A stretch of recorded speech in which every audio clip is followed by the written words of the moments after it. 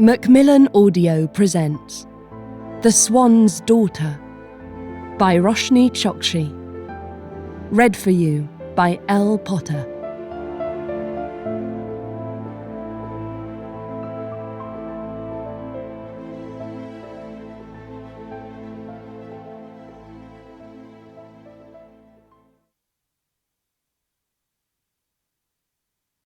To my kids, may you grow up to possess an abundance of choices, and your father's eyebrows. If his eyebrows were blocks of marble, Michelangelo would have wept. Love always, Mom. 1. The Swan. Araminta had no reason to suspect anything would be amiss with her hatchlings. For more than 100 years, Araminta had hoped and waited, and now, finally, it was happening, and she refused to be anything but joyous. In the manner of the veritas swans from whom she had descended, Araminta had brooded for 6 years. Her long golden hair grew ever more thick and lustrous, until a terrible itch set into her scalp. For a whole month she paced the polished stone floors of Hush Manor. Her husband, the wizard Prava, concocted all manner of potions to soothe her, and for the first time Araminta did not fight his draughts. But a dozen of them made no difference. "This is simply how it is," she said miserably as she scratched at her head. Prava was a monster, but he took his duties as a husband with uncommon solemnity. "What can I do to help?" Araminta sighed and stared longingly through the carved windows. If one were to look at Hush Manor from a distance, one might remark that it looked as though the manor had been built atop a pile of clouds. Perhaps that person would shake their head in disbelief, convinced this was mere folly and a trick of the weather. But as it so happened, Hush Manor was built upon clouds. Long ago, a handful of lazy cirrus and cumulus could not be bothered to stay in the sky, and so they had dropped like apples into the Silent Lakes district. Once there, they had slowly hardened until they were as sturdy as the surrounding black oaks and silver elms. But although they had made their home on the Isle of Malys, their nature was still that of the clouds. In the evening they thundered, and lightning skittered through their translucent blue-grey bellies. And despite possessing no desire to move through the sky, sometimes they could not help but drift in their sleep. One might look out the window before bed and see the morning pond, only to wake up and find oneself on the other side of the soundless mere by dawn. This was where the wizard Prava made his home. In his mind, the location was a kindness to his wife, a reminder of the clouds that had once been her home. Usually, Araminta found it more of a cruelty than a kindness. But this particular week she was grateful for any reminder of the sky. "I need a place to nest," said Araminta. "When our daughters hatch, I want their first breath to be only the sweetest and coldest air." Prava took his wife's warm hand and kissed it. "My love, I shall have the most wondrous nest for you by nightfall." Araminta harumphed and kept scratching her head. The wizard Prava hastened to his quarters, which took up the entire north wing of Hush Manor. Here he had his study, his room of experiments, his chamber of mirrors in which he conversed with other wizards of import, and, most importantly, his library. The library lay beneath a dome of polished crystal. The floor was nearly hidden beneath colourful rugs of woven silk and tufted armchairs. Prava could not remember what the walls looked like, for the library's remaining space had long since been taken up by leather-bound tomes, vellum scrolls, and a couple of unsettling novels printed upon thin slices of bone and bound with human hair. The moment he entered the library, the books fluttered in excitement. The novels, which tended to be anxious, shed a few pages, oftentimes prologues, for these were considered largely useless, hoping to gain his notice.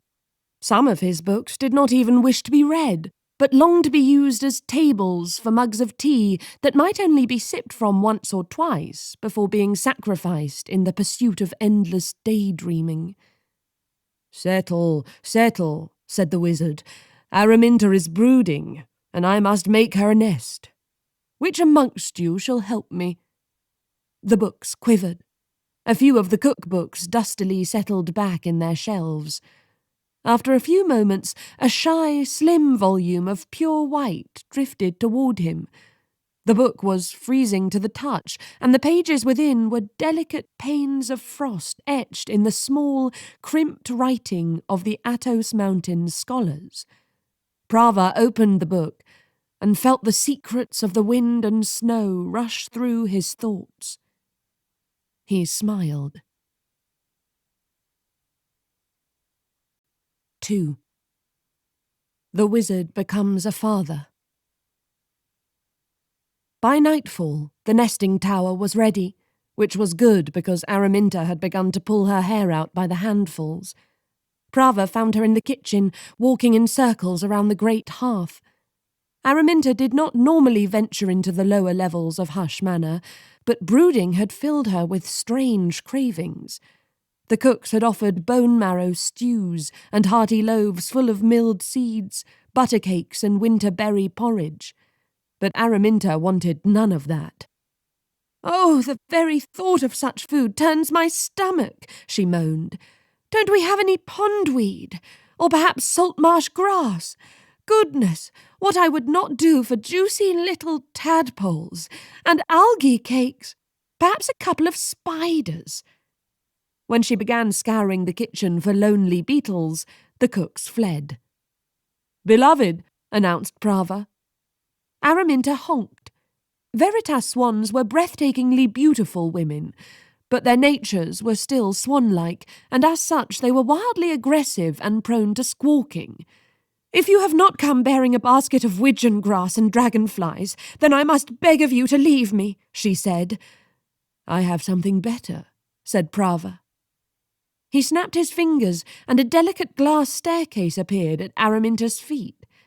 Every time Prava performed magic, Araminta felt the familiar tug of wonder, coupled by a small wave of revulsion. She glanced at her husband, who was smiling. They had been married for some time now, and from the moment she had fallen in love with him, he no longer bothered to hide his true form. Prava was tall and lean, with auburn hair that curled around his jaw and accentuated the slender knives of his canines. His eyes were speckled green with vertical black slits, like a serpent. He was handsome, and looked to be somewhere in his third decade, though he was far, far older than that. When he was a young wizard, he had traded one magical text for another, and thus figured out how to carve the time out of his bones. He was still mortal, something which infuriated him to no end, but time could not touch him. It was one of the many magics he possessed, and it was the reason why Araminta both loved and loathed him. Hundreds of years ago, Prava had found her by the glimmering salt pools hidden in a maze of clouds far above the isle. It was unheard of for a mortal to find their way to the sky, let alone know where the salt pools of the Veritas swans might be found. Araminta had been so impressed she ignored her mother's warning about the isle's men. "Bad things befall those who consort with humans," she had warned. "Even worse things befall those who love them." "What things?" Araminta had demanded. But her mother only shook her head. "Things that are bad enough that there is no one left to speak of them, my love." This had seemed like a load of nonsense to Araminta. Besides, she knew she was powerful. She could turn into a swan and fly away whenever she wished. Her voice drew out the truth. The man posed no threat, and besides, he was beautiful.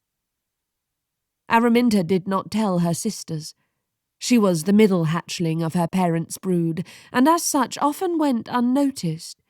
All she had, she was forced to share. But these secret meetings, they were all hers. Prava left her gifts of daydreams baked in candies that melted on the tongue. He wove her a necklace of stars that sparkled at her throat. He planted a garden of songs that trilled her name in clouds of perfume. At the time of their courting, he had magicked away his fangs and wore a pair of bright blue mortal eyes. Later, he would tell her that he had plucked them from a human prince who had traded his eyes for the ability to taste music from the air. One day, Araminta sang for him, and Prava fell to his knees, weeping. Araminta could feel the magic of her song thrumming through the air. Prava would be powerless before it, and forced to tell the truth. "What do you want from me?" Araminta had demanded. "Your love," said Prava, humbled. "Only your love." Little by little, she gave it to him. He would never hurt her. After all, he loved her. It would be years before Araminta realized she had asked him the wrong question. One day, as they sat by the shore of the salt pool, Prava told her he loved her, and Araminta knew in her heart she loved him too. The moment she uttered the words, a necklace with a small winged key appeared in Prava's hand. Araminta felt a pressure at the base of her throat. It was as if someone had collared her, but when she touched her neck, there was nothing there. For the first time, she felt nervous. "What is that?" Araminta asked. "Is it for me?" She reached for it, but Prava closed a fist around the jeweled key. He smiled. For the first time, she noticed the length of his teeth. "My love, it is you." Dread settled in her bones, but when Araminta tried to turn into a swan and flee, she found that she could not. She strained to beat the wings she knew were folded tightly within her, but all that flapped were the delicate glass feathers on the dainty necklace. "What's happened to me?" she asked, choking. Prava rolled his neck from side to side, dislodging the mortal prince's fair blue eyes. Oh, how many times she had dreamt of those eyes, and revealing his green, serpentine gaze. Araminta still found him beautiful, a fact that he seemed to know, for he smiled widely. Perhaps she should have left the truth alone. Knowing would make no difference, and in that moment Araminta understood that the life she had known was gone. That she had been imprisoned somehow. She sang. It would be the last song Prava would permit her to sing in his presence, and her magic sparkled in the air. Prava shuddered beneath the force of it, and his serpent eyes glazed over. For a few moments, he was in her thrall. "What have you done?" she asked. "And why?" Prava licked his lips. His tongue was forked. She had not noticed until today. "I have done nothing to you. Not yet, at least," he said. "I courted you in the hopes that you would fall in love with me. For the moment you gave me your heart, you gave me control over you. You did not know such a thing was possible, which I am grateful for, as that would have made this task terribly difficult." Araminta heard her mother's voice. "Bad things befall those who consort with humans." Oh, how she longed for her mother. But she could not call to her, nor could she reach any of her sisters. Few are aware that such a feat is even possible, but I have read the forgotten texts, and I know how to find the kernel of truth buried in the heart of a legend, said Prava with a haughty grin. "I want power, my darling. Endless amounts of it. And for that, I need something more valuable than my own magic. This is where you shall help me." "You mean to kill me?" said Araminta. "Perhaps at first," admitted Prava. but the truth is that I have fallen in love with you. Do not breathe a sigh of relief, my love, for there will be times where you will prefer death to my affections. I will keep you close, my darling, but I will keep you in every comfort. If you try to escape, I will break your wings. But whatever cruelty I inflict, I shall endeavour to erase from your memory." Araminta's stomach turned. "You are a monster!" "I am, but you love me anyway. I can see it in your eyes. You like the sharpness of my teeth. You like that, trapped as you are. I would burn down the heavens to make you smile," said Prava. "I am a monster, yes, but I will be your monster, and yours alone. Now come, my love. It is time for us to wed." In time, Araminta would understand that the necklace could not control her will, only her form. If he wanted, Prava could keep her trapped in swan shape for as long as he liked. But he did not do this very often, for he loved her too much to be apart from her for long. It did not matter how many times she told herself that he was a monster and that he had destroyed her life. Prava was too powerful, and he did not resort to the vulgarities of brute force or threats to keep her in his thrall.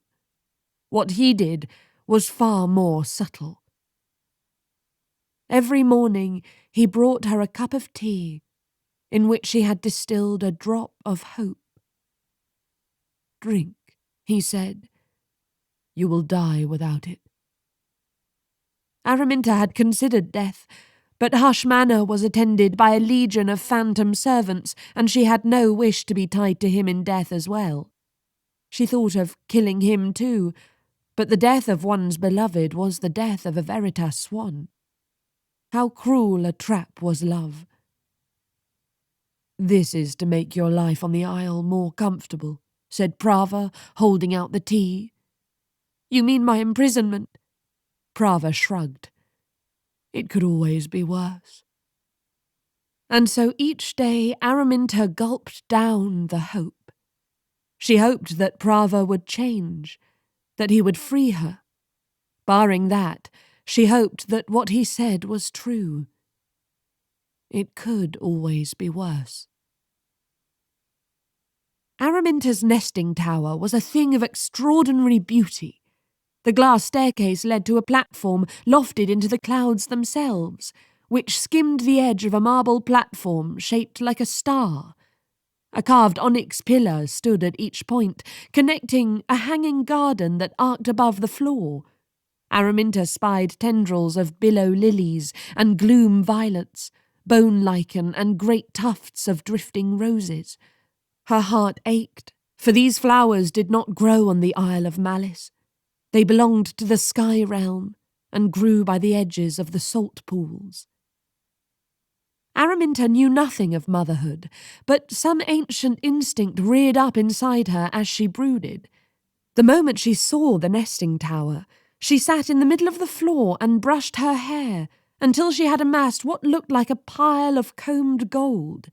She hummed and she sang, she braided and she wove. She grabbed glass baubles from Prava's study and the fallen prologues from the library, which shushed and murmured as she tucked them amongst the strands. She took bales of straw and silk dresses, cobwebs and calligraphy pens. For 2 whole days she waited by the edge of the platform, snatching snowflakes out of the sky so that her daughters would have only the softest lace upon which to rest their heads. Once her nest was complete, she crawled into its centre and did not move. 12 days later, Prava checked on his wife. Per her request, he had left baskets of tadpoles and marsh grass outside the behemoth of her nest.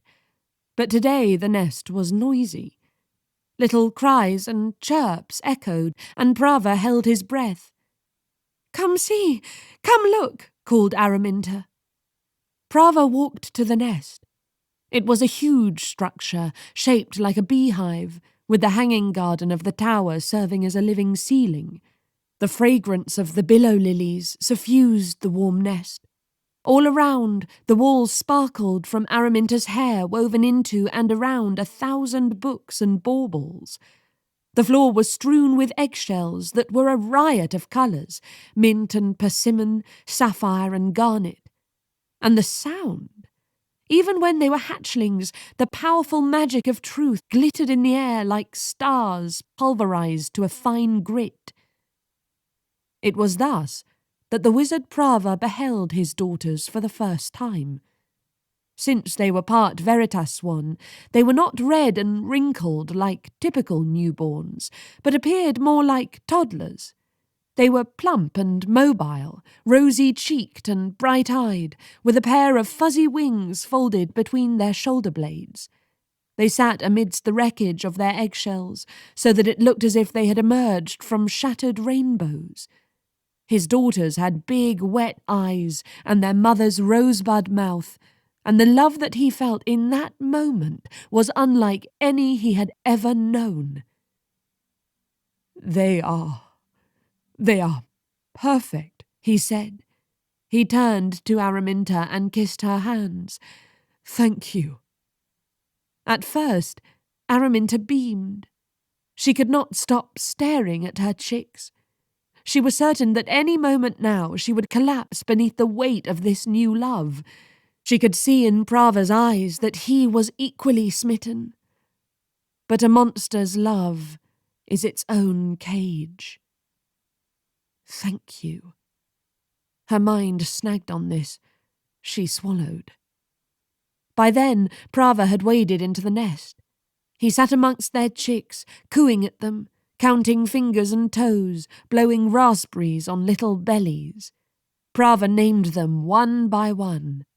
Eulalia, Euphemia, Evadne, Eustacia, Dulcinea, and... One chick, with chestnut curls and a dimple, clambered into his lap.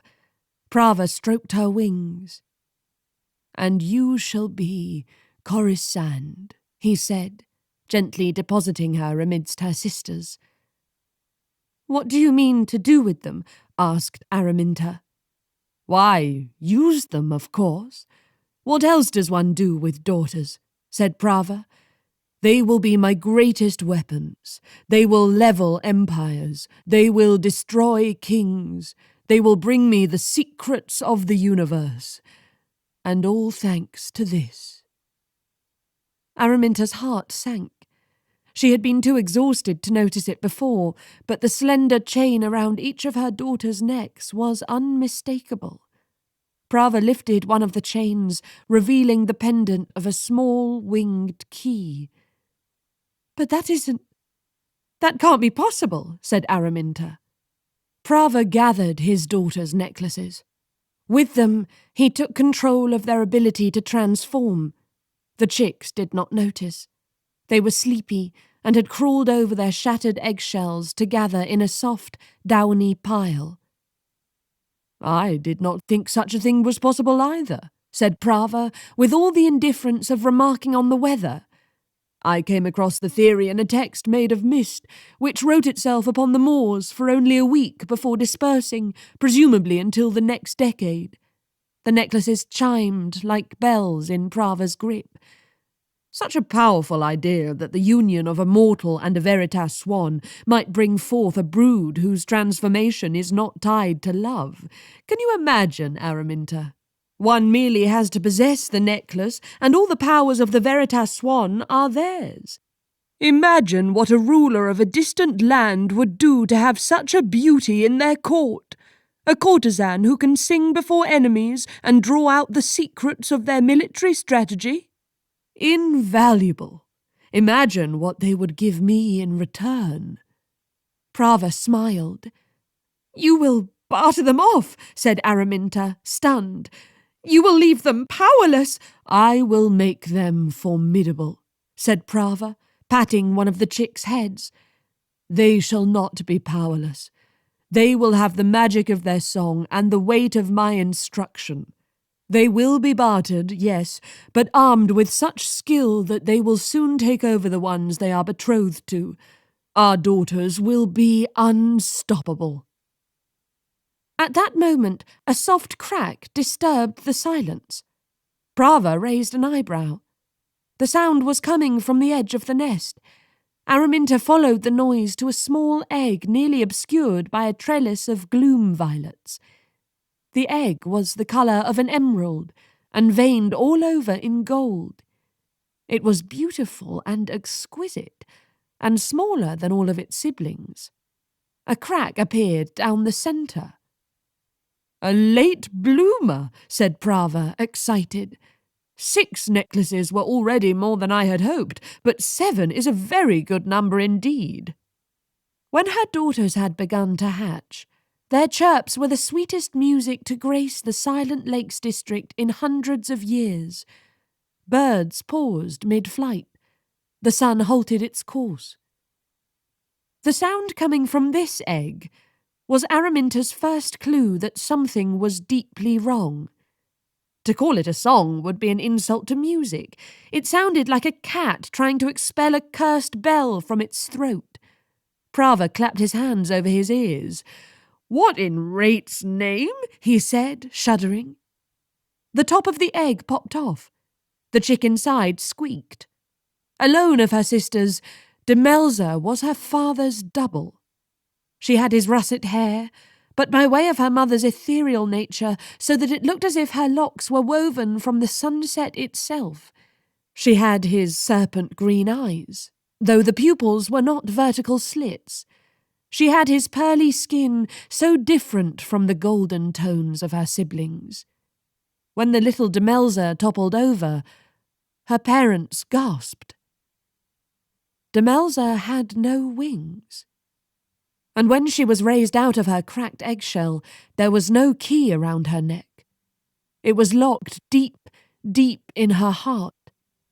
And like any veritas swan, only one thing would summon it into being.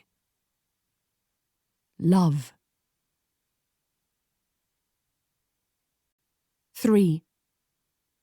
Woe, woe, woe shall cry the men who know you. Demelza loved to sing. That she was abysmal at it made no difference, since she rarely had an audience anyway. Before her sisters had flown the nest, they used to hold contests, seeing who could listen to Demelza the longest before finally clapping their hands over their ears. The last one standing was allowed to choose that night's bedtime story. "Father could offer you to a warlord, sister, and surely all his enemies would fall upon a sword rather than endure that screeching," Eulalia had once said with an admiring sigh. Eulalia was the most violent of Araminta and Prava's brood. She wore spikes of glass in her elaborately braided golden hair and had filed her teeth to points. Long ago Eulalia had been promised to a lesser baron far from the isle in exchange for a torn scroll. The baron thought the wizard Prava was a fool, for the torn bit of parchment was nothing but an obscure cooking recipe passed down as an oddity.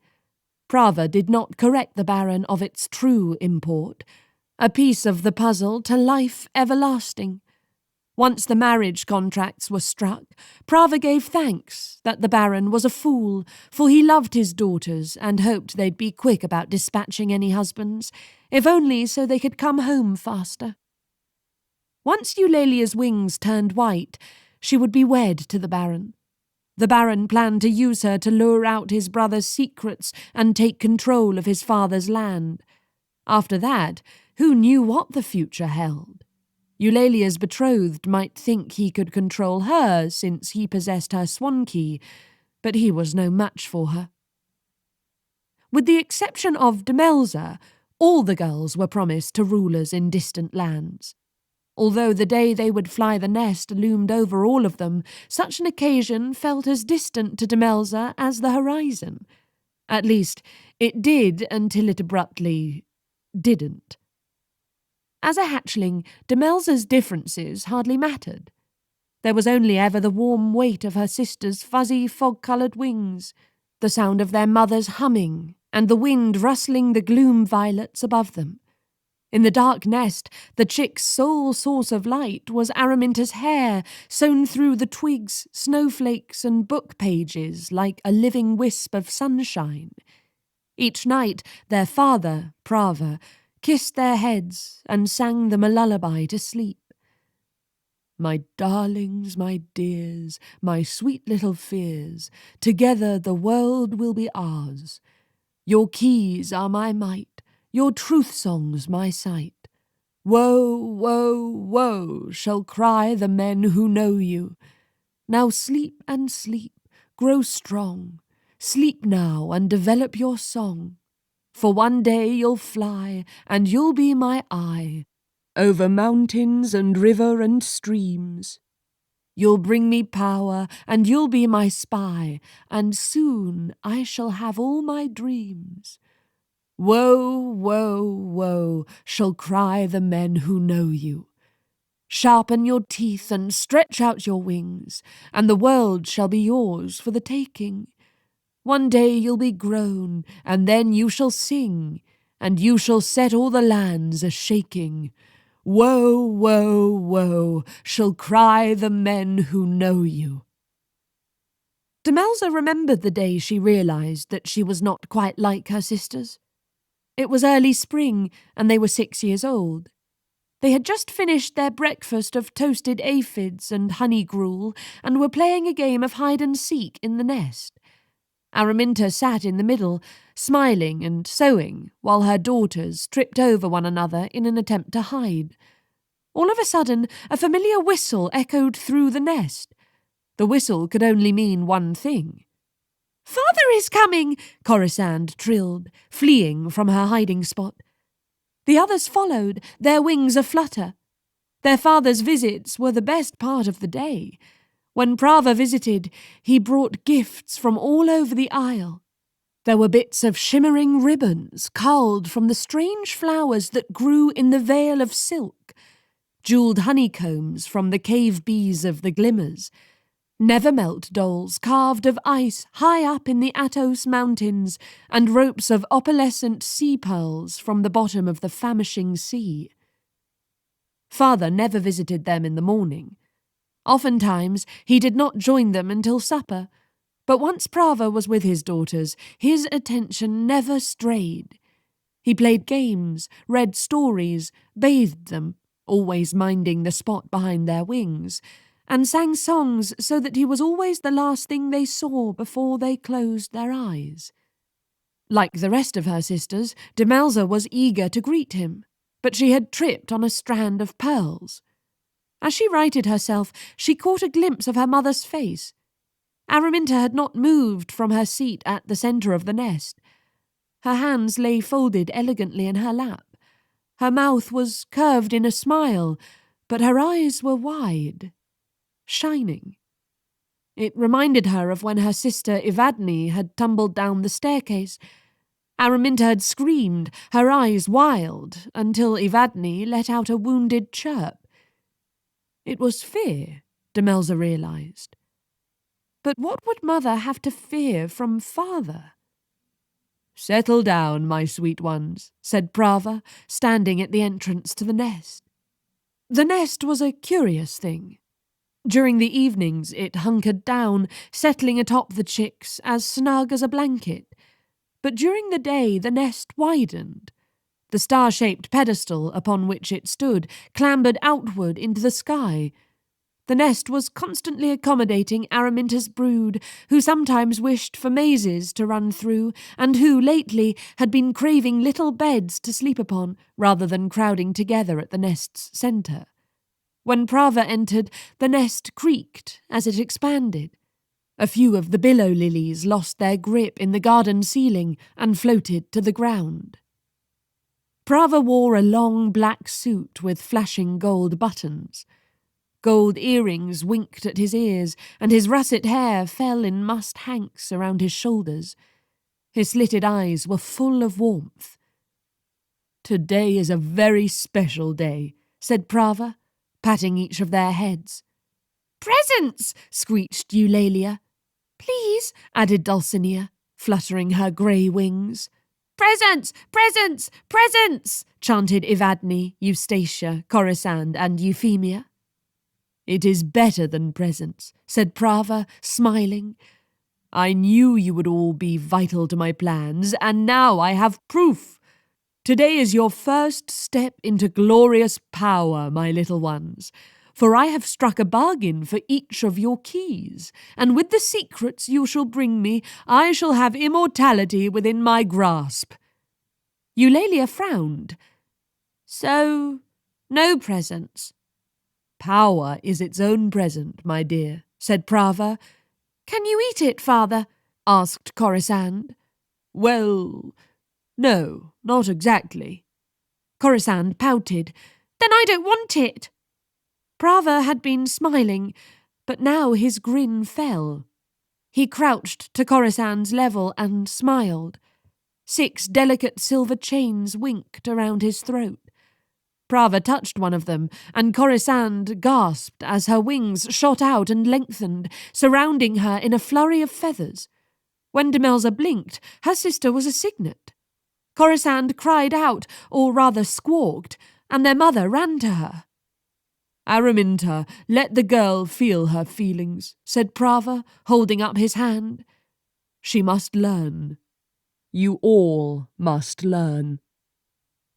He gathered Corisande in his arms, cooing softly to her as he stroked her head. Do you understand, my sweet? It is not about what you want. Your wants will come later. If you play your parts correctly, there shall be world and wants enough for us all. Corisande trembled. Oh, don't give me that face, said Prava. You will still get your honeyed aphids and licorice treacle, but you are to remain in this form for the next hour, while you reflect on the ungrateful attitude you demonstrated to your doting father. Prava glanced at his daughters. Does anyone else wish to say something to me? Demelza's other sisters crowded closer. All of them eyed one another's wings with matching wary expressions. All but one. Alone of her sisters, Demelza did not have wings. She had noticed, of course, but it didn't seem to make a difference. She could climb and run as well as any of her sisters. She could not flutter a few inches off the ground, but she could jump very high, and surely that was the same thing. But for the first time, Demelza sorely felt the lack of them. Prava set down Corisande and clapped his hands. Now for my surprises. Today you shall learn to fly. Come along, come along. Araminta's brood toddled out of the nest with Corisande waddling behind them. Demelza fell into line, but Prava touched her shoulder. Not you, sweet. Demelza watched her sisters vanish down the steps.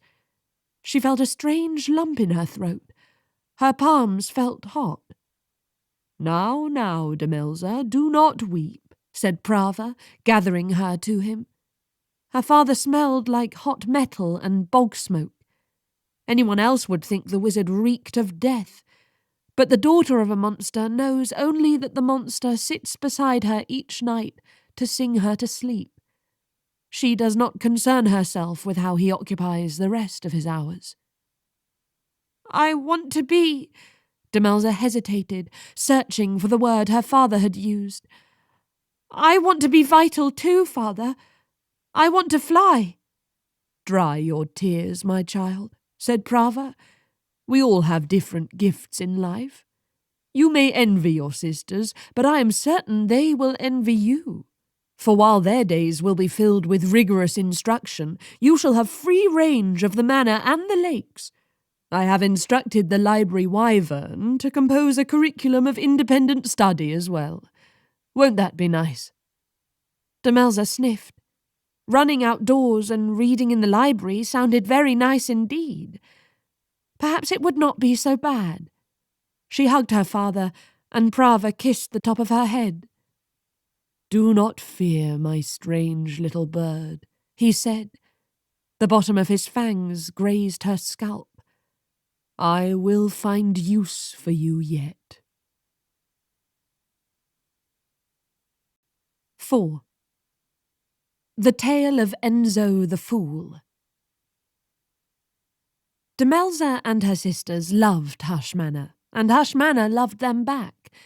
It had always been a restless and roving place, but when the chirping sounds of Araminta's brood echoed over its stones, the manor discovered a new purpose. For the first time, the manor did not shuffle through the moors, but swayed, for it noticed that a certain movement lulled the girls to sleep. It tried to shush them the way Araminta did, but its stones made an awful groaning sound, and so it quickly abandoned all thoughts of lullabies. For the girls, the manor sprouted ballrooms spangled with snowflakes and banisters made for sliding, and animated the dim and dusty armories where the bones of ancient knights genuflected and leapt to play. Prava liked to say that Hush Manor was the only domicile of its kind, but this was not entirely true. On the other side of the impenetrable mists surrounding the silent lakes loomed Hush Manor's twin, Rathe Castle. Rathe Castle was the ancestral seat of the royal family descended from the line of Enzo the Fool. Prava himself had built Rathe Castle for the royals, although he had done so under significant duress, and therefore liked to pretend it didn't exist at all. Prava could spy into time itself and soar into the clouds with a snap of his fingers, but he could never, ever step foot onto or spy into Rathe Castle without an invitation.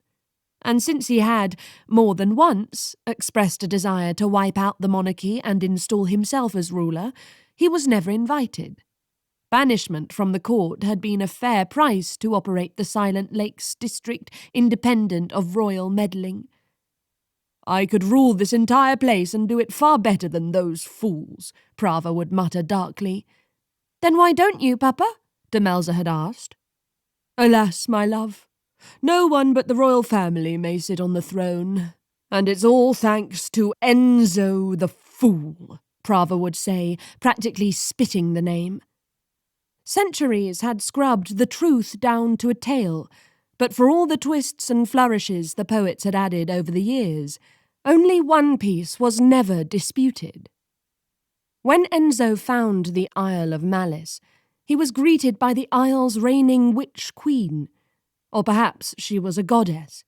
Such differentiation depended on who did the telling of the tale. Whoever she was, she fell in love with Enzo, and in return for his hand in marriage, Enzo extracted a boon. As the isle's magic was tied to the throne, Enzo asked that only the male descendants of his line could sit upon it. The boon demanded so much magic that the witch was forced to give up her own name, but she was in love, and no sacrifice was too great. Such a magic, however, could not take place without a contingency. Enzo was powerful, but he was only mortal, and if one of his line died without an heir, then the isle would be ruined. Perhaps Enzo could have expanded the conditions of his boon, allowing only those of his line and their consorts to sit upon the throne, but Enzo was a heartless man. He sweetened his words and clarified his boon thusly: "Only my male descendants, or whomever possesses their hand and heart in marriage." The sea witch, still besotted, granted his boon.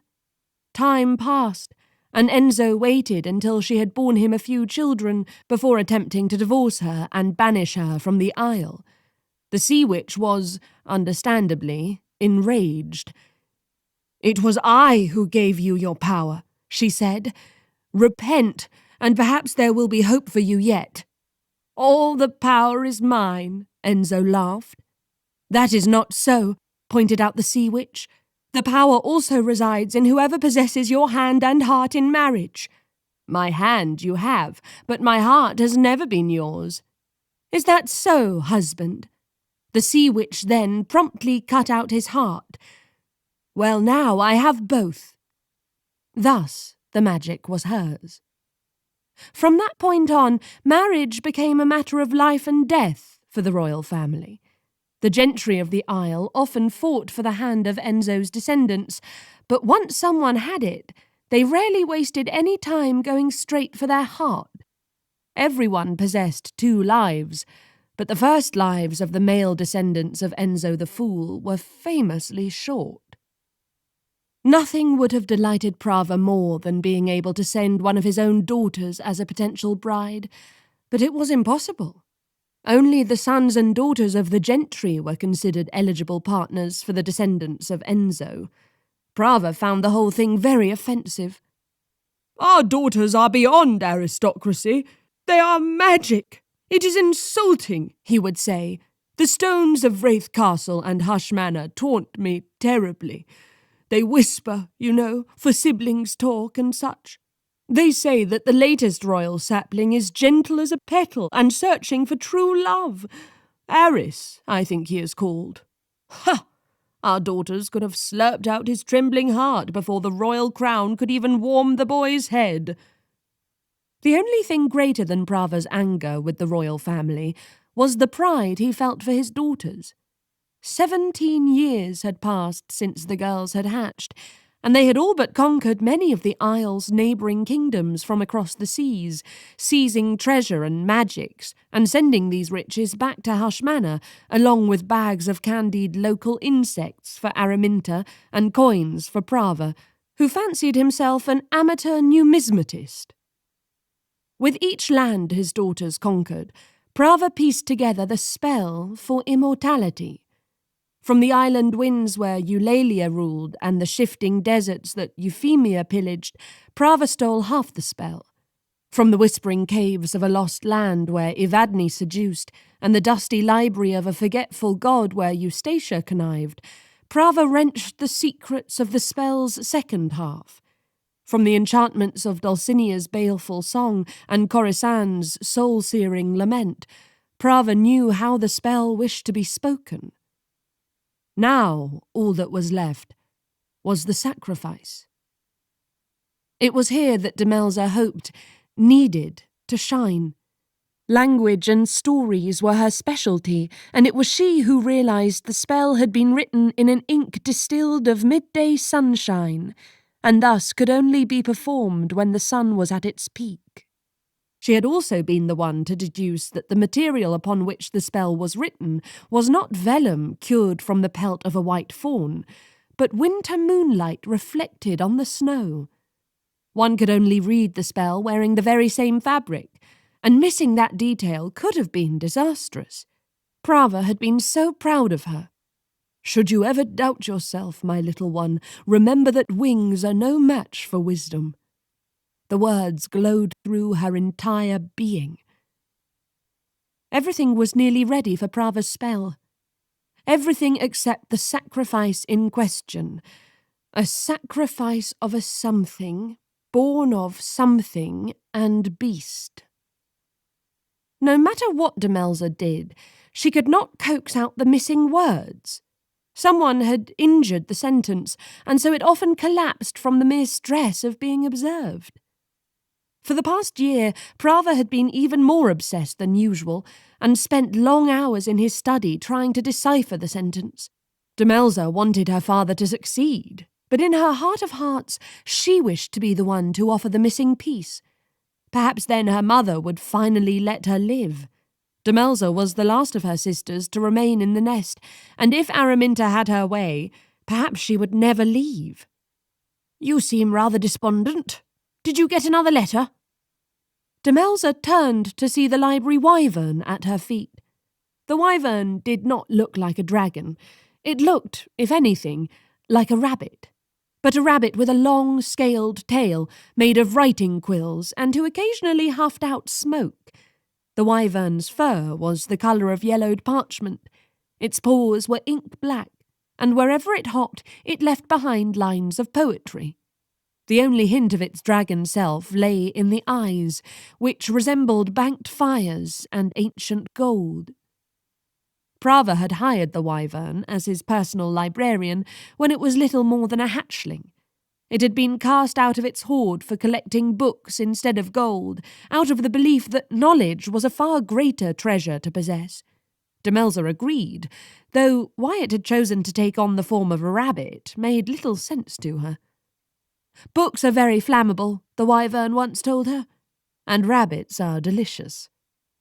The wyvern hopped closer, tapping an inky paw on a stack of correspondence. You did get a letter, it said. Demelza managed a weary smile. Coruscant's latest report.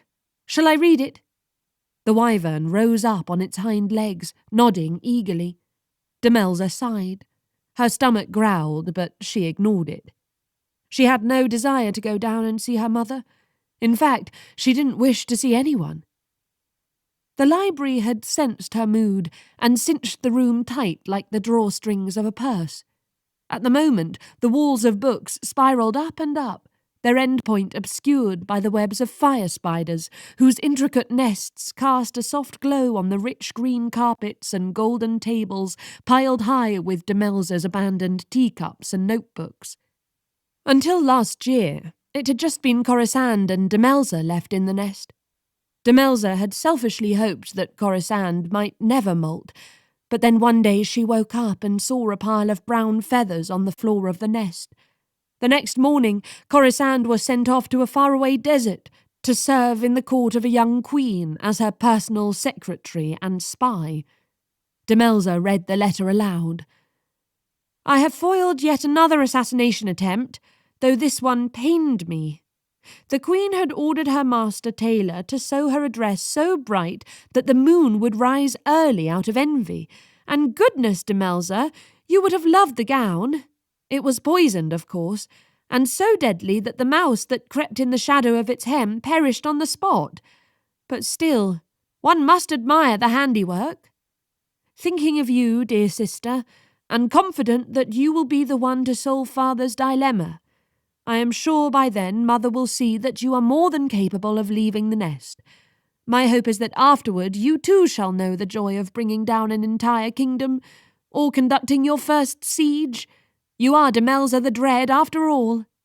Yours, Coruscant. Demelza set down the letter. Then she grabbed a pillow and smushed it over her face. Then she screamed. When she was done, the wyvern blinked. If I might be permitted to make an observation, I see that you are dishevelled, horizontal, and clearly hungry. Is your frustration with this letter compounded by the fact that not only is our research going nowhere, but also you have already fought with your mother today? I don't fight with my mother, said Demelza, tossing the pillow. I speak to my mother with reason, compassion, and patience, and she returns it with madness, meanness, and manipulation. I understand. Do you? Asked Demelza. I didn't know you had a mother. Oh, not a mother in the sense you understand it, said the wyvern, twitching its rabbit ear. I was essentially born from the union of imagination and man's insatiable greed, but from what I have gathered from my readings, mothers are tricky creatures. Imagine a being racked by the resentments of youth, embattled by societal claims upon its body, and beset by an abundance of altruistic love. Even acts of affection might carry poison. Demelza grumbled. Nothing Araminta does seems like affection. I could pull some tomes on mothers who eat their young if that might change your perspective and improve your mood. Demelza shuddered. No, thank you. Perhaps at breakfast you should tell her how you feel, suggested the wyvern. Perhaps, said Demelza, though she wasn't sure if there was any point. With a brood of 7 daughters, Araminta's focus had always been a wavering thing. Someone's wing was always acting funny, or Eustacia was sleep-flying again, or Dulcinea's throat was scratchy and she couldn't sing. Demelza used to love catching a cold, for it meant that her mother would insist on letting her rest in her lap. But then her sisters began to molt, and everything changed. When her sisters took lessons on courtly etiquette, Araminta insisted that Demelza study the butchering of beasts. When her sisters learned to dance, Demelza was taught to run without tiring. When her sisters practiced cosmetics and beauty, Demelza found that all of the mirrors had been enchanted to blur her reflection. But why can't I learn those things too, Mother? Demelza had asked. She was tired of wearing the rough homespun of the kitchen staff. She wished to wear brocade like Eulalia, or brush her hair with an ice comb like Eustacia. Her voice was not beautiful like her sister's, but did that mean the rest of her had to match? "You must trust me, my daughter," Araminta said. "I did not listen to my own mother, and I will not have you suffer the same mistakes. Know that I am always doing what is best for you. Always." Demelza trusted her mother. At least, she wanted to. But lately it seemed that her mother was more on edge than ever. Every time Demelza tried to share her progress about the spell for immortality, Araminta got angry, as if she knew Demelza could never solve it and didn't see the point of listening further. At that moment, a slight chiming sound echoed through the library. A few feet away from Demelza, a bright light appeared on the rugs, slowly expanding into a hollow through which the familiar glass staircase appeared. It was a summoning from Araminta to join her for breakfast. "At least this time she didn't send me clothes to wear," said Demelza. A little parcel soared out of the hole, plopping at Demelza's feet. The wyvern hopped down, scrabbling at the ties with its paws. Inside was a tunic made of dried reeds. A few sugar beetles crawled across it. If Araminta thought a few juicy bugs would tempt her into wearing that, she was wrong. Even before all her sisters had flown the nest, the clothes Araminta left out for Demelza could hardly be called clothes. Oftentimes they were sooty rags or cloth held together by bramble. And that was only the clothes. Last month Araminta had thrown away Demelza's hairbrush, and now her red hair hung in lumpy knots down her back. For the past year, every time Demelza wished to take her evening bath, her mother insisted she powder herself afterward with the ashes of the fireplace. When Demelza asked for a coat, she was given stinking pelts. And now, this. "I shall leave you to change," said the wyvern, but Demelza raised her hand. "No, I shall go down in this." Demelza was wearing one of Evadne's old dressing gowns. Truthfully, she could not remember the last time she had felt something so luxurious against her skin. The robe was the colour of dusk, embroidered with silver thread to form wispy clouds along the sleeves and embellished with seed pearls at the cuffs. "Really?" asked the wyvern. The creature laid its ears along its back. "You do realise this might lead to a confrontation?" "But it shouldn't, and that is the point," said Demelza, resolute. "At least this way she'll be forced to address me directly instead of making some excuse to discuss anything else." "Humph," said the wyvern. Demelza raised an eyebrow. "Unless you have any other suggestions on how to settle conflict?" "I typically settled conflict by incinerating the individual that offended me, but I suspect this is not welcome in family settings." "No," said Demelza. "That would not be welcome." The breakfast room was the least ornate chamber in Hush Manor, but to Demelza it was the most beautiful. A scarlet carpet lay across the stone floor. A roaring hearth served as one wall, while the rest were great tear-shaped windows. The windows looked out onto the rolling moors of the silent lakes, where the low hills appeared splashed with bright purple swamp heather and silver bog daisies. In the distance, Demelza could even see the enchanted gloom that kept Prava's realm separate from the rest of the isle. Today, the breakfast table had been laid with boiled quail legs, parfaits of tadpole, spider gelée, and toast points. A samovar of tea solemnly puffed steam and marched back and forth across the linen. Demelza had almost gleefully braced herself for a fight, but when she sat down, Araminta did not look up from the book she was reading. Her mother was dressed in a white gown. Her shining hair was swept into an elegant bun. Demelza cleared her throat, but Araminta did not notice. She never noticed. Sometimes Demelza suspected her mother would not look at her on purpose, as if she was that ashamed of her youngest daughter. "Is father joining?" asked Demelza. "He will be late," said Araminta, gaze fixed on the page. "I believe Prince Arris is to be married today, or perhaps tomorrow. And you know how grumpy your father gets when there's any sort of announcement from Rathe Castle." Poor prince, thought Demelza. Royal weddings were so often their own funerals. "I'm sure father's mood won't be helped when he discovers how little headway I've made in my research," said Demelza. "A sacrifice born of something and beast. I actually think—" "Stop," said Araminta. She threw down her book with such force that her teacup rattled. "I cannot listen to this first thing in the morning." Heat rushed to Demelza's cheeks. "Because you do not think me capable of it, mother?" she asked. "Because you intend to keep me here dressed in rags?" Araminta looked at Demelza, her blue eyes widening in shock. "What in Rate's name are you wearing?" Demelza nearly wilted beneath her mother's stare, but she raised her chin. "I am wearing Evadne's robe." "I specifically sent you clothing," said Araminta. "As if it could be called that," said Demelza, furious. "You sent me a tunic of woven reeds, dirty reeds, no less. I plucked several sugar beetles off the neckline alone." "I hope you did not waste them," said Araminta. "I know I did not raise a wasteful daughter." Demelza almost rolled her eyes, and then made herself stop. She had no wish to fight with her mother so early in the day. "I did not waste them," said Demelza, "though they might have spoiled my breakfast. There is no reason for me to wear such clothes.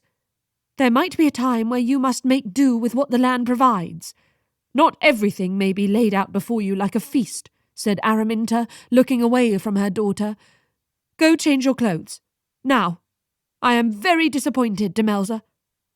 Demelza did not move. All she had ever done was try to please her parents. Hadn't she put soot on her cheeks and clay in her hair at her mother's request? But today she was cold, and all she wanted was to sit in a beautiful robe and drink tea. "No," said Demelza. Araminta stared at her. "What?" Demelza took a deep breath.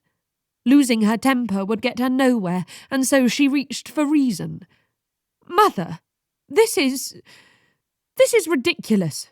To be honest, it makes me feel as though I am worth less to you than my sisters. I am not a child. I'm 17. And I cannot begin to guess at the reason why you insist on having me comport myself like this." Araminta paled, and her hand flew to her throat. It was a gesture Demelza had seen 1,000 times. She was old enough to understand that her father might be a loving husband, but he was not a kind one. He was a good father, but he was not a good man.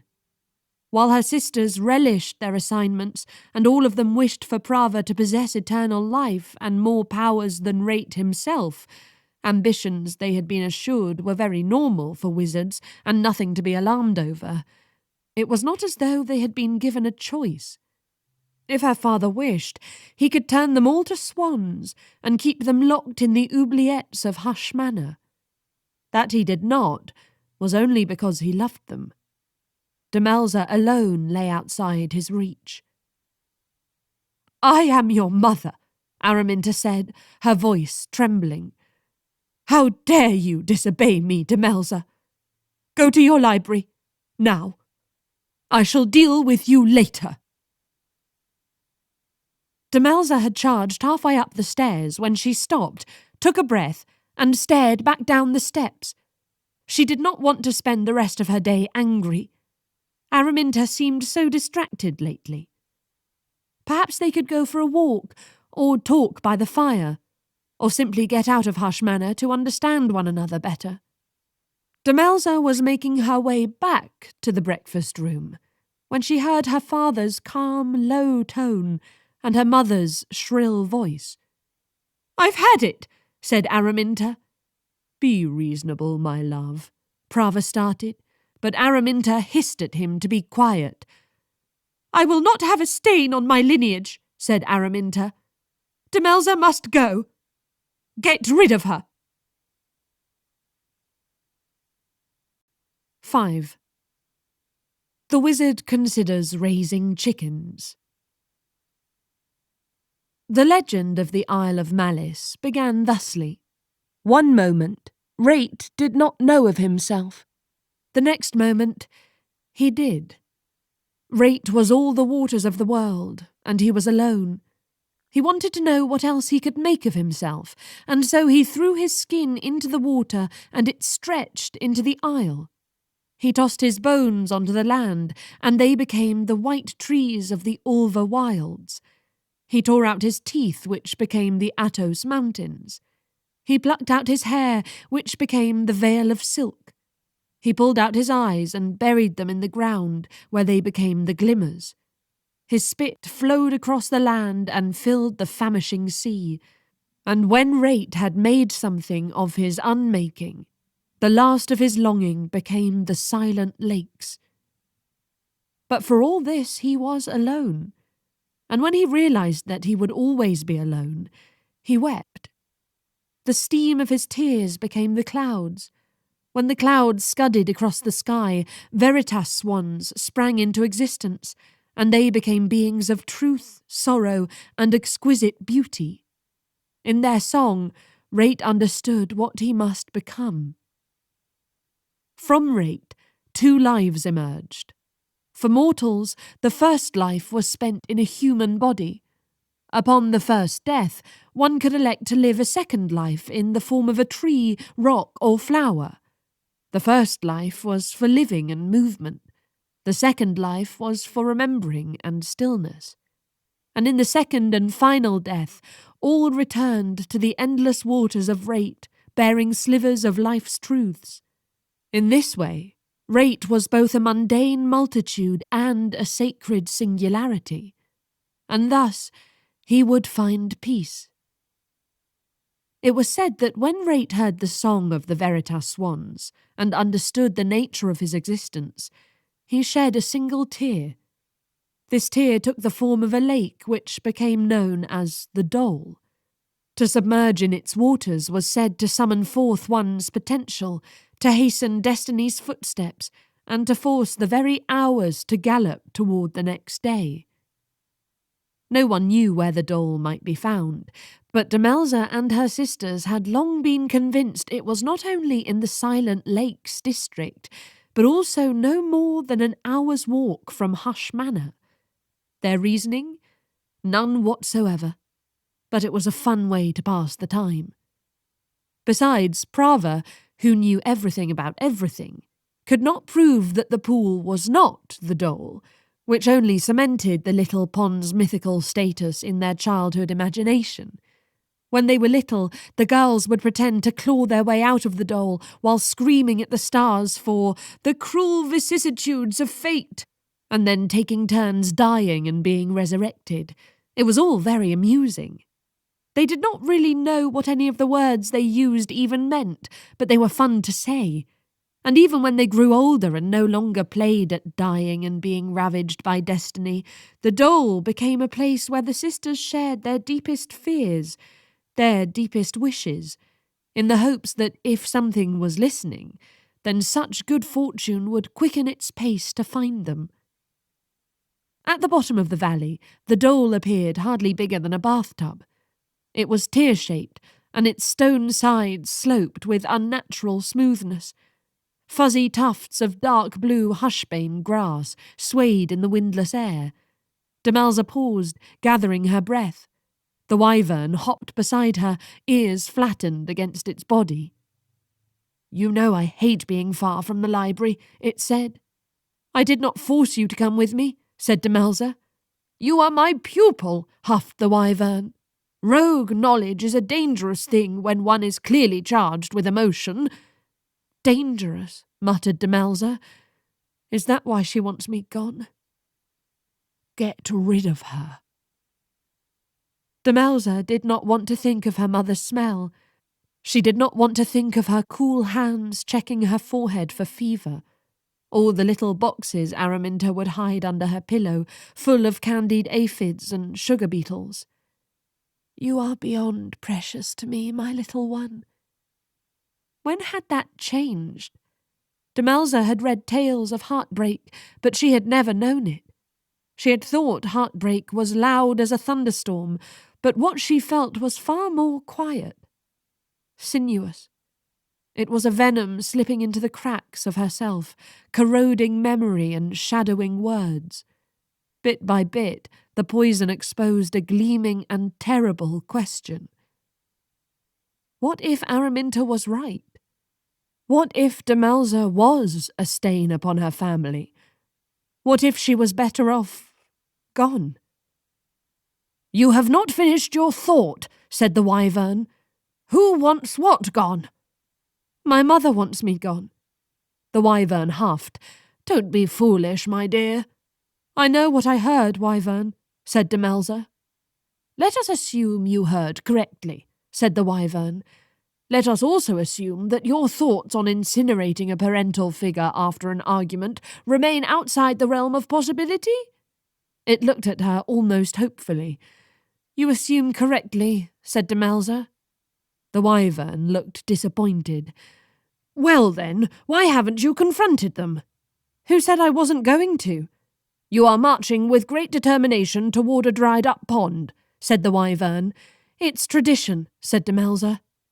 "I suppose you expect me to say something wise here, considering my status as an ancient mythical being and what-not," said the wyvern. "Are you ancient?" "Oh, yes," said the wyvern. "I take great care of my fur, though, so you would not be able to tell." Demelza touched her bare neck, imagining the weight of a small silver key. A few years ago, one of Demelza's sisters, Evadne, had been caught pretending to sing during morning music practice. Evadne had been complaining of a sore throat that morning, and so instead of singing alongside her sisters, she merely opened and closed her mouth and figured no one would notice. But Prava saw. As punishment, he twisted her key and would not let her turn into a swan for a month.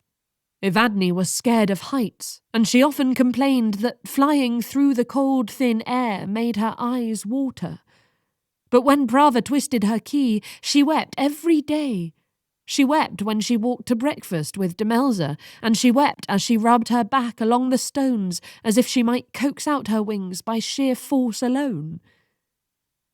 "But you don't even like being a swan," Demelza had said, trying to comfort her. "I know," said Evadne, miserable. "But now I feel wingless, Demelza. I feel like someone has manacled my feet and told me to fly. I feel like time has forgotten about me and refuses to pull me from one hour to the next, and so I am trapped in this airless purgatory." Obviously, Evadne was their poet. Although she was prone to exaggeration, Demelza felt the truth of each word. She was trapped. Not in her body, but in her spirit. Trapped in a way that made time seem terribly endless. Demelza had excelled in her studies. In some areas, she had even surpassed her sisters. But where Demelza's accomplishments were impressive, her sisters' skills were important. Each of her sisters had been sent on an assignment to further their father's pursuit of everlasting life and endless power. Her sisters were powerful, their lives full of purpose. And in her heart of hearts, Demelza did not simply want to join their ranks, but soar beyond anyone's imagining. She dreamt of dragging renown in her wake. She dreamt of being looked at instead of overlooked, to be draped in jewels and not reeds, and for her name to be exhaled on a gust of wonder. "Do not fear, my strange little bird," her father had promised. "I will find use for you yet." But it seemed her father had lied. Demelza would never have the chance to prove all that she could do. She would be sent away, and all for the crime of not being enough. "What is it, child?" asked the wyvern.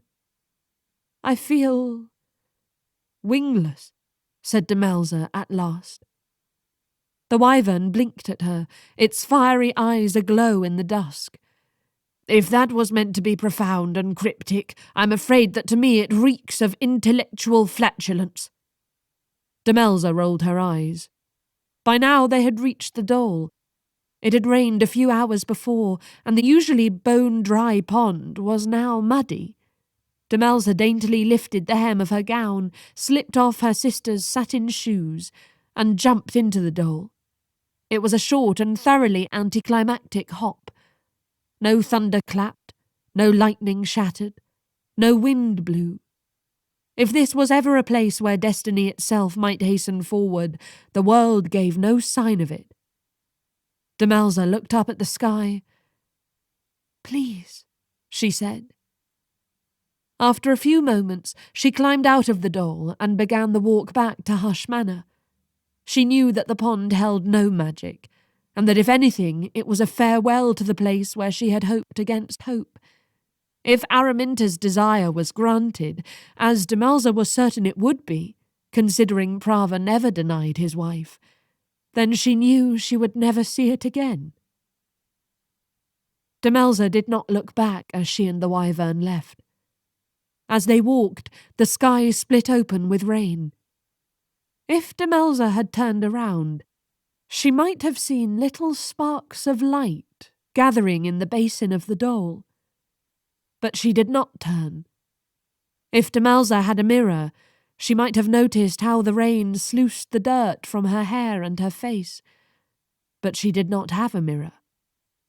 If Demelza could peer into Hush Manor, she might have seen her father's pensive gaze turn bright with a curious but terrible idea. But she could not peer so far away, and perhaps that was just as it should be. For you see, at that moment, destiny, with its sly gaze and inevitable tread, had finally looked Demelza's way. In a sitting room of Hush Manor, the wizard Prava stared at the flames. He did this even though his face was getting uncomfortably warm, because on the off chance his wife was looking at him, he knew this posture looked imposing and a bit dashing, and he always wished to impress her. But at that very moment, something tumbled into place in his thoughts. Or perhaps the heat of the fire fused it into shape. For weeks, he had been dancing around the two missing words in the spell of immortality. Demelza had supplied a list of possible words from her own translations, and while two words fit, it still made no sense. "A sacrifice," he muttered, staring at the flames. "A sacrifice of an unripened heart, born of beauty and beast." When Araminta heard these words, she fought to keep the tremble out of her fingers. She buried her hands in her embroidery and kept her gaze fixed on her lap, despite the fact that her monster of a husband cut a very alluring figure in front of the fireplace. "I haven't the faintest what it could mean," said Prava, tugging at his hair. "A basilisk heart?" "I think basilisks are very lovely," said Araminta encouragingly. "But they are born of a chicken and a toad. Both are rather beastly. Unless it was a very pretty chicken.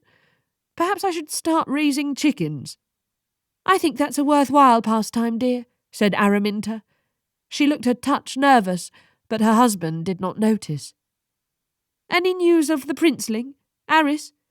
Has he been wed yet?" Normally any talk of the descendants of Enzo the Fool would grab Prava's attention in an instant. But the words bounced off him. "You know I did always wish to be a farmer," mused Prava. He paused, a shadow crossing over his face. He shook himself. "No, that couldn't possibly be what it means. Could it?" The door opened and Demelza walked inside. The wyvern bolted ahead of her, leaving behind small puddles of poetry, mostly limericks, before huddling before the fire. Araminta knew what would happen before the rest of them. She put down her embroidery and stood. When she spoke, her voice was shrill with what sounded like ferocity to her daughter, but was actually fear. "Demelza, you are a mess. Go to your room." "No," said Demelza, squaring her shoulders. "I have something to say. I heard you the other day, Mother." "Demelza, please, go," said Araminta. "Into exile," said Demelza. "That's what you want, isn't it? To get rid of me? Father, you can't let her do this. Just because I don't have a heart key doesn't mean I can't be useful. Haven't I helped with your spell? You can't complete it without me. Let me prove it to you, Father. Give me more time."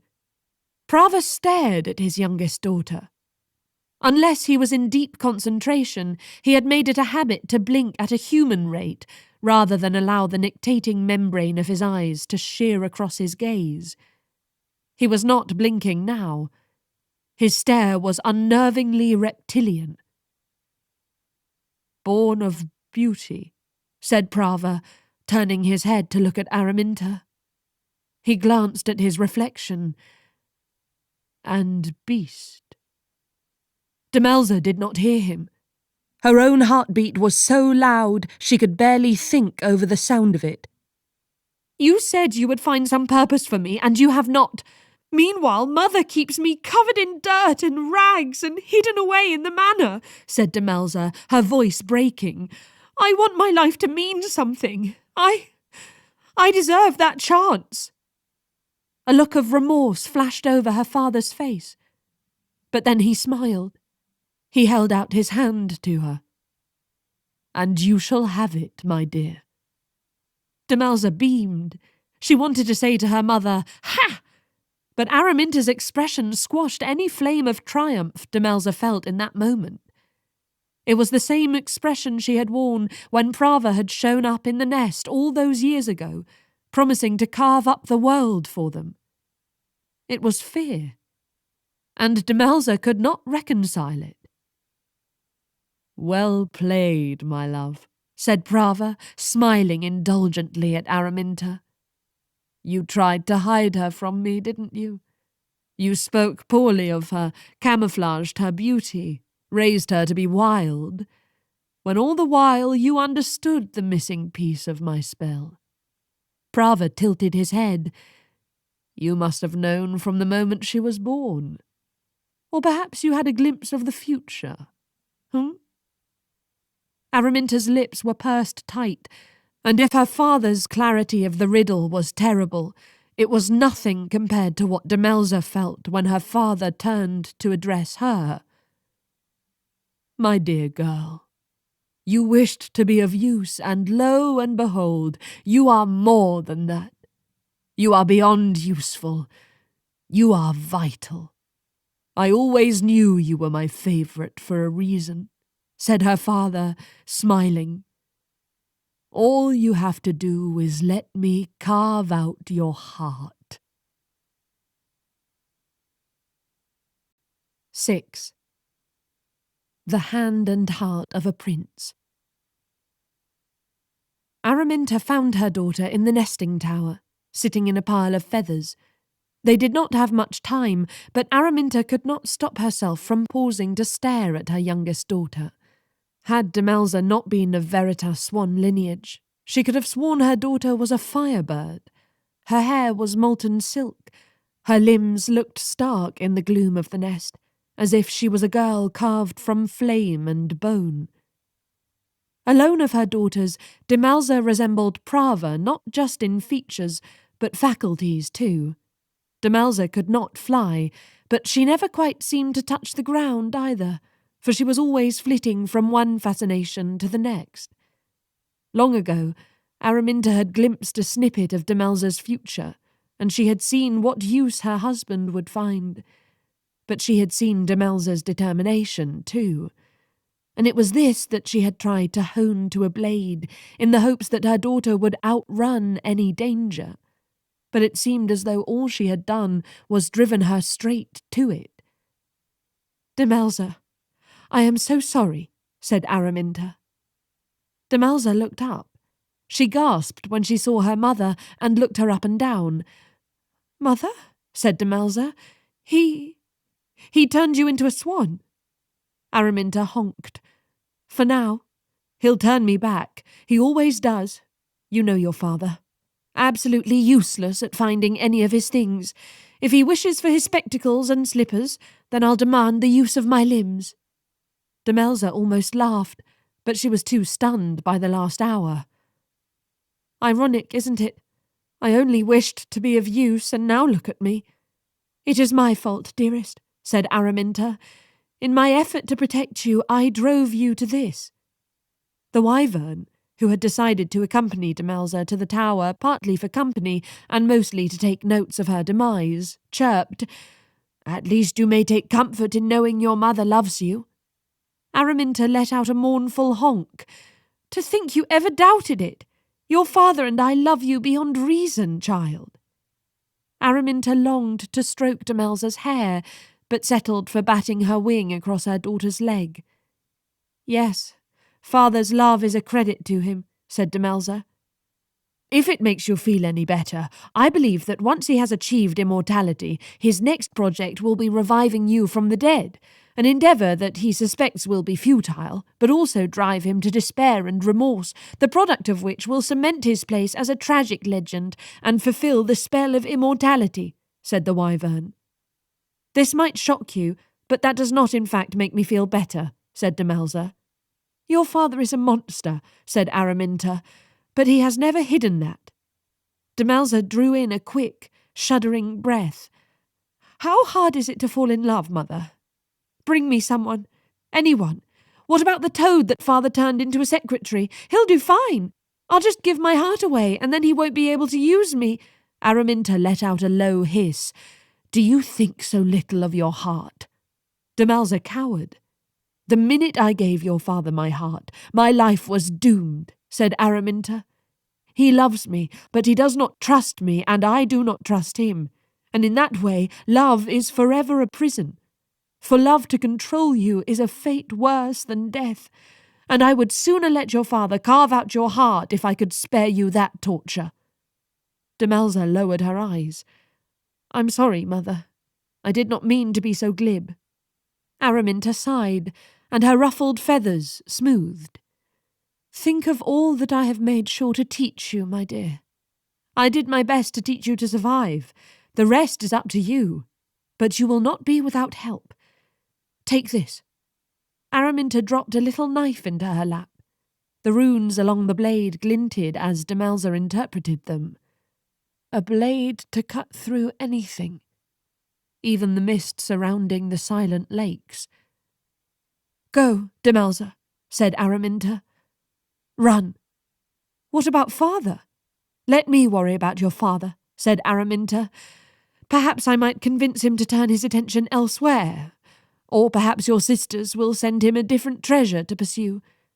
"But what's the point?" asked Demelza. "Father can go anywhere. He can rifle through time. I can't hide from him." "There is one place he cannot go," said Araminta. "Rathe Castle," said Demelza dully. "As I recall it, father and all of his ghoulish ilk were banned from Rathe Castle hundreds of years ago. I think the royal family would be more surprised he has children rather than an actual army of ghouls, but we are not allowed to step foot anywhere near the castle without—" "An invitation," said Araminta. She curved her neck, her orange bill disappearing in the marble plumage of her breast feathers. From this she withdrew what looked like a paper sparrow. Only it was not made of paper, but silk, a strange flower that gave its name to the vale on the other side of the fog that separated the Silent Lakes district from the rest of the isle. The blooms of a silk flower were hardly more than a puff of smoke and the ghost of a sparkle, but in the hands of a veiler, the silk could become anything. A skilled veil tailor could sew his will into the cloth, such that the hem of a gown as blue-green as the sea might ebb and flow like the waves. Silk was an impressionable bloom, and to braid the petals with will and words could conjure 1,000 short-lived marvels. It was what made the veil the cradle of the isle's fashions and arts. But then what was it doing here? The fog that Brava had raised at the borders of his territory was near impenetrable. "I could sense something had gotten lost near our borders," said Araminta when she saw the shock in Demelza's gaze. "But your father was clever enough to trap me, but I am not a docile prisoner, my dear. Now hush. Listen." When the silk sparrow shook out its wings, it sounded like the rustle of dry leaves. Its wings were edged in gold, and when it hopped across the stones to Demelza's fingertips, she recognized the shadow of the royal seal, 3 interlocked stars, and gasped. The sparrow opened its mouth, and an invitation sang out, ringing through the tower and shaking the flowers overhead. Hear ye, hear ye! King Eustace, Queen Zara, and the Isle of Malys hereby request the presence of all eligible and interested maidens to compete in a contest of beauty, power, and grace for the hand and heart of Prince Arris. 7. Rathe Castle cannot contain its excitement. On the entire isle, nothing and no one was more excited about Prince Arris's tournament of brides than Rathe Castle.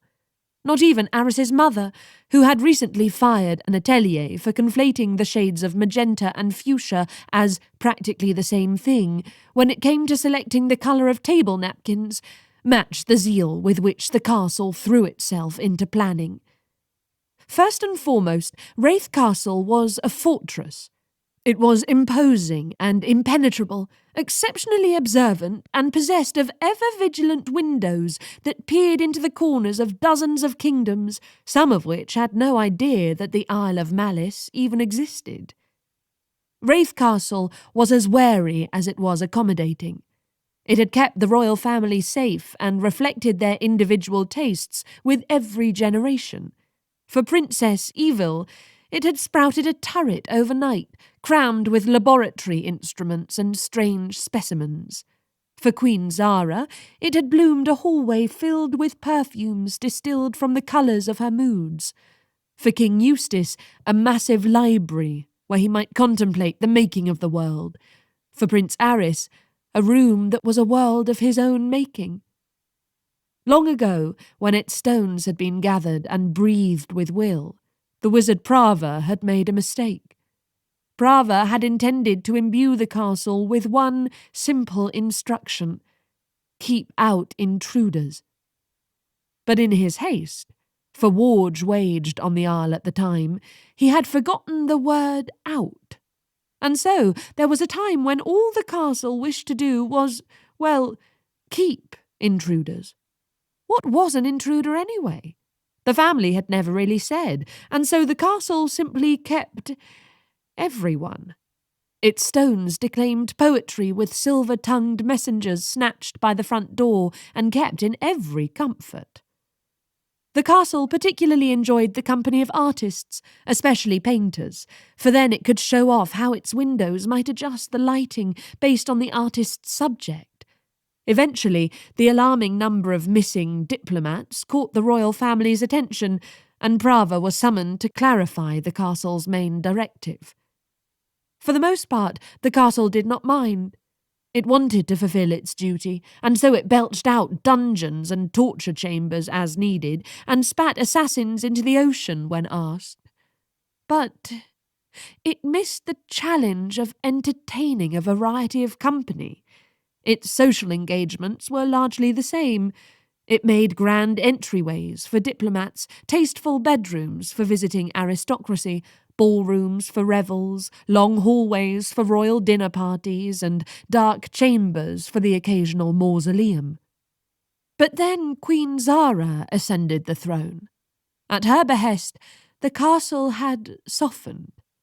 Where it had been encouraged in the past to intimidate guests, Queen Zara had suggested that perhaps it might fill them with awe instead.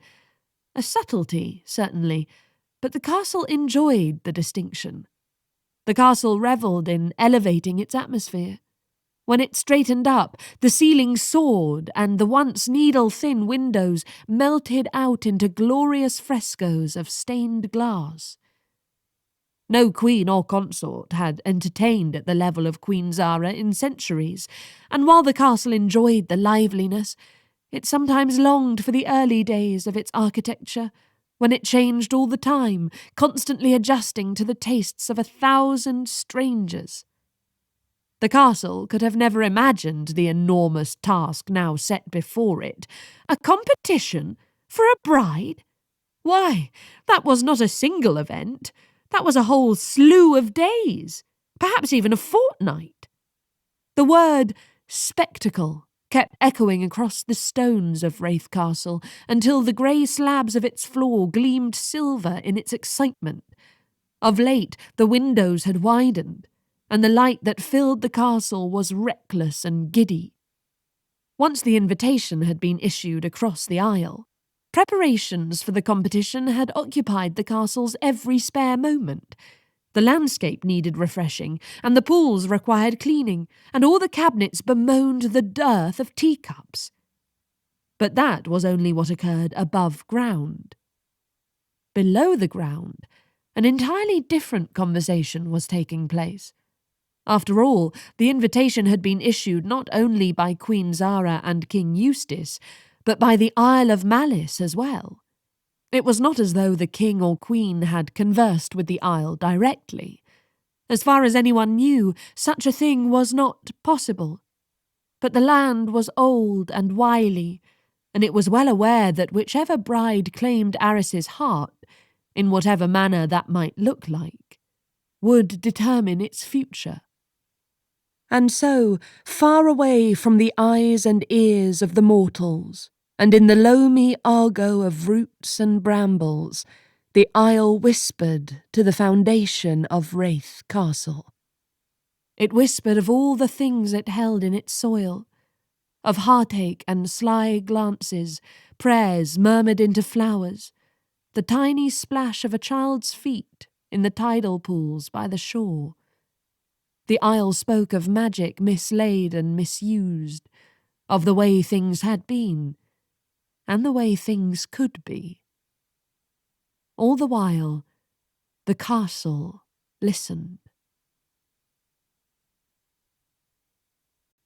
8. A litany of poor choices. Sometimes Prince Arris wondered if there was another version of himself that might have been able to make peace with a murderous marriage and a short first life. Perhaps he would have spent his numbered days in an opulent state of debauchery, a devilish rake, so to speak. But he had the misfortune of being a dreamer instead, and for this, there was only one entity he could blame: his parents. Until Queen Zara and King Eustace, the betrothal and marriage of Enzo's heirs followed a centuries-old pattern. When the heir came of age, his parents threw a series of engagement balls. As per custom, the Isle's aristocracy trotted out their most brilliant daughters and most beautiful sons, and the heir danced with whoever took his fancy. On the final night, the heir would announce the name of his betrothed, typically at a safe distance, and then go into hiding until the wedding day. Depending on the circumstances, the wedding might not be for a month or more, allowing the heir to ready himself for marriage and choose a nice plot of ground in the grove of ancestors for when they were inevitably divested of their heart. It also allowed the ruling family to prepare the heir's betrothed for the duties of running a kingdom. It was usually only a matter of weeks before the heir became a tree, and after that they only served the kingdom in an exalted advisory capacity. Their advice was constantly sought after, considering that they could always tap into the collective experiences and wisdom of the grove of ancestors. Their other biggest task was the role of child-rearing. Turning into a tree was no excuse for neglecting the duties of parenthood, although the creation of offspring depended on the couple in question. Children might be born or bloomed, and were as likely to erupt from the ground as they were to emerge from a body. All in all, it was still a very fulfilling existence, though this was not to say that Enzo's heirs danced merrily to their first deaths. When Goodrich the Bald married, he hid from his wife for an impressive 6 weeks before she caught him with a cleverly laid trap involving a pillar, various ropes, and an exquisite hairpiece. Julius jumped into the famishing sea after his wedding day, but his betrothed was a siren whose family was only too happy to return Julius to his sharp-toothed bridegroom. Then there was Nebo, who attempted to set his betrothed on fire, but she was a lady of the Athos Mountains, and more ice than flesh. He couldn't melt more than her smallest finger before she flung a frost dagger into his chest. Unlike the Isle's magical inhabitants, Enzo was a foreigner. While his female descendants possessed magic, the males had no power. One by one, and with varying degrees of resistance, Enzo's heirs took their place in the grove of ancestors. There was no reason to suspect anything would, or could, change. But then Eustace came of age. Eustace, son of Argento and Edmund the Handsome, had no expectations of a long first life, and no real feelings about this one way or the other. An avid gardener, he was looking forward to becoming a tree. His only real grief was that he wouldn't be able to hold a book any more, but he was certain that he and the royal librarian could come to some arrangement. All of this changed when he beheld Zara of the Glimmers during his very first engagement ball. On that day, the beauties of the aristocracy gathered at Rathe Castle. There were snow-skinned maidens from the Athos Mountains, sirens with opalescent eyes from the famishing sea, handsome striplings from the Ulva wilds, richly outfitted youths from the Vale of Silk, and bejewelled maidens from the Glimmers. Every region of the Isle was represented, save for the Silent Lakes district, which was run by the odious wizard, whom everyone assumed lived alone in a tower. Eustace took one look at Zara and announced his choice to the entire room that same evening. It was a shock to the gentry. Argento, who was an apple tree by then, lost all his leaves overnight from shock. Until the night of the ball, Zara had rarely left her home. The Glimmers was at the southernmost tip of the Isle, composed of a tangle of massive caves and underground labyrinths. Daylight never touched the Glimmers' subterranean palaces, but the radiance of its magical jewels, orange lustrial and scarlet ignix, green ozerolds and blue sapphires, cast more than enough light. Once polished and arranged, and depending naturally on cut, colour, clarity and carat, the gemstones could heal any malady, or incite any madness. Glimmerians were healers and lapidaries, poisoners and gemologists, miners and magicians. Their jewellery was coveted not just within the Isle, but also beyond, spirited by the fast-sailing ships of the famishing seas merchants and sirens. Zara hailed from a prominent Glimmerian family known for their Ozerold mines. Growing up, Zara never knew her father as anything other than a boulder. His first life had ended rather quickly, and perhaps suspiciously, not long after Zara was born, when he mistook a cup of poison for a cup of tea. As a boulder, Zara's father never said much, but he was a constant and beloved rock in her life. Her mother, on the other hand, was a cold and ambitious woman who saw Zara's beauty as an opportunity. The moment Zara was born, her mother saw a queen in the making. By the time she was 10, Zara was well versed in the arts of death and healing. At 16, her voice was considered so lovely that Glimmerians compared it to the mythical voice of the veritas swans. And by the age of 18, suitors fell over themselves for a single lock of her long black hair, which fell in waves of ink to her bejewelled ankles. When Eustace declared that Zara held his heart, metaphorically, no one was surprised. But when Eustace remained a man day after day and night after night, no one could understand why Zara had not taken his heart, literally. "Is it true that you have yet to dispense with him?" Zara's mother demanded in a letter after hearing rumours of a love-struck Eustace blissfully wandering the halls. It was true that Eustace was not dead, but it was not for lack of trying. Hours after Zara and Eustace were wed, Zara approached him in the bedroom with a knife behind her back. There, she discovered that Eustace had spelled out her name in flower petals, and then fallen asleep on the floor in case she wished to sprawl across the bed in her sleep. Zara preferred to look him in the eye when she took his heart, and so that night she let him live. When she awoke the next day, Eustace was waiting with a breakfast tray, and murder before tea seemed rude. Again she let him live.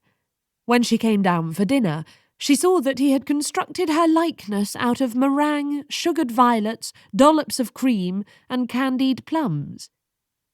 He fixed her with such a dazzling and hopeful smile that Zara simply couldn't bear to cut out his heart right then.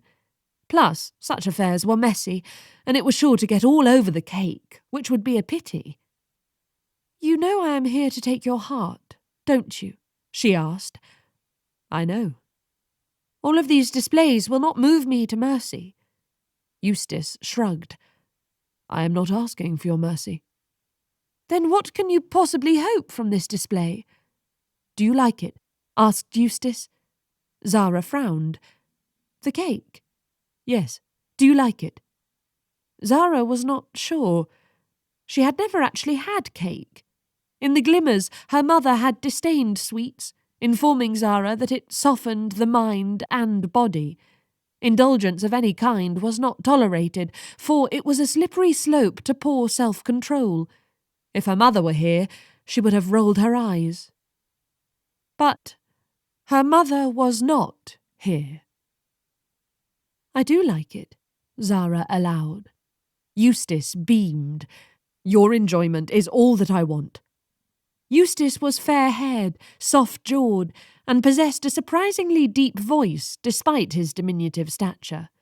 Unlike his father, Edmund the Handsome, Eustace's features were unremarkable. Plain, even. Zara knew his looks would not have influenced her to drag out the inevitable, but his mannerisms gave her an uncommon jolt of guilt. "If I may be so bold, then perhaps I might ask of 3 events where I shall endeavour to make you smile," said Eustace. "At the end of those 3 events, you can take my heart." Zara agreed, and Eustace began with the cake. "You can take my life when you have eaten with me, for I cannot eat as a tree." When Zara ate a slice of cake with him, she discovered flavour. "You can take my life when you have read with me, for I cannot read as a tree." When Zara read with him, she discovered calm. "You can take my life when you have danced with me, for I cannot dance as a tree." When Zara danced with him, she discovered love. The day before the competition for his hand in marriage, Arris walked barefoot through the grove of ancestors. He was almost always barefoot, despite his love of fine material and even finer clothes. So often he imagined he was floating through his own life, but every time he touched the ground, a part of his mind went quiet. The grove of ancestors was more like a gallery than a grove. The treetops knitted together, forming an elaborate living ceiling. The air smelled of rich earth and fallen plums. With every step he took, Arris sank up to his ankles in the gold, scarlet, and emerald leaves that carpeted the ground. This early in the day, most of Arris's relations were still asleep. A few of them even snored, and their rumbling sent a tremor through the ground. The grove was a reminder of where he would soon end up, but Arris loved it anyway. It was a reminder of both the extravagant and the ephemeral nature of the senses. His ancestor trees could tap into the exquisite beauty of collective roots, stories, and memories, but they could not feel new things. Arris had often peppered his grandfather Argento with questions. What did it feel like to grow fruit? Could he sense life budding? Were roots ticklish? But Argento merely shrugged his limbs. "It is what it is," he would say. There was so much Arris wanted to know and experience in this first life. He wanted to collect so many memories that he would not feel the lack of making new ones. If there was one thing Arris had perfected in his 18 years, it was the art of savouring. No taste nor texture escaped his notice. Every colour and cacophony drew the full weight of his attention. Occasionally, his devotion to the senses bewildered his family, like when he turned 13 and decided to abstain from clothing for several months to appreciate the wind on his skin, or when he went a week without salting his food to appreciate the mineral's subtle power more fully. Arris the Strange, the court called him when they thought he was not listening. Arris the Appreciative, he would have said. But no one asked his opinion on the matter. Arris made his way to Argento the apple tree. Argento's fruit was odd. The apples changed every year. Sometimes they tasted of custard, but the skin looked oddly knotted and grey. Sometimes they tasted of salt, but the skin looked burnished and red. "'Tis a reminder of life's surprises," Argento liked to say. Arris knocked gently on the bark. Gleaming in the boughs were pearlescent apples. They were lovely, but they also smelled faintly of rot. "I heard you wished to see me, grandfather," he said. The tree shook, and a gruff, familiar voice rasped, "What is this nonsense about a competition?" "It is not nonsense, grandfather," said Arris, keeping his voice measured. "It is, to put it simply, my very last chance." "You're like your father," grumbled Argento. "He was a dreamer." "He is a dreamer," said Arris. "He still dreams because he is still quite happily experiencing his first life. I wish only for the chance to experience the same." "You've had several chances from what I gather. A girl from the Ulva Wilds, another from the Vale. I believe this latest broken engagement was with a lady from the Famishing. What was wrong with any of them?" "Well, for starters, they tried to kill me before we exchanged marriage vows." Argento laughed. "Ah, you have the family taste for the eager and bloodthirsty ones, I see." "It would appear so," said Arris, grimacing. "Clearly my taste cannot be trusted. This way is much better, more egalitarian." It also spared him the stifling horror of another ballroom. He could not think in those spaces, nor could he imagine limping through the same conversations only to be fooled again. Argento huffed.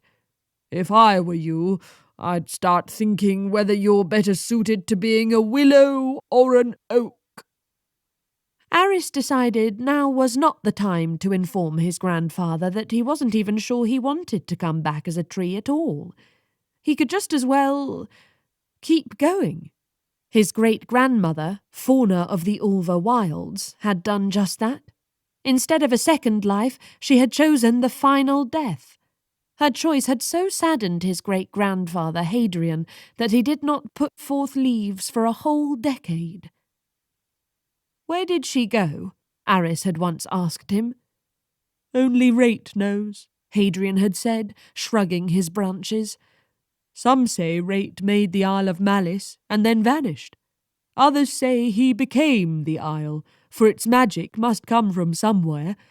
Whatever it is a mystery that will one day be known to each of us when the time comes." Plenty of his grandfather trees and grandmother rocks had assured him that it was possible to enjoy your second life as much as, if not more than, your first. "And what of love?" Arris asked. "Could I find love as a tree?" "What is your great obsession with romantic love, boy?" Argento asked. "I hardly notice the lack of it," Nebo, who was now a gigantic fern, airily responded. Was he obsessed with love? Arris didn't think so. He was obsessed with living, and finding love was his best chance of it. The idea of a long, full life necessarily encapsulated love, and with every day Arris felt as though he had less and less a chance of knowing it. These were feelings he wasn't sure he'd be able to sort out, even if he had a whole century as a tree, but it didn't stop him from trying. When he was 13, he had attempted to write a poem about it. It went like this. "I am a cog in a great machine, and I find it Very mean. I am told I am of value, but my heart suffers an ague. For to the world I am but a tool, descended of Enzo the Fool. If I mattered to someone, though it be brief, then I might regard my death without grief. If I knew the realm of love, then might I know peace, before I, Arris the prince, become deceased. It was a terrible poem. So terrible, in fact, that when he read it aloud, a stray wind found itself so offended that it swept the paper off the breakfast table and straight into the fire. His sister had muttered a weak, "Oh no," and Arris had never written a poem again. After his third broken engagement, Arris had little hope of finding love. Proposing a competition had been his meagre attempt at extending what time he had left to live. If there were trials and teas and dinners and general fussing about, then each of those was a day he had stolen from one life to the next. He might waste it with delicious abandon or devote himself to his reading. He could study the patterns of the stars, sample delicacies the kitchens would trot out before guests, or read books until the sun rose. He could swim. He could walk. He might even dance. He could be kissed by a dozen beauties, and if they tried to murder him, then at least he could not fault the view.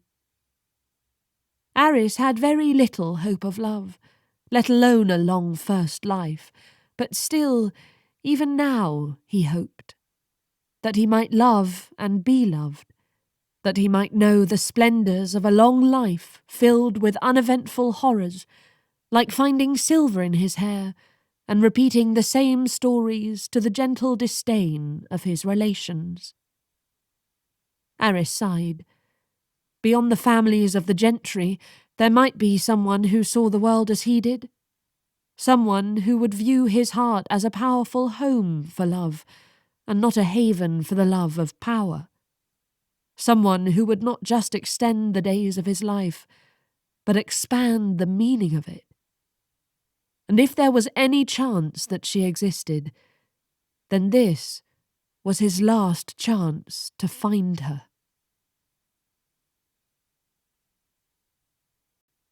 9. A love worth several lives.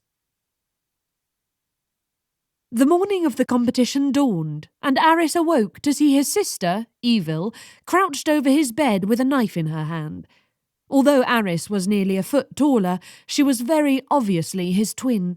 They had the same dark hair and dark eyes, same ears that stuck out ever so slightly, same set to the chin. The difference was in the intensity. His mother remarked that Arris's face looked like it had been sketched by a poet's quill. His father often said Evil's face looked like it had been drawn with a thunderbolt. "You've been avoiding me," she said. Arris had been avoiding everyone since his conversation with his grandfather tree. He did not want his father to hand him increasingly morbid poetry. He did not want his mother to flash a brave, tear-stricken smile and comment on how at least there would be a nice, long party before he was inevitably doomed. And he did not want to see his sister, Evil, who was undoubtedly scheming something that might get him killed before his bride got the chance. All Arris wanted was to appreciate the silence and beauty of his room. Lately, he had been meditating on the nature of wonder and trying to translate it to music. He wasn't particularly good at composing, but he enjoyed the idea that one could build beauty note by note. Everything in Arris's chamber held a glimmer of wonder. His shelves were lined with objects such as the jawbone of a smoke shark, opals from the bottom of the famishing sea, crystalline music boxes sculpted from ice, and the Isle's fragrances distilled in perfume and held in alembics of green ozerald and gleaming red ignix. Beside his bookshelf stood his most prized possession, the Swan mirror. It was something of a family heirloom, and had once belonged to Delucia the Loud, who proclaimed that it was made from the melted bones of a veritas swan, and that all who looked into it would see the truth. A pretty lie, of course. If veritas swans were even real, they had not been glimpsed since the Isle's beginnings. and the mirror certainly never revealed a truth one way or the other.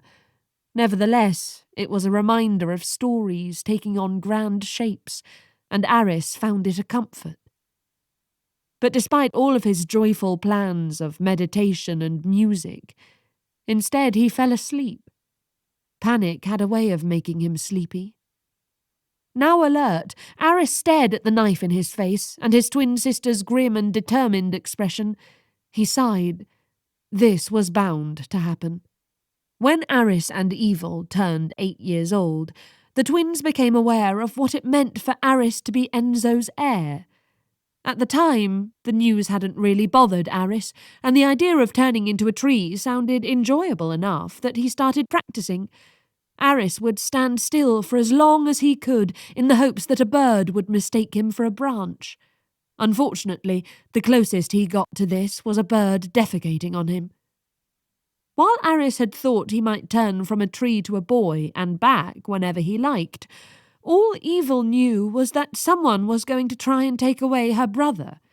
This was unacceptable, and so she decided to protect him as best as she could.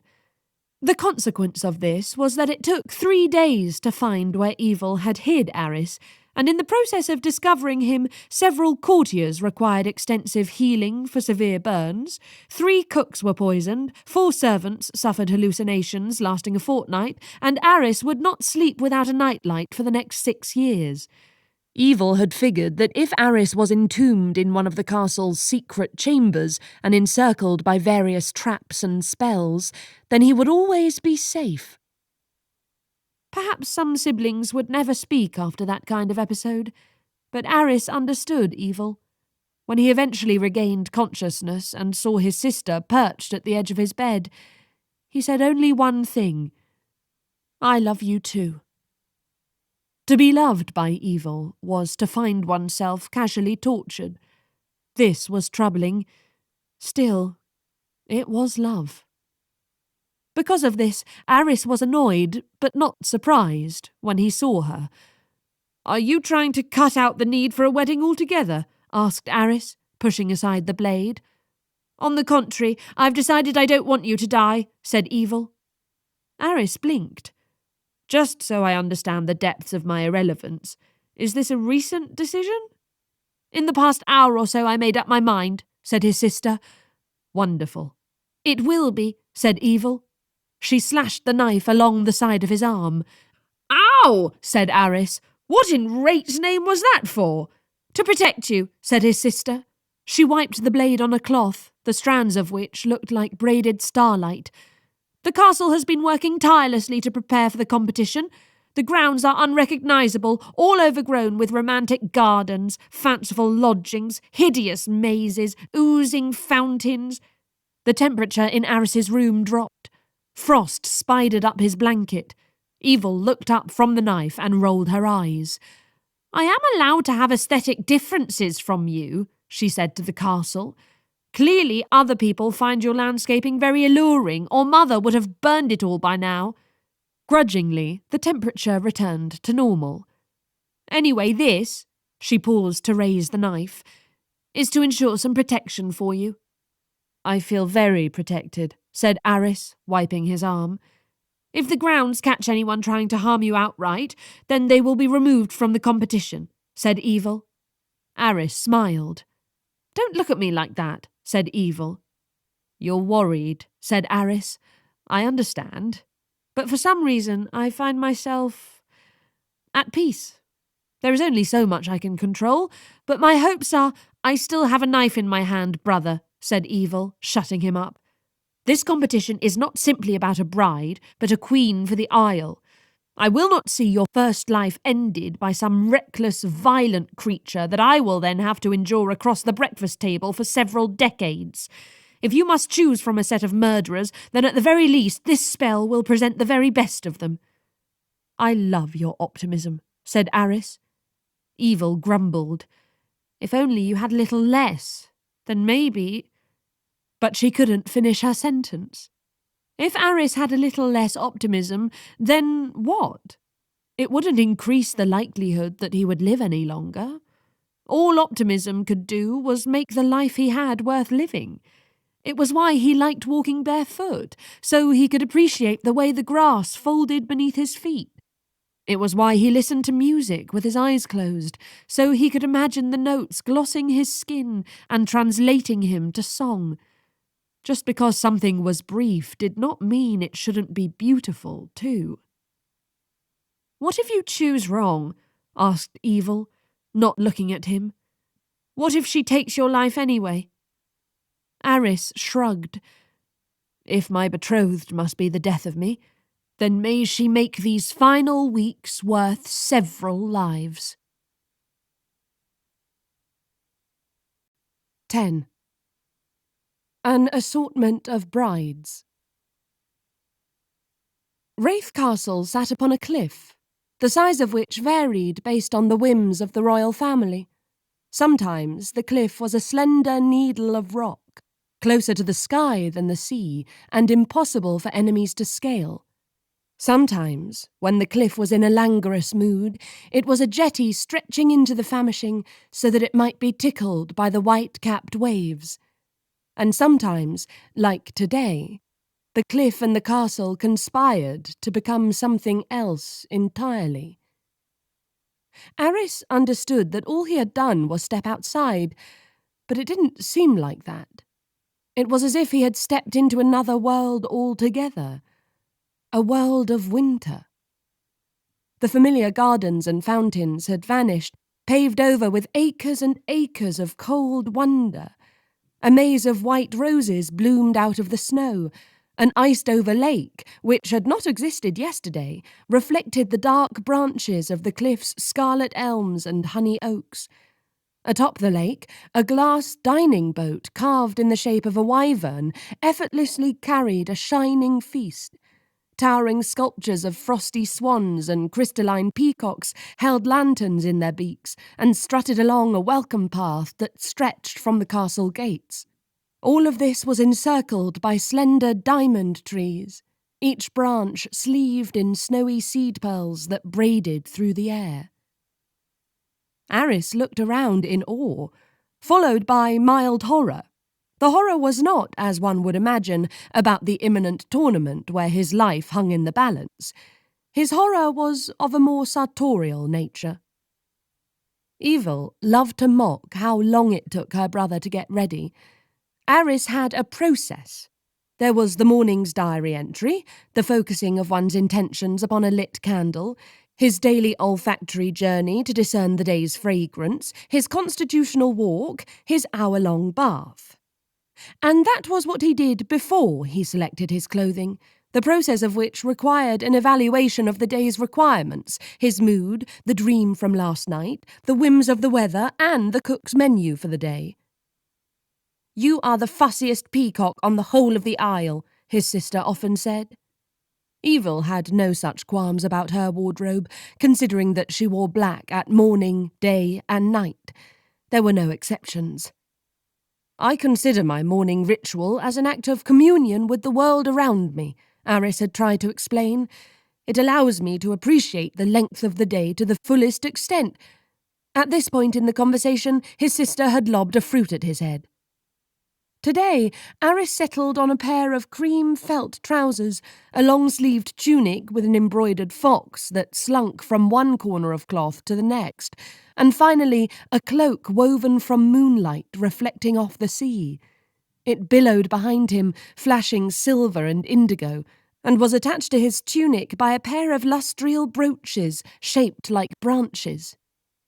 Arris had the sinking realization that he matched the scenery. Was this some kind of omen?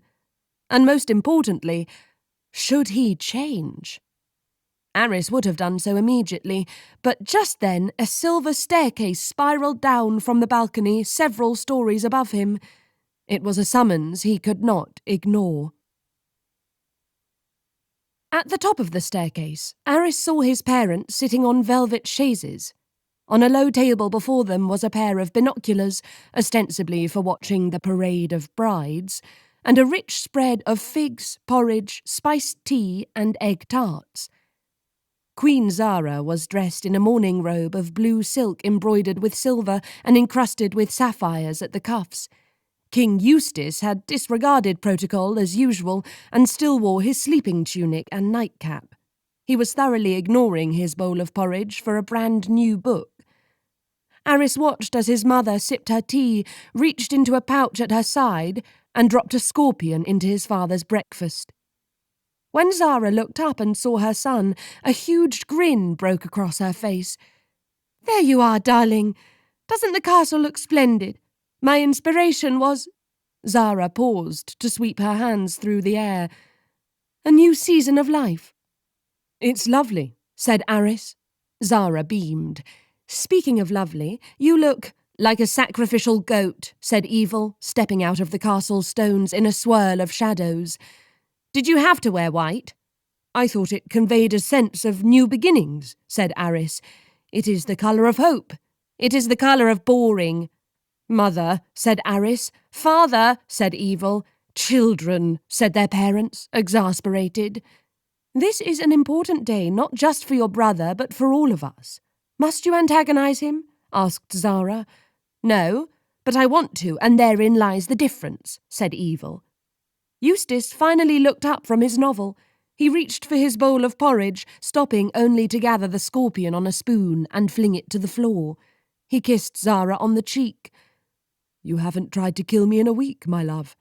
I was beginning to feel neglected." "I could tell," said Zara, patting his head. "Evil, your mother is right. No need to be rude. And Arris, wearing white is—" Eustace considered him. "A choice." Arris plucked at his cloak. "Mother, I must change immediately." "No," said Zara, grabbing his arm. "No, my love. We have all made our choices, and now we must abide by them." Eustace raised his pair of binoculars, and whatever he saw in the crowd made him grimace.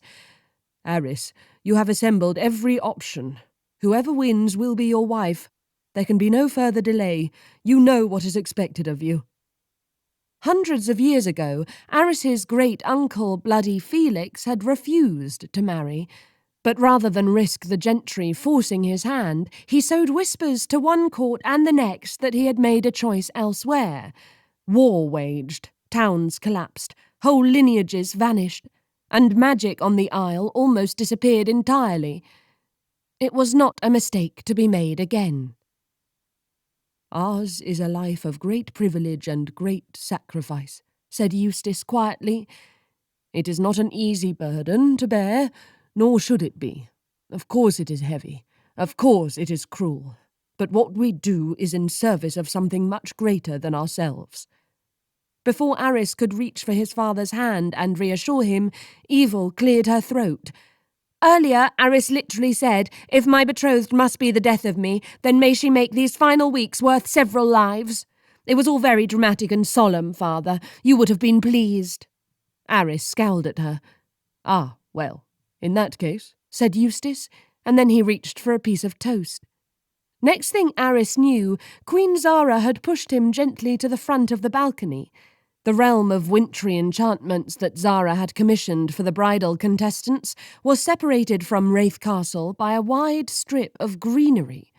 On either side of this road loomed massive statues of grinning stags and two thin hares, sharp-eyed hawks, and several snarling cats. At the base of each statue, vines coiled and slithered. As far as warm welcomes to Rathe Castle went, it was odd. "Your sister made some additions," said Queen Zara. Whatever else his mother might have said was lost once the heralds raised their trumpets. As the gates of Rathe Castle opened, Arris held his breath. His dreams rustled inside him, and his world was made vivid with hope. Evil would laugh at him, but if Arris could take this moment and press it between glass, or translate it to colour, or render it to song, he would. The Isle was magic, but to him, this was the most wild of enchantments. This hope that someone in this crowd would reshape his world and his place within it. "Breathe, Arris," said his sister, elbowing him. Arris exhaled. The gates lifted. and his hopes took wing.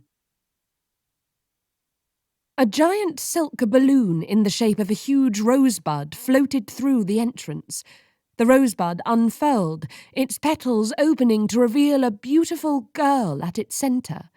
Her hair was rose pink. A cascading arrangement of pink roses splattered with gold formed her gown. The girl curtsied prettily as the petals arranged themselves into a staircase, which she descended with the utmost grace. Arris was smitten. But then a cloud of bejewelled moths burst through the gate, and he lost sight of the pink-haired girl. When the cloud dissipated, another beauty appeared. She was dark-skinned with snow-coloured hair and a dimpled grin. Arris's heart started to beat faster, but she had no sooner curtsied in the direction of the balcony before a pair of white crocodiles pushed through the gates, dragging a carriage of bone behind them. Out stepped a girl with the bluest eyes Arris had ever seen. Eyes so blue he wondered whether looking into them long enough might reveal the shape of his very soul. One by one, Arris was dazzled. He was taken by the beauty draped in veils of thinnest frost, the girl who appeared on the back of a water-horse, her smile revealing sharp, milky teeth and a splash of scales along her throat. He found himself daydreaming of a life with nearly every person who passed through the gate. Nearly. There were a few with whom Arris immediately felt no connection, including a siren who walked inside chewing what appeared to be a human finger, a girl with mud-caked hair, and of course the girl who walked in took one look at the monstrous statues and promptly left. Once the contestants had gathered below, Queen Zara stood. "Welcome to Rathe Castle," said Queen Zara. "At the end of this tournament, our hope is that our beloved son and heir, Prince Arris, finds not only his future bride, but the Isle's future queen." Arris did not move. He very much wished to lean over the balcony, but as Evil had pointed out earlier, he would only be revealing an undesirable view of his nostrils. With the statues blocking his sight, Arris could discern only a handful of expressions, some calculating, some hopeful, some shining with tears. "In order to determine which one amongst you is best suited, we shall be conducting a series of tests over the next 4 weeks," said Queen Zara. "The first shall be one of talent, for the future queen must bring something of note to this kingdom. The next trial shall be one of discernment, for the future queen must be perceptive, and the last shall be a test of power. At the conclusion of each round, some of you will be asked to leave the castle." A few of the contestants murmured and shuffled. Arris caught a smug glance here and there. "In addition to these 3 tests, contestants shall also be judged on grace and decorum, and, above all, a desire to be here for the purpose of winning the hand of Prince Arris," said Queen Zara. After this, his mother took a step back, and, to Arris's surprise, his sister moved forward. Evil surveyed the gathered crowd with a dispassionate air. "There are those of you who might have come harbouring notions beyond marriage," said Evil. "Notions, perhaps, of murder." As she spoke, Arris noticed that the monstrous statues had begun to tremble alive. The cat yawned, the stag tilted its head, the hawk blinked. Arris watched the ivy writhe with new purpose. "This cannot be helped. Perhaps it is simply the nature of marriage," said Evil. "But any outright display or revelation of such motives, and you shall find that the Isle will respond swiftly." Evil snapped her fingers. At once, Arris heard several cries as a dozen or so contestants were hoisted into the air by the ivy vines. The monstrous statues snarled and leapt through the crowd, snatching maidens in their jaws who, upon closer inspection, did not look nearly as innocent as Arris had imagined. The cat, for instance, had grabbed hold of a green-haired beauty with flowers strewn through her locks. It shook the girl in its jaws, and a few rusted and cruelly shaped knives clattered to the ground.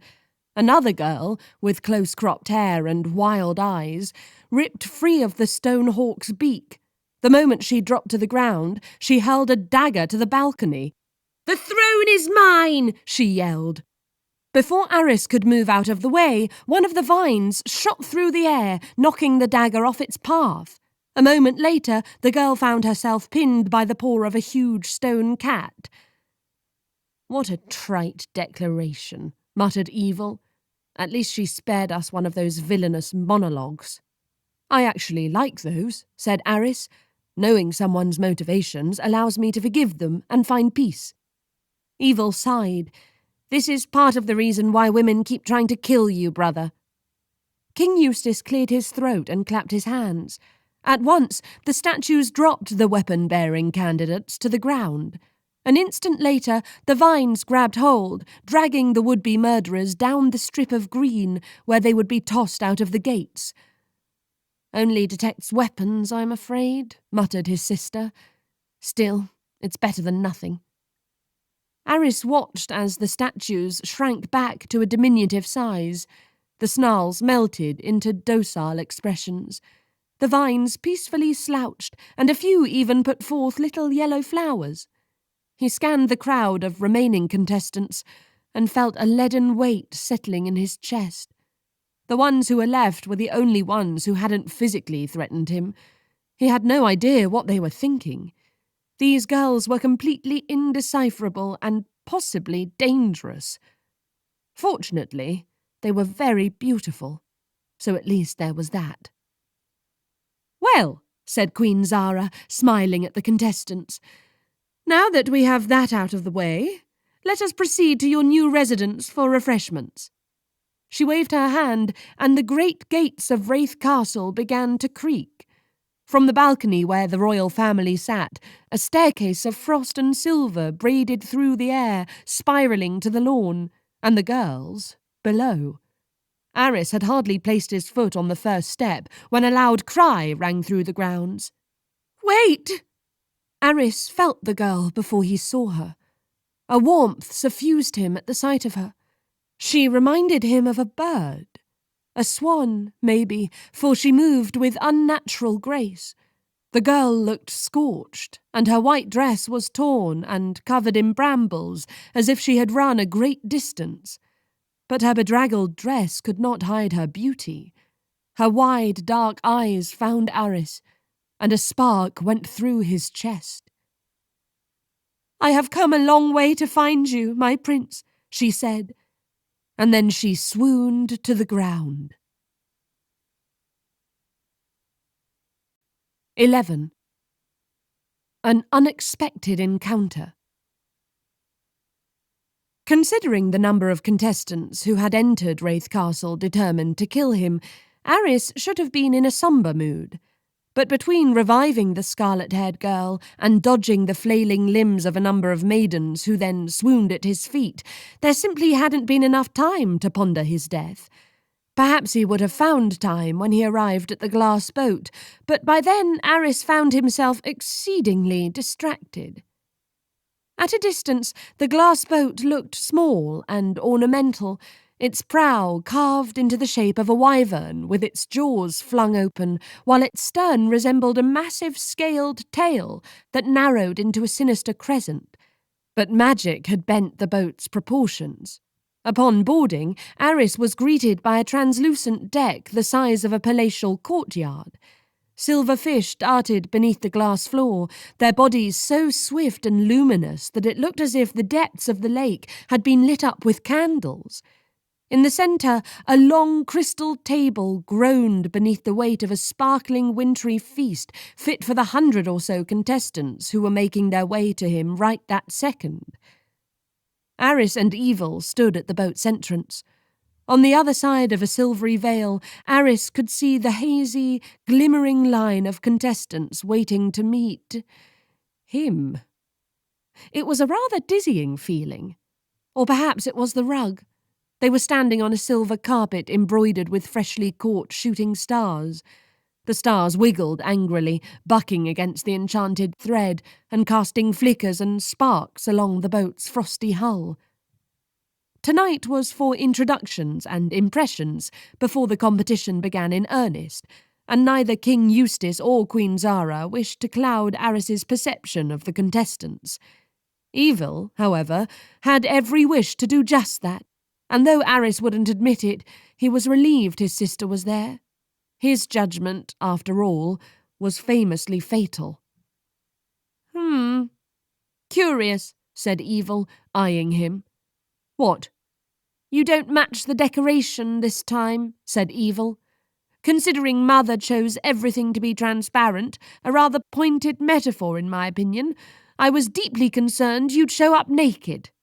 I didn't wish to start a riot, said Arris primly. At that moment, a white toad wearing a small silver wig hopped forward. In a deep, rumbling voice, he spoke. Your Highnesses, we shall commence announcing the contestants now. Arris tried to wave his hand in what he hoped was a kingly fashion, but only succeeded in knocking off one of his buttons. As he reached down to grab it, Evil made an odd sound. On second thought, perhaps you arriving without clothing might have saved you some time, said Evil. What in the world are you talking about? Oh! Presenting Heir of the Glimmers to your majesties. The veil dropped, and Heir of the Glimmers stepped onto the boat dressed in a sheath of gold that left nothing to the imagination. Gold dust powdered her dusky limbs. Her lips were gold, too. You're drooling, muttered his sister. Arris quickly recovered. Welcome to Rathe. But before he could even finish the sentence, Heir grabbed his outstretched hand, pulled him close, and whispered in his ear, Your Highness, if you choose me, I will change your meaning of precious. Evil gagged. Arris found this to be a very interesting start to the conversation, but Heir was quickly ushered to the feast, and Orinthia of the Ulva Wilds entered. She wore a bulky coat stitched together from dozens of white pelts and pale animal hides. Arris was certain he spotted a couple of paws and beady eyes somewhere in the jumble of it. I look forward to getting to know you, said Arris. Orinthia purred in response. The idea of a woman purring at him had always tickled Arris, but in practice it was alarming, and he ruined the whole thing by asking twice if she was choking. After that, there was Flycra of the Athos Mountains, who arrived in a loud dress of jangling icicles. I was born as ice, but when I heard you were looking for love, I thawed, my lord, and finally dreamt of life, said Flycra breathlessly. That's very humbling, said Arris in as diplomatic a tone as he could muster. Tears shone in Flycra's eyes. Arris handed her a handkerchief, but instead Flycra swiped a teardrop with her finger and held it out to him. Keep this as a token of my love. If you choose me, I shall endeavour to never bring you tears, she said. Arris stared at her finger. How? The carpet of shooting stars spared him from answering. A moment later, it zoomed her forward, ushering her, a bit forcefully, onto the deck with the other contestants. My tear! She cried out. After Flycra, there were Thalassa and Pearl, a pair of twins from the famishing. They both had long magenta hair and a crescent of pink scales that skittered from their temples to below their collarbones. When they smiled, they flashed their sharp teeth. Thalassa spoke first. You are positively delicious, finished Pearl, smacking her lips. A pleasure to meet you, said Arris.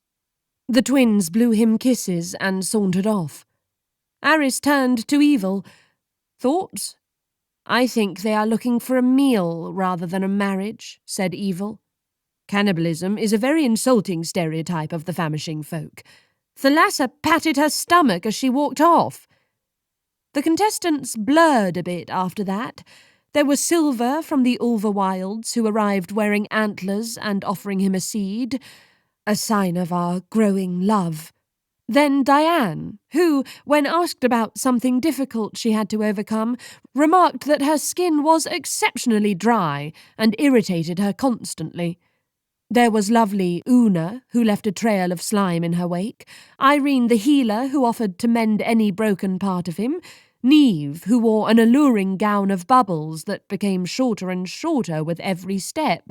Evil had to yank his ear when he turned his head to watch her go, and more would-be brides who left Arris's head spinning as much from hope as it did horror. Arris had just finished wiping his hands clean after receiving a necklace of pulled teeth, some of which still had pink, bloody roots attached, from a Wilds girl, when the toad attendant belched loudly and the veil fell. "Is that everyone?" asked Evil. "That is everyone who chose to attend this soirée," said the toad. "Some contestants were tired from the journey. Others expressed a desire that the prince should not see them eat, lest he lose their appetite." "Well, that was certainly something," said Arris. "I should mention, Your Highness, that the contestant who needed immediate medical attention has woken and wishes to thank you." Arris knew who the attendant was referring to immediately. The girl with the scarlet hair. Something in his chest swooped to remember her. "I'm glad to hear she is well again," said Arris. "Did you catch her name?" "No, sire. She expressed a wish to speak with you in the hothouse, on account of the crowd making her feel quite ill," said the toad. He belched, and a fly whizzed out of his mouth. The toad's tongue whipped out, snatching the fly. Once he gulped, the toad added, "She wishes to speak with you alone." Oh. When his parents first began to throw parties in the hopes he would select a bride, Arris hadn't seen the point. He was 15 years old at the time and had recently read several treatises on asceticism.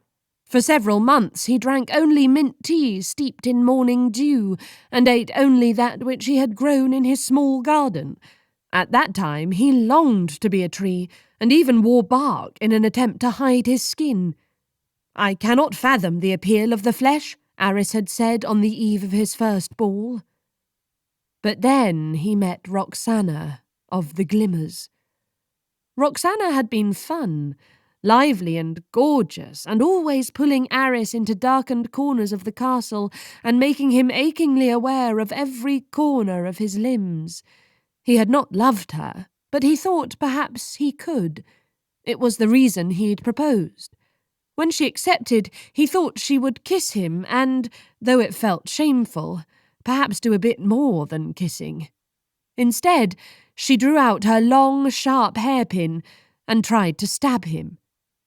Thus began Arris's pleasantly doomed attempts to find a bride. After Roxana, there was Calantha, who turned into a wolf before he could even propose. Then Aurelia, who tried to poison him with a celebratory glass of fizzing cloud wine after their first kiss. And most recently, Zelva.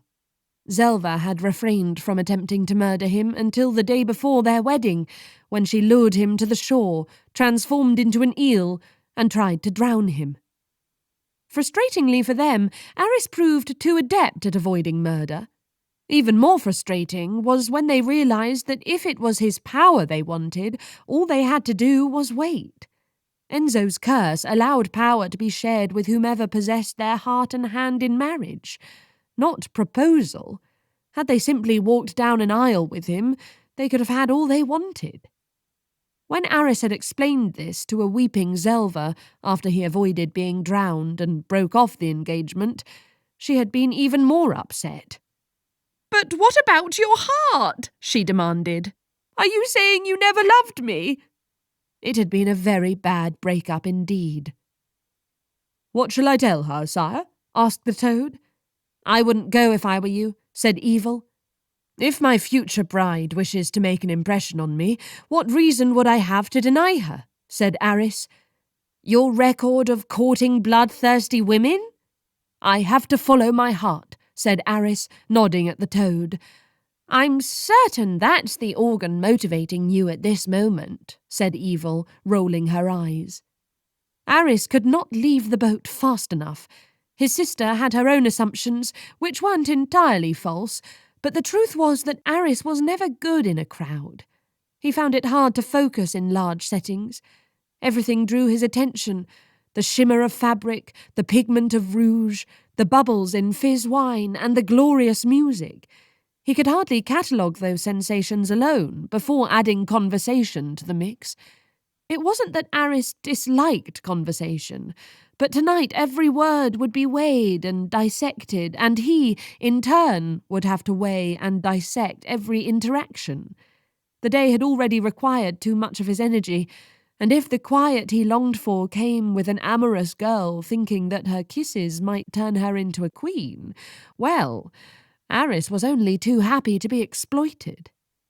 As he stepped off the boat and onto the path that led to the palace orangery, Arris pried off his shoes. The grass underfoot was freezing and crunched with ice, but Arris didn't mind. He found it hard to think unless he was barefoot. With the ground beneath him, he felt solid, connected to something other than his lineage to Enzo the Fool, which stained everything about him. Arris had been raised knowing that the price of power meant that his first life might be brutally cut short. There was nothing to be done about it, and so he had turned his attention to discovering who he was outside of his death sentence. When he was 13 years old, he began trailing after the cooks, fascinated with the art of cooking, which seemed so much like alchemy. Eventually, the cooks let him assist. All year they praised him. They praised him for how he chopped vegetables, combined flavours, arranged a plate.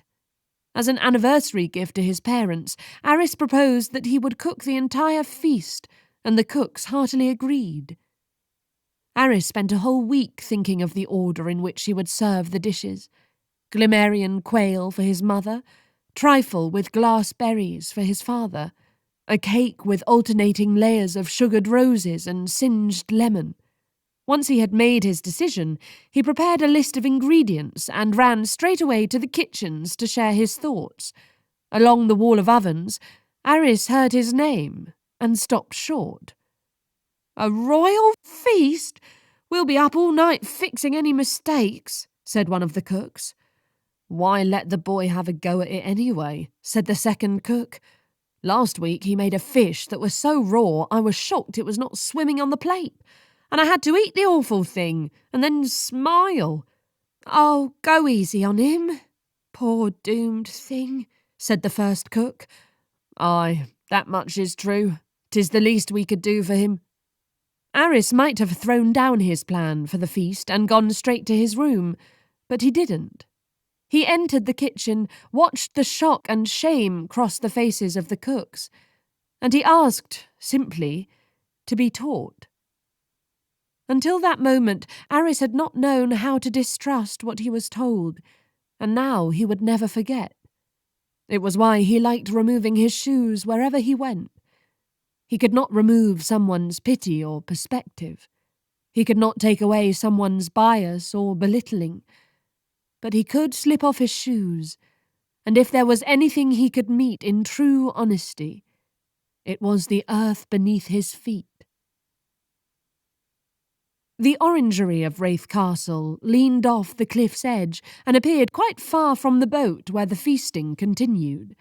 From the ornamental icy lake and winter mazes to the groves of glowing mushroom-like residences that Queen Zara had commissioned for the bridal contestants, it would appear that reaching any destination on Rathe Castle's grounds would take someone the better part of an hour, if not more. But the cobbled pathways made all the difference. A single step on the enchanted stone pathway counted for 100 steps, which meant that the length of time to get from one place to the next was generally no more than a leisurely 15-minute stroll. In no time, Arris found himself at the wrought-iron gates of the orangery, which was not aptly named, for it held neither oranges nor fruit trees of any kind. In fact, there was space for only one thing within the orangery: a daydream tree. No matter what the time of day, the orangery always sparkled from the light cast by the glint beetles that made their home in the bark of the daydream tree, which was the very last of its kind. It was said that the witch who loved and cursed Enzo the Fool had cultivated the trees long, long ago. When she realized her beloved's treachery, her dreams died, and all but one of them withered to ash. The daydream tree was a strange thing. It was surrounded by nothing but white marble stones, a vaulted glass ceiling, and dozens of arched window panes that looked out over the famishing sea. The closer one approached, the larger the tree grew, the trunk soaring and the branches shooting out and groaning beneath the weight of every dream the viewer had ever cherished. Each dream appeared as a crystalline sphere the size of an apple. Sweet dreams, ripe for the taking. But in the absence of someone to behold it, the tree was no bigger than a common weed. This was how Arris knew that he was not alone in the orangery. For the tree appeared as a massive weeping willow, and the daydreams of the scarlet-haired girl who had beheld it chimed softly as Arris stepped inside. Immediately, Arris was hit with the fragrance of the girl's dreams. With each of his doomed betrotheds, he had brought them to the orangery and watched the dream tree change form beneath their gaze. With Roxana, he had smelled candied desire, and with Calantha, he knew the iron tang of bloodlust. From Aurelia, he knew the burning cold in one's nose before the snow starts to fall, and from Zelva, he knew the charnel sweetness of a whale's carcass falling apart in the sea. But he had never known dreams to possess a fragrance like this. Such wildness. A harsh wind scented by roses that were more thorn than petal. The hum of wings. "You came," said a soft voice. "I didn't know if you would." A figure emerged from behind the willow's swaying boughs. The scarlet-haired girl. It was too dark to pinpoint the colour of her eyes, but Arris could feel the intensity of them. She was no longer covered in brambles and had changed into a plain linen shift. Her hair, so red it looked as if it might scorch him to touch it, fell in a braid over her shoulders. "I wanted to see if you were all right," said Arris. "I am now," said the girl, moving closer. Arris's heart beat faster. He cleared his throat, gesturing at the delicate daydreams. He glanced into one of them and saw what appeared to be a massive nest. In another, he saw a library with thousands of books. "I have never known dreams like yours," he said. The girl frowned. "My lord?" "The daydream tree," said Arris. "Oh, is that what this is?" asked the girl, shaking her head. "When I came here, I was overwhelmed to find it. One could get lost in these boughs." Arris paused. Wouldn't she have noticed the tree taking shape before her? "I've been waiting to get you alone, my lord," said the girl, parting the willow's dangling boughs as if they were curtains. She came closer with every step. "What is it that you wish for?" Arris swallowed. I suppose I wish for honesty. I imagine those are the truest grounds for love, wouldn't you agree?"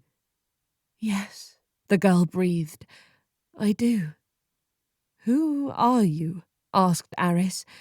"What is it that you wish for?" The girl laughed. "Me? Oh, At that moment, a terrible sound ripped through the orangery. It was like listening to a cat yowling. "Speak true," said a voice from behind the willow. Arris winced. What in Rate's name? In front of him, the girl's eyes had gone wide. She looked as if she was fighting against herself, but then she doubled over and yelled, "I am Ankarad of the Vale, and I am here to cut out your heart and become queen." The doors of the orangery flew open. A pair of vines snaked in, the same ones Evil had conjured to protect him from bloodthirsty contestants, and grabbed the girl's ankles. "No!" she cried out. "I did not mean it. I have no idea what made me speak such a thing. My lord, give me another chance." But Ankarad was dragged out before she could finish her sentence, and all that was left was her indignant howl echoing across the grounds. Arris blinked. Behind him, the willow tree remained as it was, the daydreams still sparkling. And then another figure stepped out from behind the tree trunk. Arris wrinkled his nose. He could smell the person before he saw them, and they reeked of pond muck. "You're welcome, Prince Arris," said the figure. A girl, Arris realised with some surprise. He recognised her as one of the more dishevelled contestants who had walked through the gate. The muddy girl. Mud and brambles caked her hair so that it appeared more like a helmet of dirt. Her dress, if one could call it that, looked like it was made of woven reeds. Who are you?" The girl curtsied. "My name is Demelza." 12. In which services are rejected and rooms are assigned. Up until this moment, Demelza had never seen Prince Arris up close. Even at the entrance of Rathe Castle, he was nothing but a shimmering figure on a balcony. Demelza had hardly glanced at him, turning her attention instead to the crowd of contestants. All she knew of Arris she had discovered in whispers. A prince who longed for love, a prince who was easily deceived. But now she could see him, and the gossip of him didn't fit the boy standing before her. Arris had brown eyes and dark brown hair that curled about his ears, which stuck out ever so slightly. Arris was nothing like the carved warlords that her sisters described in their letters. He did not have the lean, rangy look of a wolf. He did not look like dark corners and sin. Arris was smooth-faced, his jaw still soft with youthfulness. There was nothing of his physical features that spoke of danger and power, but Arris's gaze was something else. His brown eyes were at once disarmingly gentle and unsettlingly intense, feverish even, as if all that he beheld was worthy not merely of acknowledgement, but awe. Demelza knew that her father could bully the stars out of the night sky, but if Arris wished the same, she suspected that all he would have to do was ask, and the heavens might saunter down simply to be beheld by him. You just saved my life," he said, "I think." "I did," said Demelza. "How? And what was that sound? Did you hear it too?" asked Arris, turning round as if he might catch it. Here it was, thought Demelza. Her chance had finally come. Earlier, when Ankarad had swooned in the prince's arms, Demelza saw her opportunity. She had recognised Ankarad in the long line of bridal contestants. Ankarad had kept pushing her carriage to the end of the line, and she certainly did not have mussed hair or torn clothes at the time. It had been easy for Demelza to weave her way through the sleighs and horses, the griffins and carriages. When she had passed Ankarad's carriage, she had caught the unmistakable sweetness of dozing daisies and guessed what Ankarad had planned. A draught made from dozing daisies created a soporific effect. Those sorts of theatrics were her sister Euphemia's specialty, and in Ankarad's planned deception, Demelza saw a way to survive.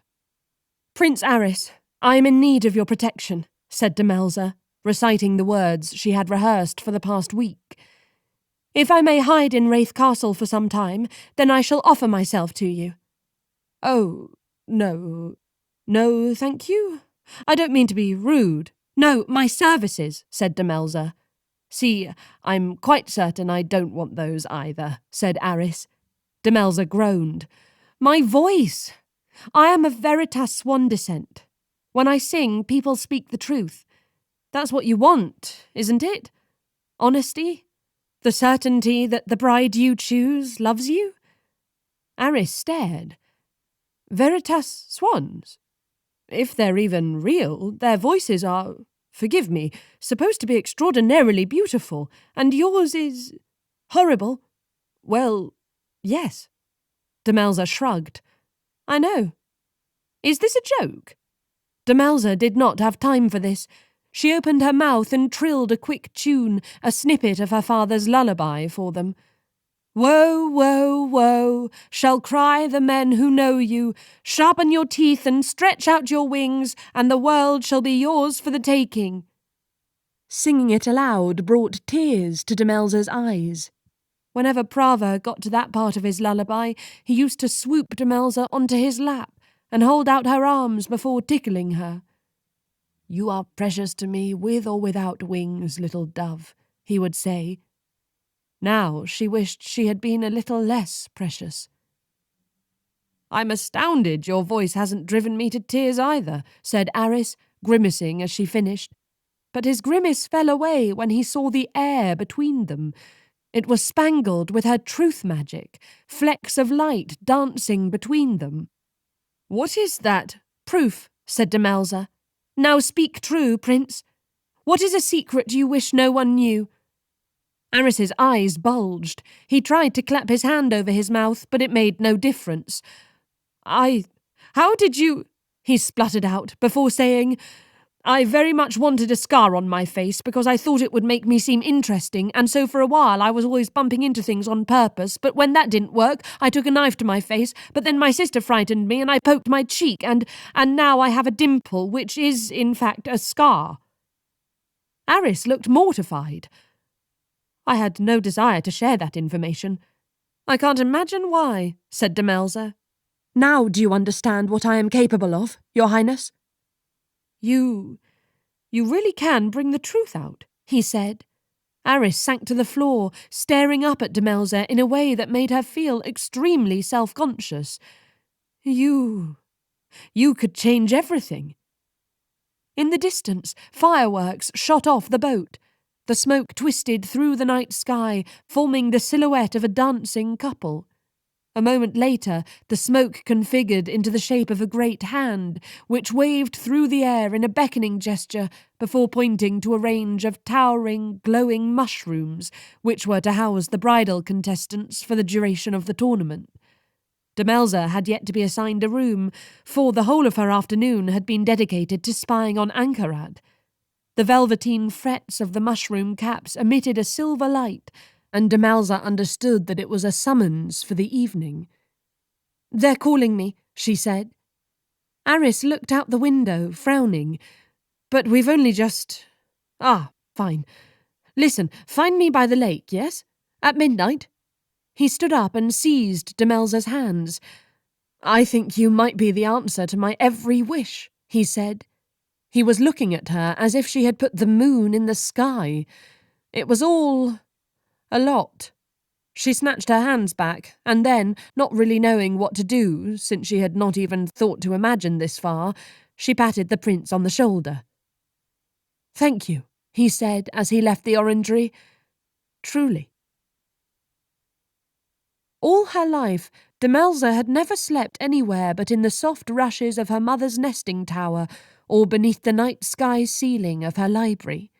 In the past, she fell asleep to her sister's snores, with a wing shoved at her back and someone's feathers tickling her nose. Lately, she had been lulled by the agitated rustling of the library's philosophy tomes, whose ideas left them in a constantly restless state. Demelza was not prepared for the alien grandeur of the mushroom residencies, which were far larger on the inside than they appeared on the outside. The whole place looked as if it had been constructed of ice, marble and bone. Frosted candelabras floated through the air, sifting snowflakes along their path. Far above, a sky glass permitted the moon's cold radiance. Upon entering, Demelza was met with a grand dining hall. At the centre was a marble table decorated with tall vases holding snow roses. A massive staircase spiralling from the main floor connected the residence's various levels. Gilded railings blocked off each landing so that it appeared as if the interior was constructed of ringed balconies, allowing the contestants to peer at one another plainly and watch the goings-on in the dining hall. The main room was crowded with contestants. Demelza had caught the names of a few girls when she had arrived in the welcome tent. They had been encouraged to change and refresh themselves, and even get to know one another before the evening soiree, but Demelza had allowed herself only a bath before following Ankarad's trail to the orangery. Demelza had never been lonely. She had always had the company of her sisters or the wyvern, or even Hush Manor itself. There had never been any need to make introductions or ingratiate herself anywhere. Until now. A girl with long, sharp teeth and sea-foam hair glanced in Demelza's direction and recoiled. She whispered something to the girl next to her, pointing rather obviously at Demelza's mud-caked hair before laughing. Demelza smiled. She pointed at her hair and laughed too, but the girls merely rolled their eyes and walked elsewhere. "Showing up hideous to a bridal tournament is quite the strategy," said a voice beside her. Demelza turned and saw twin girls. They were clearly from the famishing, for their skin had the nacreous shimmer of a pearl, and scaled ears poked through the wild tangle of their hair. The twins wore ethereal blue gowns that floated around their bodies. "Thalassa," said one, pointing at the girl next to her. "And that's Pearl," said the other. Pearl eyed Demelza's hair and clothes and sniffed. "This whole attire is a strategy, isn't it?" "It was my mother's idea of a farewell gift," said Demelza, scratching uselessly at the helmet of mud. When Araminta had told Demelza to flee for Rathe Castle, Demelza had imagined that her mother would follow in the tradition of the fairy tales. Perhaps she would give her a walnut that held 3 dresses, one as beautiful as the sun, the next as lovely as the moon, and the third as bright as the stars. But instead, Araminta had smeared mud on her hair and face and sent her out onto the moors with nothing but a blade, her wits, and a dress of weeds. "This is to keep you hidden from your father's sight," Araminta had said. "He cannot see within his own land, and so that is what I shall cover you in. It is a temporary fix, but perhaps in that time it may give you a road to freedom. And don't forget, my dear, the stones of Hush Manor and Rathe Castle are siblings. We may yet find a way to speak, even though you will be far from us." Demelza understood that it was a loving gesture, though she wished it could be a less smelly gesture. The mud was impervious to soap, and despite plunging the dress of reeds into an enchanted cleaning solution, it still looked as drab as ever. Thalassa's eyes flashed. She tilted her head. It reminded Demelza of a shark scenting blood. "And where did you say you're from, my dear?" she asked. Demelza smiled. "I didn't." "Ooh, this is fun," said Pearl, clapping her hands. "Typically one tries to make an impression with beauty, but I applaud the one who does so with a display of grotesquerie instead." Her sister was not as amused. A mud-splattered jewel is still a jewel, but sometimes mud has no mystery. Sometimes it's just damp dirt. The twins smiled, curtsied, and left. Demelza took a deep breath. The prince had not yet agreed to their arrangement, but she was confident that he would. Once that happened, it would be imperative for Demelza to fit in with the contestants. This was not a promising start. If Araminta had trained Demelza in the same courtly intrigues that she had taught her sisters, then perhaps she would have been better prepared. Instead, Demelza was, literally and figuratively, a mess. Demelza had read plenty of historical texts on the way such bridal tournaments tended to progress. By now, a front-runner would have already emerged.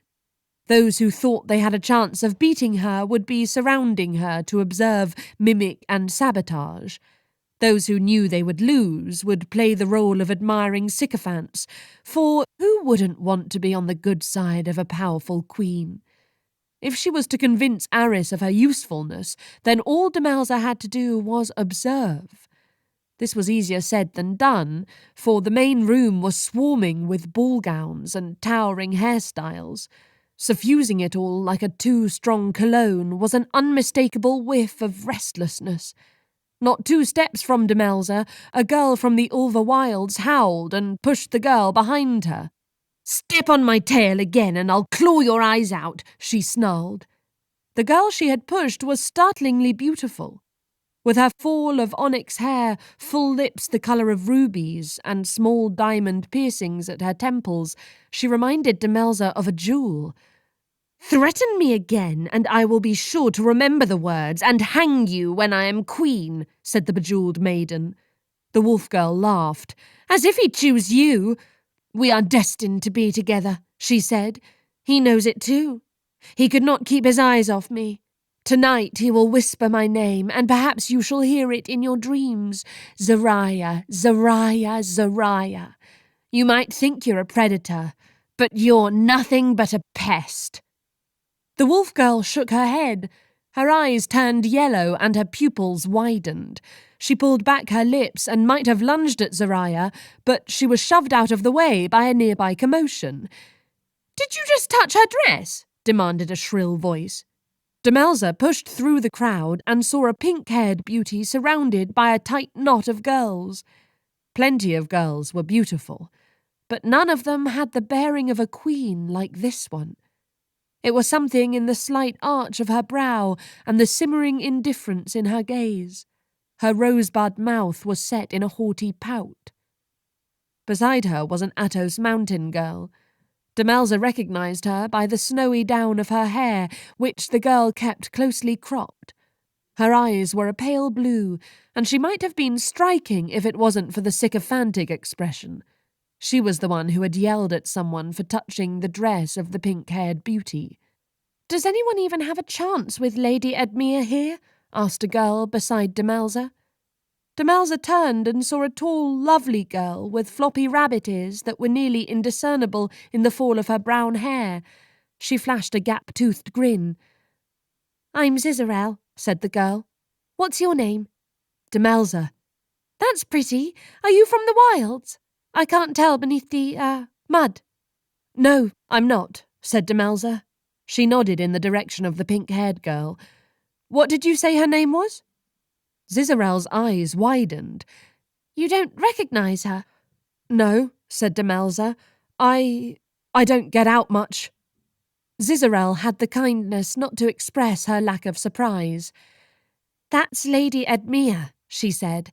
"Her father owns half the Vale of Silk and has some of the best silk tailors in his employ. Her mother was the Countess Erda, the beauty of her generation and all that. Her first life ended while Edmere was still a child, but then she came back as a cherry tree, and you know what she started growing?" "Cherries?" "Dresses," said Zizarel, sighing in envy. "The most gorgeous dresses you could imagine. My cousin's husband's sister managed to get one for her wedding day, and it was mesmerizing. They said the fabric was woven from the lovelorn sighs of teenage girls. The way it sparkled! I thought it was diamonds, but later my cousin told me it was the tears of happy brides." Zizarel had a dreamy look in her eyes before she glanced longingly at Edmere. "She looks like a queen already, doesn't she?" "She does," said Demelza. "Though I wonder if she's here for the right reasons. The prince is looking for love." Zizarel sighed again. "The prince! He's handsome, isn't he? At first I didn't have a chance to say anything other than hello when we were introduced, and I was so nervous on the boat that I was off in a corner reciting a poem my mother used to tell me, and he recognized it. It was so sweet, honestly. And have you noticed his ears? I like that they stick out a bit. And the way he said some of the couplets from the poem. You've probably not heard of it. It was written some time ago by the Warren people of the Ulva Wilds, and is about this rabbit boy and his teeth that won't stop growing." "The Tale of the Teeth by Harlan Zajak?" asked Demelza. Zizarel stared at her. "You are the second person this evening to know what I'm talking about. How could you possibly know of it?" "I like to read," said Demelza. She made a note not to leap to show off like that again. It would only raise questions that she wasn't sure how to answer. "But it's written and spoken in the old dialect of the water hares," said Zizarel, and her gaze narrowed. "Where did you say you were from again?" Demelza was spared answering by the ringing of a giant bell. On the grand dining table, a fox-faced attendant wearing a jacket of pearls suddenly appeared. He cleared his throat, and the crowd fell silent. "Dear contestants, we hope you enjoy your first evening of the tournament. Perhaps you have even made friends." Lady Edmere snorted. "I'm not here to make friends." Some of the girls next to her looked crestfallen. The fox-faced attendant continued, "Please be advised that contestants are generally discouraged from removing one another from the competition. If you are caught, the Isle shall remove you from the premises." The fox smiled. "If you are not caught, the Isle shall judge you favourably." A flock of birds erupted from the shadows, and a few of the contestants screamed. But they were not birds, but keys. One dropped into Demelza's hand and began to hop along her arm while shaking out its feathers. "The keys will guide you to your chambers, which you shall be sharing with other contestants. We hope you find your accommodations to your liking," said the fox. He clapped his hands, and the lights dimmed as the girls took to the stairs, guided to their rooms by the winged keys. "Tomorrow, the trial of talent shall commence. For some of you, this will be your first and last night in Rathe Castle. Be ready." 13. A Bear and a Bargain. Demelza expected that the rooms would be an extension of the mushroom residence's pale grandeur. What she did not expect was to open the door and immediately see a massive bear holding a piece of cake. The bear looked at Demelza, looked at the cake, and then shoved the cake immediately into its mouth. "Tasted odd, wanted to spare you," said the bear. At least, Demelza thought that's what it said. "Ursula, must you talk with your mouth full?" said an unfamiliar voice. Demelza peered around the bear and saw a beautifully appointed sitting room. Squashy emerald green couches were positioned around a great fireplace. There was a basket of fruit on the side table and stacks of blank paper and pens on another.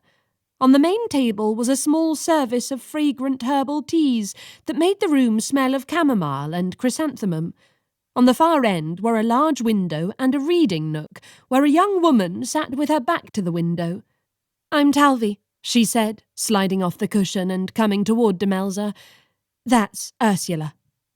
When Demelza looked back at the bear, she now saw a golden-haired girl standing in her place. The girl was tall and muscular, with broad shoulders and an even broader smile. She wore a kitchen smock and appeared dusted in flour. "The room listens," she said excitedly. "I asked it for a practice kitchen for tomorrow's talent display, and it knew exactly what sort of wooden spoons I was looking for. Honestly, that's reason enough to stay in the tournament for me." Ursula was clearly from the Ulva wilds, and the fact that she took the form of a bear was formidable. Normally, anyone who could shift into such an imposing form was immediately recruited for the royal army. Demelza wished to ask more, but she knew she had to tread carefully. Ursula leaned forward and snuffled her. "There's a bath in each chamber too." "Ursula!" scolded Talvi. "What?" Talvi was exquisite, and her features were like those of a doll. She was shorter than Demelza. Her hair looked like snowfall and was braided down her back. Her eyes were not the typical blue of an Atos mountain girl, but dark as a moonless night in winter. A pair of spectacles hung around her neck, and when she smiled, Demelza was reminded of her mother. "We were going to wait for you before we picked our rooms, but then we weren't sure if we would have a third." "I got delayed," said Demelza. In truth, she had paused on every landing to observe all the contestants she could before her meeting with Arris at midnight. "That one's yours," said Talvi, pointing at the bedroom beside the fireplace. "Have you asked someone else to bring your belongings?" Demelza shook her head. They got lost, I'm afraid." She pointed at her muddied hair. "Ran into a bit of an accident." "Oh, I'm sorry," said Talvi. "Does it wash off? asked Ursula, wrinkling her nose. Talvi glared at her. Already tried, said Demelza. It's enchanted to stay put for the next week, I'm afraid. That's disgusting, said Ursula cheerfully. I love rolling around in the mud, but it does get itchy when it's dried. So, said Talvi, what are you doing for tomorrow's talent? I'm cooking them a feast, said Ursula. If they have a single taste bud between them, they shall swoon at my creations. Demelza hadn't thought this far. She felt as though she hadn't sat down in years, and all of a sudden the world had gotten too overwhelming. I don't know, she said. Perhaps singing? Oh, I'd love to hear a song, said Talvi. Would you sing for us, please? Demelza froze. She looked back and forth between Ursula and Talvi. Unable to think of a reason to say no, Demelza rocked on her heels and tried to summon the sweetest voice she could imagine. The moment she began to hum, Ursula recoiled. Talvi's eyebrows shot up her forehead. How thoughtless of us to ask you to sing when you must be exhausted, said Talvi. Demelza stopped humming, and Ursula breathed a sigh of relief. Very exhausted, said Demelza. It's getting quite late, said Talvi, peering up at the wall clock. I'll see you in the morning. I wish you all luck. Barring that, I wish you peace. Demelza said her goodbyes and went straight to her room. As she closed the door, she heard Ursula let out a low whistle. That was awful singing, she said. If she goes, do you think I could take her room and make it a second practice kitchen? I can't fall asleep smelling food. It just makes me hungry. Inside the room, Demelza gasped as a warm feeling snuck through her body. The feeling of home was uncanny. It was like she had known this room all her life. It was no secret that Prava had constructed Rathe Castle, but now she could feel her father's magic in the very stones. As Demelza ran her hand along the walls and looked at the quaint, cosy bed beside the large window, she marvelled at her father's magic. Because of him, Rathe Castle was a living thing. She wondered what request had been made of it that allowed the castle to extend itself into the roots that ran beneath the ground, tangling and fusing and growing into the lovely mushroom towers where they all slept. The room even smelled of her parents' library in Hush Manor, and when Demelza closed her eyes, she imagined the library wyvern hopping on her desk and leaving paw prints and poems across her research. Demelza did not wish to think of how much time she had spent on that research, how many hours she had spent wishing to be useful, important. Demelza pressed her hand against the stone wall. Do you know me? Perhaps it was her imagination, but she imagined the stones warmed beneath her palm. Demelza glanced at the clock upon the mantel of her small fireplace and nearly cursed. It was almost midnight. She listened at the door for a while to make sure that Talvi and Ursula had gone to bed. She did not look back at the part of the wall that she had touched. If she had, she might have noticed the strangest glow within the stone, as if it were waking up. Demelza found the prince by the shores of the lake. The glass wyvern boat was gone, and the still lake was a mirror reflecting the cold stars. Prince Arris was lying on his back, and for a moment Demelza imagined him asleep. But then he sat up and turned to look at her. He shook his head and smiled. "You're real," he said. "I thought you might have been a bizarre figment of my imagination." The prince was wearing long-sleeved navy pyjamas. He looked as if he had bathed since the last time she saw him, for his hair was wet and brushed away from his forehead. Slowly, the buttons of his nightshirt came undone, and the sleeves rolled up to show off rather sinewy arms, and Demelza had never noticed that someone's arms could look like that. "Stop that," said Arris. Demelza blinked. "I didn't mean to. My apologies, I was speaking to my pyjamas. They are terribly willful," said Arris, sitting up and fixing his buttons. "Every time they notice a girl is looking, they start coming undone." "Oh," said Demelza. Once he had adjusted his buttons, he cleared his throat. "I'm sorry if I seemed rather forward in our first meeting," he said. Your truth song shocked me. I didn't even know veritas swans really existed. I mean, it's as if the stars themselves conspired to bring you here to this tournament. I take it we're in agreement then, said Demelza. The prince seemed long-winded, and she was in no mood for conversations about the impossible nature of her existence when it was this late at night and she'd had no food and no rest in who knows how long. What I need from you is a ranking of contestants, so I know where to spend my time investigating. I've already started making some mental notes on who appears to be the most popular choice for a future regent, but then there's the matter of getting them all alone, and... The prince shushed her. Demelza had not been shushed since she was a chick. She glowered at him, but Arris had lain back down and was staring up at the moon.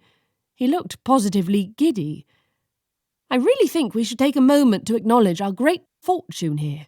You know, they say the moon is Rate's clear eye and the sun is his lusty gaze, and since we are both in need of clarity, it seems only right that we take a moment and look up at the moon, said Arris. At least, that is what I intend to do. You're welcome to join me. Demelza remained as she was. I think I can actually hear you standing in an angry manner, said Arris. It's impressive. Would you please sit? Demelza grumbled and then sat down. The moment she sat, it seemed as though the world slammed into her. All the fear that she had folded away, all the exhaustion she had kept at bay for the past 10 days as she moved over the moors, scrabbled up riverbanks, and trudged through valleys, snuck into her limbs. Her mother's parting words found her. You do not need wings to fly, my Demelza. Use your wits, find a way to live, and above all, guard your heart. Demelza had done so. She had made her way to Rathe Castle. She had struck a bargain with a prince. The whole of her life, she had never seen or spoken to so many people. But now she had done just that. She had never left the serenity of Hush Manor and its friendly mists, and suddenly she was in a castle that was ablaze with colour and noise and unfamiliar smells. She had only ever spoken to her parents, her sisters, and the wyvern. She had never spoken to a boy, let alone sat with one in the moonlight. Demelza had no idea what she was doing, but she was doing something. And she should be proud, perhaps even excited. But she had never been so far from home, nor had she ever been so far from the moon. In the nesting tower, the moon always seemed to be within arm's reach, and now it seemed as distant as the past. Are you all right? Asked Arris. Obviously, said Demelza.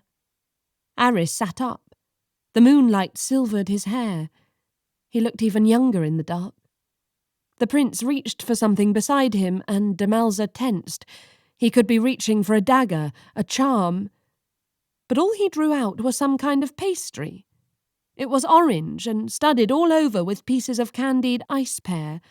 Demelza's belly rumbled. Here, he said, holding it out. My own recipe. The flour was milled with crystallized sunbeams, and I added some saffron too. It's meant to be... Demelza seized the pastry, gobbling it in 2 bites. Savoured, finished Arris. He blinked. When was the last time you ate? I'd love to say that response is a compliment to my abilities in the kitchen, but somehow I doubt that. Demelza swiped at her mouth, embarrassed.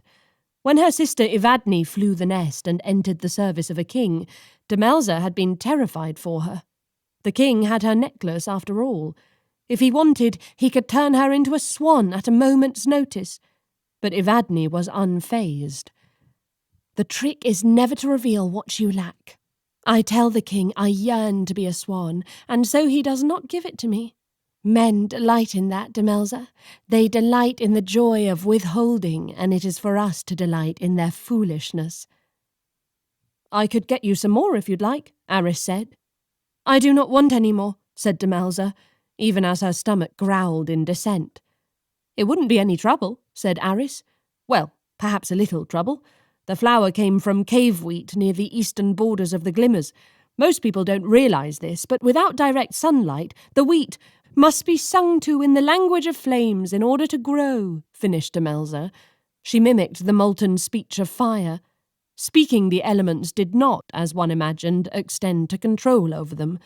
It merely allowed for polite suggestions, which some elements acquiesced to with more generosity, like water, whereas others took offence or were often too flighty to listen properly, such as fire or air.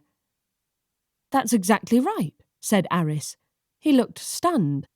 "How did you know that?" Demelza scolded herself. She really couldn't help it when it came to revealing bits of knowledge. The wyvern was never impressed with her scholarship, and while her sisters and mother had feigned interest, they were not curious. Not like her father, who would engage Demelza in conversation for hours over the translation of a single word. "I read a lot," said Demelza, dusting the crumbs off her dress. "It is time we talk the specifics of our bargain." "Oh, yes, very well," said Arris. "What do you suggest?" "A weekly report," said Demelza. That was the sort of thing her sisters did, so it seemed fitting. Arris nodded. "I imagine the pool will thin dramatically with tomorrow's first trial. I want to know why people are here and if their reasons have changed. Someone might want to cut out my heart one day and then change their mind the next, or at least one hopes. The only complication is that you're also in the competition, so does that mean—" "No," said Demelza, sharp. "I only came here because this is the one place my father cannot spy into." "You've come here because your father doesn't give you any privacy." "I'm here because he wants to cut out my heart for a spell of eternal life," said Demelza. "I am not here for your heart, nor do I have any intention of giving away mine, ever." Arris fell quiet, and Demelza imagined she could see him turning over the little pieces of information she had given him. "Well, you're a veritas, Swan, so I don't blame you," said Arris. "Getting turned into a bird by your beloved whenever they want. Terrible." Now it was Demelza who stared. "How did you know that?" "I read a lot," said Arris, grinning. He stood up, offering his hand to her. Demelza refused it, but if Arris was offended, he didn't show it. Instead, his smile widened. "It seems we have a bargain, Demelza." Not what she expected. Not in the least. That was the thought running through her mind as she made her way back to the sleeping quarters. When she entered her room, a little box sat on her bed. Inside was a loaf of that orange bread with a small note. Just in case. 14. The Trial of Talent. The next morning, Demelza awoke to Ursula throwing open her door and shouting, "Found her, Talvi! She slept through breakfast!" Demelza's eyes shot open. For one glorious moment, she imagined that she was back in her nest and snuggled into a pile amongst her sisters. And then the day's events flew back to her. "Are you quite all right?" asked Ursula from the doorway. "If you slept through breakfast, I bet I could find you—" "Goodness, where did you get that?"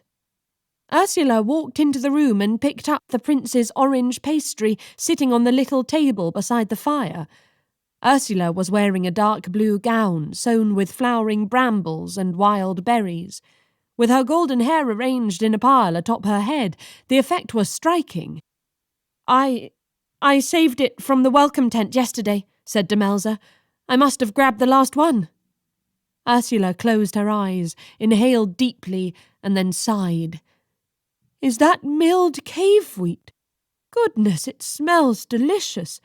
I wonder if I might—" "Ursula," said Talvi, appearing beside her in the doorway. "Didn't you just say Demelza had no breakfast?" Ursula moped back to the door. "I was only asking. Must you punish me for that? You sound like my mother." "I'll take that as a compliment," said Talvi. "My mother is half the reason I entered this competition," said Ursula. "And the other half?" asked Demelza, pocketing away this bit of information. "The food," said Ursula, grinning. "Demelza, everyone has started to line up. Do you need anything? Can I help you with your costume for the talent trial?" Demelza pointed at a peg on the bathing door, upon which her ragged dress of rushes hung. Despite looking utterly bedraggled, it was bespelled against dirt, and merely flicking water at it caused the rushes to shake off any impurities and gleam as if they were freshly cut, which was not to say that it was beautiful, but at least it was clean. "That's all I have," said Demelza. "My belongings were misplaced, though I have sent for them." She really needed to figure out how to get more clothing. If her sisters were here, they would have draped her in their own dresses. But she was alone, and even if she wanted to ask them for help, she had no way of reaching them. Each sister possessed a stone from Hush Manor. Whenever they placed a letter beneath the stone, it appeared in their parents' breakfast room. Demelza wondered what their parents had told them, if they'd told them anything at all. Or did her sisters imagine that she was still at home, still toiling in the library and waiting for her wings? Demelza threw back the covers. Talvy yelped and covered her face with her hands. "Your sleeping garments also went amiss?" she asked. "I hate wearing clothes to sleep," said Demelza. "I agree," shouted Ursula from somewhere in the adjoining sitting room. "If I must be caged in a dress all day, then let me be free at night." Talvy shook her head. The Atos mountain girl was wearing a simple but lovely gown that looked as if someone had sheared off part of a blizzard. The dress was long-sleeved and spangled with snow. The hem might have been considered scandalously short, but that was because of its partial translucence. Mid-thigh, the dress unravelled into snowfall. "Well then, I shall leave you to your morning ablutions. I just wanted to make sure you didn't feel abandoned," said Talvy. "Thank you," said Demelza, and she meant it. Before Talvy closed the door, she frowned at the mantelpiece. "I would ask why in the world you brought that of all things, but I'm a little scared to know," she said, laughing, as she shut the door. Demelza followed her gaze. The fire mantle held very little. There were some tomes of poetry bookended by large pieces of agate, a few candles, a vase of dried flowers. And there, tucked between the vase and a candelabra, was an eyeball with a bright red pupil. Was it decor of some kind? It certainly seemed odd. Just then, a gong sounded from far below, and all thoughts of the eyeball vanished as Demelza rushed to get ready. Demelza figured that they would be led back to the wintry lake, but once all the contestants had gathered in the main hall and the door of the mushroom tower opened, it was not the grounds of Rathe Castle that greeted them, but an underground cavern. "Form a line, please," said the fox-faced attendant from yesterday. Demelza rushed to the back of the room, which was just as well, considering the number of flying elbows and yelps of "Watch the hair!" as the contestants fought for prime placement. The Lady Edmere, Demelza noticed, did not participate in the fray. She sat at the end of the dining table drinking her tea. For all her reputation in the sartorial world, she was dressed rather plainly in a gown the colour of an eggshell. When she finally stood, Demelza noticed the exquisite craftsmanship of the hemline and sleeves, the invisible seams of the bodice. As Edmere passed Demelza, her eyes flicked over her dress of rushes. She raised an eyebrow and kept walking until she made her way to the front, where one of her inner circle, the Atos girl with closely cropped hair, had saved her the first spot. The girl had done so at great duress, it seemed, for when she moved to grant Edmere her place, Demelza noticed she was sporting a black eye from another contestant. In front of Demelza stood Talvy and Ursula. Ursula tugged at her hair, muttering, "Did I label the roasted dusk seeds properly? Or did I get them mixed with a container of Glimmerian floating pepper? Oh dear." Talvy appeared calm. Demelza was willing to bet Talvy rarely lost her composure. As they entered the caverns, the light from the main dining room vanished, replaced with an eerie glow. Along the uneven walls, slow-moving beetles the size of Demelza's head crawled up and down. Glass lanterns had been affixed to their jewelled carapaces, giving the light an iridescent and underwater quality. It was cool and damp, but not uncomfortably so. While many of the contestants were murmuring to themselves or going through the complicated motions of a dance or whatever it was that their talent performance demanded, the only thing that twitched about Talvi were her hands. "You look as if you're writing," said Demelza. "Is it that obvious?" asked Talvi, wide-eyed. "Just a guess," said Demelza. "I think I'm always writing. Though whether it's any good, I have no idea," said Talvi, laughing. "What do you like to write?" Talvi made a face. "Romances, mostly. Do you read romance?" "No," said Demelza, before quickly adding, "but not because I don't wish to. I don't think there were any romance books in the library." Actually, there had been quite a few, but Araminta had thrown them out. She didn't want her daughters getting any ideas about love, which was a shockingly different approach from Prava's. When he found out Araminta had forbidden romantic tomes, he had sat them all down for a family meeting. "Romance and love and the intimacy between willing bodies is a beautiful thing. Nothing to be ashamed of, my dears. Read what you like and ask whatever you wish." However, Prava's approach of, "You can talk to me about anything," was just as bad as their mother's tight-lipped silence, if not worse. Out of solidarity with his daughters, Prava insisted on taking a monthly draft that gave him stomach pain, fatigue, and moodiness to better understand their female anatomical plights and avoid raising children who would later wrestle with demons of shame. "I think I'd prefer the demons of shame," muttered Demelza. "What?" asked Talvi. "Nothing," said Demelza. "If you don't mind my asking, why did you decide to come here?" Talvi's smile turned dreamy. "Inspiration, I think. I don't know, really. I saw the invitation, and all of a sudden, it was all like a dream about. I've never been anywhere, and while I love my mothers, they have very different notions of what I should do with my life." "I understand that completely," said Demelza. "Everyone in the mountains is a scholar. They study, translate, observe. They speak to the clouds, the rain, the snow. But I don't think they dream. Or if they do, they consider it merely a hobby, not as a way to live. Whereas I can't imagine any other way of living," said Talvi quietly. "I don't expect to make it through all 3 rounds, let alone this one, but if I must go back to my mother's home and find some area of study, then I wish to fill up my well for dreams. Do you know what I mean?"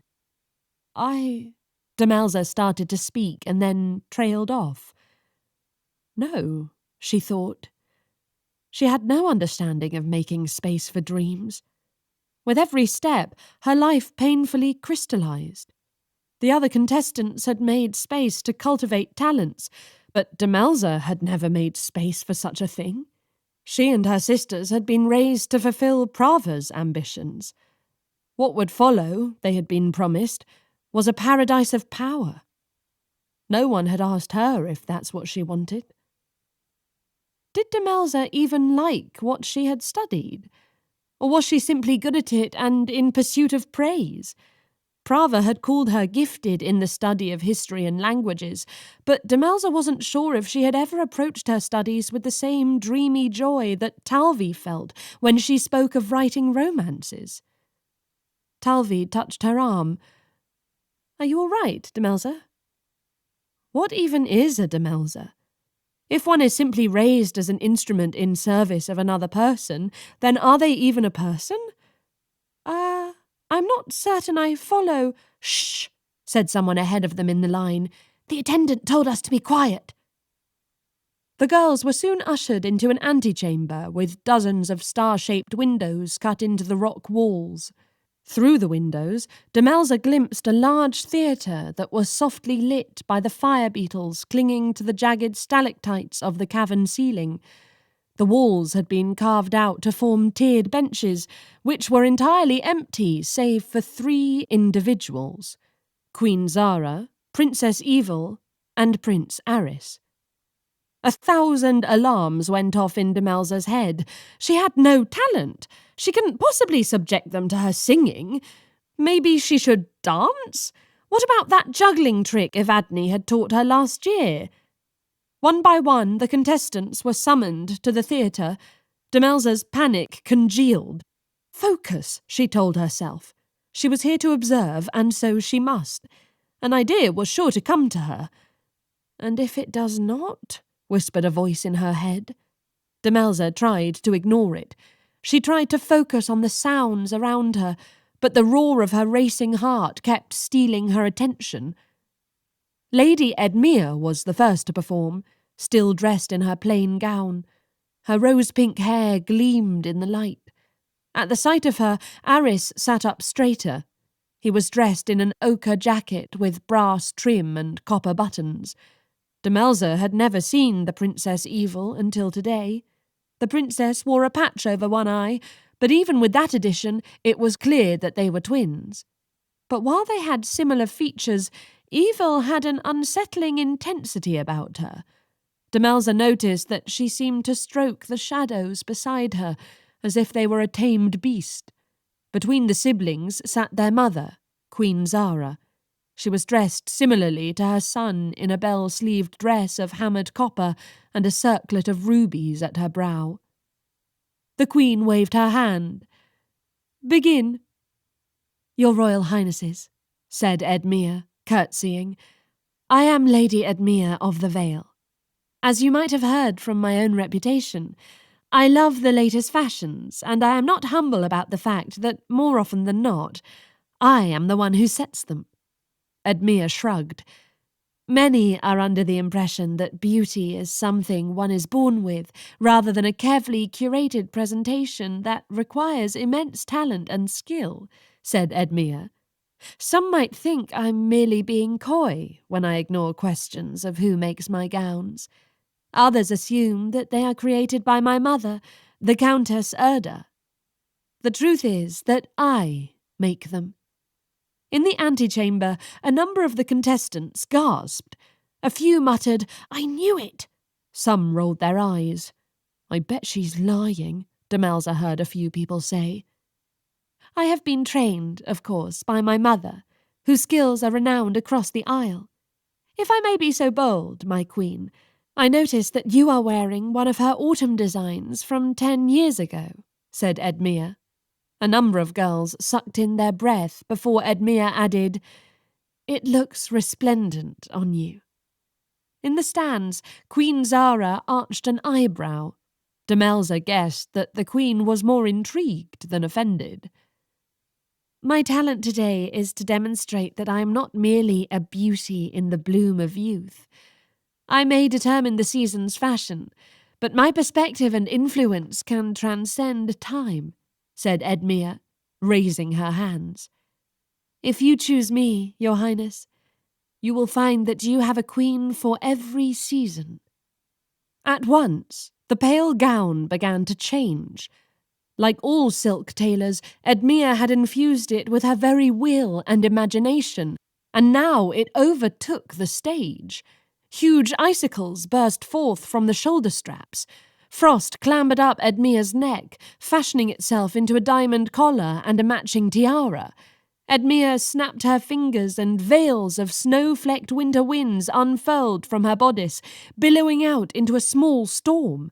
Edmere twirled, and the armoured ball gown melted within seconds, replaced by thousands of rosebuds, which burst to life, blooming to create a gown with a 12-foot train of hypnotic petals. Edmere reached for the seam and tore off the skirt in a wide flourish. The underside of the skirt flipped up as vermilion and scarlet colours raced up the petals, transforming them into autumn leaves, while the bodice transformed into a thicket of brambles and holly.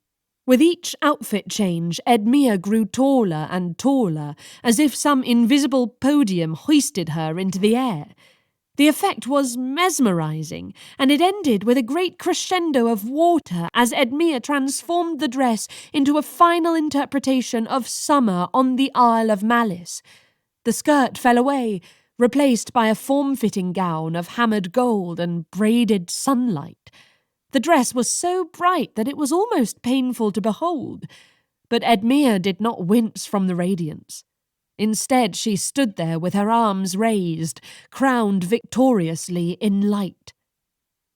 Queen Zara clapped loudly. Princess Evil gave an appreciative nod, while Prince Arris, who had not once taken his eyes off of Edmure, finally blinked and flashed a dazed smile. Edmure curtsied and exited, leaving a scorched mark on the stage. "Thank great I don't have to follow her," said Talvi. "Can you imagine?" Demelza could not. She looked around the antechamber, but there was no escape. And even if she could escape, how could she proceed to the next trial and uphold her bargain with the prince? Demelza pressed her face to the star-shaped window, willing Prince Arris to make eye contact with her and confirm he had some plan to let her make it to the next round. But he was deep in conversation with his sister, who was pointing at the next contestants who had arrived on the stage. Thalassa and Pearl. "Does this mean you have to marry both of them?" Princess Evil mouthed to her brother. Arris pinched the bridge of his nose, but Demelza could have sworn that his cheeks turned red. Thalassa and Pearl walked onto the stage, each carrying a jug of water, which they poured onto the floor. "You need a strong queen, Your Majesty," said Thalassa. "One who can light your way through any dark," said Pearl. "Which is why you should choose one of us, for we are the rarest pearls the famishing has to offer," they said in unison. They each dipped a toe in the puddle between them. Their gowns, which floated about them in translucent tentacles, glowed for a single moment before Thalassa and Pearl disappeared. Their forms were rendered into small, bright lights. They bobbed and wove about the stage, shifting and contracting like stars herded into a symphony. In the famishing, such a dancing technique was known as la noctuide. It was a dance of exquisite death and had originated as a tactic to lure shipwrecked sailors out of their shelters and back into the arms of the sea. Heir of the Glimmers followed with an alchemical demonstration where she transformed 2 rusted, jagged pieces of bronze into a gleaming golden heart.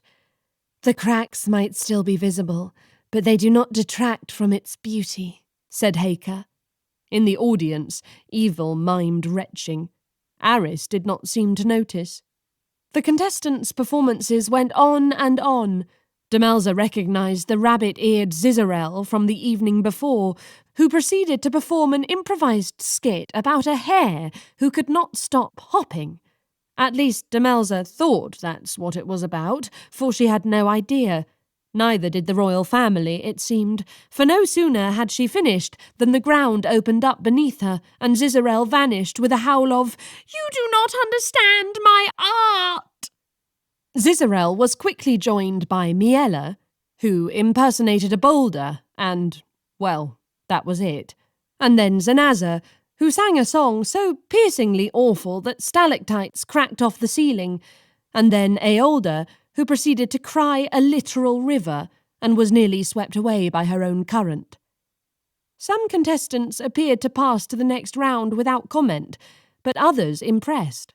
A siren named Diane showed off her ability to transform into massive sea creatures and nearly tore off the ceiling when her armoured ball gown erupted into crab legs. This was followed by Orinthia, an Atosian girl, who sculpted an entire army out of snow. When she blew upon them, the soldiers sprang to life for a full minute. Even Evil clapped. When Ursula stepped onto the stage, she revealed an elaborate tower of pastries that was nearly 12 feet high.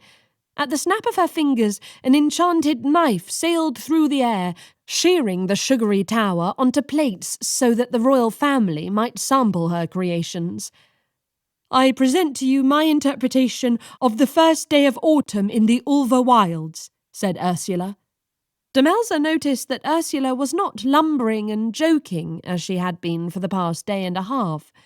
When Ursula spoke of her home, there was a reverence in her voice. It made Arris sit up straighter. "I give to you the candied sunshine that rests on the clover, and the sweetness of the wind carrying the first breath of frost.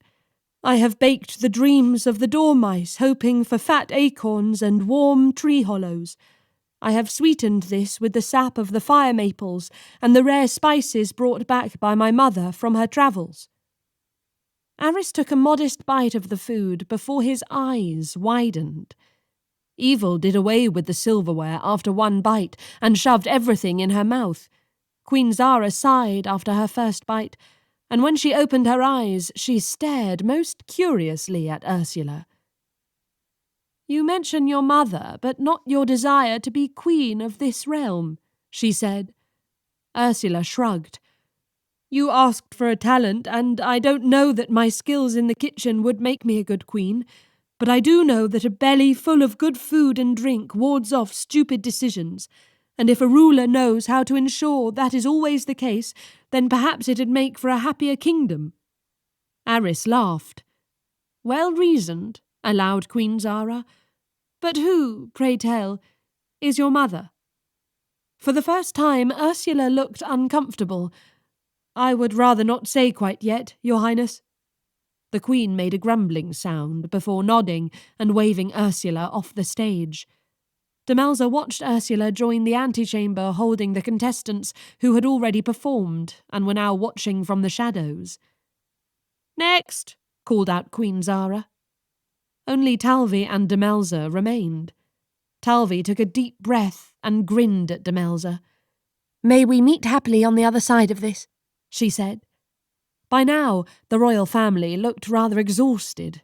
Queen Zara stifled a yawn, and Evil did not bother hiding how she had slumped in her chair, her black cape tumbling decadently around her. Only Arris remained bright-eyed, hopeful. When Talvi took to the stage, Evil gave her a sharp look. "And what is your talent, child?" asked Queen Zara. Talvi bowed her head. "I leave that for you to decide, Your Majesties, but I have always thought it a talent for listening." And then Talvi began to sing. Demelza recognized the lyrics instantly. It was the lamentation of Enzo the Fool, but in Talvi's crystalline voice, the song changed form. It was no longer about the clever Enzo who tricked a witch for power and ended up with a curse. It was the song of the sea witch, the heartbreak of a woman who realized her love had never been returned. Despite possessing no talent for singing, Demelza knew when music transcended into magic, and this was one of those moments. Talvi's voice seemed to scrub centuries off a legend and reveal the witch for who she really was, a woman wronged and wounded. It was a bold choice to sing such a tale before the descendants of the witch and Enzo, but when Talvi finished, Arris was standing and clapping. Queen Zara wiped a tear from her eye. Evil could not stop staring. Somewhere between the thunderous applause and Talvi's modest acknowledgement, Demelza found herself on the stage, her heart hammering. Her palms were sweaty, her voice gummed up in her throat. Demelza had not realized how the royal family loomed over the stage, how they would be looking down at her, how huge the cavern would seem, how far away the stalactites. "Is this part of her talent?" asked Queen Zara loudly. Too late, Demelza realized the Queen was speaking to her. "Sorry," she said, and then wished she could kick herself. "I said, what talent do you bring us, girl?" said Queen Zara, annoyed. Above her, the stalactites looked an awful lot like convenient daggers that might drop down and impale her at any moment. Demelza tried to look into the prince's face, but his expression was draped in shadows. Beside him, the princess was just as inscrutable. "I have none," said Demelza. Queen Zara sighed. "Take her away." Before Demelza could try to redeem herself, let alone speak, Arris stood up and shouted, "Wait!" 15. Evil and the Ice Doll. As usual, Arris had no idea what he was doing. His best hope was that wisdom would rush to his side for the sake of novelty, but until that moment arrived, it was just him and the cacophony of his thoughts. On the stage below, Demelza was struggling against the cave itself. The castle grounds had interpreted Queen Zara's dismissal as a command and was in the process of trying to pull Demelza through the ground before spitting her out the gates of Rathe Castle. "Wait!" The word echoed through the caverns. Beside him, Evil remained with her chin resting in her palm. She looked up at him, raising a single eyebrow. Beside her, his mother looked even more bewildered. "You can't be serious, my love. She has not completed the first trial," said Queen Zara. She glanced disdainfully at the mud-splattered Demelza in her dress of weeds. "And I can see nothing of note to otherwise recommend the girl, unless there is something else about her." Arris was careful to avoid his sister's one-eyed glare. Ever since Demelza had revealed herself at the orangery, Arris had felt the burden of her secret. Veritas swans had long since passed from history to legend, but even the legends spoke of their value. The bones of a veritas swan could be fused into a chair, the contact of which would force whoever sat upon it to reveal the truth. Add to that her story that she was running from her father, a wizard. There was only one person whom she could mean: Prava the Sly. Many years ago, Prava had been the architect of Rathe Castle, and even an advisor to one of Arris's great-great-grandfathers, but Prava was a bloodthirsty sorcerer. His appetite for ambition proved insatiable, and so he was given the whole of the Silent Lakes district in exchange for staying far away from Rathe Castle. It had been a trick, however. Once there, one of Arris's ancestors had managed to bind Prava to the Silent Lakes so that he could never take his magic elsewhere and use it against the crown. But it would seem that Prava's ambitions had flourished anyway. Arris could have told his parents the truth of Demelza's origins, but he hesitated. His parents were good people, but they were even better rulers, and Demelza could prove dangerously useful to them. Granted, Demelza was going to be beyond useful to him in the course of this tournament, but at least that was on her own terms. However, there was another reason nestled at the heart of himself. Demelza was the first person who had ever asked Arris for his protection. Perhaps she was the first person to imagine that he could even give such a thing. All the power of the Isle ran through his veins, but Arris was considered, at best, an instrument, and, at worst, an impediment. Demelza saw him as something different, though, and more than anything, Arris wanted her to be right. Let him be different than others imagined. Let the ending of his story surprise even him. When Arris held up his hand, the cave floor stopped trying to drag Demelza under the stage. She looked up at him, her eyes wild and accusing. "It's not my fault you didn't prepare for the trial," Arris wanted to shout, but he stopped himself.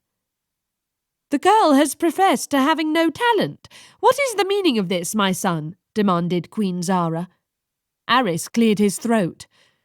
"Talent is a privilege, but some do not have the luxury of the time to hone such a skill. Some are too busy working their families' fields, or eking out a living." He glanced into the antechamber, holding the contestants who had already demonstrated their talents. A few of them nodded appreciatively. Most looked deeply annoyed. "I admire this contestant's honesty," said Arris. "For that reason, I grant her this one and only exception, that she might remain." Arris could feel his sister's gaze boring into him.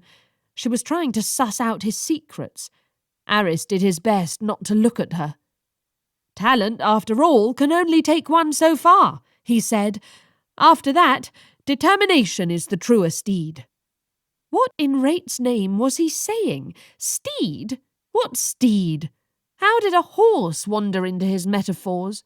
Arris was beginning to panic. "You may be wondering what any of that has to do with horses. If you're looking for a good ride— Wait. Well reasoned, my son," said his mother, raising a hand. She was very clearly done entertaining this conversation, which was good, because Arris knew he needed to be stopped. "The contestant with no talent may remain. For now." Immediately, Demelza was released. She fell to the ground, gasping, before she righted herself and scrambled into the adjoining antechamber. Queen Zara stood. "My congratulations to those of you who are still remaining with us now that the talent portion of this trial has concluded. We have a few moments before dinner service, and I have a small surprise for you." Zara's smile turned sly and knowing. "May what follows be a time of reflection for all of us." The Ozerald Cave was very dear to Queen Zara and King Eustace, for it was where they had shared their first dance, and later, their first kiss. The vaulted ceiling was beset with thousands of Ozeralds, so that if one squinted, it would seem as if it were dazzling sunlit foliage instead of gemstones and glowing roots above them.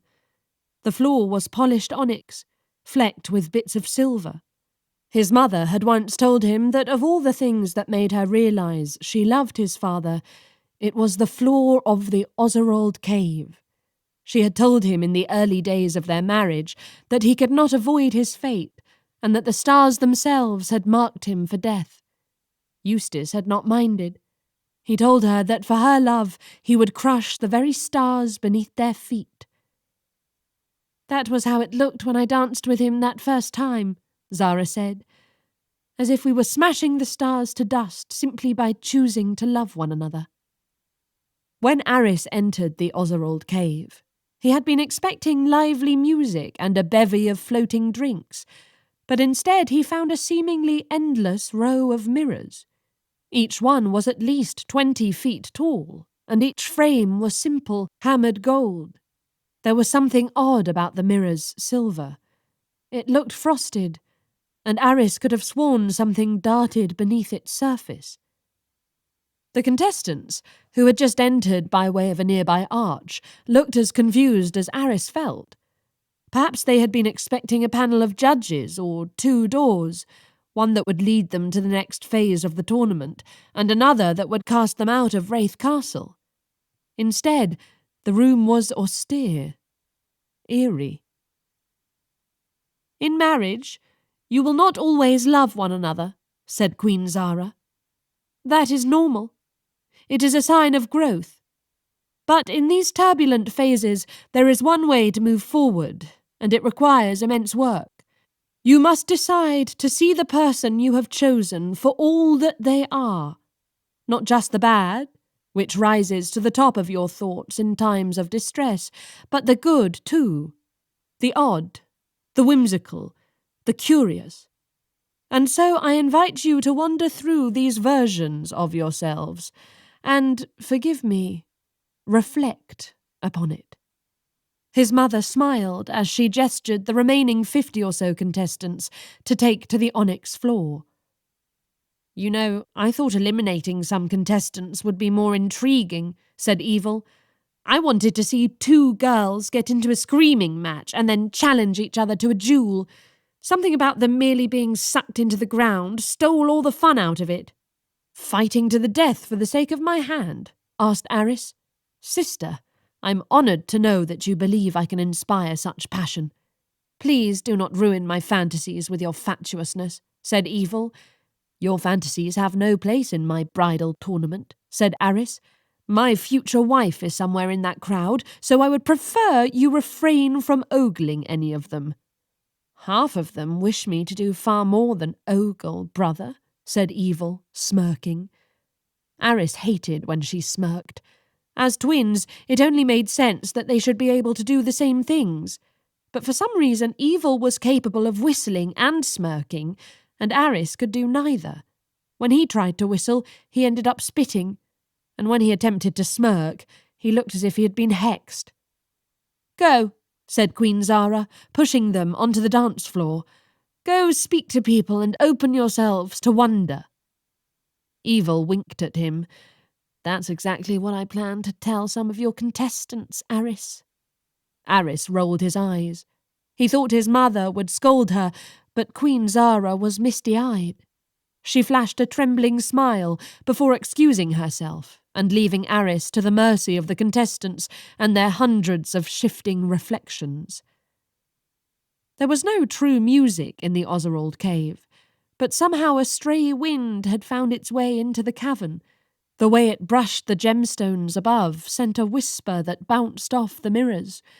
Arris watched as each contestant found her way to a mirror. Gone was their earlier fervour. Now they seemed sedate, transfixed even.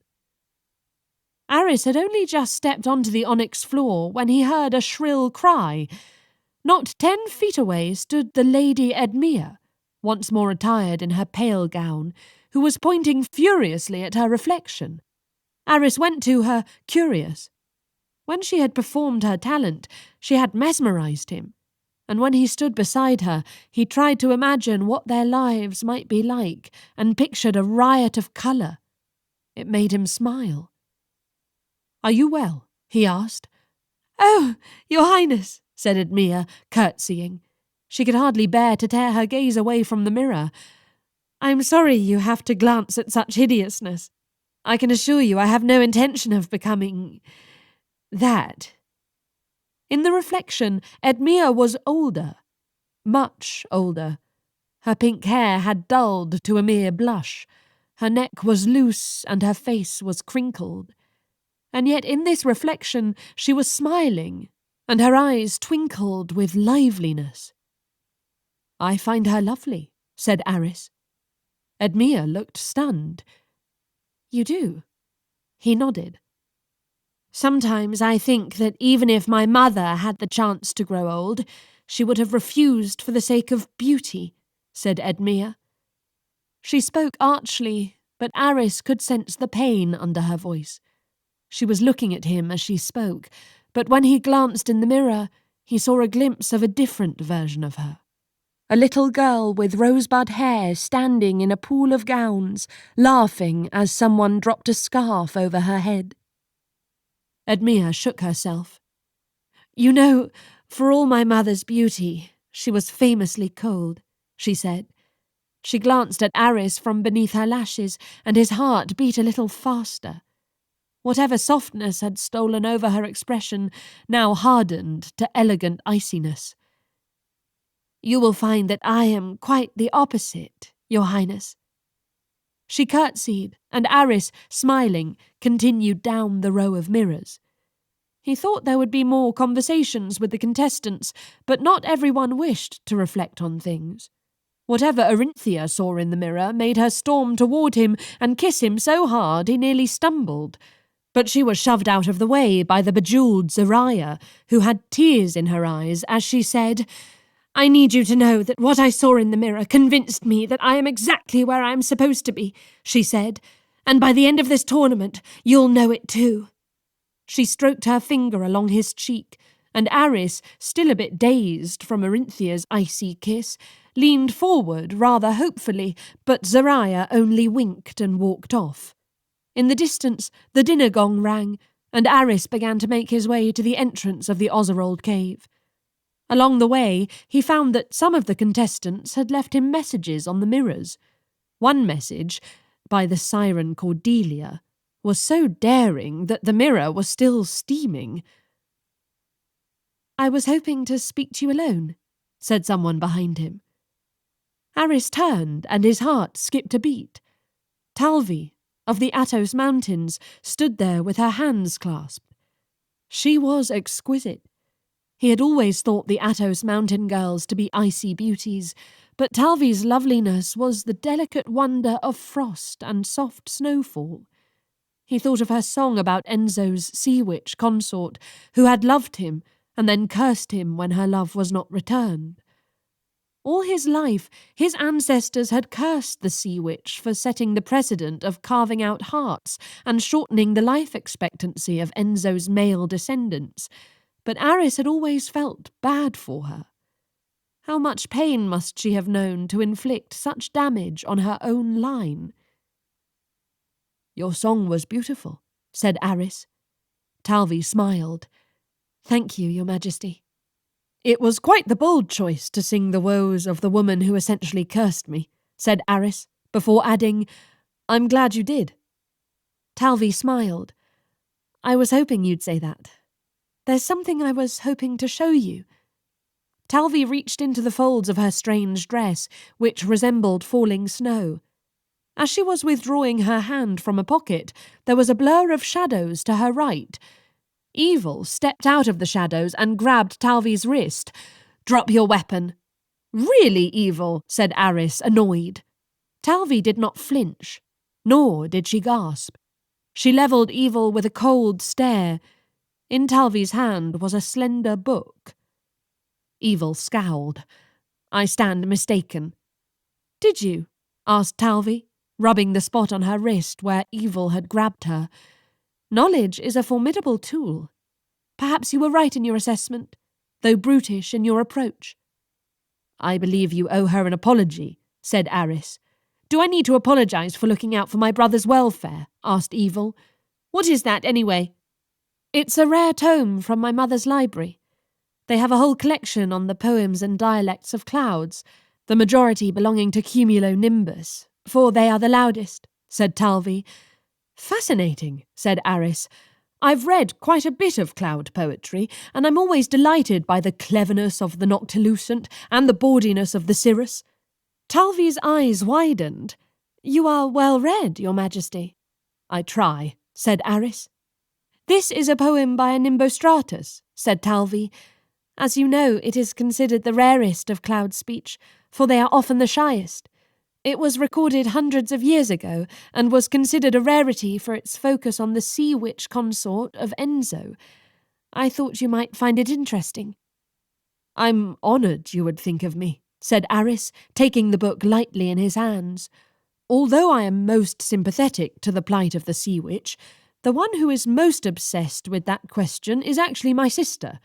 I sometimes wonder if half of her tinkering in her shadowy studies is to bring the sea witch back to life." Evil was staring hungrily at the book. Arris had no doubt his twin would take it from him the moment Talvy's back was turned. Perhaps it was petty, but he relished rifling through the icy pages and inhaling the minty sap of the spruce ink before Evil could get her hands on it.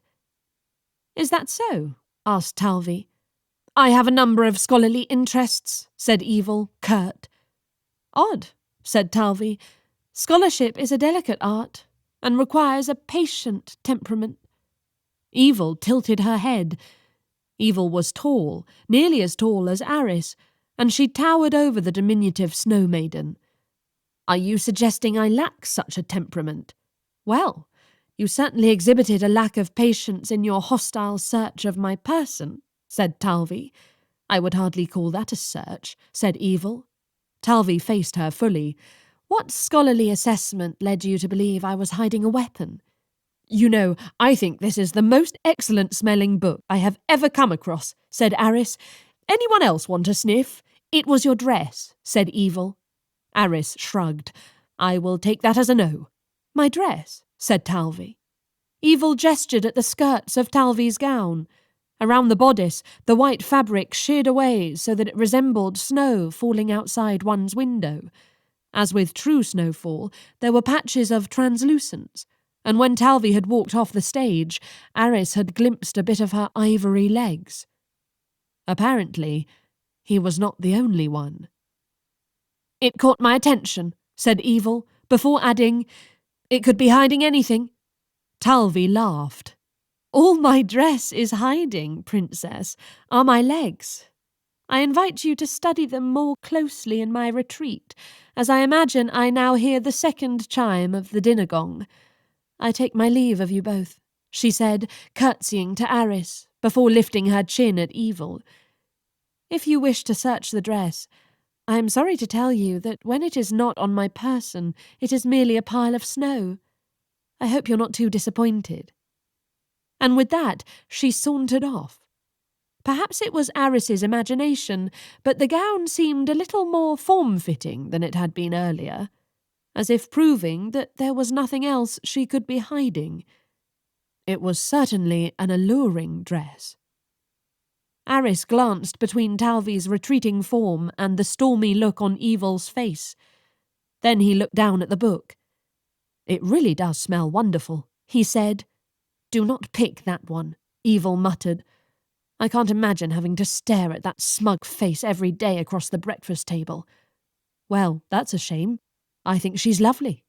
She looks like a doll, said Evil. I've always hated dolls. Really? Said Arris. Because when we were 12, I remember you practicing kissing on one of them. Give me that, said Evil, snatching the book. Talvy was right. You are extraordinarily hostile, said Arris. His sister glared at him and stalked off. I love you too, my darling sibling, he said. Evil continued muttering. Alone in the Oserold cave, Arris let the day wash over him. What he wanted was quiet, but before he could enjoy any peace, he wished for confirmation of his own instincts. Some of the contestants' smiles had struck him as artificial, others seemed tender, honest. Who was lying? Who spoke true? Demelza would know, but Arris had not seen her since her time on the stage. He thought she might have been hiding and listening and would make herself known any moment now. But he was alone, which left him only one choice. He must go to her. 16. King Eustace laments the responsibilities of parenthood. Arris had not intended to walk past the Grove of Ancestors, but that was where the path had led him in his attempts to locate Demelza. It was said that the ancestor trees stretched as far back as Enzo himself, and that for those who could reach him, he would still speak. The idea had captivated him as a child. When they were 13 years old, Arris and Evil had packed a satchel of food and set off, convinced that if they could find Enzo, they might find some way to avoid Arris becoming a tree. They walked for hours. They walked until the trees stopped speaking and commenting on how tall they'd grown and whether or not so-and-so had kept the sitting room the way they liked it. Arris and Evil trudged past honey oaks, black ash, slippery elm, and a dozen sycamores. They walked past sea pines and silver walnuts, shrieking spruces, and 100 fir trees. They got as far as their great-great-great-great-grandfather Lyle the Large, who had elected to return as a pebble the size of a thumbnail, before they were forced to stop. The moment Arris and Evil turned around, they found themselves once more at the entrance of the grove. The distance they had covered vanished in a single blink. Everyone tries to reach Enzo at least once or twice in their first life, Eustace had said to them that night. Zara had wanted to cover her children in ointments and salves, to give them warm seawater baths and soothe their aching limbs, but Eustace forbade it. It was one of the few times Arris ever remembered his father denying his mother anything. Futility is a horrible feeling, he told his children, but know it now so that you never waste a moment of your life. When Arris first heard this, he was distressed. What did his father mean by waste? Not wasting any moments was in and of itself a waste, for then how did one find the necessary rest to appreciate life, to recognise what was worthwhile and what was, well, a waste? For a few months after this, Arris had gotten so anxious that every moment spent not doing something was a disservice to existing that he had asked Evil to make him a draught that would remove the need for sleep. For a month straight, Arris would run around wide-eyed and talk far too fast about the music of the planets, which one could hear quite clearly just before dawn, and doesn't sunlight seem to scald anyone else, and he had started 10 books but finished none of them, and really, he was doing fine, and how many hours of one's life were spent on blinking, and maybe Evil could find a way to do away with that too. This was not a good time for the family. Each life is an individual scale, Arris, his father had later told him. Arris remembered that it was the same day he had woken up after being knocked unconscious and forced to sleep an entire week. Only we can determine what holds value in our lives. Sometimes it takes the whole of our lives to figure out what that means. That is not a bad thing. Futility is different. Futility is trying to wring a boulder for milk. It is asking the impossible of a situation rather than opening yourself to other wonders. That is what I meant to impart to you and your sister." Arris felt that he understood his father, but his greatest fear was that even now he could not tell what was futile. This tournament that he had subjected the entire kingdom to, was it all just a last scrabble for wonders? The evening's dinner was held in the caverns, and Arris had been relieved not to find Demelza seated at the table. His mother had nodded in understanding when he explained he was too exhausted for conversation and thus excused himself. And although Arris had been enjoying the contestants' attentions, he was also relieved to find himself above the ground and beneath the moon. In the distance, the contestants' residences gleamed, and Arris felt the inexorable press of the days ahead. "Let this not be futile," he said, closing his eyes. He was not sure if he was praying or shoring up his own courage, but whatever it was, he felt lighter, hopeful that the next step he took would bring him closer to peace. What he did not expect was that his next step would be followed by a loud, irate grunt that was coming straight from the ground. "Right above!" Arris jumped and looked down. Beside the cobblestone path, a figure threw off a silk cloak that appeared to be one of camouflage. One moment there was nothing beside the moonlit cobblestone pathway but a couple of rocks, wildflowers and dirt. The next, it was as if someone had peeled back the air. That someone was Eustace. "Father," said Arris, frowning. "What are you doing here?" Eustace blinked and looked around. He always seemed pleasantly surprised by his own surroundings, as if he was just seeing them for the first time. "The moon is exquisite tonight," said Eustace. "Good for steeping in clarified thoughts, don't you agree?" Those who found Arris flighty and easily distracted had never interacted with his father. "Shall we steep together?" asked Eustace. He dropped the cloak and sat upon it before patting the space beside him. "I was actually on my way, only for a few moments," said Eustace. Arris sat down beside him. King Eustace was rarely dressed in anything other than pyjamas. He had 100 sets, some of which were nothing more than a loose dress. Others had complicated buttons. He liked to tell his children that it was as much for ease and comfort as it was a reminder that rest was a necessity of life. "I'm sorry I was not at the first trial," said Eustace. "No, you're not," said Arris. "You hate court functions." "True. I shall amend my statement, then. I am only sorry if you had wished me to be there and I had disappointed." Arris smiled. "It's fine, Father. Really." Eustace sighed and stared up at the moon. "The truth is that it is too painful to watch, Arris." "What is?" "This," said Eustace, gesturing around him. "I was raised knowing that I would not live long, and then I did. And then you were born, and I told myself that this was simply the continuation of our line, that this was the way things had always been and would always be. My own grief at how short your life might be made me feel selfish for living as long as I have." Arris was quiet. For all that he was told how similar he was to his father, they had never quite bonded the way Eustace and Evil had. Arris had never doubted his father loved him, but he had never guessed, until now, how painful that love might have been for him. "I applaud your desire to find love. I admire your wisdom to know and appreciate all the emotions that life may offer," said Eustace.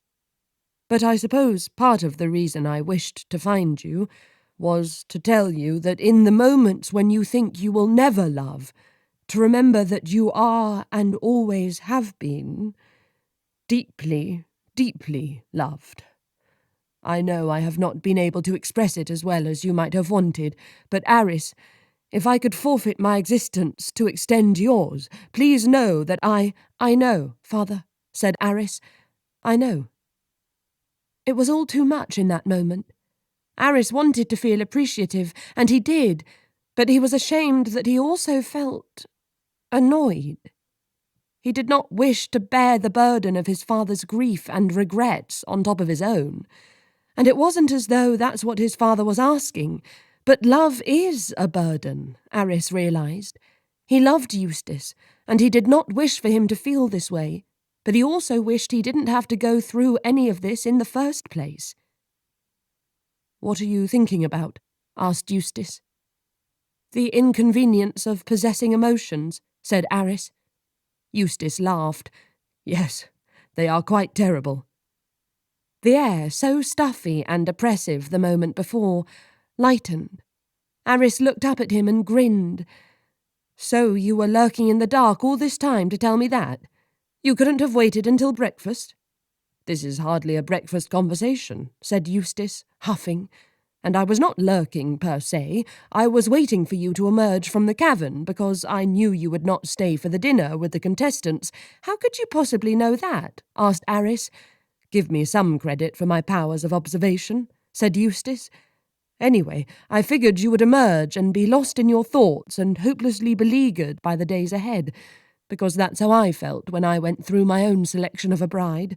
And then I thought it would look very wise of me to emerge from the shadows at this opportune emotional moment. But you took longer than I thought, so I figured I might as well take a quick nap, but then I truly fell asleep." Eustace paused to exhale. "And then you stepped on me." "Sounds like an exhausting ordeal for you, Father," said Arris. Eustace nodded. "I have found parenthood to be a terrible drain on one's supply of energy. Rewarding, but also awful." "Good?" "How do you feel after our talk?" asked Eustace. "Confused," said Arris. "Well, it's better than crushed by despair," said Eustace. "You're welcome. Now, up we get. I imagine you have some brooding to do, and I wish to return to my book."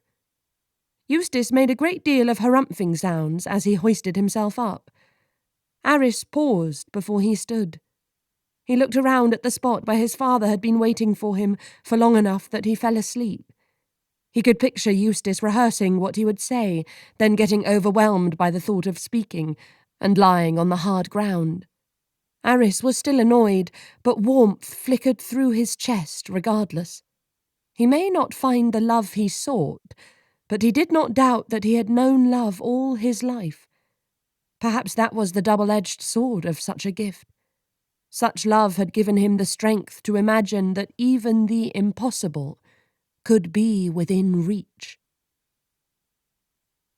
Arris looked up at the mushroom tower that housed the contestants.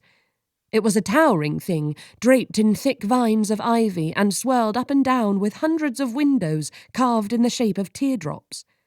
Arris could not see much, but where all the other windows seemed dark and silent, there was one window near the middle that glowed with candlelight, and Arris was certain that inside it he would find Demelza. He looked around for a door, but could find none. A safety measure, he figured. Fortunately, the exterior of the mushroom tower was softly pitted, and it was easy enough for Arris to wedge his foot into one of the hollows while grasping the vines. Step by step, he began to climb until... "And just where do you think you're going, Your Majesty?" Arris yelped. Just below the knoll where his foot sought purchase, the vines pinched together, shifting and rolling until the writhing mass unfurled at Arris's eye level. When he blinked, the plants appeared to have arranged themselves into the face of a nosy-looking old uncle. The vines had managed to pick up a twig, which resembled a downturned mouth, and were complete with narrowed leafy eyes. "Angling for some alone time with the contestants, are we? Demanded the vines. "A marriage bed is a sacred thing, boy, not something to be sampled with." "I am not sampling anything," said Arris. "I have an arrangement with the contestant." "Oh, is that what the young folk call it these days?" "I am not attempting anything untoward with her," said Arris. "I need to speak with her." "You can't do that within public view? You have to go to her bedroom, where the door, I might add, is already shut?" "Yes, wait. How do you know that? Are you spying on the contestants?" "I am guarding them from the concupiscent urges of lordlings such as yourself," said the vines, before adding smugly, "The Queen herself summoned my spirit from the forests to serve as security for the future regent of the Isle." "You must be very good at your job, then," said Arris. The The vines relaxed. A few of the leaves arched, and Arris suspected that the roots were judging him. "I am," it allowed. "If you allow me to continue on my way, then you shall see for yourself that I am no threat to anyone's virtue," said Arris.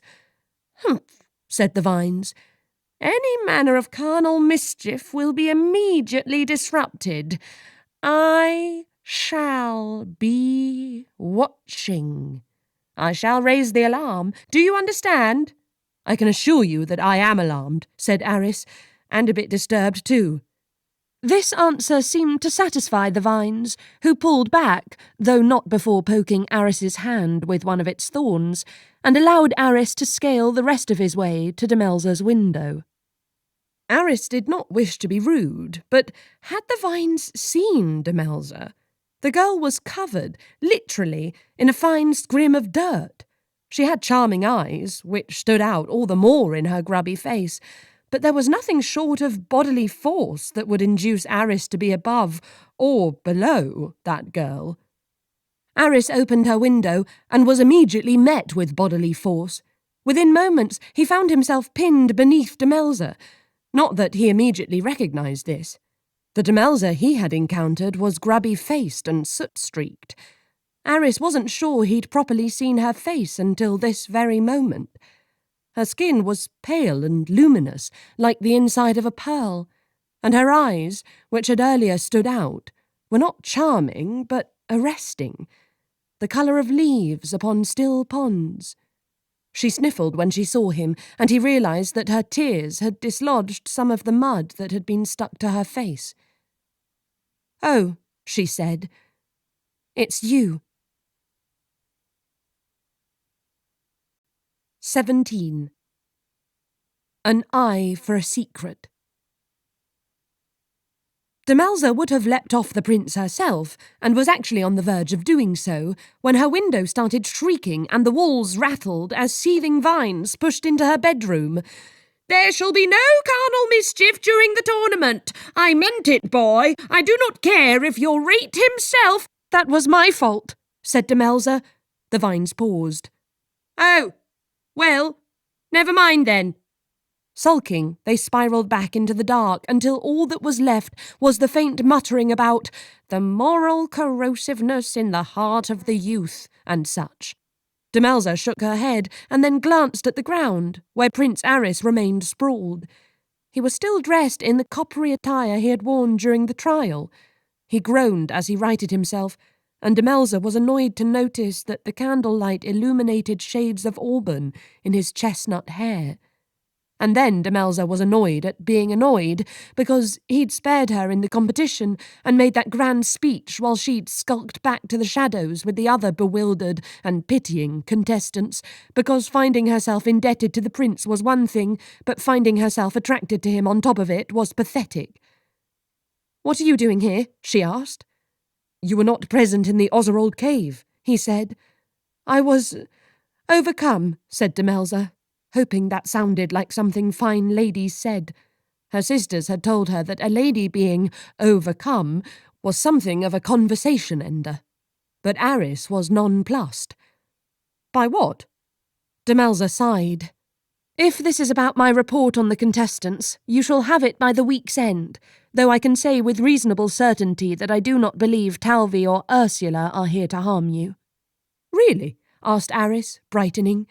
"That's good." "Yes," said Demelza. "Again, a further report shall be—" "You look like you've been crying," said Arris.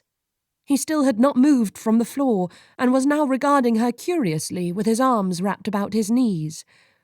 "Why?" Demelza slumped into the nearest chair. She didn't have much talent for lying. None of her sisters did. Perhaps it had something to do with their veritas lineage, for they could only evade the truth, but not deny it. Demelza didn't see the point in being coy. Telling the truth wouldn't make her seem any less competent than she did right now, with tears crusting her face. "I suppose you could say I've had an ill-timed personal crisis," said Demelza. "I'm only now realising I've lived the entirety of my life in the service of someone else. I have asked you for shelter and safety, but I do not know what I'll do once I possess them. I cannot hide from my father forever, and when someone asked me what I want, I had no answer. Am I supposed to have an answer?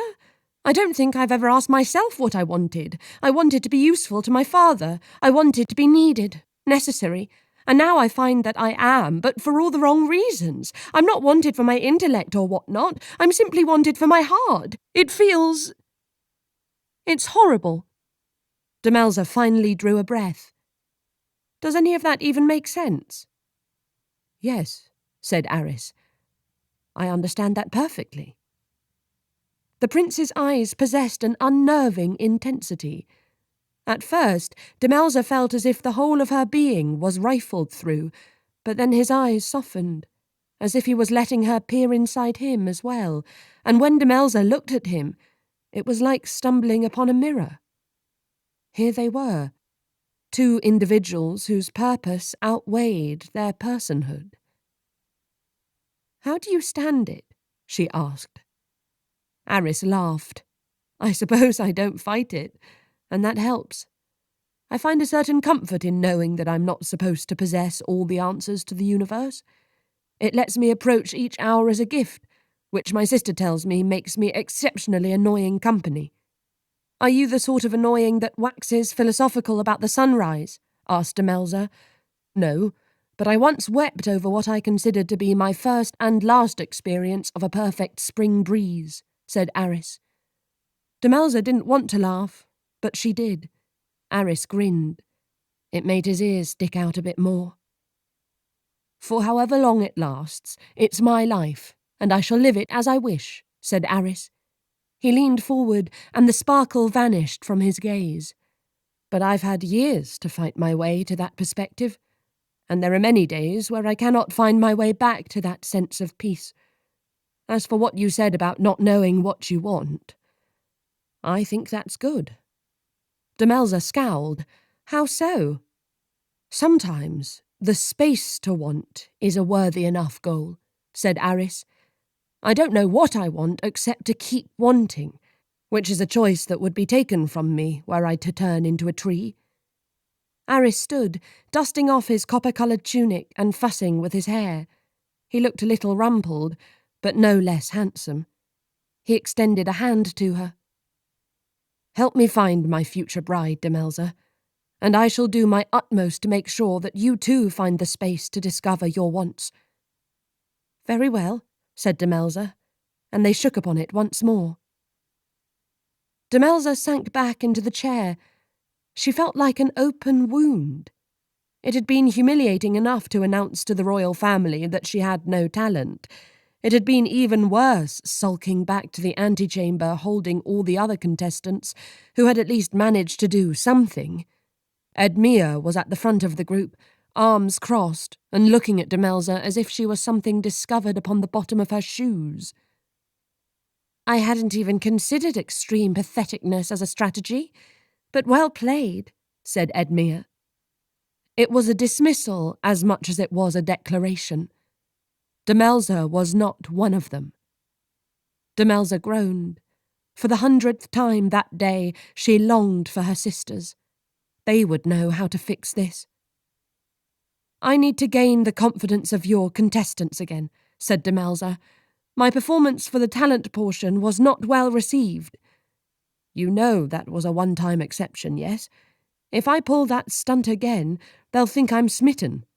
I know, said Demelza. She stood up, pacing the room. She had thought the prince would be more anxious, but he was just curiously poking about the room. Arris went to the fireplace to inspect the assembled books. I wonder what books they supplied you. Ah! The complete works of Rodolphus Frey? The man is a fool! Who picked these? Demelza glanced at the mantel of the fireplace. It took her a moment to realise something was missing, and then she recalled the red eyeball. It was nowhere to be seen. Odd. What is your plan with the contestants, then? Asked Arris. He frowned.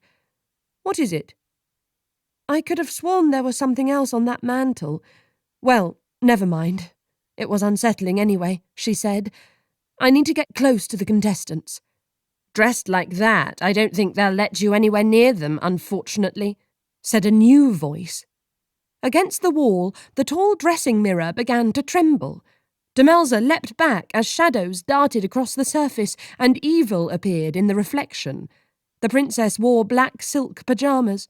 Her hair, somewhat long in the front and cropped short everywhere else, was swept off her face. For the first time, Demelza could see her scarlet eyes.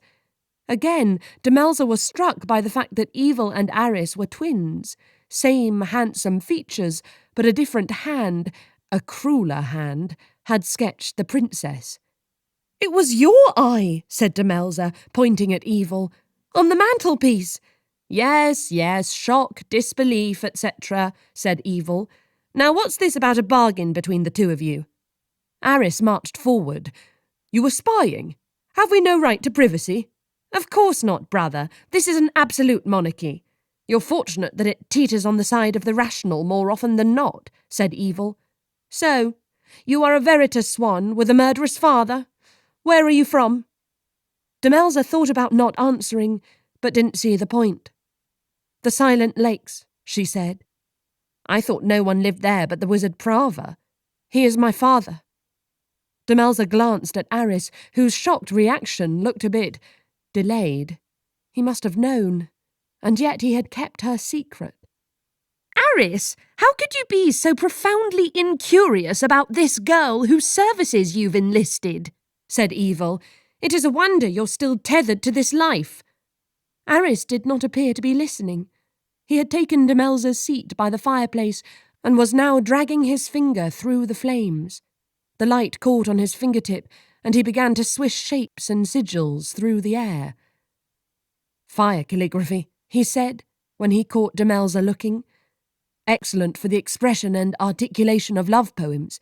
The method was first created by Zeru in the 11th century. Apparently he had eaten coals and then belched a sonnet so lyrical that the air held its shape simply to read it again." "You mean Zeru claimed credit for the work of Zavitra the Noseless in the 9th century?" said Demelza. "Most scholars agree that she wrote about the method in a treatise on the peculiarities of Zulfa and Zolt. She could not smell such elements, and so she studied their other properties. It was how she alerted a merchant of his son-in-law's plans to murder him for the deed to his cave." Arris scowled. "I prefer believing in the calligraphy's more romantic origins." In the mirror, Evil groaned. "Do you see why he is constantly on the verge of being murdered?" She eyed Demelza. "I did not know Prava had a daughter." "He has 7, said Demelza. "I'm the youngest." "And the rest of your sisters?" "Off conquering thrones and bringing the spoils of other kingdoms' magics to my father," she said. "He was looking for the final piece of a puzzle to the secret of everlasting life, and he found it. In me." Evil frowned. She looked between Demelza and Arris. "I am sorry to hear that," she said, and Demelza heard genuine sorrow in her voice. Too late, it occurred to Demelza that her father might not be the only one interested in everlasting life, that someone far worse and far crueler could find just as much reason to carve out her heart. But Evil did not make Demelza nervous. If anything, she reminded Demelza of her sister Eustacia, who had dyed her golden hair red from the blood of a vizier she had slain on the occasion of her 19th birthday. Bloodthirsty, yes, but still loving. If you're to suss out which of the contestants have murderous motives, then you must understand that they will not speak to you unless they think there's something you can give them in return, such as proving yourself to be a useful ally when they take the throne," said Evil.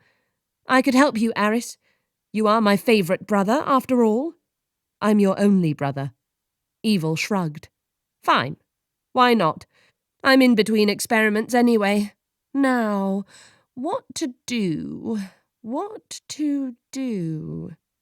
Evil peered about as if she could see past the mirror's edges and into every corner of Demelza's chamber. "Did you bring any other clothes?" "There was no time." "Will this not serve?" asked Demelza.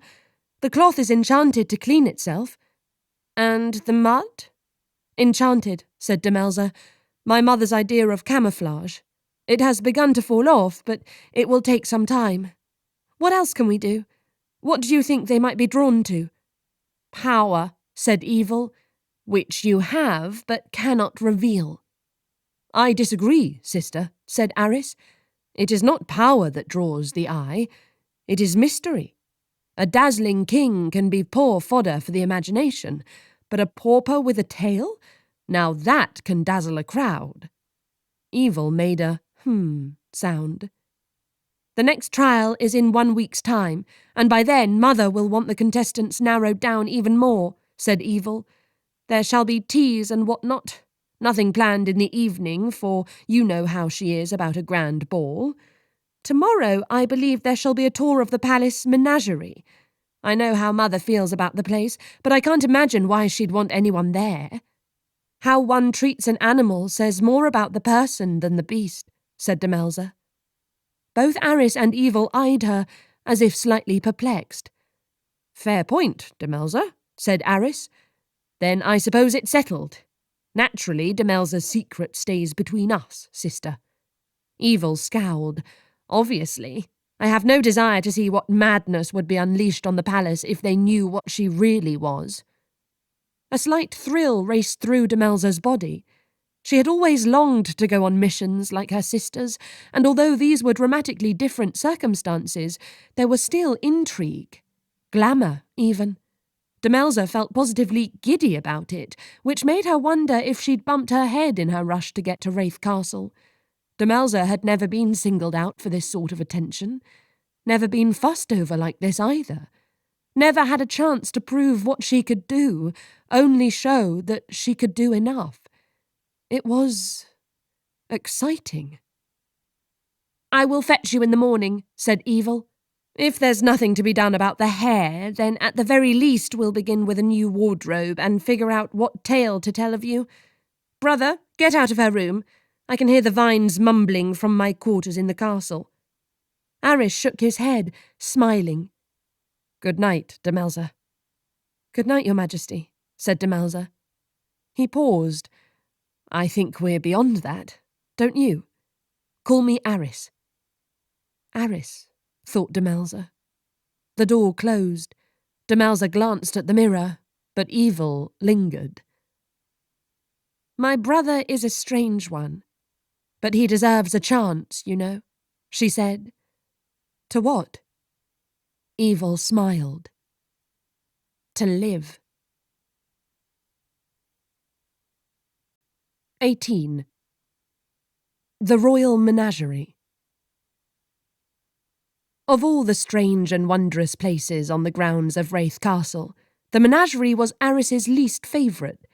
Near the orangery holding the great dream tree, and beside the gardens and labyrinth, the menagerie was hardly noticeable, for it resembled nothing more than a copse of trees with only a low, circular stone wall to demarcate where the animals lived. Once one entered, it was something else entirely. Acres and acres had been twisted and pinched off, and only the enchantments of the stone wall kept the vast expanse of land in place. Arris knew this because when he was 8 years old, he had pried a gap through the stone so that he could spy on the animals inside, only to have an entire tropical jungle attempt to squeeze itself through the opening. His mother had been furious. Arris thought she was mad that he had broken the wall or wandered farther than he should, but her anger was on behalf of the creatures. At the very least, you could leave them their privacy, she said. Their situation is miserable enough. Arris did not understand. But they seem happy. The sky bears who belched clouds liked to lope toward him and eat from his hands before floating off and away, while the firebirds who made their nests in volcanic pits did not burn him when he came near. Even the great two-headed lizard in the lake rarely raised either of its heads when Arris tossed rocks in front of it. Because they have no choice, said Zara. Their very wills have been tamed and bound by the menagerie. They do not even know they are imprisoned. Arris had been horrified. Then free them. We cannot, said Zara. They are too rare. Many of them are the last of their kind. If they were free, they would be hunted. It is not a perfect solution, but at least they are safe. The very least we can give them is some dignity, yes?" Over time, the menagerie had changed. Arris had persuaded his father to stop accepting exotic beasts as gifts from other kingdoms. Slowly, the menagerie was becoming a place of rehabilitation rather than recreation. Now it was a source of pride, but Arris still couldn't bring himself to enjoy it. Every time he stepped foot inside the menagerie, he felt a rush of embarrassment. The menagerie formed a trail, separated by manicured lawns, benches, and fountains. Every few paces, a separate vista revealed itself, and one need only step through that archway to find oneself in a lush jungle, sandy desert, or cool forest. The creatures had room to hide, but they never did, for their fears had been removed by the menagerie's enchantments. Inside, all manner of beasts awaited visitors. There was the gigantic snail, nearly the size of an oak, who ambled over roots in search of a mate, not knowing that it was the last great snail in existence. At the desert archway, the scorpion-tailed cats liked to roll over Arris's feet, purring and marking his legs, oblivious to the fact that their native land had hunted them to near extinction for their poisonous pelts. In the mountain vista, the rock owls had come to associate Arris with mice, and no sooner would he appear than they would soar out from their boulders, graceful despite their feathers of granite and quartz. They were exquisite birds, beloved of fantastical taxidermists and obscure apothecaries who considered their rocky plumage to hold great healing properties. Arris hated how sweetly they sat on his shoulders, chirping and fighting over mouse scraps. Their trust in him was unearned, and Arris always left the menagerie feeling that he had stolen something from them. Visiting the menagerie was the closest Arris ever came to understanding how others might feel whenever they met him. Did they also find him docile, cheerful, and utterly and completely trapped? Did they marvel over his riches as if they were the most resplendent of plumage and wonder how he might look as a trophy? Beneath Arris's sorrow for the beings lay an emotion that shamed him, for it was pride. If there was only one difference between himself and the menagerie beasts, it was this. At least he knew he was trapped. At least he had that dignity. The morning after the first trial, Arris arrived at the menagerie early. Whatever emotion the place evoked in him, Arris wanted to desensitize himself to it before the contestants arrived. Once he stepped through the main gate, he was met with a dozen conflicting smells. There were the smells of spruce-sweet mountains and boulders heated by the sun's glare, plums rotting in autumn leaves, and the charnel saltiness of the ocean. Beneath it all lay the unmistakable tang of the animals. All of this Arris had expected. What he didn't expect was that he was not alone. Walking along the pathway was Zariah, the beauty from the glimmers. She wore a shining purple dress that matched the amethysts braided through her hair. A pleasant swoop went through Arris's chest when he saw her glance shyly in his direction. "Your Highness," she said, walking toward him before curtsying. Arris reached for her hand and kissed it lightly. Zariah smiled. "You're here early," he said. "How are you finding the menagerie?" "Oh, it's beautiful," she said, sighing. "My mother told me stories about the vanishing hue sparrows that once lived in the glimmers. I never thought I'd actually see them alive, but when I walked past the cave pavilion, I saw what I thought was a cluster of emeralds. But when I reached out to touch them, they flew apart into a dozen little birds. I feel as though this place has broadened the appetite of my dreams." "That's a lovely sentiment," said Arris, and he meant it. How beautiful to see a place and take away only the dreams it might inspire. "You're the first to arrive," said Arris, looking about the empty path. "Unless the others have met an untimely end all at once." "Unfortunately, no," said Zariah, before laughing. "I am only jesting, of course." She flipped her hair over her shoulder. "I suppose everyone is still getting ready." "Ah, "That makes sense," said Arris. "Shall we take a walk, perhaps?" But Zariah was not finished. "I always get dressed far too quickly, it seems," she said. "You see, my mother forbade me from wearing face paints of any kind, and now I don't really know how to apply such artifices, whereas for other ladies it takes them ages to apply their cosmetics." "Cosmetics is a formidable art," said Arris, thinking warmly of how he and Evil used to perch on their mother's vanity to watch her get ready for court functions. Zariah looked annoyed. "I often wish other girls would befriend me and perhaps show me how to apply such paints and pretty falsehoods, but for some reason other girls turn away from my company." "Really? How sad." "They seem like a friendly lot, though," said Arris. "Perhaps if you ask them to instruct you in cosmetics, they will show you." Zariah stopped fidgeting with her hair and glared at Arris. "So you're saying that I need cosmetics?" "What? No," Arris blinked. "But you just said—" "I'm so lonely all the time," said Zariah, taking in a shuddering breath. "But sometimes I think I inflict such isolation on myself so that I will never know rejection, particularly when it comes to love." Arris paused. Her words had taken him by surprise. "What?" asked Zariah, alarmed.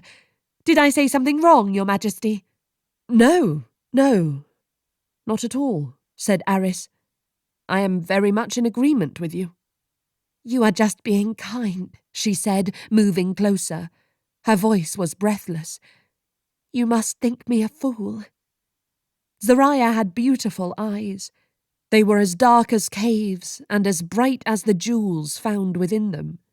Arris very much wished to kiss her. "I think anyone who makes themselves vulnerable to such a thing as love is brave," said Arris, "and I would rather be a brave fool than a cowardly sage." Zariah smiled at him. He had not noticed until this moment that her teeth were a touch crooked. It charmed him. "I think for the right person, I too would be willing to be a brave fool," said Zariah, closing the space between them. Zariah draped her arms about his neck and pulled him into a kiss. Her body seemed to melt against his, and Arris's senses went aflame. Her hair was cold silk against his hands, and she tasted very pleasantly of mint. Zariah smelled like midnight honeysuckle and sandalwood, which Arris thought was curious because it seemed like every girl he kissed smelled vaguely of sandalwood, and it wasn't even that he liked the smell of it so much as he had come to associate it with kissing, and therefore his whole body was quite attuned to it. It was a wonderful kiss, and his only real complaint was that it was cut short by the sound of footfalls. "Your Majesty!" cried out a dozen or so voices. Zariah broke the kiss with a breathless laugh. "May we both find ourselves to be lucky fools, Prince Arris." The next few hours were surprisingly pleasant. He found Orinthia in the frigid tundra pavilion, where he watched her search the snowy field for the Atosian ice hare, not realizing that the creature had been dogging her steps and dusting off her footprints the whole time. Arris revealed the hare's presence by throwing a snowball at it, and the startled hare dropped its invisibility. Orinthia had shrieked in delight, and when she smiled, Arris saw that her eyes and nose crinkled. "Got you," she said, happily reaching for the creature. But it bolted away into its snowy warren. "They're mischievous and very proud of their camouflaging abilities," said Arris, joining her. "I'm not sure he took too kindly to me revealing his whereabouts." "What a sweet, silly little thing," said Orinthia. Arris wholeheartedly disagreed. The reason the Atosian ice hare followed after people and dusted their footprints with its long ears was to make sure they got lost in the snow. No one had ever seen the hare devour a human, but whenever they were sighted, a corpse was usually nearby. "Yes, they're very endearing," he said. Orinthia smiled and then looked over her shoulder. Not 10 paces away was the menagerie walking path leading away from the snowbanks. "Thank you for spending some time with me, Your Majesty," she said. "I am sure you are eager to get back to the attentions of Lady Edmere." "I'm quite content where I am," said Arris. Orinthia blinked. A shy smile stole across her face. Truly? Yes, said Arris, which is saying something, because I've always considered this place a bit of a wasteland. Orinthia grinned. It's not a wasteland, Your Majesty. It's a blank page. Arris remembered Orinthia's talent of snow sculpting. She demonstrated it for him now, crouching to pile up the snow, whispering to it before she huffed a breath and a beautiful ice hare bounded across the fields. Exquisite, said Arris. There is something else that you might find equally exquisite, said Orinthia, and then she kissed him. It was a lovely kiss, although Arris was once more struck by the scent of sandalwood. Had his mother filled all the bathing chambers with a sandalwood soap? And if so, why? After Orinthia, Arris stumbled upon Ursula in the Wispwoods, a terrain near the mountains where the fog of the isle seemed most alive. She was in the pavilion farthest from the entrance, the point at which the menagerie walkway looped back upon itself. People often assumed there was nothing here, for fog typically curled around the archway, obscuring the trees and animals from view. On this morning, however, the mist was thin, and Arris was able to see not only the tall, translucent wisp-willows, but also Ursula hurling stones at the berries and cursing loudly. Wisp-willows were odd trees. Their boughs floated upward, weaving into pale corridors where clouds drifted over the ground and the sky was impossible to behold. Strung along each limb were white, succulent berries. It was a favourite food of the cloud bears, who often hunted and floated in and around the Wispwoods. Arris stepped through the archway. What are you doing? Struggling, evidently, said Ursula, not sparing him more than a glance. It was a shockingly informal response. Arris found it refreshing. If you don't mind my saying so, I'd be careful not to hit. One of Ursula's stones missed the leafy canopy of white berries and instead hit the trunk of one of the wisp-willows.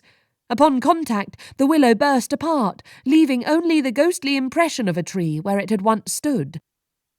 The wisp-willows, said Arris. Oh, said Ursula, plopping onto the ground. Cloudberries are quite coquettish, as far as fruits go, said Arris, hoping that might comfort her. I don't think they can be knocked to the ground, I'm afraid. They can only be harvested by touch. Everything else bounces off or goes through them. Ursula glanced at him, bemused. Did I already curtsy to you? No. Did I speak with the appropriate amount of deference and all that? Well, my mother would throttle me, said Ursula, shaking her head. Can we pretend I did all those things? Arris laughed. Yes, let's. Ursula pointed at the canopy of white berries. The wisp-willow she had hit a moment ago was slowly beginning to reform and gain solidity. Cloudberries are annoyingly hard to find in the markets of the Ulva Wilds, said Ursula. You have to rely on travellers and merchants, and oftentimes the berries are bruised beyond recognition, or are simply glass berries painted with mallow-mill to make them look like cloudberries. Ursula made a sound of deep annoyance. Have you ever tried them? Only once, I'm afraid, said Arris, but I've never forgotten the taste of them. Or how a single bite lets you rise up a few inches in the air, said Ursula excitedly. My mother had a few jars of cloudberry jam. They're all finished now, but she always let me take huge spoonfuls of them. When I asked for seconds and thirds, she never said no. I didn't even know how precious they were until I tried to find them again. Arris eyed her. Sounds like you have a generous mother. Ursula made a face. Yes, it sounds like that. Arris waited for her to say more, but she didn't. Arris remembered her reticence about her parents during the talent trial, and it made him curious. The longer he looked at Ursula, the more he felt as if he'd seen her somewhere. Here's our chance, said Ursula, pointing. Arris followed her gaze and saw 2 cloud bears floating into the tunnel of wisp-willows. They were diminutive creatures, no taller than a child, and their fur was grey and smoke-soft. They moved gracefully, oblivious to Arris and Ursula on the ground far below them. Ursula clapped her hands happily. "Excellent! We'll just wait for the bears to take them, and then we'll have some for ourselves." "I really wouldn't do that," said Arris. "They're mostly tame, but when it comes to their food, they'll fight you. They have extremely sharp teeth, you know. It's why the palace cooks only save cloudberries as a treat." "So they're scared of nothing?" she asked. "Well, I imagine they'd be scared of other bears out in the true wilds, but they're the only ones of their kind in this pavilion," said Arris. "Excellent," said Ursula, standing. She started waving her hands up and down, trying to catch the cloudbear's attention. One of them, with a tangle of cloudberries already in its paw, looked down at Ursula. A low snarl filled the air. Alarm raced through Arris's veins. A mauling would be a poor precedent for marriage, and while Ursula struck an imposing figure, Arris blinked. One moment she was standing in front of him, golden-haired and sharp-toothed. The next, she had transformed into a huge blonde bear loping under the arcade. She bellowed, and the cloudbears scampered away with frightened yelps. Ursula nosed at something on the ground, and when she turned around, she was not only a girl once more, but also carrying an armful of cloudberries. She grinned at Arris. "Want some?" For the next half hour, Arris and Ursula gorged themselves on cloudberries. He kept thinking, rather arrogantly, that everything was a pretence for a kiss. But Ursula made no move, and neither did Arris. For a moment they were both lost in the small treasure of the cloudberries, laughing as their feet lifted off the ground with each bite. The berries tasted of pure delight, like the daydream of eating a cloud come true in the way only a child could imagine. Fleeting and innocent, and achingly sweet. "Thoughts?" asked Ursula, patting her belly. "I was thinking of how refreshing it is not to smell sandalwood for a moment," said Arris, rubbing his mouth. All that kissing had made them chapped. Ursula blinked. "I meant in the sense of how you would use cloudberries in a sweet or savoury dish." "Oh!" Ursula laughed. She was extraordinarily pretty, with her long golden hair and generous build. Ursula didn't seem to want anything from him, which made her a safe choice, but a sad one too. Maybe he was a fool to wish for the thrill of danger if it meant he might know the ecstatic heights of love. Ursula smacked her lips happily. "I think it all depends on what you want. It's not as though either of us have to make a decision about it today, but still, fun to ponder." Arris knew she was talking about a recipe, but the words calmed him. "We don't have to make a decision today," he echoed. After he left Ursula and the Wispwoods, Arris was so deep in thought he almost didn't hear Heike shouting to him from the pavilion of tropical lagoons. "Your Highness!" Through a wooden archway, Arris saw Heike moving through the pale lagoon that was home to the pearl crocodile.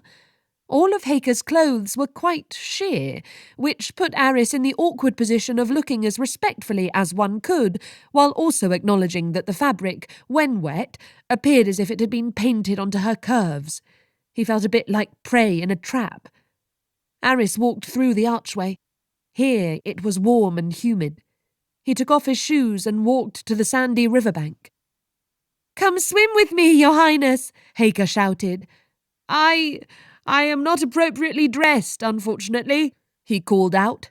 Heike winked. "Who said you needed to be dressed?" Well, she had a point. Arris grinned as he began unbuttoning his jacket. "I implore you to cease before I see something that will make me curse my own sight," said a cold, familiar voice. Evil stood behind him, holding a note. "Your presence has been urgently requested in the pavilion of the Tranquility Pond," she said. Arris frowned and took the note, which appeared hastily written. "There is something you need to know. Demelza." 19. A distinct lack of tranquility. When visitors entered the menagerie, the very first pavilion that greeted them held the Tranquility Pond. It was the only pavilion that held no beast. Not even fishes swam in the pond. It was also the smallest of the pavilions and hardly more than a domed stone chamber. At regular intervals along the walls, flickering candles softened the darkness. At the centre, the pond was long, rectangular, and knife-slim. The menagerie had been built around the Tranquility Pond. It had been there for a long time. Some said since before Rathe Castle was even built. Perhaps even before Enzo the Fool had ever stepped foot on the Isle of Malys. No one knew what the Tranquility Pond did. It was rarely touched. The water had a curiously observant quality to it, an aliveness that, while not malevolent, was uncanny. One could swim in its waters without ever coming to harm. Arris and Evil had done so a few times, always daring one another to plunge into the pond. The thing was, Arris did not remember having done so. No one did. He could only assume that he had swum in its waters because his clothes were drenched and because Evil said she had seen him go under the surface. Perhaps when he swam through its darkness, it had entrusted him with its secrets, knowing that he would never remember how to share them. All one could take away from touching the pond was a sense of unearthly calm. It lasted only a few moments, but in those moments, that sense of calm could be dangerous. Whoever stepped out of the pool was vulnerable to suggestion, and with the wrong intentions, that could be very bad indeed. When Arris entered the pavilion, he wondered if Demelza knew of the pond's history, or lack thereof. He wondered what she would say to him. But it was not Demelza who greeted him in the pavilion. "Hello, sweet prince. We heard of your woes." It took a moment for Arris's eyes to adjust to the Tranquility Pond's dimness, but once they did, he recognised Thalassa and Pearl, the Siren twins. Their long magenta hair was pulled back, ornamented with the spines of fish and gilded kelp. The surrounding candlelight flashed gold on their pink scales. They wore slippery black gowns, which blended into the dark. Arris noticed that they kept flexing and unflexing their hands. "Woes?" he echoed, smiling. "I have neither more nor less than usual." "That's not what we heard," said Thalassa. "We heard you slipped and injured yourself quite badly," said Pearl. "Take your rest with us, sweet prince. We can take away any pain." Thalassa tilted her head. "Your shirt is undone." "Let us help you with the rest of it," added Pearl. "Oh, that's all right," said Arris, taking a step back. He looked at the archway. It was about 10 paces away. Maybe if he... Thalassa gripped his chin, turning it sharply to her. The twins were far closer now. Pearl licked her sharp canines. "Marriage sounded sweet, but you seem far sweeter," said Pearl, her jaw hinging open. From the archway, a great shriek echoed, and the surface of the Tranquility Pond trembled. Light spangled the air. Arris felt his tongue loosening, an impulse to speak grasping hold of him. Thalassa shook her head, clapping her hands over ears. "What in Rate's name?" "Who else wishes to harm Prince Arris?" demanded a thundering voice. Pearl's jaw slackened, her eyes glazed over. "I remember Una speaking of it in her sleep, that she wondered if the prince would realise it was a compliment to use her grandfather's dagger on him." Una, thought Arris with a pang. But they'd had such a wonderful conversation the other day. Still, he had to know. Is the grandfather's knife considered a precious family heirloom, at least? "Silver spoke longingly of the taste of his blood," said Thalassa, ignoring the question. It seemed that the one who heard Demelza's song only answered directly to her. She wondered if it would sparkle when she drank it. "Tell the prince your intentions." Pearl was the first to speak. "I really did think of marrying you," she said, her voice flat. "But in the end, desire and appetite won out. You're delicious, Prince Arris. Your yearning floats atop your blood like the thickest of creams. Your beauty is so sweetly unripened. so unlike the lean souls of sailors whose very imagination has gone tough with disuse. Arris blinked. Thank you, I think. Power would have been nice, said Thalassa, shrugging. We would never be without a feast. The effect of Demelza's song was beginning to wear off. Thalassa shook herself. The glazed look in Pearl's eyes vanished. Both twins' eyes turned lambent and bulbous. You take the legs, sister, said Thalassa. With pleasure, said Pearl. Before Arris could move out of the way, there was a blur of blue to his right, followed by a loud splash. Thalassa and Pearl had tumbled backward, pushed into the pond of tranquility by a breathless Demelza. Hello, she said brightly. Arris was not sure what he was more shocked by, the startling revelation of Thalassa and Pearl, or the sight of Demelza in a dress. Her hair was still matted with mud like the wattling of a roof. Her hands were a touch grubby, and despite wearing a silk dress, she was barefoot, with a heeled pair of shoes dangling from a belt of pearls around her waist. This morning during breakfast I heard them discussing all the ways they planned to eat you, but no one else seemed particularly concerned, and I realised it was because they were speaking in an odd patois of formal famishing and the marsh vernacular of the common Merbog, said Demelza excitedly. It's all rather genius, to be honest. I believe Thalassa and Pearl made up this language to speak only to one another, which is... Well, anyway, I was able to catch enough sentences here and there to figure out how to reveal their true nature to you. Arris thought back to how the twins thought he had been... weakened. You set up a trap, said Arris. For them, said Demelza. Yes, but I was the bait, said Arris. I'm not sure that I appreciate being used as such. You looked appreciative enough to me, said Demelza. And you look extraordinarily pleased with yourself. I am, said Demelza. I'm discovering that I enjoy feeling... Useful isn't quite the right word. Vital, perhaps? Instrumental without being a literal instrument? She looked triumphant, and although she was caked in mud and smelled like a pond, there was something commanding about her. Something that made Arris stand up a bit straighter. In any case, I like it, said Demelza. I can tell, said Arris. Arris looked from Demelza's beaming face to the surface of the tranquility pond. No one had ever drowned in it, and it would be shocking if the first to do so were a pair of sirens, but they had been gone for a little while now. I know they tried to kill me, but I'd honestly feel terrible if they drowned, said Arris. Should we try to fish them out? A bubbling sound interrupted their conversation. The surface of the tranquility pond wrinkled. Out popped Thalassa and Pearl, wearing matching smiles of utter peace. Oh, hello, said Thalassa. You are not dead, observed Pearl. I am sorry to disappoint, said Arris.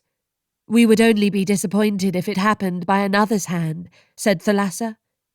In your own mind, I am certain that is a kindness, said Arris. I'm afraid I must ask you both to leave Rathe Castle. Your belongings will be packed up and delivered to your home, but it's best if you leave immediately. On your way out, if you could inform the guards to come and collect Lady Una as well, that would be deeply appreciated. With pleasure, said Thalassa. Goodbye, sweet prince, said Pearl. I will forever mourn that I will never know exactly how sweet you might have been. A pair of previously unseen vines grasped hold of Thalassa and Pearl. Their time at the tournament had come to an end. Thalassa blew Arris a kiss, as she and her sister were yanked, rather politely, it must be said, out of the pavilion. Arris and Demelza were alone. They glanced at one another. Demelza slumped to the floor. Arris copied her. He wasn't sure who began to laugh first. All he knew was that the sound of Demelza's laugh was as startlingly bright as her singing was shockingly bad.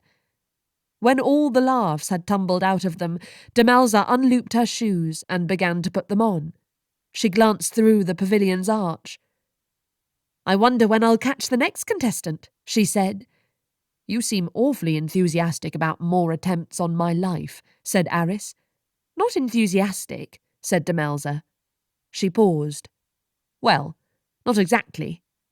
I'm flattered, said Arris. I only mean that I can see a future for myself, she said, her voice quiet. I'm not sure I've ever felt that before. Demelza's presence, despite the bizarre circumstances, was oddly comforting to Arris. It wasn't like being with Ursula, where he felt that she amiably permitted his company, but otherwise held him in as much regard as she would a tail on a cat. Demelza sought him out. She spoke openly, excitedly, and in return, it made him want to speak. He wondered if it was the after-effects of her truth magic hanging in the air that almost compelled the need not merely to understand her, but also to be understood by her. Arris reasoned that such a response was because she had been enlisted to guard his interests. Of course he would wish to know her better. "What are you feeling right now?" he tried to ask, but instead he said, "I need to know what you're feeling."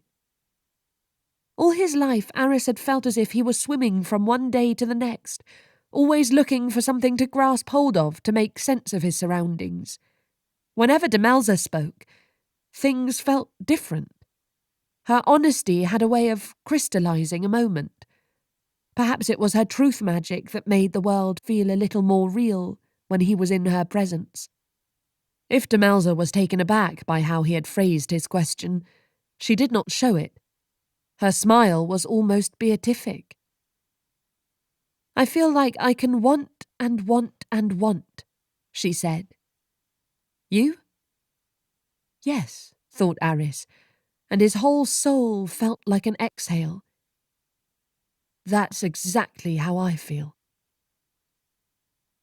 "You looked slack-jawed and dazed," observed Evil. "To be clear, I imagine this is very appealing for the contestant hoping for a husband who will soon be dead so she may take all his wealth and power." "I am dazed with the exuberance of being alive, my beloved sister. Not this again. It's what happens when someone makes an attempt on one's life," said Arris, "and one is granted the wisdom and perspective to see one's life anew." The two of them were walking back from the Tranquility Pond. Demelza had melted into the crowd of contestants.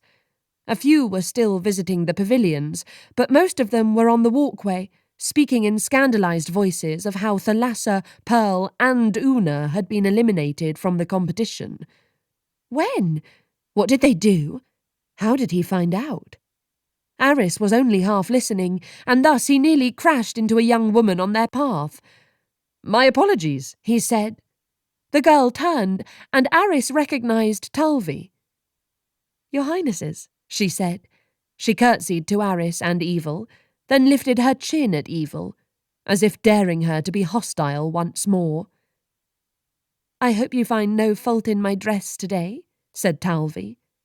She was simply attired in a loose gown that looked, upon closer inspection, as if it was made of sheared black ice. At first, Arris thought the gown was adorned with blown glass beads or finely milled onyx, but it was in fact little beads of condensation that dripped and rolled this way and that. "Fitting dress for a funeral," said Evil. "Are you planning his in the near future?" Talvi laughed, which only seemed to annoy Evil more. "I wore this because I wished to visit the pavilion of the dusk deer, and I did not want to dress so brightly as to startle them away," said Talvi. "I think you look exquisite," offered Arris, but neither of them seemed to hear him. "Ah, yes, the ever-diminutive dusk deer," said Evil. The dusk deer lived in a pavilion where a precise hour of time had been sewn into the trees, the leaves, and the clouds. Dusk deer had once flourished all over the isle, gently nibbling the dregs of night-time off the grass and waking up the land. But their numbers dwindled when people began to notice the curious abilities of the dusk deer's pelts to blend into the night and soak up the sunshine, such that in the dark one need only possess the creature's pelt and they would no longer be lost. Their skins became precious exports, and they were hunted until they no longer existed in the wild. Now they were a beloved attraction for those who visited the royal menagerie. The dusk deer were famously calm, and if one grabbed a tuft of nighttime off the grass, The deer were docile enough to eat out of one's palms. "I don't find them diminutive," said Talvi. "In fact, I find them ferocious." "You must have led a very sheltered existence indeed," said Evil. "Were you raised in a doll-house by chance?" Talvi stepped forward. "All that night sees, they consume. They are not scared. They crush it between their teeth. They might be docile, but do not ignore their appetite for destruction. They are night's greatest enemy, after all." Arris grinned and started clapping. "Beautifully reasoned." Talvi smiled and then bowed her head. "Good day, your highnesses." Evil was speechless. Arris was delighted. "Remember a few minutes ago how you were observing that I appeared slack-jawed and dazed? Well," Evil held up her hand, "this is not that. That little ice doll annoys me. Meanwhile, you seem to be in the first flush of love. But with whom, might I ask?" Arris only smiled. His daydreams had a rabid quality to them, an effect most likely attributed to the fact that he had only narrowly escaped being eaten. Maybe it was all nothing but a burst of frantic energy, but Arris enjoyed how it conjured visions of the future with every contestant who crossed his path. When Asta kissed his cheek, she tucked a silk flower into the buttonhole of his jacket so that he might think of her, and Arris pictured her walking down an aisle toward him, borne aloft by the ethereal silk blooms of her wedding bouquet. Miella smelled of honey and cinnamon, and Arris imagined that perhaps each year they would exchange pots of honey. Aolda reminded him of a lissom shadow, and he imagined following her into the dark. Zanaza's charming laugh rang in his ears long after she walked away, and he dreamt of a child sounding like her. He thought of tracing his finger down the curious scar of Flickra's neck and Haker's warm breath on his cheek, and what it would feel like to touch the pink silk of Edmia's hair. Arris wanted.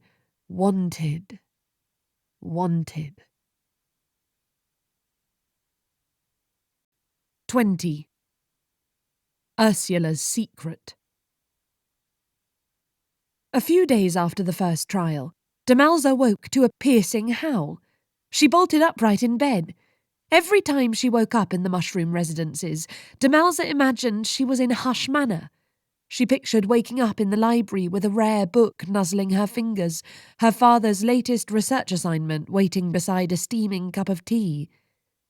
It was odd to dream of such things, when her dreams before Rathe Castle had always been the same. In them, she would wake and stretch her arms, and then gasp in shock at the sudden weight on her back throwing her off balance. In those dreams, Demelza saw the sprawling shadow of swan wings on the floor, before she realised they were hers. But Demelza had not dreamt of swan wings in some time. Of late, her dreams seemed infinite. Sometimes she was a crone tending to a cottage garden. Sometimes she ruled an empire that the stars trembled to behold. Sometimes she was surrounded by strangers. Sometimes she was ensconced in her family nest, where her mother and sisters laughed at Prava's pitiful attempts during a game of charades. When Demelza heard the howl, she thought she had imagined it, but she knew she wasn't imagining the sudden brightness in her room. Splashed along the walls was a familiar, shifting emerald light. Was she so homesick that she had conjured the precise fragrance of Prava's library? She could smell her mother's perfume of oleander and honeysuckle. She caught the scorched book smell that filled the room every time the library wyvern had a nightmare. But how? Demelza turned to her right and saw that a tear had been rent into the stone wall. It was quite slender, no more than the span of one's hand, but through it Demelza could see... "Home," she breathed. A figure flicked past the tear in the wall. Demelza thought she saw a ripple of the library wyvern's inky fur, and then... "Demelza, child? Is that you?" Demelza was convinced she was still dreaming. She reached a trembling hand to the wall, only for another howl to rip through the room. She startled, her gaze whipping to the door. A dream? It couldn't be. It was too real. Even now, the scorched smell of paper lingered heavily in her room. Unbidden, her father's voice found her. "The stones of Rathe Castle and Hush Manor taunt me terribly. They whisper, you know, for siblings talk." Siblings? Demelza wished to think longer on this, but the howl had yanked her back to her surroundings. She grabbed her robe and ran into the sitting room. A blonde bear sat in a wreckage of what appeared to be various cushions, several glass bowls full of cream, broken eggs, and at least 100 lemons. "Right in my eye!" she howled, tumbling to the floor and pawing miserably at her snout, only to bellow and wave her left paw in the air. "And a splinter! I hate splinters!" Talvi stepped out of her room and stared at them. "This is a terrible dream, yes?" she asked. "Ursula," said Demelza. "What? Honestly, what am I looking at?" Ursula flopped onto her belly. "I got hungry." "How?" said Talvi. "The kitchen started leaving bread, fruit and cheese downstairs because of your petition." "But I didn't want that," said Ursula miserably.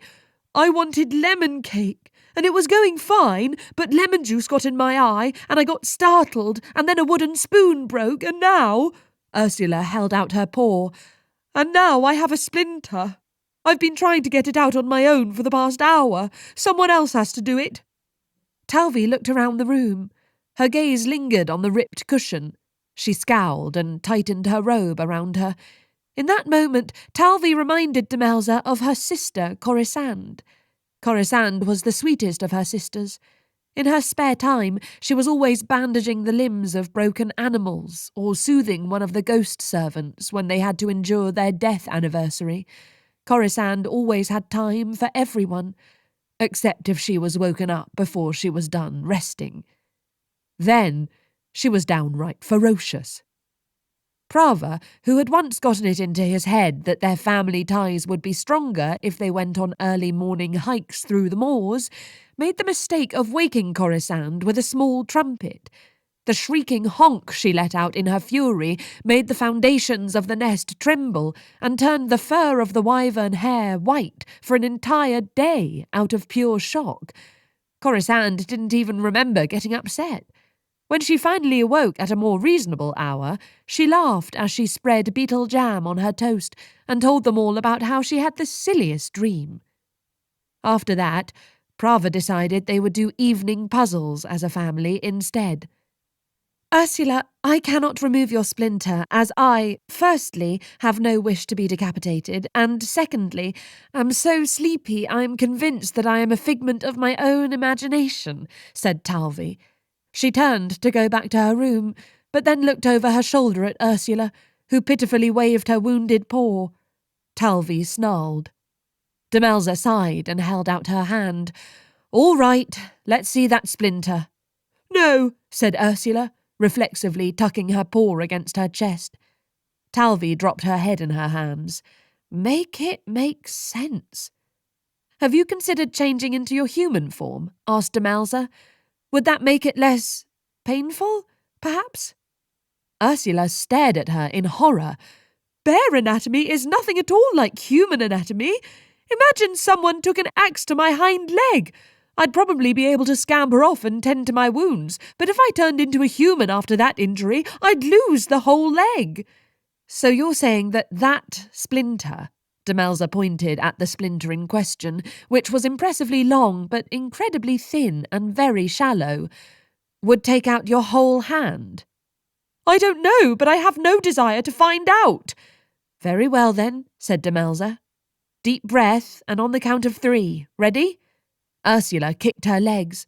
Since she was a bear, this had the effect of shaking the floor and sending lemons tumbling everywhere. Talvi had given up trying to be upright and had curled up on the rug. She was asleep, which was annoying, but she was still here, which was endearing.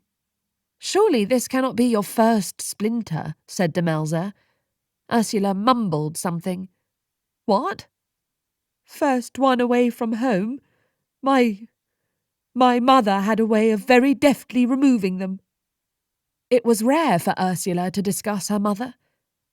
"And how did she manage that?" asked Demelza. "Poultice? Potion? Pure force?"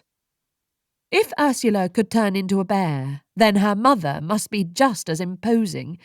All the wild folk possessed two spirits, one animal, one human. Most could only become badgers and rabbits, stoats and hedgehogs. It was far more rare for a wild folk to take the form of wolves and bears, foxes and deer. Ursula was the first wild folk she had seen who could shapeshift into an imposing animal and had apparently not enlisted in the army. The Isle was defended by a battalion of beasts, all recruited from the wild folk, who had once been led by the fearsome General Azeria. Demelza had always loved hearing tales of the great general and the clever ways she outsmarted her enemies. Demelza eyed Ursula, who was still miserably pawing at her snout. When there were no wars or skirmishes, the more imposing wild folk served as mercenaries for distant kingdoms. For one who could take the form of a bear, the opportunities must be infinite. And yet here was Ursula. "Well," prompted Demelza, "tell me how your mother did it." "Stories," mumbled Ursula. "She would tell me a story and then she'd just do it. I don't know, but I wouldn't care because by then I was more drawn to the tale." "I know just the tale," said Demelza, smiling. Ursula looked at her hopefully. Demelza took hold of her great warm paw. Her fur was the colour of watered-down honey, and her paw pads were licorice dark and astoundingly soft. "I will tell you the tale of a wild folk lass who was a fox born into a family of badgers. In her youth, she could not attack like a wolf, but she could run faster than them. She did not have a snake's bite, but she had a serpent's agility. She did not possess a bear's strength, but she could leap through the trees as if she had wings. And her name was Lady Azeria." "No," said Ursula. "The last thing I want to hear is another story of how great my mother is and— Ow!" Demelza yanked out the splinter. Only then did Ursula's words fully register. Mother? "Lady Azeria is your mother," said Demelza. Even Talvi had woken up at that. "What?" "Yes, Lady Azeria is my mother, though I'm sure she curses her misfortune at being so as much as I lament being her daughter," said Ursula. She shook her shaggy head. A moment later, the blonde fur lengthened into golden tresses, and when Ursula tossed back her head, she was human once more. She eyed them warily, her shoulders hunched about her ears, as if her body could not decide whether it wished to fight or flee. Talvi was the first to speak. "I'm certain your mother doesn't consider it her misfortune to have you as a daughter." Ursula snorted. "Look how talented you are," said Demelza encouragingly. Ursula peered at the wreckage of eggs, cream, lemon and cushions. "You're an artist," said Demelza. "Things can get messy." "Tell that to my mother," said Ursula, slumping into the least maimed armchair in the sitting room. "She does not understand why I wish to throw away my talents to be a cook. Then she went on and on about service to the crown, and then my father suggested we come to a compromise and let me enter the tournament.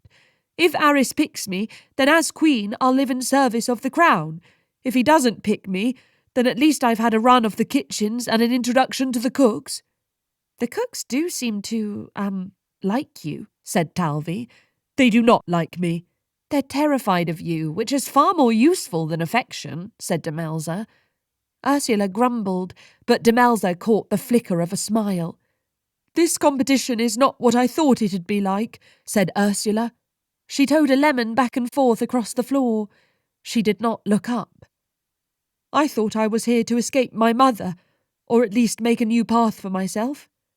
I did not imagine I would ever make friends." "Oh," said Talvi. Ursula looked faintly nauseous. "When you say you didn't imagine making friends, did you mean in general?" asked Demelza. Ursula squawked in outrage, and Demelza laughed. What followed was a mostly friendly game of hurling lemons at one another that ended only when Talvi, who really needed to sleep, threatened to squeeze lemons into their eyes if she was not allowed to shut hers. Smiling and smelling of lemon, Demelza shuffled back to her room. Ursula was not alone in her shock over the tournament. As she crawled into bed, Demelza thought of how the competition was nothing at all like how she'd imagined. Technically, she was supposed to be here to find out everything about the contestants, and she was, but she was more delighted to discover what she was finding out about herself. She had always assumed that she longed for crowds, having only ever been in the cosy silence of Hush Manor, but she found that crowds exhausted her, and although she liked some social engagements, she needed time to herself. She was shocked at how much she liked the refinements of fancy shoes, considering she had always found her need for slippers an embarrassing reminder that she could not fly around like her sisters. Evil had loaned her several pairs, a downright hideous collection of pastels. You are welcome to all of them, and if you seek to burn them afterward, I will be indebted to you. And after noticing how Demelza had a tendency to pet them adoringly, piled the rest into the corners of her bedroom. No one seemed to notice except Edmea, who remarked one day at breakfast that Demelza had an endless supply of ugly shoes. "Oh, to possess the means to be a different flavour of hideous every day," said Edmea. "It is a shame wealth can buy everything but sophistication." The statement echoed through the breakfast hall.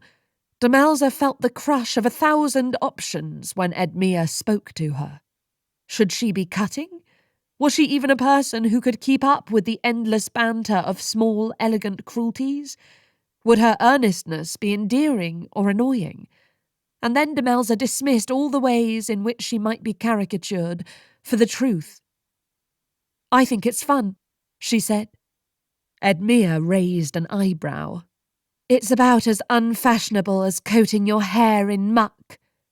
"Perhaps I don't want the beauty of my hair to intimidate you," said Demelza. This was hardly a concern, but it was fun to say, and even more fun to hear the thrill of half the remaining contestants sucking in their breaths. Edmea laughed it off, but it had changed the mood amongst the girls. Where they had usually shrugged off Demelza's attempts at conversation, now they engaged her.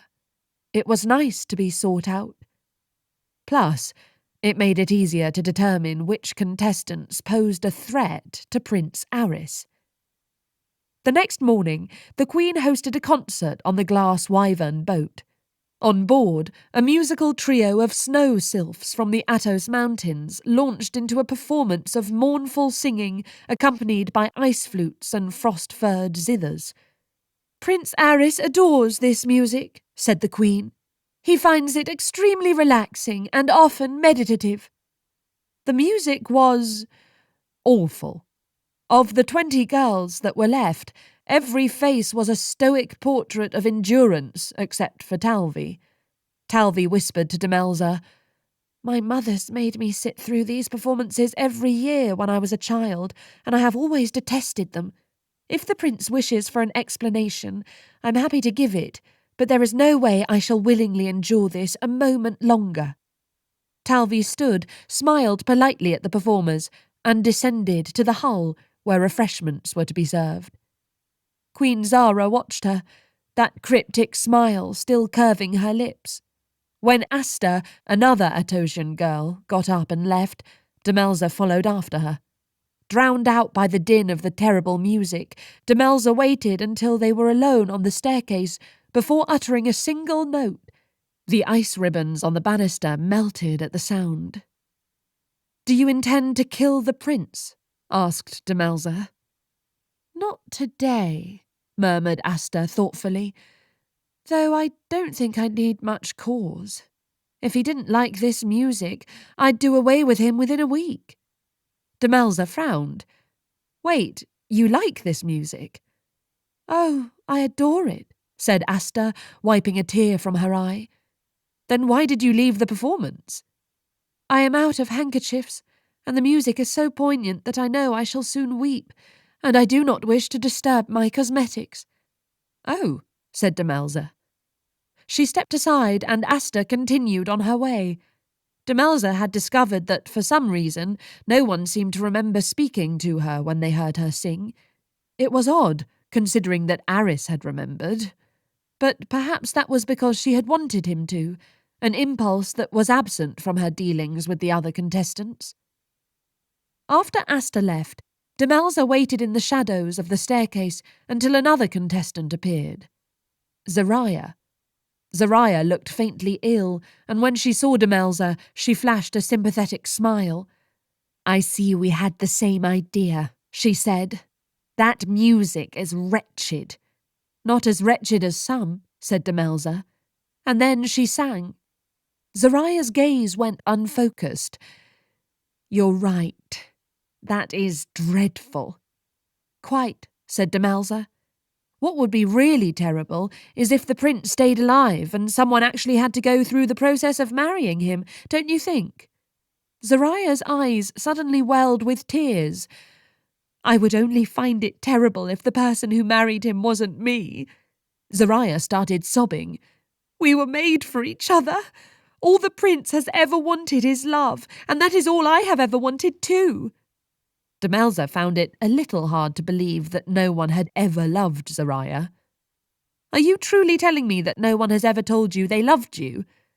Zariah sniffed, drying her tears with the end of her long braid. "No, never." "That's shocking." "I know," said Zariah. "I mean, I fend off a marriage proposal every other month, and men have pledged their hearts to me, brought me exotic animals. One gentleman had a gold sculpture carved in my likeness. But no one has ever said they loved me. I want that. I deserve that. My dearest friend, Nico, says that I deserve all the beauty in the world, for that is what I bring to the world. He says—" Demelza had passed the realm of incredulity and into deep annoyance. "So you have no desire to murder the prince?" "Of course not," she said. She looked suddenly stricken. "Why? Does the prince think I am capable of such a thing? Because Nico thinks I am the soul of gentility." This continued for some time, until Demelza began to ponder the merits of throwing herself down the staircase for the sake of being unconscious, and thus spared more of Zariah's woeful tales of her own beauty. Eventually, however, the horrid concert ended, and Demelza's covert interrogations came to an end, which she was extremely grateful for, as her back was beginning to ache from hiding in the boat's stairwell.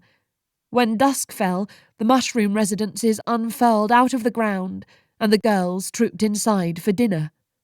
"I was sure Prince Arris would have joined us today," muttered one of the contestants, a girl named Oliana. She pouted.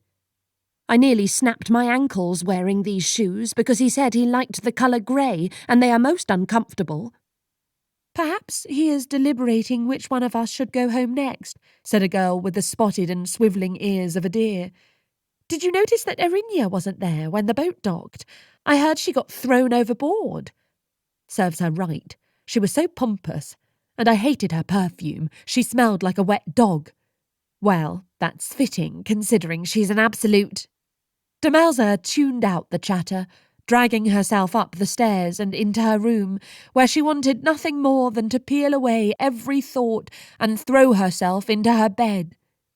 Soon, she thought, trudging to her room and opening the door, soon she would be gloriously alone. Hello! Demelza blinked. Sitting very comfortably in her room was Prince Arris. He was dressed in a rumpled tunic and brown trousers that were rolled at the cuff. He was, oddly, barefoot. And even more oddly, Prince Arris was holding a plate of pie. He grinned, and Demelza recalled the other night. "Call me Arris." He held up the plate. "Pie?" 21. A very peculiar kind of hope. Demelza had never in her life said no to an offer of pie, and she wasn't about to start now. But the prince had not come to her room to bring her a pastry. He wanted information, and was merely being polite. Why not? Said Demelza, slumping into the chair across from him. As far as reports go, I never see you in the dining hall with the other contestants, said Arris. Why is that? Demelza shrugged. I'm not hungry at this hour. Whatever Ursula makes is 1,000 times better anyway, and she spends the dinner hour foraging. I'd sit with Talvi, but she only drinks snow tea in the evenings and reads alone. Her stomach growled. Traitor, thought Demelza. Arris glanced at her belly, but he said nothing. Instead, he continued to regard her with those wide brown eyes that seemed to perceive far more than Demelza would like. Unnerved, Demelza added, Plus, my dinner manners are, I am told, appalling. Edmere announced that she nearly retched watching me eat, and as I have no desire to ruin anyone's appetite, I thought it would be best to spare them. Demelza waited for him to ask her what she had learned, but he only quietly pushed the plate forward. Demelza could fight it no longer. She seized the plate of pie as Arris began to say, It's made with a custard of firebird eggs and soaked in morning violets, which I'm hoping will bring a balance of spicy and... Within 3 bites, the pie was demolished. Sweet, said Arris. He looked alarmed. Demelza belched a puff of hot steam. Then she coughed. Arris winced. Too spicy. I liked it, said Demelza, even though her eyes were watering. Aware that he was staring at her, she frowned. What? Has my method of eating offended your refined appetite? Yes, said Arris. Demelza refused to be embarrassed. Well, you don't take the time to enjoy yourself, he said. And waste my life extolling the virtues of a single berry? Demelza sneered. She hated being told she was lacking, and she felt all the more foolishly cornered because, deep in her heart, she wanted to eat and walk as beautifully as her sisters, as elegantly as Edmere. But the act of even trying seemed a recipe for more shame, and so she continued to scoff. Is this the part where you take pity on me and hand-feed me as if I am a chick, and tell me how to eat and what to taste, and then look at me pityingly since I imagine you'll just assume I'm as in love with you as everyone else? Is that what this is? Arris grinned. You really think they're all in love with me?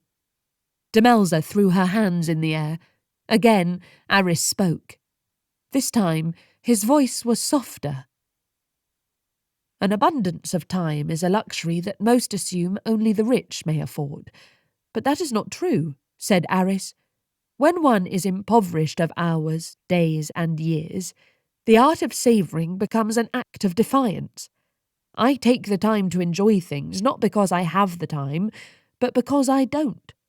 And you don't have to do the same, but if it's awkwardness you feel when you eat around others, then I assure you nothing is more off-putting to them than your own joy. He had not scolded her, but Demelza felt chastened all the same. For what it's worth, I would never hand-feed you, said Arris.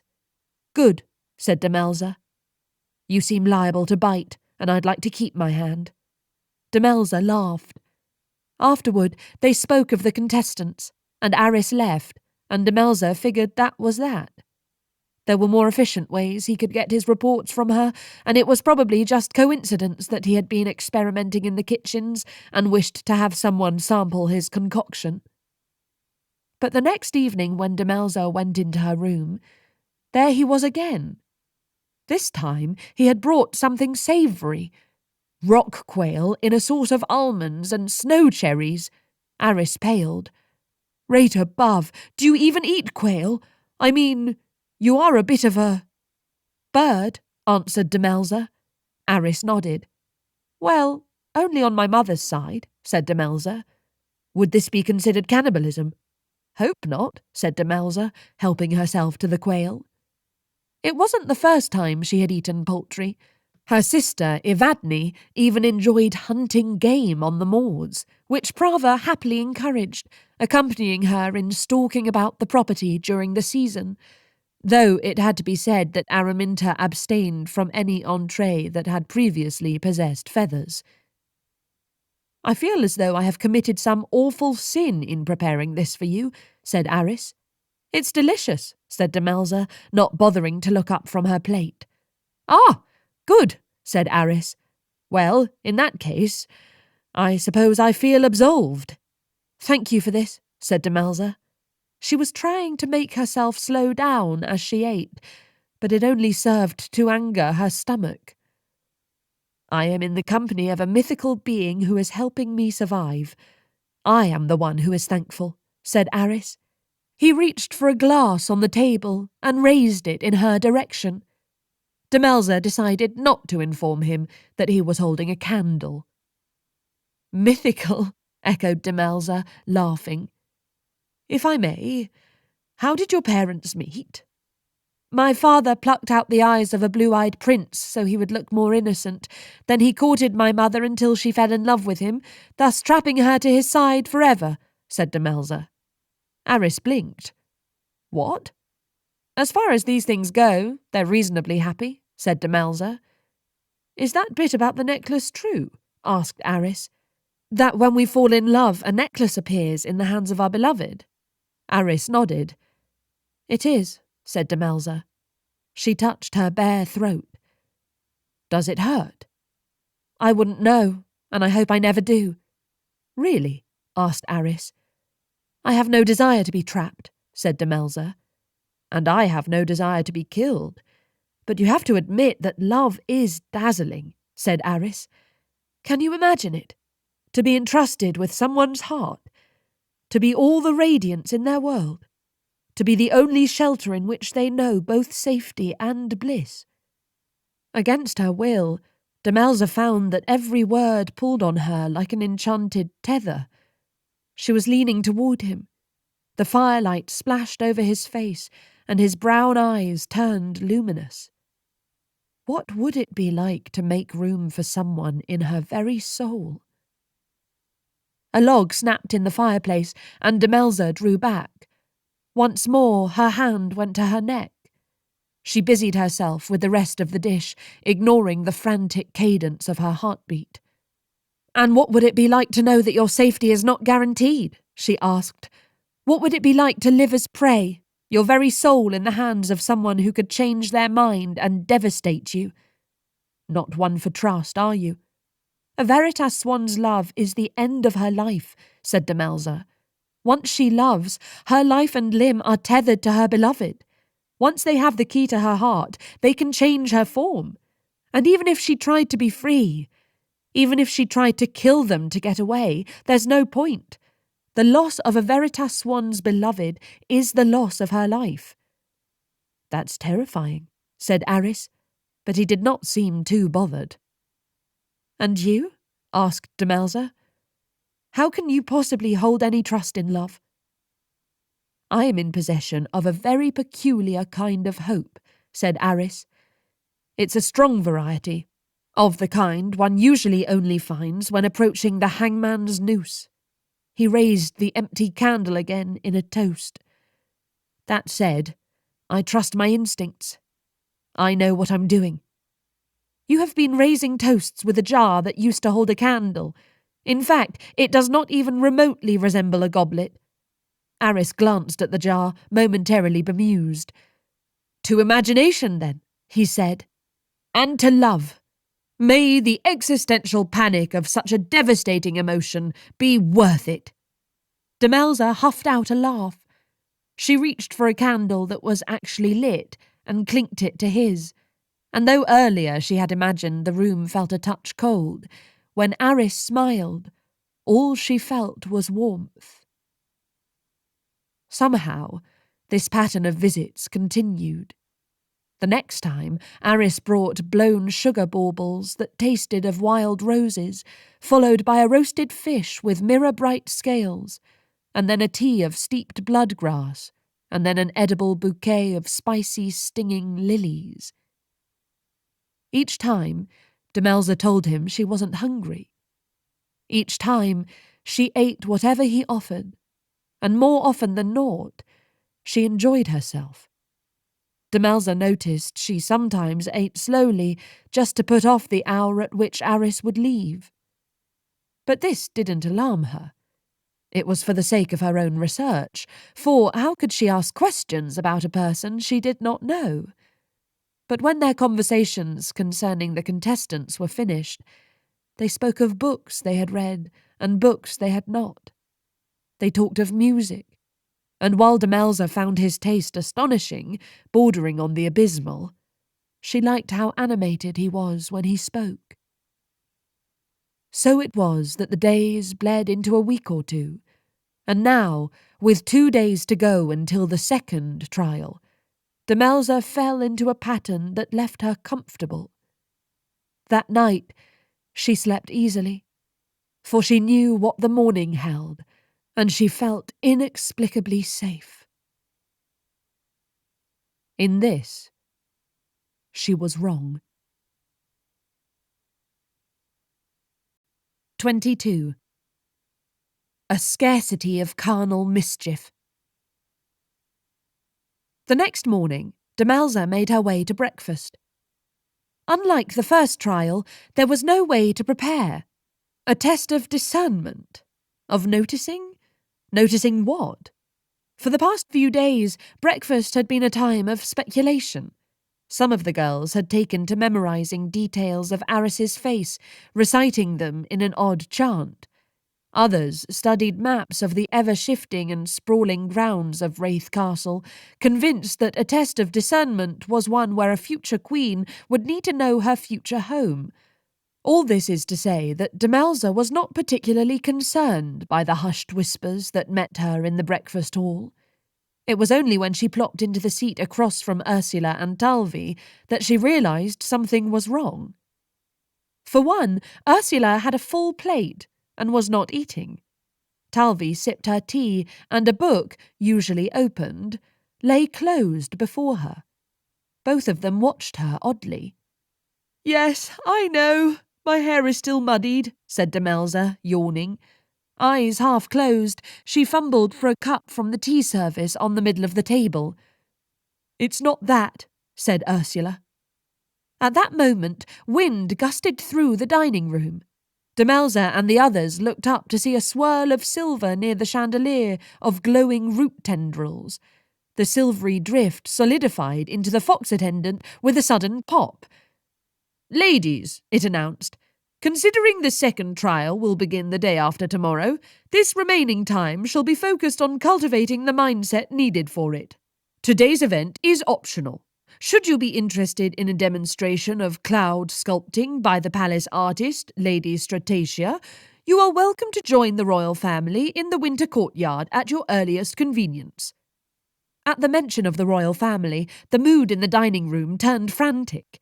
Teacups clattered against porcelain plates, sharp words punctuated final grabs for scones and biscuits, and the rustle of nightdresses and scrape of pushback chairs filled the room as almost all of the contestants made a mad dash for the stairs. All except Talvi, Ursula, and Demelza. Demelza thought they were still hungry, but then she noticed they were watching her. Demelza put down her scone. "What is it?" You never seem to be in a rush to meet the prince," said Talvi, her words careful. "So?" Talvi and Ursula exchanged a look. "So, you are here for the competition, aren't you?" Too late, Demelza sensed danger. "Why else would I be here?" Ursula stuffed a biscuit in her mouth. "See? Told you, I think the rest of them are full of it." "The rest of who are full of what?" asked Demelza. "Nothing," said Talvi, too quick. "We believe you." There was a small, simpering laugh, and Demelza turned to see Edmea descending the staircase. Her pink hair was piled atop her head and held together with pins shaped like stars. A dainty silver star winked at the corner of her lip. She appeared to be wearing a gown stolen from a daydream. It was bone pale, with sheer, billowing sleeves and a high waistline that ended in a ballooned silhouette, complete with a smoky, ethereal hemline. Edmea paused to allow herself to be admired. "Careful," she said, before walking out the door. But she wasn't speaking to Demelza. She was talking to Talvi and Ursula. Demelza frowned, and then she stared at her friends. "What's happened?" she asked. Thanks to evil, a rumour had spread that Demelza was the illegitimate daughter of a minor lord in the Vale of Silk, cursed from a run-in with an angry toad after she had splashed around in his pond and frightened his tadpoles. She was allegedly still a bit curse-addled, and so her mannerisms had not been given much thought. Until recently. Demelza practically stomped to the Winter Gardens, her eyes set on one person and one person only. Ursula and Talvi followed after her. Talvi looked nervous. "Is this really necessary, Demelza? Perhaps speak to her in private?" Ursula loped in bear form. A bit of spittle appeared at her muzzle, and Demelza imagined here was General Azaria's famous bloodlust shining through at last. "Rip her hair!" "Ursula!" scolded Talvi. That is uncouth," Ursula huffed. A crystalline cage enclosed the courtyard, each bar an exquisitely carved piece of ice. Inside, the air was redolent of winter roses and warmed as if by unseen fires.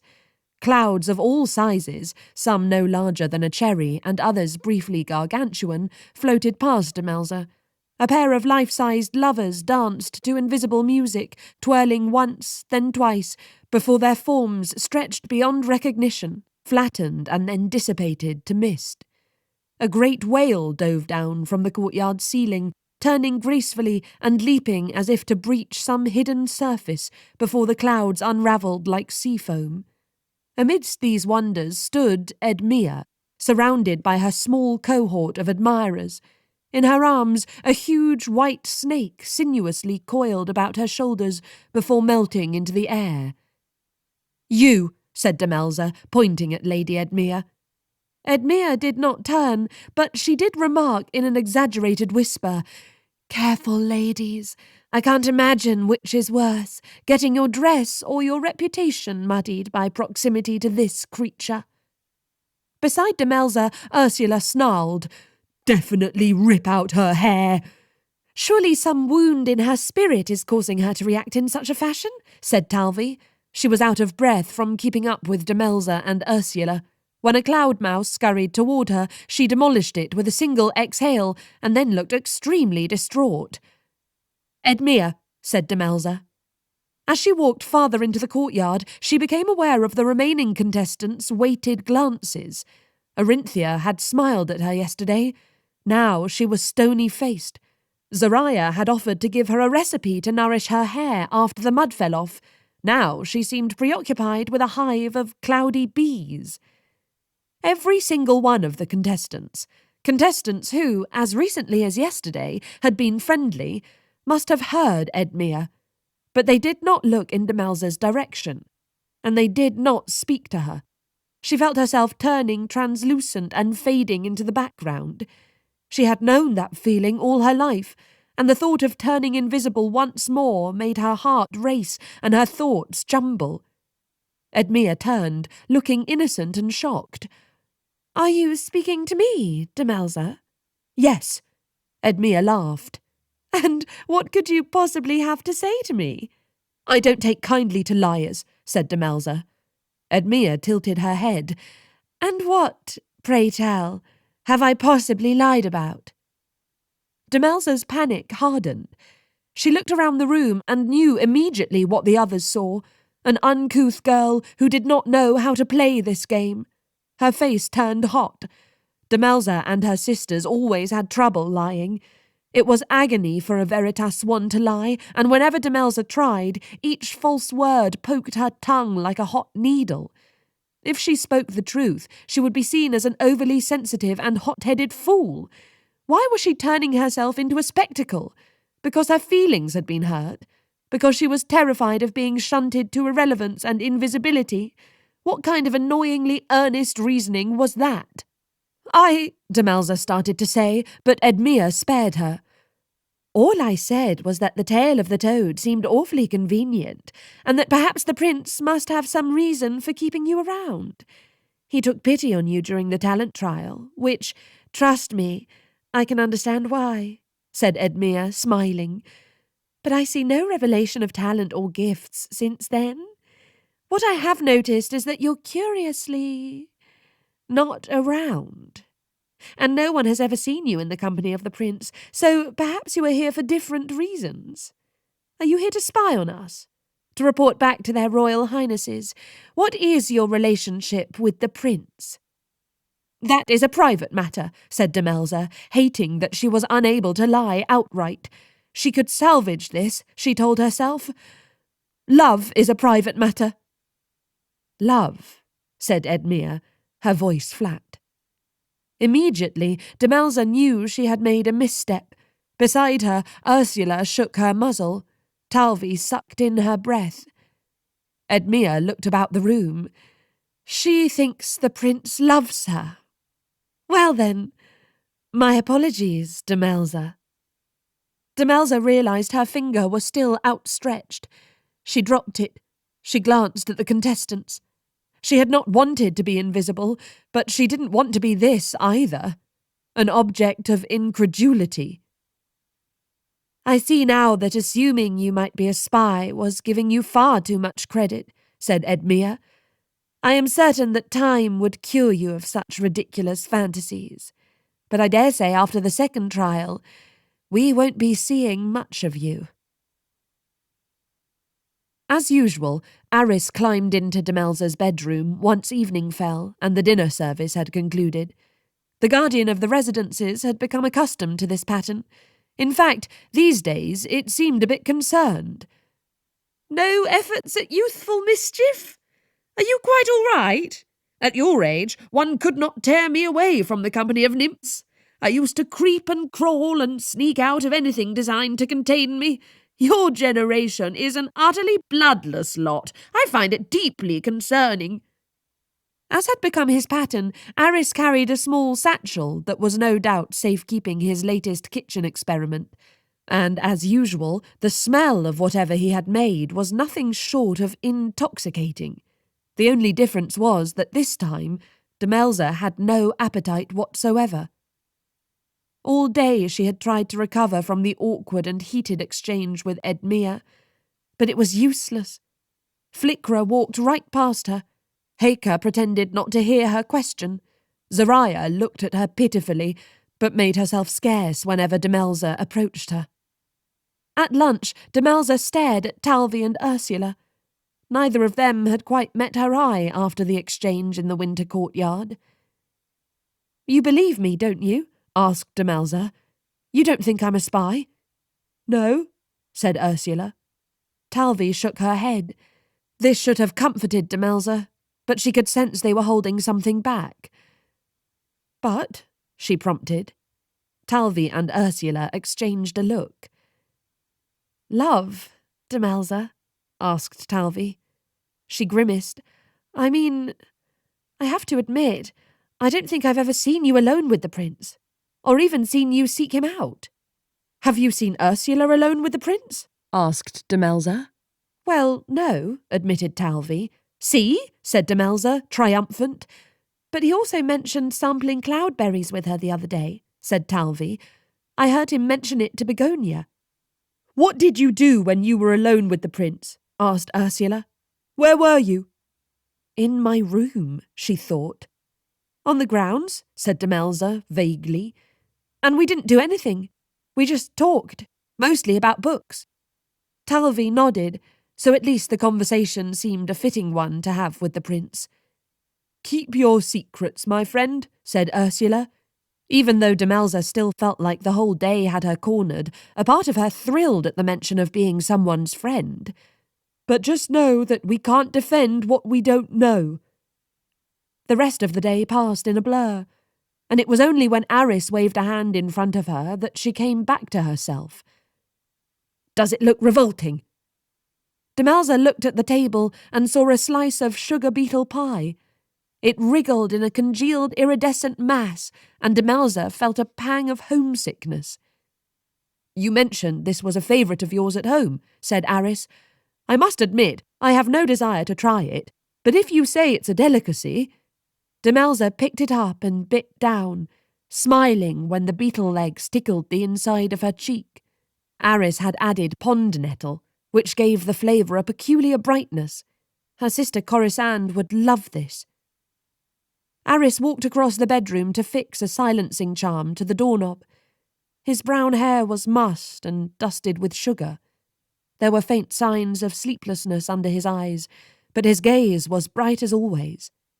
When he plopped into the chair across from her, he immediately launched into conversation.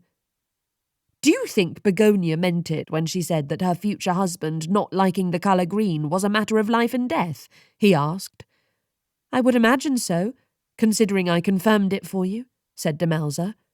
"But what kind of death?" pressed Arris. "The death of the flush of new love? The death of the dream of finding a partner who shares your every preference?" "Your death, Arris," said Demelza. "Pity. I fancied myself a bit in love," he said.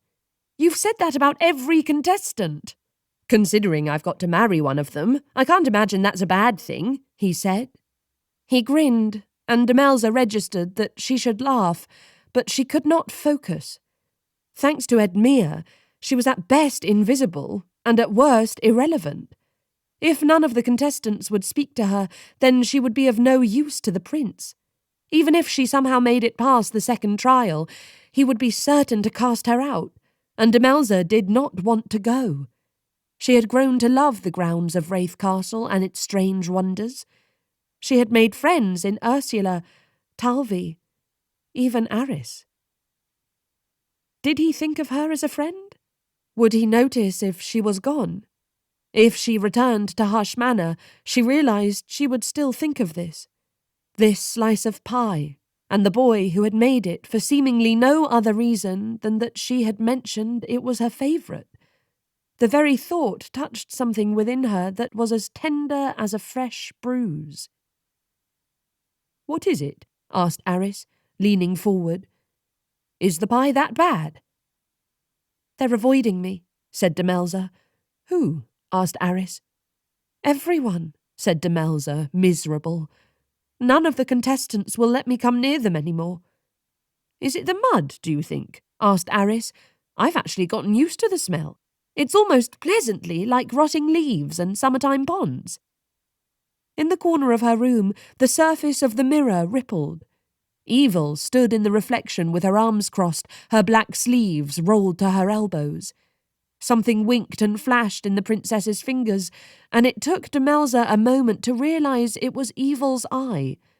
Her other eye glowered at them. She had not bothered with her usual eye patch, and through the fall of her chestnut hair, Demelza glimpsed a dark and angry socket. "We have a problem," said Evil, her gaze slicing to Demelza. "What?" asked Arris. "Not what. Who?" said Evil. "More specifically, you." Demelza steeled herself. "I have done nothing except—" "Stop right there," said Evil, holding up her eyeball. "I have watched you, and doing nothing is the problem." "That's ridiculous," said Arris. "She's brought us the best information and saved my life, and—" "I'm not talking about that, brother. I'm talking about the fact that this is a competition for my brother's hand in marriage, Demelza," said Evil. "You have not revealed yourself as appropriately besotted. And then your comment to Edmure was carried around." "What comment?" asked Arris. "I said that what was between us is a private matter and foolishly added that love is a private matter," said Demelza. Arris blinked. "You said you loved me." "You are hardly ever seen communicating with Arris," added Evil. "It is as if you are not here for him at all." "But I'm not," protested Demelza. "If I spend time simpering about, then I won't know the secrets of the other contestants, and you'll have no use for me. And if you capture our mother's curiosity for the wrong reasons, you'll be thrown out of the competition, and then we will certainly have no use for you," said Evil. "I find all this talk of a person's worthwhileness rather cruel," said Arris. Demelza thought it was an endearing sentiment, but really— "And this is why you are so easy to kill, my beloved twin," said Evil. She tugged at her hair, and Demelza saw profound exhaustion etched in the princess's features. She was worried for her brother. "You must manage both, Demelza," said Evil. her voice softer this time. "More flirtations and the like are needed. With the trial so soon, you cannot afford to rank low amongst the contestants. I have done my best to discover what our mother plans, but so far I've found nothing. If you want to remain here, then it lies in your hands, not ours." 23. To kiss a friend. The time and place where Arris and Demelza planned to put a stop to the rumours had been carefully chosen. They would meet right after breakfast in a copse of trees beside the winter courtyard, where the contestants would be gathering to hear the rules for tomorrow's trial. The trees were the most important part, for they were peeping myrtle. The blossoms, dramatic, velvet and black, were notoriously voyeuristic, and in the presence of any sort of intimacy turned translucent as a glass pane. They were popular choices for the walkways of a garden around a ballroom. Arris had heard that a particularly suspicious wife in the Ulva wilds had elected to begin her second life as a peeping myrtle, provided she was planted just outside her husband's bedroom. Arris had woken early this morning in anticipation of the planned kiss. It all felt rather clinical, and since he knew the whole idea was to be witnessed by everyone, he had stressed about his attire for an entire hour. He couldn't wear white, considering that had been his sartorial opening for the start of the tournament. He had worn copper for the first trial. Silver would look trite amongst the frost and sparkle of Rathe Castle's winter atmosphere. Blue? No, he always looked younger in blue. Red? Far too aggressive. Yellow would make him look like a bird. He had settled, in the end, on a colour he rarely wore: black. One would think he eschewed the hue because it might as well belong to evil entirely, but Arris avoided it for a different reason. He liked it. In fact, he felt he liked it too much. When he wore black, he looked good, older. He felt authoritative. It was like staring at an alternate version of himself. The dark Arris could waste time with abandon. The dark Arris could love at no risk to his life. The dark Arris got to grow old. Arris shrugged on the sable-coloured jacket as if it were a talisman. He adjusted the silver buttons as if they were stars spelling a fate within his control. He thought about a cape, but decided against it. And with that, he went out into the cold. It was far too early to meet Demelza, but Arris couldn't stand another moment in the castle, so he went in the direction of the Grove of Ancestors. As the second trial was almost underway, the weather of Rathe Castle had begun to change. The winter frost that sleeved the branches had thawed. The shy heads of crocuses and daffodils poked up from the icy dirt. Deep in the Grove of Ancestors, Arris greeted Argento, his grandfather tree. The rest of his family was still dormant, but Argento was humming, his roots rippling.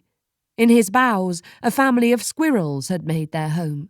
Argento laughed as a squirrel kit that was mostly tuft and tail scuttled up his trunk. "When did they arrive?" asked Arris. "With the frost," said Argento with uncharacteristic softness. "I thought you said you refused to be a hovel for vermin," said Arris. Hypocrite, thought Arris, charmed as his grandfather gently lifted his bough to one of the squirrel kits. The kit appeared to be exploring outside its nest for the first time, and it tumbled happily into Argento's grasp. It trusted him completely. "I imagine this is what it must be like to hold a child," said Argento. "Never had the chance to do that with Eustace, you know. By the time he could sleep in my branches, he was 8. None of that newborn scrunching business that I had heard spoken of so fondly." Arris watched his grandfather's boughs gently swishing, alternating like cupped hands to form a staircase for a pair of cautious squirrel kits. "Do you regret it?" asked Arris. "Regret is a dangerous path to walk down. Unfortunately, I have been stripped of my legs. Roots cannot drink from regrets." I see, said Arris. How is your exercise in procrastination faring? You mean the tournament for my hand in marriage? Argento huffed. It has been illuminating, said Arris. Eh? Is that so? Kissed any of them yet? Many, said Arris. Anyone beautiful? Immediately, Arris thought of Edmir's blue eyes and Zariah's silken hair, Arinthia's dimple and Talvi's slender silhouette. He grinned. Lots, said Arris. Anyone funny? He had exchanged charming witticisms with Haker. Flickra did a hilarious impersonation of a snow ferret that made him chuckle. Demelza... Well, Demelza didn't count, but he often laughed in her presence. A few, he said. Anyone you trust? The question took Arris aback. The only person he really trusted was Demelza. When he was around her, he never looked over his shoulder. With Demelza, he gave no thought to the dangers of his future, because he was too busy revelling in the delights of his present. Odd how he had only just realised that. None of that mattered, though. Demelza didn't count. He started to explain that much to his grandfather. Marry that one, said Argento. Pardon? The one who made you hesitate, said Argento. Marry her. She's not truly in the competition, grandfather, Arris said cagily. And why would she be? Retorted Argento. If you trust her and she makes you laugh, then what competition could there be? Arris saw Demelza before she saw him. She was crouched on the ground, half hidden in the morning fog that moved sleepily over the grass. Beside the copse of peeping myrtles, the glass wyvern boat lay curled up in the middle of the lake, its nose hidden beneath the flop of its great spiked tail and its sail wings neatly tucked along its back. Demelza's hair was still mud-spattered, but the mud had begun to crack, and Arris spied bits of gleaming red hair. Demelza was wearing a nightgown. It had a high collar and long sleeves and billowed out around her.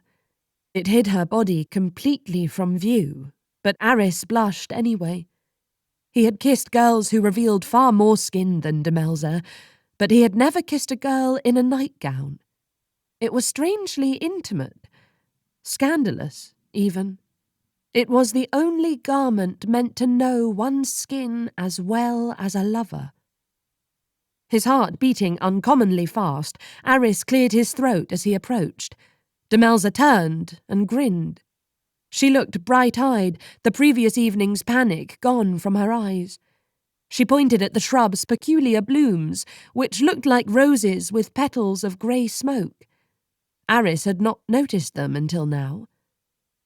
When I was a hatchling, my mother planted these in our nest, said Demelza. They're fog roses. The word hatchling seized Arris's thoughts. I'm sorry, when you were a what? Are you suggesting that you came from an egg? Yes, said Demelza. Why? How were you born? Violently, I'm told, said Arris. The birth of a veritas swan is the opposite of violence. It's supposed to be serene, musical. We hum when we hatch, our voices rising into a crescendo of magic and purity so that our parents might bask in the truth of our perfection, said Demelza. The words were lofty, but she spoke them dryly, and she scowled when she finished. Apparently, however, I squawked like a goose and sounded like someone had taken an instrument and thrown it off the cliff, where, in the midst of its descent, it was attacked by a hailstorm, she said. Demelza then did something Arris did not expect. She laughed. At herself. Did it ever bother you? He asked. Certainly, said Demelza. I learned to love it, though. My sister's songs might be magical, but I'd argue mine is the most memorable. Demelza beckoned him behind the row of peeping myrtles. Not far off, Arris heard the sound of the other contestants approaching the garden walkway. Shall we? Asked Demelza blithely. She picked at something on her nightgown and scratched her head, where a great chunk of mud flaked off and tumbled to the ground. Beneath it, Arris could see the dazzling red of her hair. Demelza faced him with an expectant look. Or should we try to time it for the moment they walk past? Have you, done this before? He asked. He really did not have a reason to be nervous, but her frankness was disquieting. No? You seem quite unfazed by the prospect of a first kiss, said Arris. Demelza waved a hand. I have read enough of kisses and the like in my sister's letters. They seem to have varying degrees of passion. Dulcinea found her kisses with the king quite gentle and boring, and much preferred the heated embraces with his consort. Evadne, Eulalia, and Eustacia prefer kisses of a crueler variety, an intimacy that derives its fervour from the illusion of control or presentation of ruthlessness. Euphemia is, by her own admission, deliciously depraved. So, you see, from their letters I have known 1,000 first kisses. Oh, said Arris. Well, in that case. He bent his head toward her, but Demelza moved back. Wait a moment, she said, reaching forward to pick something from his hair. I got a bit of mud on you by accident. Oh, that's all right. Considering how particular you are about your appearance, I doubt you'd take kindly to being caught in an embrace speckled with dirt, said Demelza. You are calling me fussy. You are fussy, Arris, said Demelza, arching an eyebrow and smiling at him. She brushed her fingers through his hair once more, pushing a curl behind his ear. There. Thank you, said Arris. Of course, said Demelza. What are friends for? Friends, thought Arris. They were friends. How natural the word felt, how easily it settled into the space between them. Arris had never really had a friend. What made someone a friend anyway? He admired his teachers and the company of scholars, and as a child had delighted in the acquaintance of the courtiers' children. He had laughed with some of them until his cheeks hurt, and spoken with others until the night and all its stars unravelled into the dawn. But they were not friends. There had never been the same ease or understanding. No one else had shared in his desire not simply to live, but to continue wanting. Not one person had truly understood, until Demelza. I suppose we are friends, said Arris. He thought about adding something that might be considered profound, but the thought vanished when Demelza placed her hands on his chest, rose up on her toes, and kissed him fully on the mouth. Kissing Demelza was exactly like kissing any other girl, which is to say that it was delightful. Lips are always soft wonders, and the feminine form was a mystery Arris had, quite literally, risked life and limb to explore. As a result of the persistent crusting of mud and twigs in her hair, Demelza smelled like a pond. This was not altogether pleasant, but Arris had grown used to it enough that now some part of it signalled comfort in his mind. When he kissed her, the smell of the pond gave way to the imaginings of one. Dragonflies with stained glass wings, water lilies at dusk, the flash of scales beneath a patina of green. Usually, in a kiss, Arris found himself jumping forward 1,000 steps, to the possibility of darker corners, the threshold of a secret room, the slight answering catch in a girl's breath that painted fire along his bones. But not with Demelza. With her, Arris was not thinking of the future at all, but the past. He had never laughed before he had kissed someone. He had never kissed a friend. He had never stood there, forgetting what he was supposed to be doing. The kiss was no prelude to something else. It simply was, and it felt so natural as to be uncanny. Arris could not imagine that he existed for any other purpose than to kiss Demelza surrounded by the blousy dark blooms of the myrtles and the silver gleam of the fog roses. Slowly, Demelza's hands travelled from his chest. Her fingers interlaced behind his neck, and the kiss, so carefully planned, moved into a realm Arris hadn't expected. He gripped her waist. felt the heated contours of her body through the nightgown's slippery fabric. He tasted the warmth and sweetness of her mouth and wondered if he was dreaming. "You've got to be joking," said a loud voice. Abruptly, Demelza broke the kiss. Arris stumbled, a part of him reluctant for the moment to pass. The velvet blooms of the peeping myrtle had turned crystalline, and through them he saw the row of contestants, their shock and bewilderment turned to fractals by the blossoms. Dimly, he heard their curiosity and shock, but he paid it no mind. Demelza held all his focus. She was not smiling triumphantly the way Arris had imagined and the way evil had insisted. She was frowning. She turned her back on the contestants. Arris waved his hand over the peeping myrtles, and the blooms turned opaque once more. He ignored the shocked and bewildered gasps of the contestants as they were, rather forcefully, shut out of this tableau. Evil had told him to make a scene about being caught, but he didn't want to be witnessed any more. The whole of his being seemed bent around Demelza's frown. The lush mouth he had kissed a moment ago had flattened into a grimace. "What's wrong?" he asked, panicked. "Was that bad? Did I hurt you or—" "No," she said. "You didn't." "Then what's wrong?" When Demelza faced him, she was composed. She even smiled, although the expression did not reach her eyes. "It was exceedingly pleasant," she said, "and it was generous of you to respond with some measure of passion toward the end. Clearly my inexperience left me more affected than I expected. I'm grateful you didn't recoil." Demelza paused, then laughed, and Arris, still stunned by the kiss, realized a moment too late that he had missed his chance. He should have cut her off, should have told her that he had been moved to kiss her like that of his own volition. "Thank you," she said. An automatic sense of propriety kicked in. "You're welcome," he said. Something raw flashed in Demelza's eyes, there and gone. "Well, I have to go," she said. "Must hear instructions for the second trial and all that. I'll report back later, but no need to visit me this evening, yes? I should probably spend time with the other contestants. I'm sure they'll have many questions." Once again, a moment too late, Arris realized he had not just missed his chance. He had crushed it beneath his heel. But a chance of what, exactly? What was he mourning? He wanted to talk it over with Demelza, but by the time he recovered himself, she was already gone.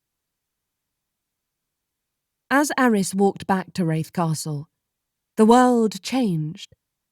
Spring colours saturated the once pale and sparkling winter landscape. A blush snuck into the icy cherry trees. The pale blue of the pond deepened to azure.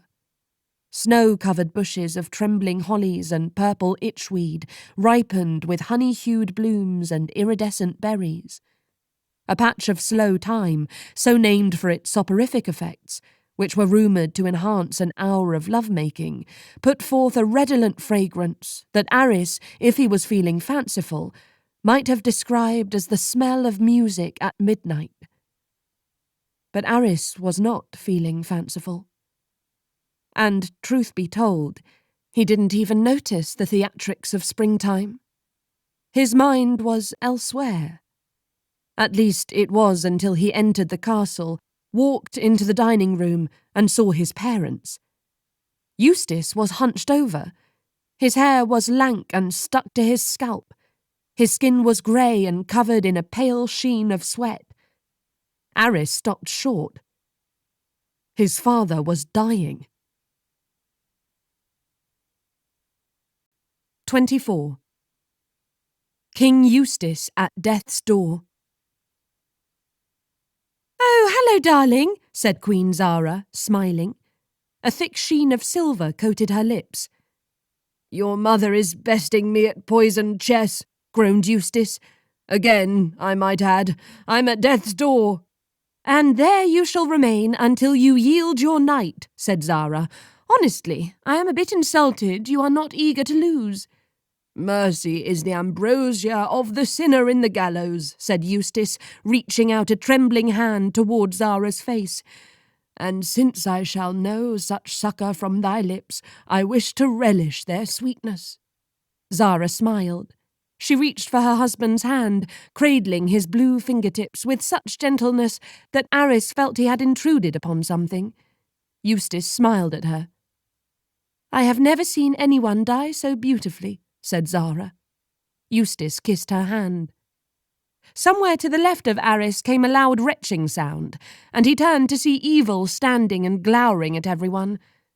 "Have I also been poisoned?" asked Evil, "because I'm feeling nauseous watching this exchange."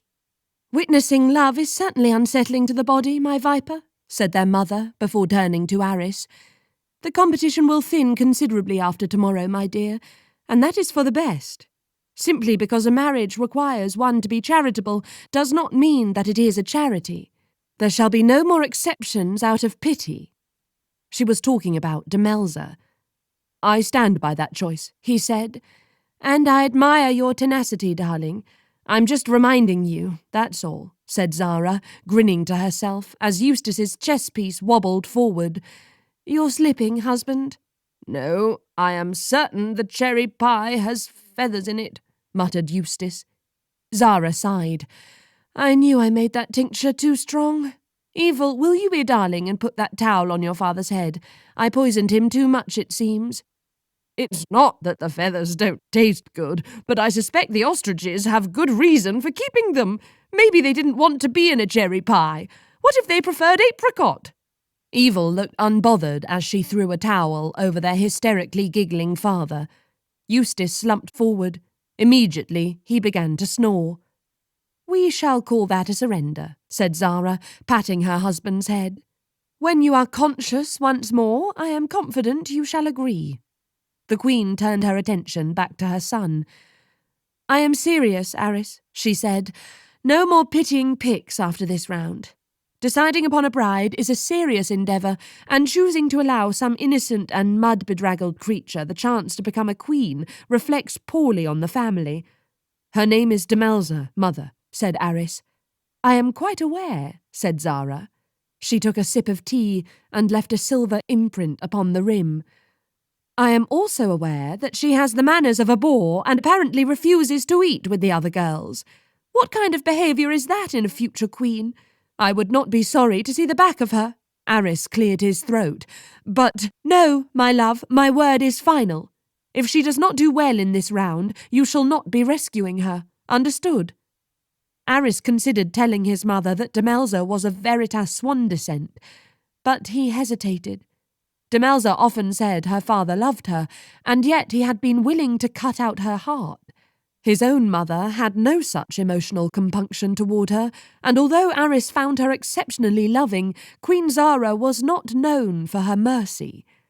What would she do to Demelza? The thought twisted Arris's stomach. No, he would protect Demelza's secret for as long as he could. "Understood," said Arris. Still, if Demelza failed the next trial, then there was a chance there was nothing he could do, in which case both of them would be at the mercy of everyone else. "What exactly do you have planned, mother?"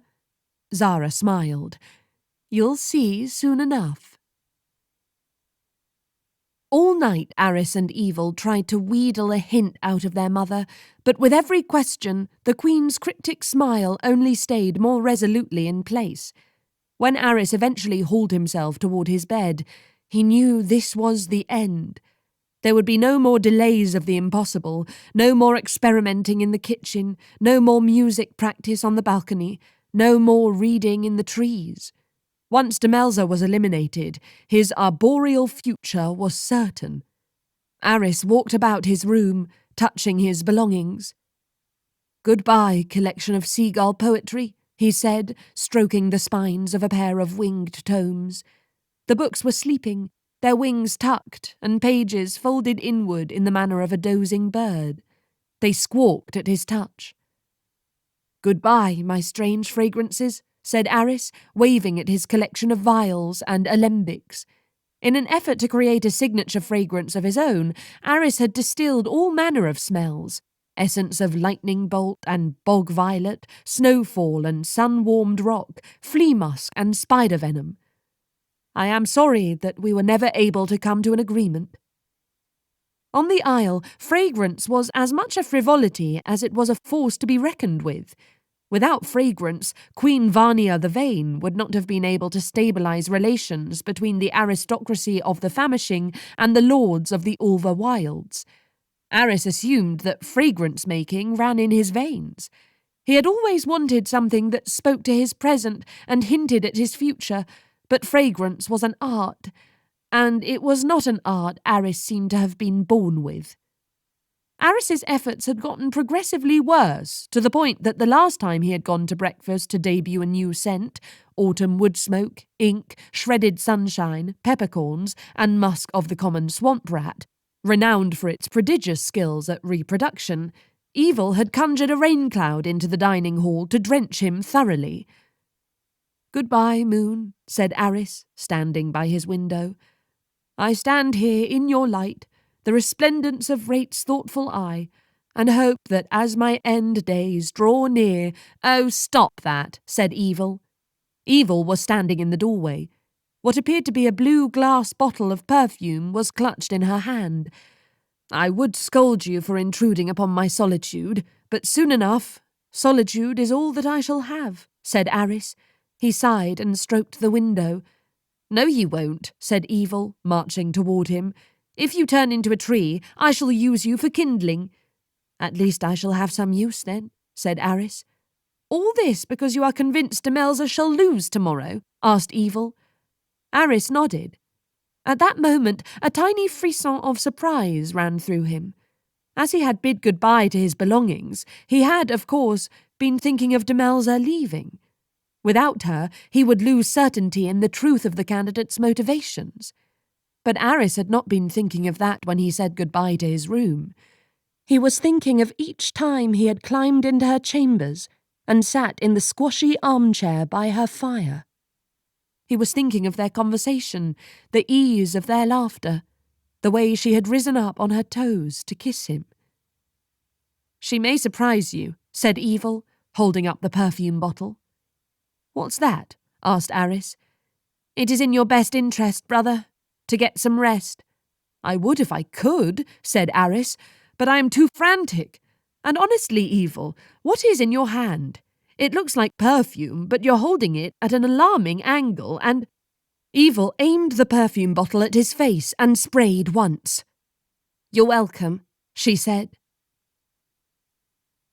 When Arris woke the next day, he was still in his dressing gown from the previous evening and was sprawled on the floor.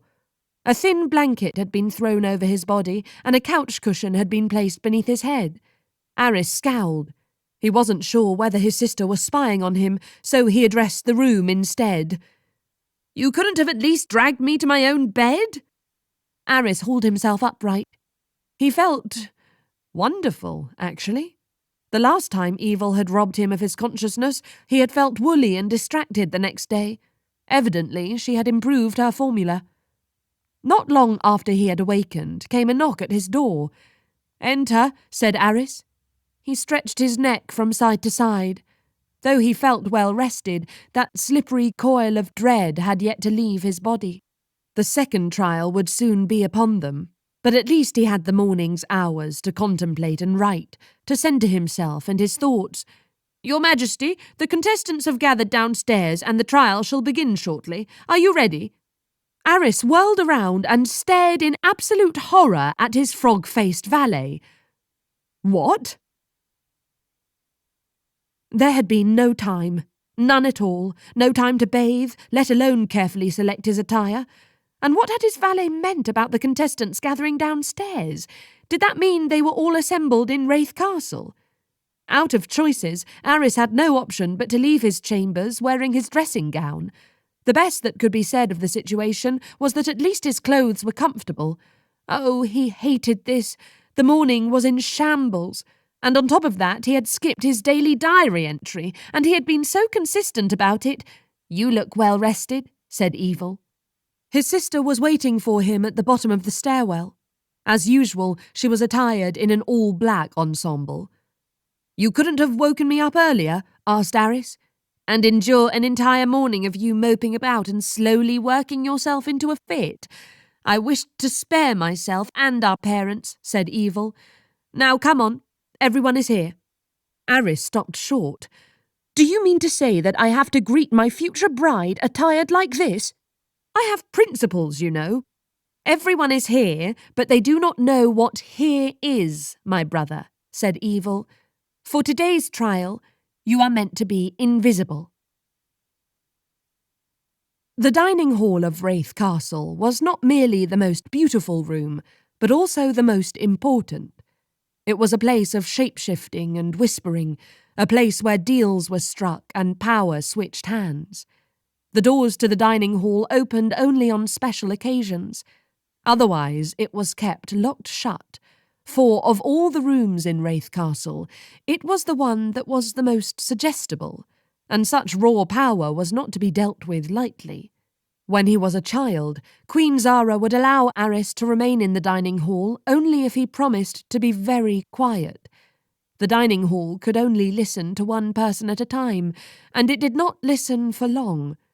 A single sentence misconstrued might be the difference between diplomacy and disaster.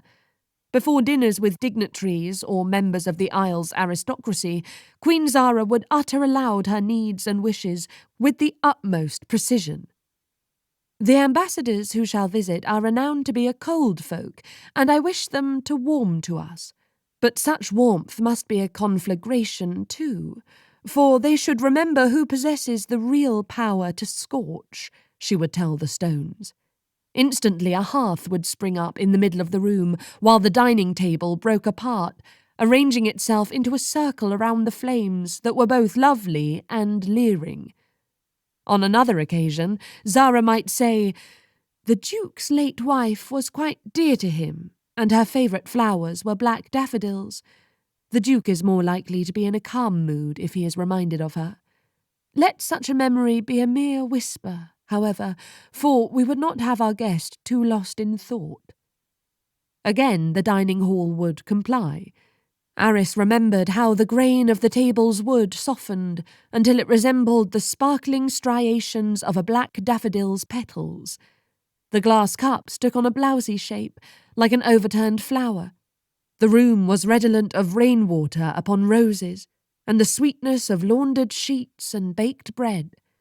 Arris remembered how the visiting Duke had entered Rathe Castle, his shoulders up to his ears, his brow thunderous. And Arris remembered how he had left, his eyes shining and smile soft. When Arris entered the dining hall, magic suffused the air. It crackled with raw potential. It seemed as if the very stones trembled in anticipation, ready to become whatever was demanded of them. That the room was now open to the suggestion of anyone aside from Queen Zara was unheard of. But then again, so was competing for the hand in marriage of the Isle's heir. Inside, the dining hall was dark. The walls themselves appeared shadowed and dimensionless, not yet sure whether to expand into a massive chamber or constrict into a cosy alcove. A slight wrinkle to the air was the only sign Arris had that he and his sister were standing behind a pane of some kind. This was a relief, considering how close the contestants were.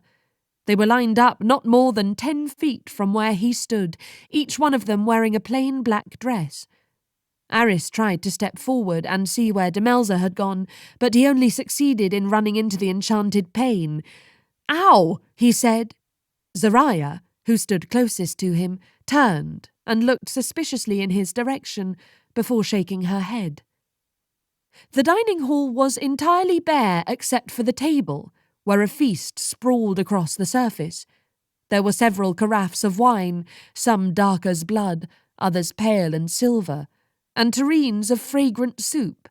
Roasted vegetables, glazed in honey and studded with berries, winked like gemstones. Golden bowls of spiced plums, roasted nuts and stewed cherries, and immense platters of sliced bread spread thickly with butter gleamed. A haunch of boar and venison flanked opposite sides of the table, the meat already carved and glistening in invitation. Arris's mouth watered. There had been no time to eat. Queen Zara appeared to step out of the shadows, and Arris heard the girl's collective drawn breath once she appeared. Like the room itself, Zara was dressed in shadows.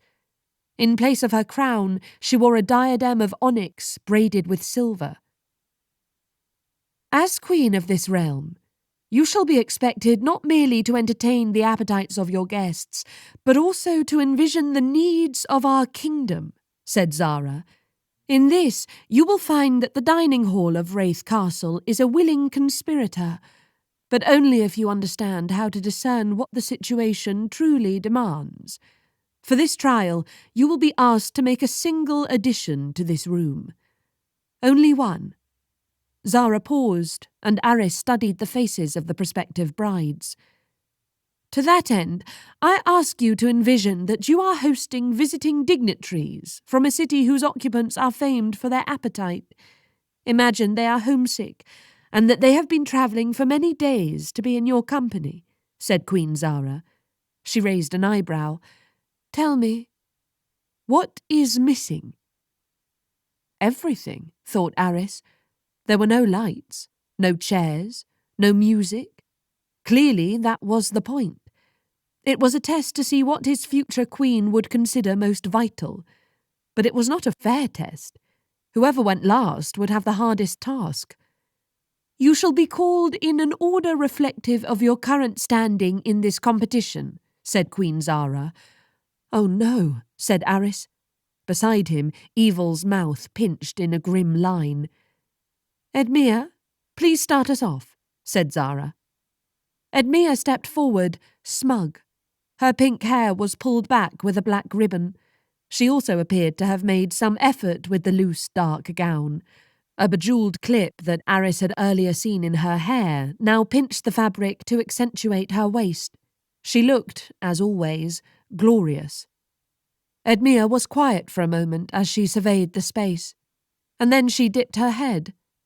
Majesty, I would add chairs, but beautiful chairs that are imbued with the power to move about the table so that every dignitary may spend time at the right-hand side of the king and queen. It was a clever answer, and the dining hall responded appropriately. Out of the stone, several chairs surfaced. They were made of finely carved wood and began to drift lazily about the circle. They were certainly beautiful, but they did not look comfortable. The carved wood resembled a rose beset with thorns, and there was no cushion on the narrow seat. How would you improve this, Talvi? Asked the Queen. Talvi stepped forward.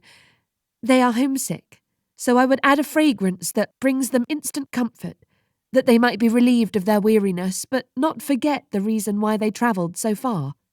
Evil frowned. That is a dangerous little ice doll, brother. Be wary of her. Arris noted that his sister did not take her eyes off Talvi, ever. After Talvi, the contestants began to add and embellish in quick succession. Cordelia, a blue-skinned maiden from the famishing, was the first to earn a smile from Queen Zara, after pointing out that they did not know the environment of the dignitaries, and thus the room should adjust to what they breathed. Zariah added bubbles of light and quiet for those who found themselves overwhelmed by the evening's festivities. After Ursula, who added enchanted plates to warm the food so that the guests would not feel rushed through their meal, and Heike, who adorned the space with music that adjusted to their moods, only Orinthia and Demelza remained. Well? Asked Queen Zara. Orinthia looked frantic. Her eyes leapt from the lights to the stones. She stammered, Perhaps flowers native to their realm, she said. For beauty? Arris saw that his mother fought back a yawn at the suggestion. Orinthia looked shamefaced as she sank back into line. Finally, Arris could see Demelza fully. More and more, her red hair was on display, though there were still patches of mud and twigs concealing it. Arris remembered her wide-eyed panic from the first trial and thought she would look just as mortified. But she did not. And you? Asked Zara. Clearly, his mother considered this nothing more than a formality. He could see her tapping her toes against the stone, glancing toward the exit. Perhaps she could see Arris and Evil through the enchanted pane, for he swore his mother caught his eye just then, as if warning him to stay put. "This isn't fair," said Arris. "No," said his sister, "it is not." "But what do we do?" asked Arris. But his sister was watching Demelza. Alone of the contestants, Demelza did not speak immediately. She looked unhurried as she stepped forward and walked in a slow circle about the table. She paused, staring at the food. "Today, child," said Zara, annoyed. What Demelza did next was nothing short of ridiculous. She reached forward and stuck her finger in the main stew. On the sidelines, Edmure gave a horrified gasp. Demelza looked up and smiled at her. Then she gave the stew a good swirl before tasting it. Immediately, her face scrunched into a grimace. A second later, she broke off a piece of the venison. After a single nibble, she frowned again. Then she went for the boar. She had hardly put it in her mouth before she spat it out on the table. You ate the food," said Queen Zara. "As I imagine a guest would," said Demelza, facing his mother. Zara was stone-faced. "And?" Demelza wiped her mouth and then curtsied. "Your Majesty, there is only one thing this meal is lacking in entirety. Salt." Zara stared at Demelza. Her eyebrows shot up her forehead. Her head tilted ever so slowly, as if she were seeing Demelza clearly for the first time. She smiled. And then Queen Zara began to laugh. 25. A Salty Swan. Queen Zara laughed, not at her, as Demelza had initially worried, but because of her. Demelza felt as if a thread of gold had shot through her veins. She grinned, but the person she wished to grin at was not here. Throughout the trial, she had glanced at the walls, the ceiling, even the floor, each time wondering whether there was someone hidden. But only the Queen watched them. "You have all done well, but only one of you has managed to surprise me," said the Queen. "Opulence, ornaments, and over-the-top frivolities are all hallmarks of a memorable queen. But a true one does not neglect the fundamentals. Such attention to detail is as fundamental as salt is to food. I find myself impressed." As she spoke, her eyes went to Talvi first, then Edmure, and last to Demelza. A sound, like the drag of a heavy velvet curtain upon a stage, caught Demelza's attention. All this time, the dining hall's entrance had appeared dark and shadowed, save for the golden gleam of an empty archway. But now 2 figures appeared where before there had been nothing. Evil and Arris. For the first time, Demelza understood what her sisters meant when they wrote of targets who were infuriatingly handsome. She had always wondered why someone's attractiveness would make them so angry. It's not as though that person's beauty had seized the last bit of dessert off your plate or tripped you down a staircase. But now she understood that it wasn't the beauty that was infuriating, but its belligerent effects. In an instant, one could be disarmed by the hint of a smile. Every piece of armour knowingly and unknowingly constructed around the heart could be rendered flimsy and useless by a single glance. It was the equivalent of showing up to a sword fight with a spoon.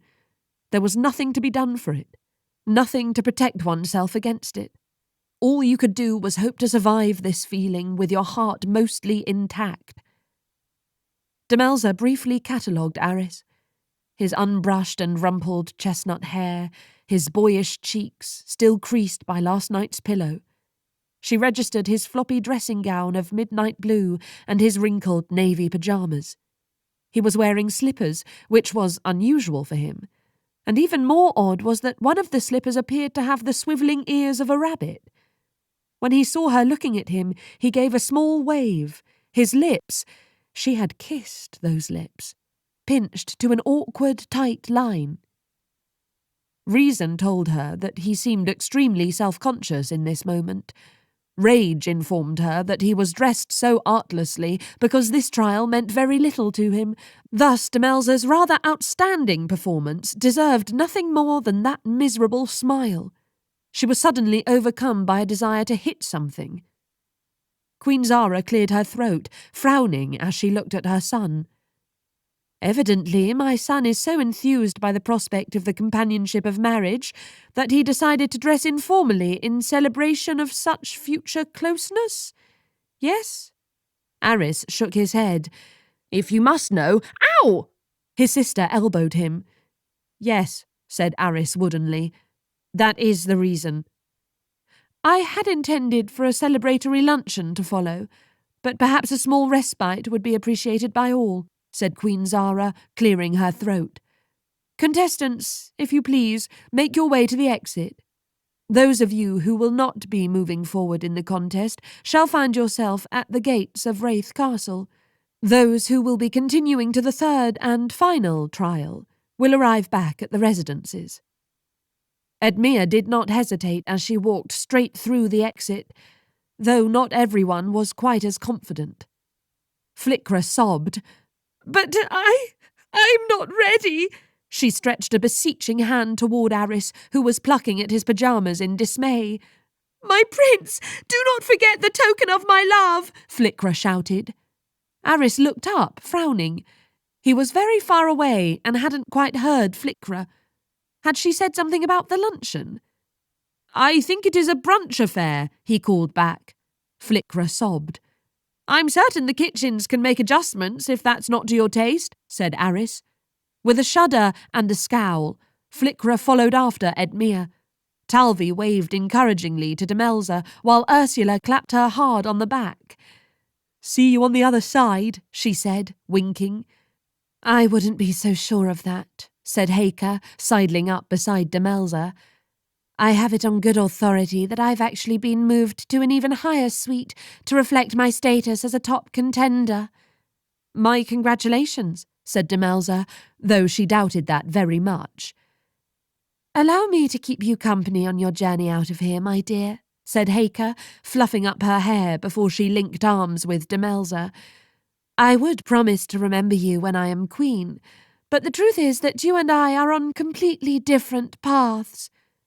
The girls stepped into the cool hallway and wind rushed over Demelza. When she opened her eyes, the castle grounds looked so unfamiliar that for a terrible, heart-swooping moment she imagined she was outside the gates of Rathe Castle. Up ahead, the towering, wintry mushroom stalk had vanished, replaced with a squat toadstool the size of 2 houses. Its bright red cap glistened with morning dew. Overhead, the once skeletal trees had turned green and lush. Spring drenched the air, and Demelza felt heady with the fragrance of the nearby honeysuckle and noon lilies.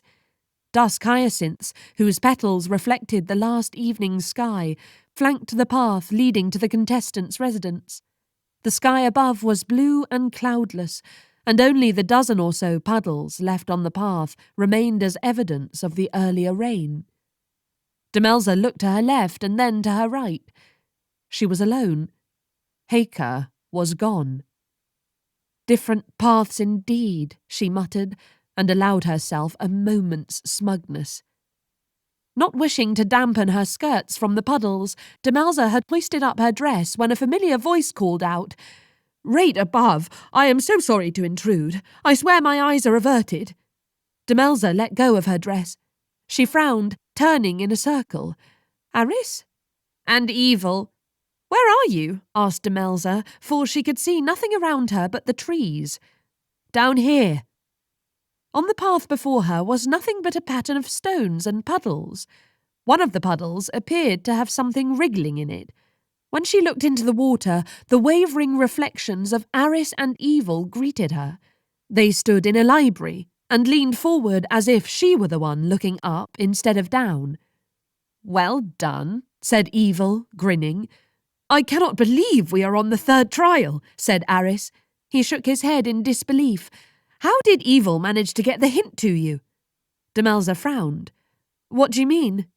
We tried to wheedle a hint out of my mother for the second trial, and I thought we'd failed, but evidently not if evil managed to sneak you a hint, said Arris, smiling. Beside him, his sister groaned and pinched the bridge of her nose. Demelza scowled. I had no hint. Arris looked shocked. You didn't? She didn't, confirmed Evil. But you said last night that Demelza might surprise me, said Arris. And she did. Oh, said Arris, stunned. That answer was all you. Surprise, said Demelza. At once, the war glow of her victory and whatever smugness she had felt at Haker's elimination cooled. Forget all her thoughts on what she had previously found infuriating. Now she was plain angry. Demelza stepped around the puddle and curtsied to Arris and Evil. I appreciate your confidence in my abilities, Majesties, she said. Now, if you'll excuse me, I must return to my duties and interrogate the motives of your future queen.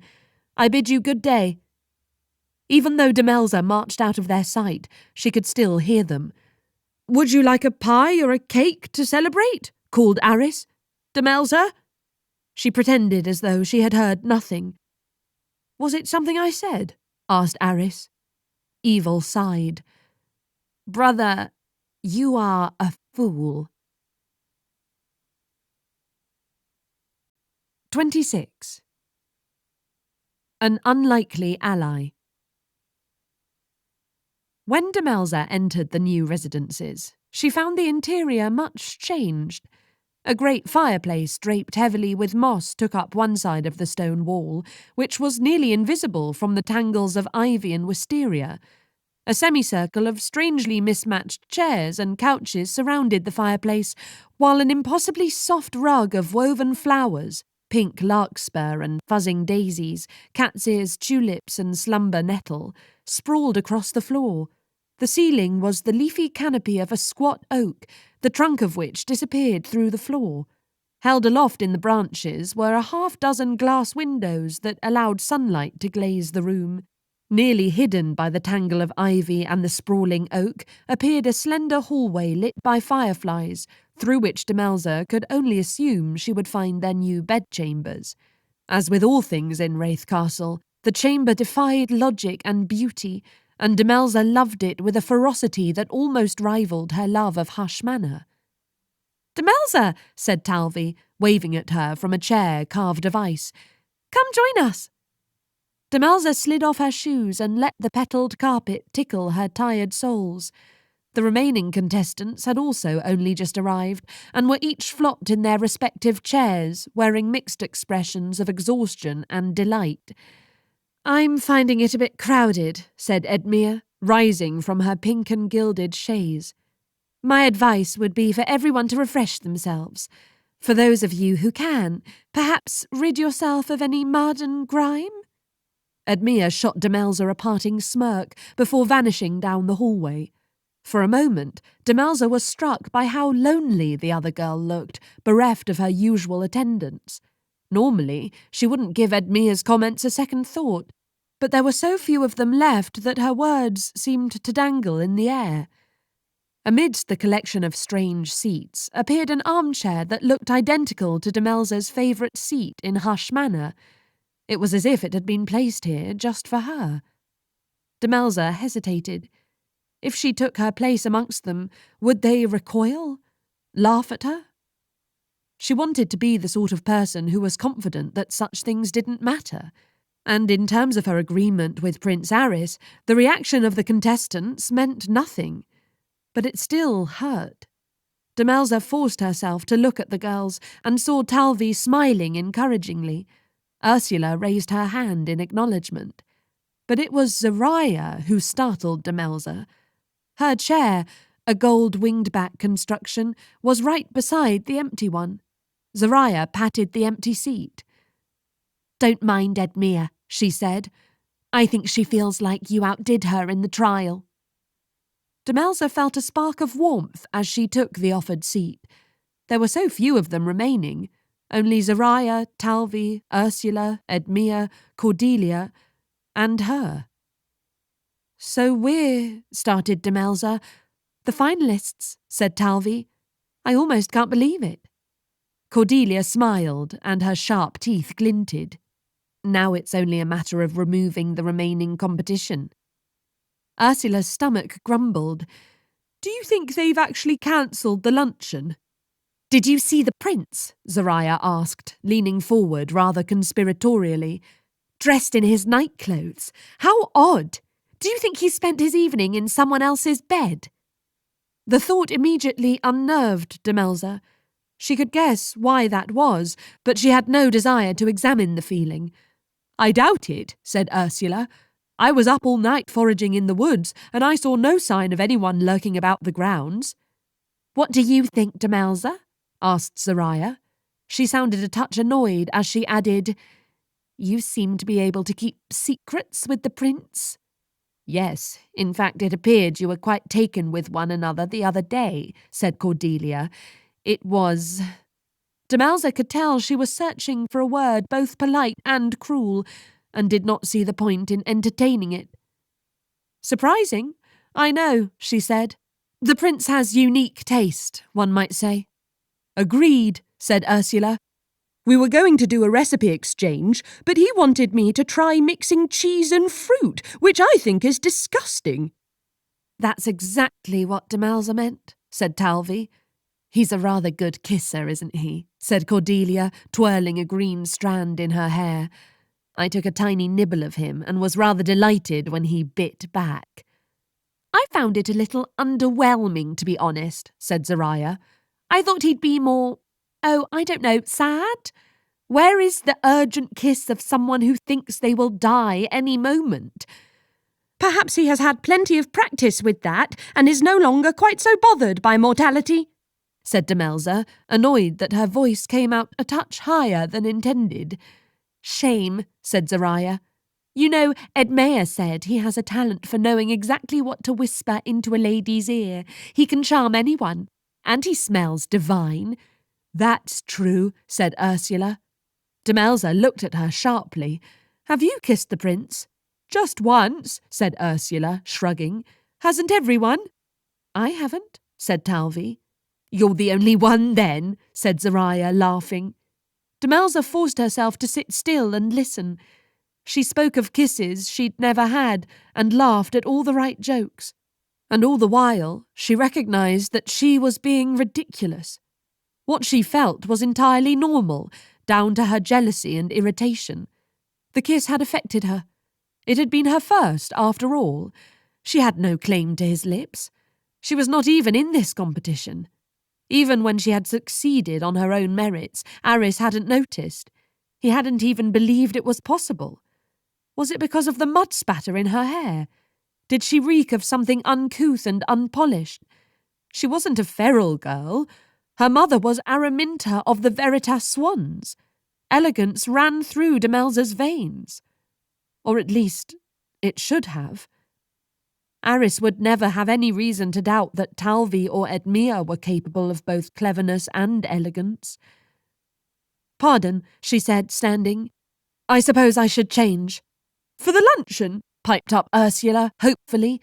"Do you think once we've all changed, then it will start?" "Maybe," said Demelza.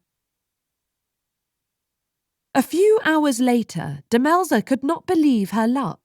She was on her way back from the bathing chambers, a place of stained glass windows filled with spearmint-scented steam and warm pools, when she found Cordelia slinking out of a room that was not hers. Demelza knew this because the doors for each of the contestants' chambers were emblazoned with their names, and Cordelia's door was at the far end of the hall. Of all the contestants, Cordelia proved the hardest to get alone. She was always on the fringe of a group, not quite part of the gathering, but never truly on her own. Sometimes Demelza suspected that Cordelia watched the other girls as closely as she did. Demelza glanced behind her to where the scented steam spilled into the hallway. When she had left, Talvi and Ursula were still luxuriating in the pool, while Zariah was combing oils through her hair. She had not seen Edmea, and yet it was Edmea's room from which Cordelia crept.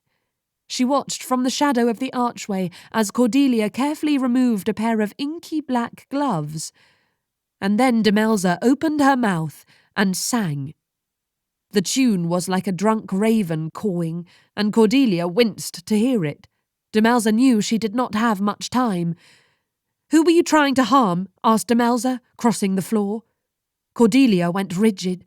A muscle in her jaw flicked. She tried to keep her mouth shut, but the magic coaxed out the truth. Demelza burst into Edmia's room. Even in her state of panic, she could not help but register the wild differences between her room and Edmia's. Their rooms appeared to have started off in the exact same way, but Edmia's bore no resemblance to its original appearance. There were colourful silks hanging from the ceiling, lights strung up around the windows. How in the world did she manage to get a hold of a bower of roses? Thought Demelza. The moment she saw Demelza, Edmia shrieked and clutched a shimmering dress of scales to her chest. "Put it down!" Demelza yelled. Edmia kept screaming. At her touch, a tinge of scarlet crept down the dress of silver scales. There was no time. Demelza ran toward her, snatching the dress out of Edmia's hands and throwing it in the fire. "What is wrong with you?" Edmia said. "Do you have any idea how expensive that was?" For a few seconds, the flames had no effect on the silver dress. They merely clambered over the scales. Edmia grabbed a nearby poker to remove the dress from the fire, when all at once the dress fell apart, melting into a pool of foul-smelling silver ink and blood. Edmia stared at the puddle, some of which had seeped past the edges of the fireplace. "That looks an awful lot like the ink of a spotted eel." "It is," said Demelza, breathing hard.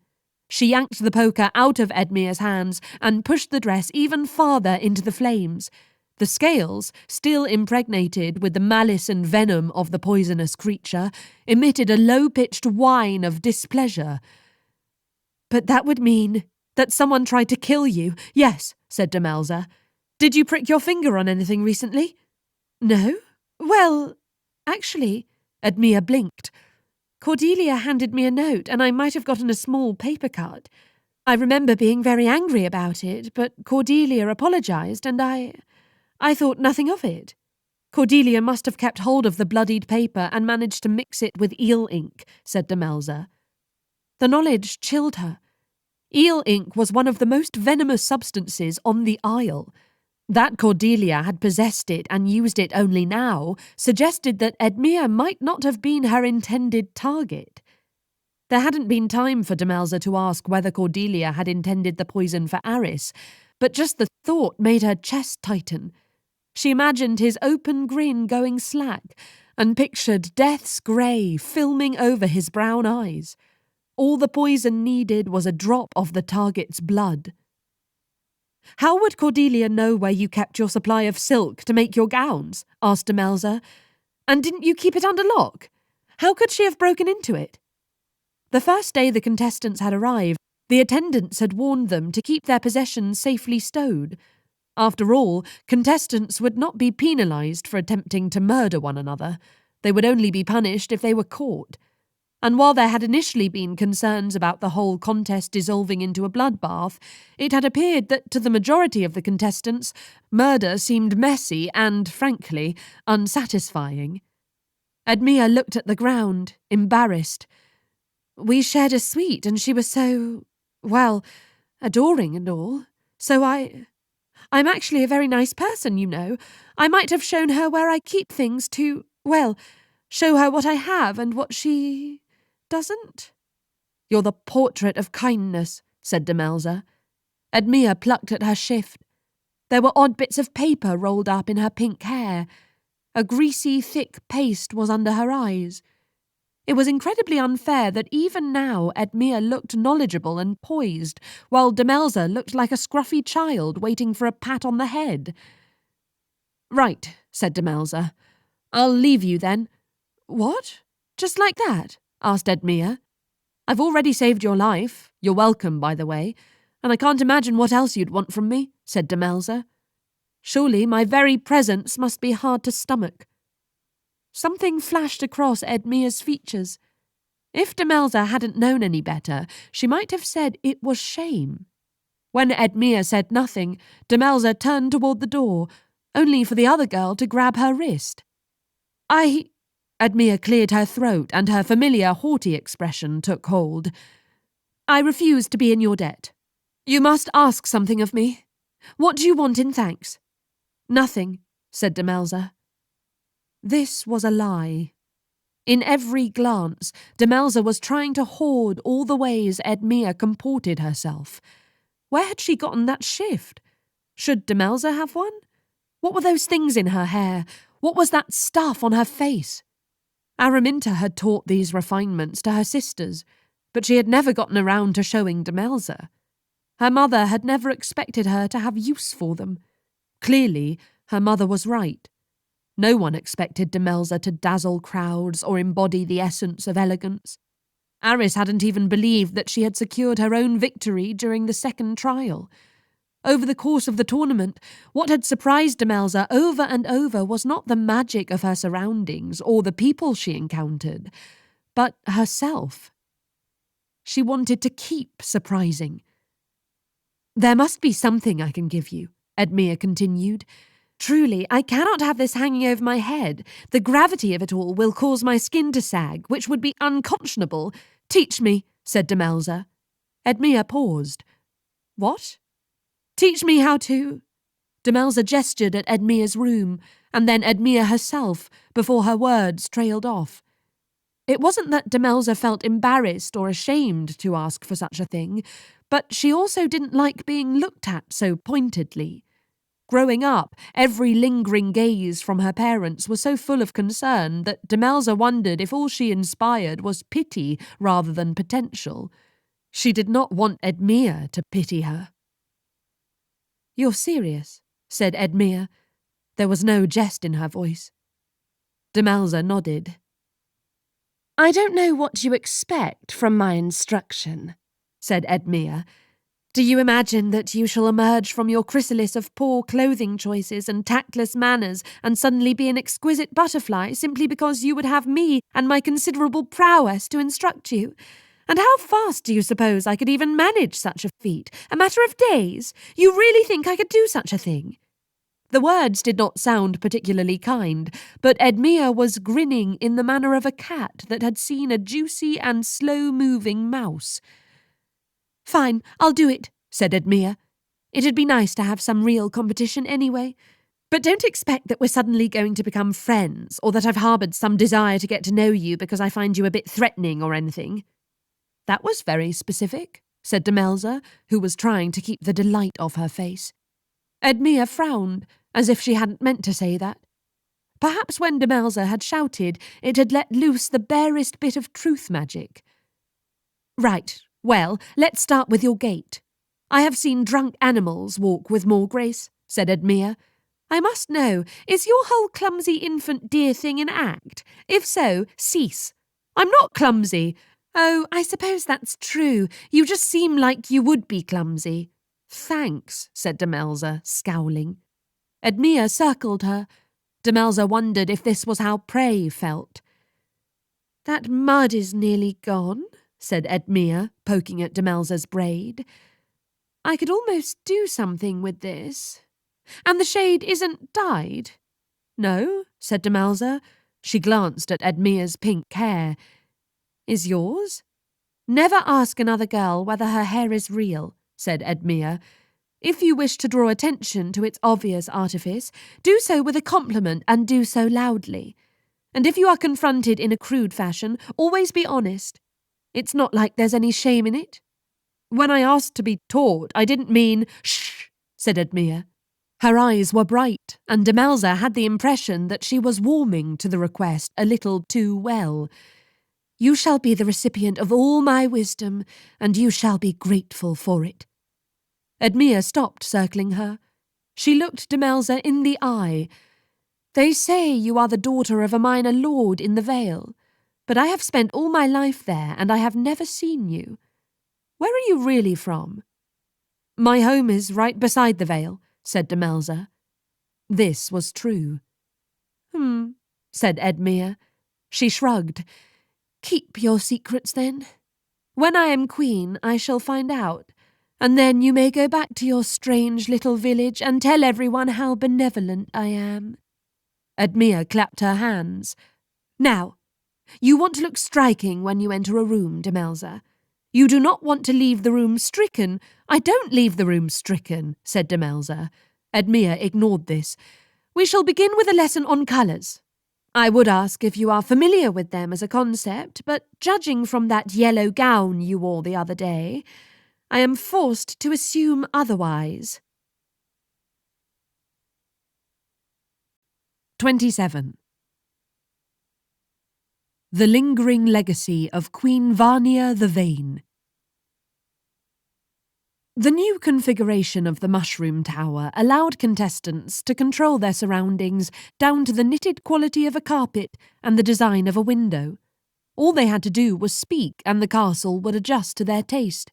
For Ursula, it grew a kitchen and a herb garden.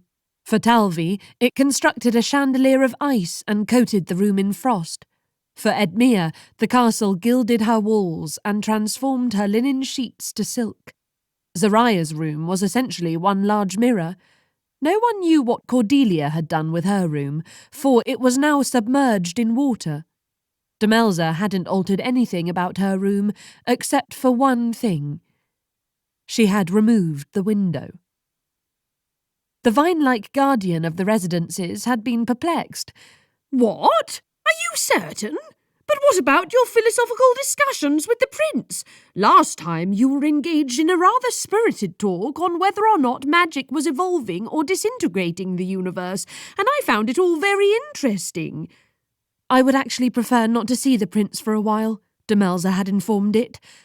"Ah, because he is too much a gentleman?" Demelza did not dignify this with an answer. That night, however, she dreamt that Arris had found a way to her room anyway. He had woken her softly and apologised for not recognising how exquisitely wonderful she was.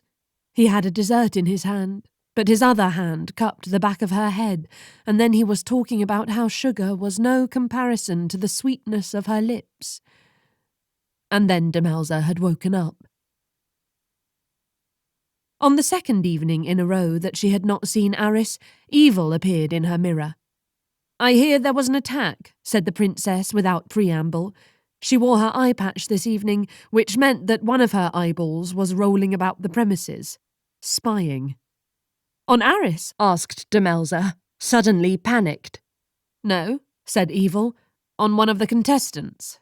The Lady Edmea, I believe." "Oh, yes," said Demelza. "I believe you saved her." Demelza nodded. Evil raised an eyebrow. "To what end, might I ask?" "I don't care for underhanded victories. From anyone," said Demelza. "Speaking of, why is Cordelia still here? Shouldn't she have been thrown out of the competition?" "Why? Was she caught?" "Well, no, but Edmea's dress was poisoned, but it could have been by anyone," said Evil. "Why? Are you worried for Arris?" "Should I be?" asked Demelza. "You're ignoring him," said Evil. "To be clear, I'm not scolding, merely making an observation. I thought you'd agreed to give him a weekly report." "I did, and I will," said Demelza. "But it hasn't been a week yet." Evil frowned. "True. Why? Has he said anything?" asked Demelza. "Should he have said anything?" asked Evil.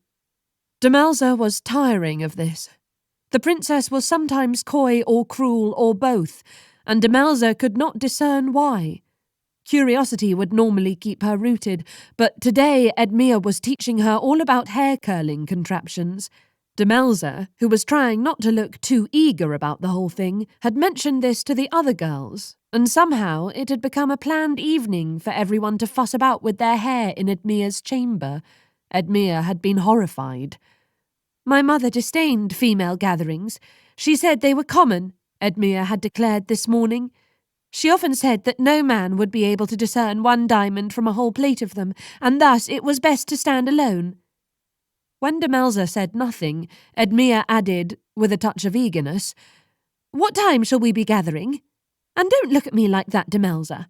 If I win on beauty alone, it's insulting to my dignity. I'm levelling the playing field, so no one can say that of course the prince had no choice but to choose me." "Demelza?" prompted Evil's reflection. Demelza borrowed from Edmia's arsenal of dismissals. "I have much work to do, I'm afraid," she said. "Demelza, he needs you," Evil bit out. The words sent a dangerous spark through her heart. For a moment, she let herself imagine what it would feel like to be needed, to be as vital to someone as the air they breathe.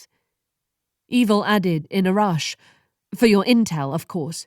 Without you, we would have no clue as to someone's true intentions, and, as you know, Arris... Well, without that information, his life would be cut short." "Of course," said Demelza, her voice wooden. Demelza knew that she alone had gilded her dreams with the hope for something out of reach, a hope she dared not speak aloud. She had only herself to blame for feelings hurt. "I know exactly what Prince Arris needs me for." Nearly a week passed before Queen Zara summoned them to a new gathering. In all that time, the contestants had been left to their own devices. Some of them, like Ursula, had been delighted by the break from teas and concerts. Others, like Cordelia and Edmea, were convinced it was a sign of a more sinister plot. "They're trying to drive us mad," said Cordelia over breakfast on the day of the summons. "Or see which one of us loses composure and is caught out looking mediocre for once," said Edmea, examining her reflection in a teapot. "Or perhaps it is the prince's choice," said Zariah dreamily. "Absence makes the heart grow ferocious." "Absence makes the heart grow fonder," said Talvi. Zariah blinked. "No, that can't be right." "What is today's gathering anyway?" asked Ursula. "Luncheon?" Cordelia, who had accepted the invitation on behalf of the contestants, waved it dramatically and announced, "It is an invitation to create a fragrance." Down a narrow pathway lined with spiralled shells and deep in one of the many arching sea caves, the famishing sea whispered of its infinite hungers. It was here, in a large chamber that resembled a massive hollow pearl, that the contestants gathered. In the centre of the room was a shiny black mirror of a table. Upon it were a few dozen glass bottles, some filled with colourful liquids, others empty, and a number of small terrariums whose frosted glass lids kept their contents a mystery. Every now and then, Demelza caught sight of her reflection on the nacreous walls.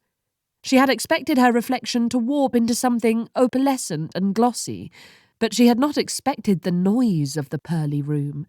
Though the floor was stone, the sea still wriggled through deep channels cut into the rock, and perhaps the sound of it flowing back into open waters was what made Demelza start imagining things. She had imagined the chamber would be silent, but it was like standing in a storm of whispers. "Who are you? Who are you? I see you, I see you. You cannot hide from me. I promise to keep all the secrets you give me between us and the ever-dark sea."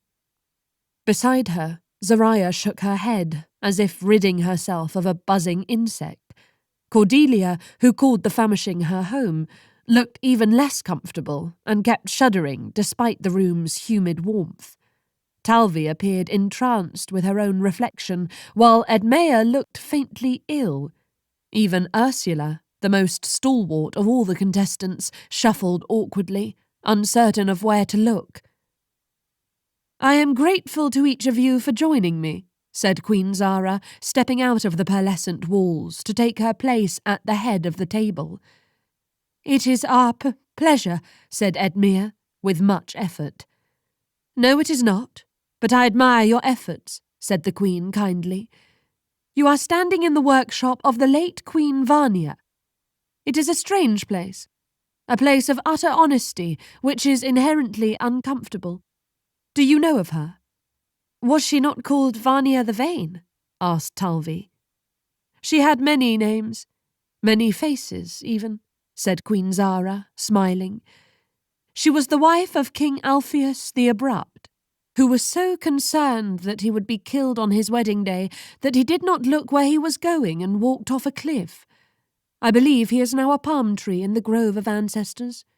Anyway, Vanya was a very shy girl who had no interest in ruling, but on the day of her wedding she found herself thrust into a position of extraordinary power, a position that people were only too happy to take advantage of in the hopes that she might fail. When they looked at her, they saw only a small girl from the Ulva wilds, with hair the colour of a mouse's pelt and large teeth. Alpheus had made it clear from the beginning that he had chosen her not for beauty, but for meekness. Of all his choices, she seemed too meek and mild-mannered to murder him. Perhaps in the beginning she was, and then she was not. As she spoke, Zara trailed her hands along the assorted glasses and bottles. One by one, the jars opened. Within, Demelza saw the polished skull of an ice swallow, a pile of gilded teeth, lustreel rings, and glass feathers. There were dried frostwort and a garland of swamp hyacinths, pulsing heart lilies, and nemesis nasturtium that had apparently been only recently picked, for it was still spitting burning nectar upon the table. Some of the herbs and flowers were so rare that Demelza could not guess their use, let alone their names. With these ingredients, Queen Vanya changed the atmosphere of any room she entered. With a dab of perfume at her wrist, she could start wars or end them. She could conjure the fragrance of first love and the stench of simmered resentments. She was not truthful, but she was always honest with herself, said the Queen. It was her unflinching honesty that let her be what others wanted or needed her to be, for she never wavered on who she was. That was her magic, and that is the question I pose to you now.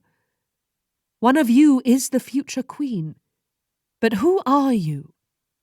Can you behold the honest truth of yourself and distill it? Queen Zara let the question hang in the air for a few moments. Do note that this exercise is an optional one. To reveal who you truly are is always a risk, but perhaps the reward will be beyond what you could ever imagine. The Queen dipped her head ever so slightly, and then vanished once more through the pearl walls. The sooner we're done with this, the faster we can leave, said Edmure, pinching her nose as she reached for some flowers. Ursula shuddered. That's true enough. Demelza? Demelza, what about your perfume? You heard the Queen. It's only an optional exercise, which I'm choosing not to exercise, said Demelza as she hastened to the exit. Talvi called after her, but by then Demelza was too far away to hear what she'd said. She needed to get out of that room.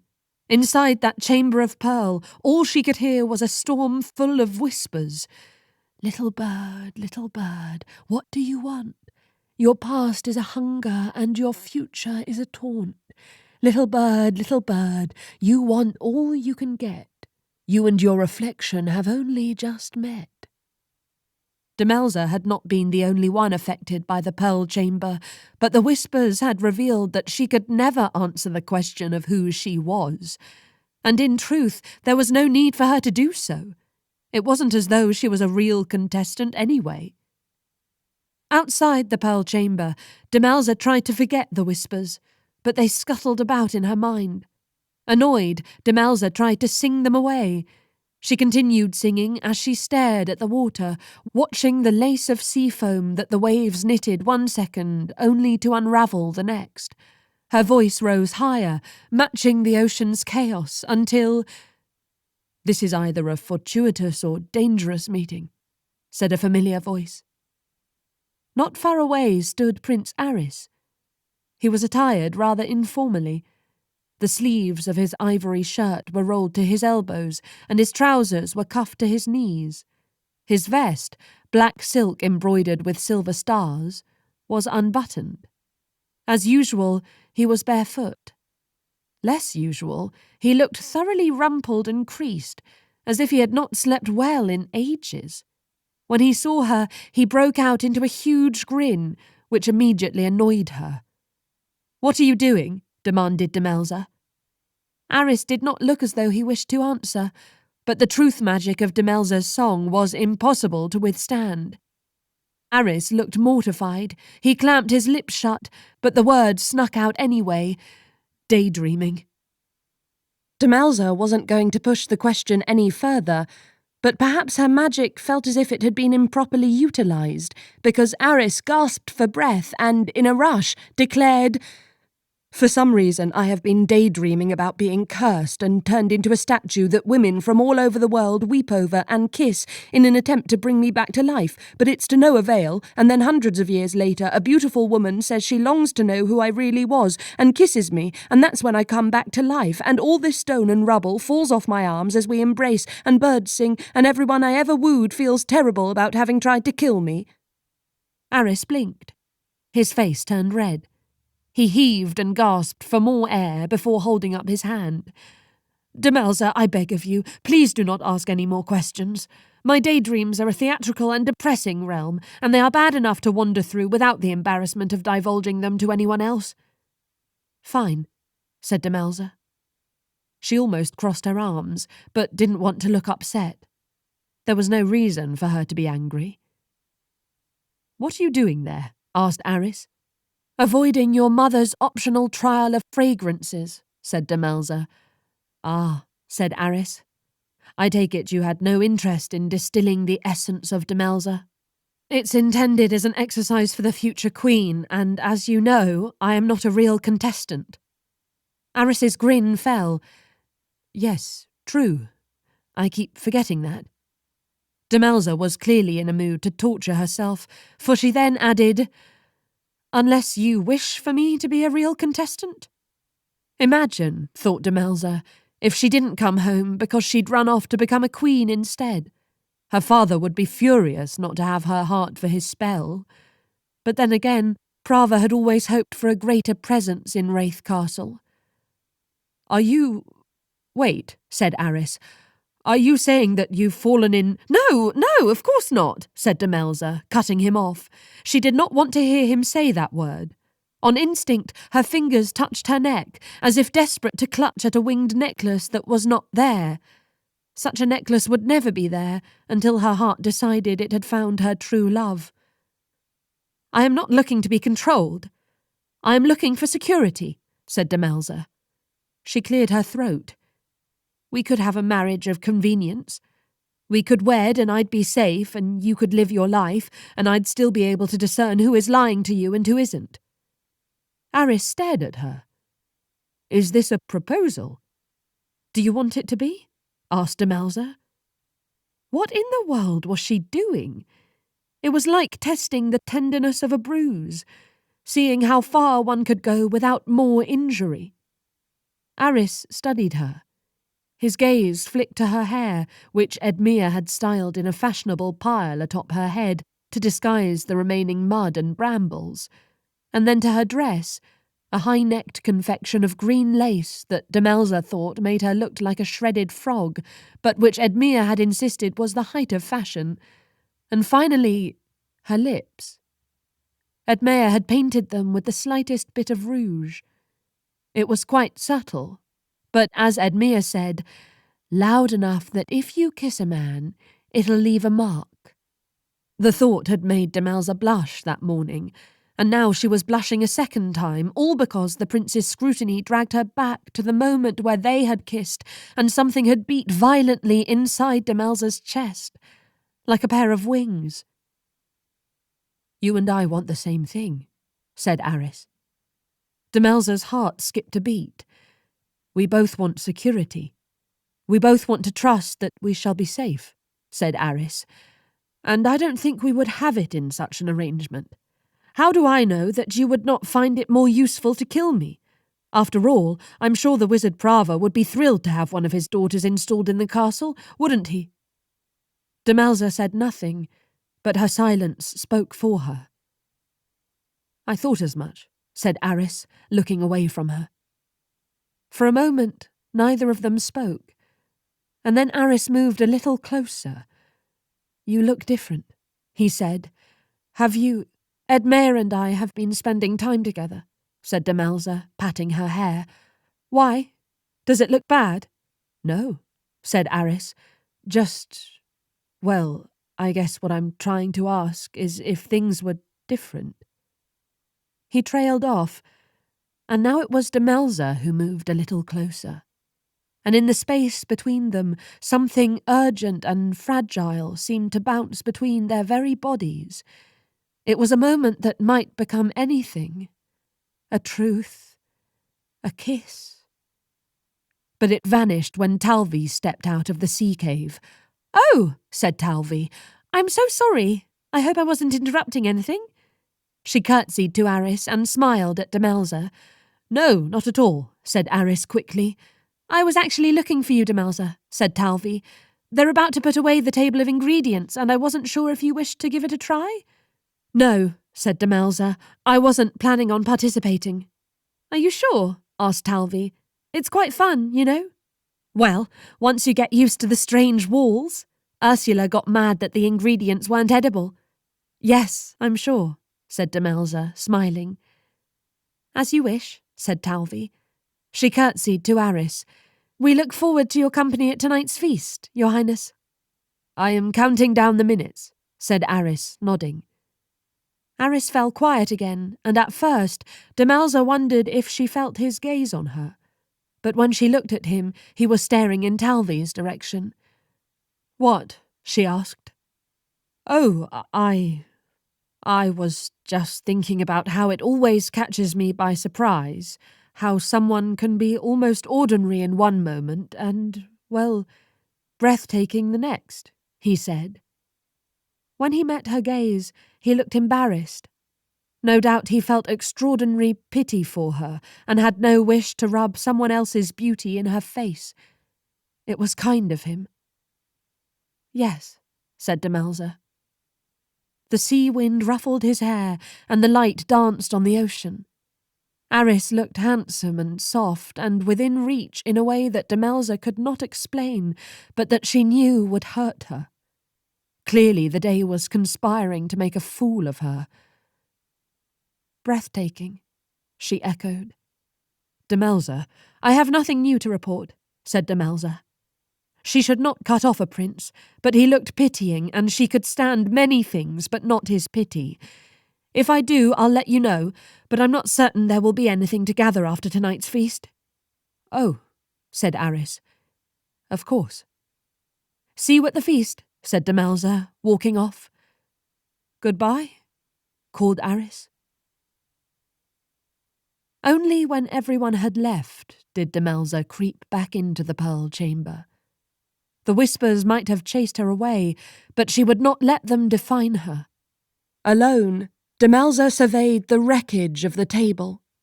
The jars and ingredients had been upturned, herbs had been clipped, bones had been ground to dust.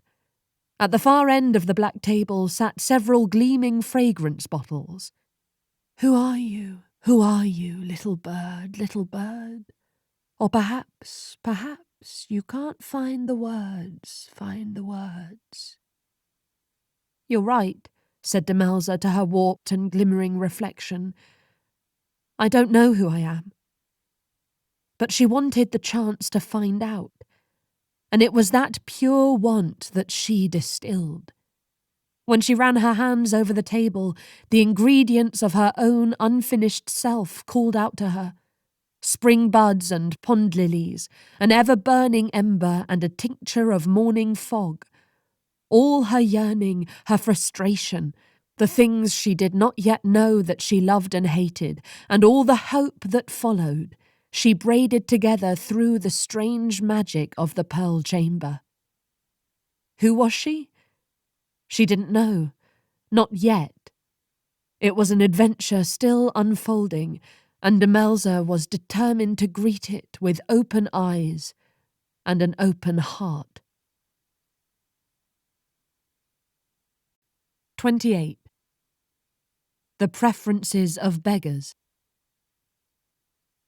As the grounds of Rathe Castle melted from spring to summer, so too did its ornamentation and landscaping. Gone were the blooming shrubs, the green maize, and the courtyard with its dangling ropes of braided wisteria and amethysts. Gone were the landscapes of silver and bone, pink and bloom. Now a lazy heat settled over the land. The trees drooped. Clouds of fireflies spiraled through the air like ecstatic bonfire sparks. The cool spring pond shifted, its borders turning ragged and steep, until it transformed into a slender waterfall that fed into the lagoon the deep, grassy hue of polished Ozerolds. The glass-boat wyvern also transformed. Its wings expanded and rounded. Vivid shades of tangerine and cerulean, cobalt and ruby, indigo and azure crept across the crystal until the dragon's wings became the stained glass panes of an exquisite moth. The rest of its body lengthened and slendered, and its once curved and regal horns plumed to feathered antennae. The creature skimmed the surface of the lake, and upon its wide, flat back appeared a round table surrounded by several floating cushions. By the time Arris arrived to the feast, the contestants were already seated and halfway through what appeared to be the first course. Cordelia was the first to see him. "Your Highness," she called out as he walked across the creature's wings. "How fortunate that you are joining us. We almost wondered whether we were to dine alone this evening." Irritation edged her voice. Arris was late. All day his conversation with Demelza had rattled his thoughts. He had tried to speak to her before the feast and even brought her a piece of tadpole pie, but the Guardian of Vines had blocked him. Again. "She is busy," the Guardian had said. "Too busy for a piece?" Arris had asked hopefully. He even held up the platter and wafted it about the wall, as if the smell of it might seep through, find Demelza, and convince her to speak to him again. The Vines sighed. "My prince, you are a downright fool if you believe that is the piece of you she desires." Between moping, making a pie, and getting scolded by a sentient plant, Arris had barely found the time to get ready. Even so, he was grateful for all the distractions. He felt as though his own mind was keeping something from him, something that it knew would hurt him if he articulated the thought aloud. "My apologies," said Arris. An empty cushion hovered by Cordelia, so he sat beside her. She extended her hand and he kissed it. "I knew you would all dazzle, and I wished to strike a good figure next to your beauty."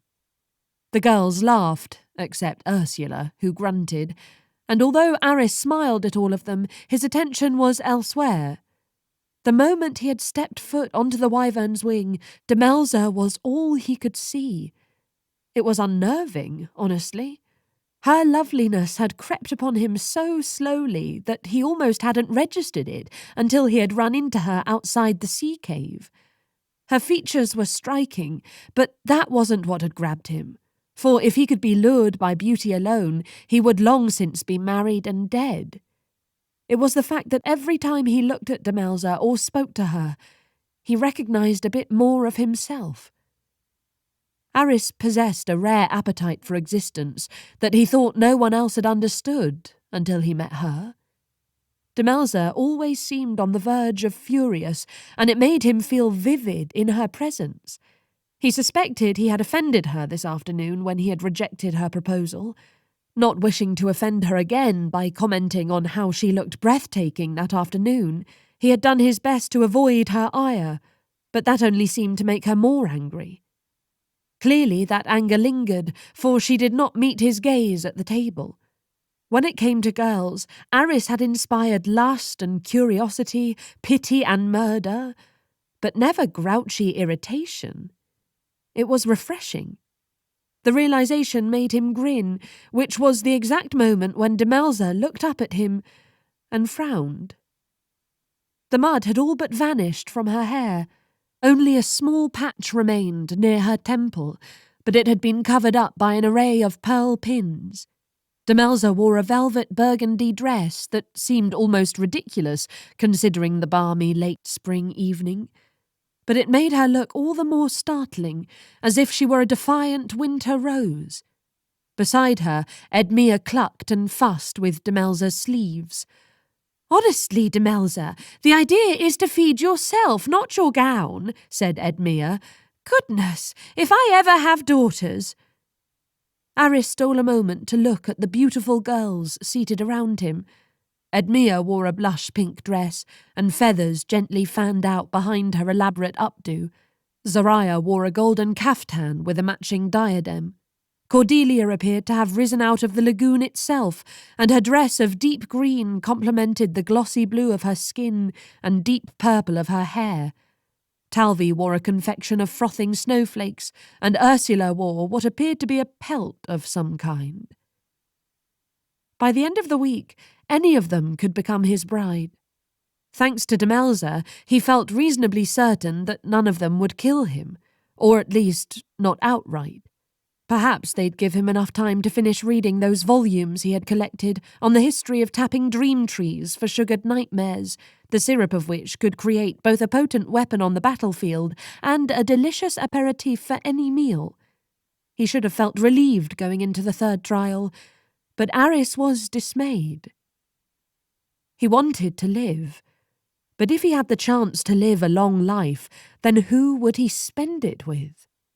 With nearly all of them, Arris could perfectly picture the terrain of an unlived life, and it was fine? A bit boring, honestly.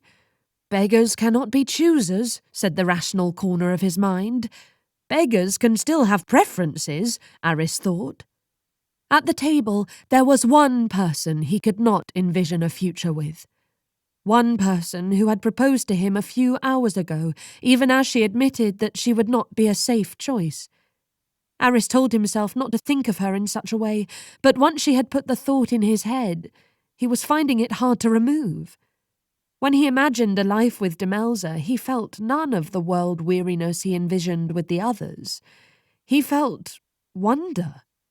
It left him unbalanced, so much so that he almost didn't realise that he was being spoken to. "Quite all right, Your Highness?"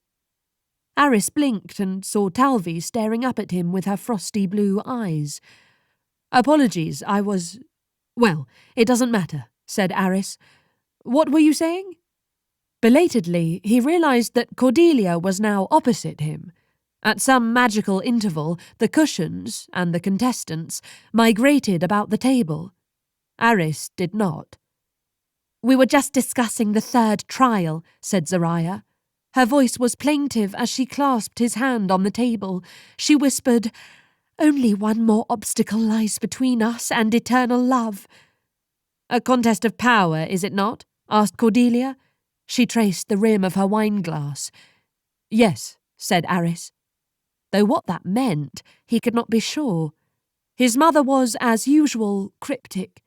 He had tried a different tactic by approaching his father, but that was an utter waste.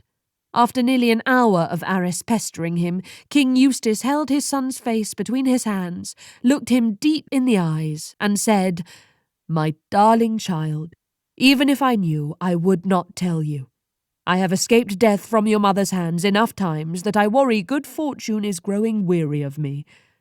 "But don't you want to help me?" Arris had insisted.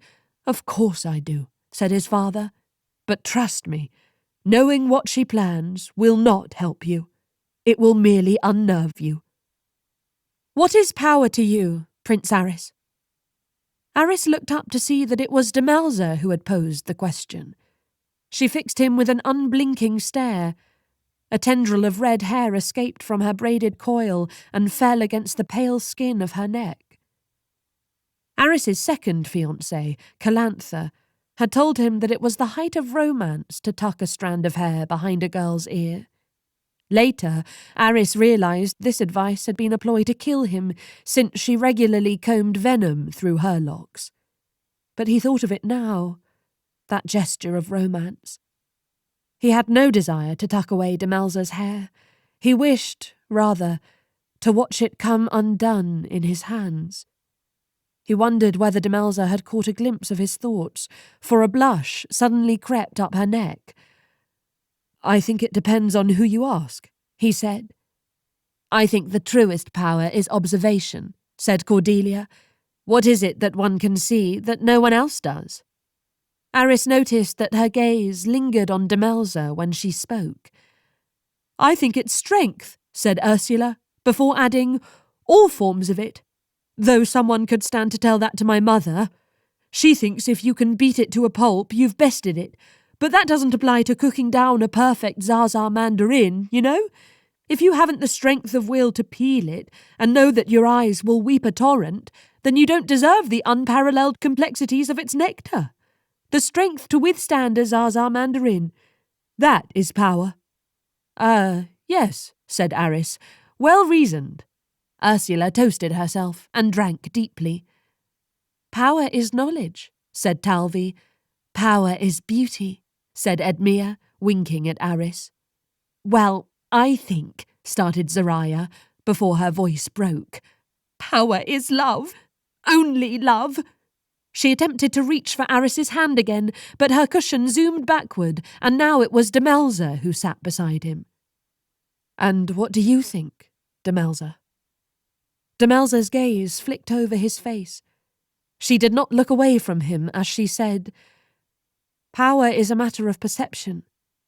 In the end, it's what you believe that holds the most sway. All the rationale in the world might tell you that you are walking headlong into danger, but if you believe yourself an exception, if you believe that fate walks you down a different road despite every evidence to the contrary, then it is perception alone that rules you. Nothing else. The evening ended soon after, and before Arris could attempt to speak to Demelza again, the toad-faced attendant escorted the girls back to the mushroom tower. Arris tried to appear engaged and polite as the girls made their farewells, or, in Zariah and Cordelia's cases, kissed him quite forcefully, but his mind was elsewhere.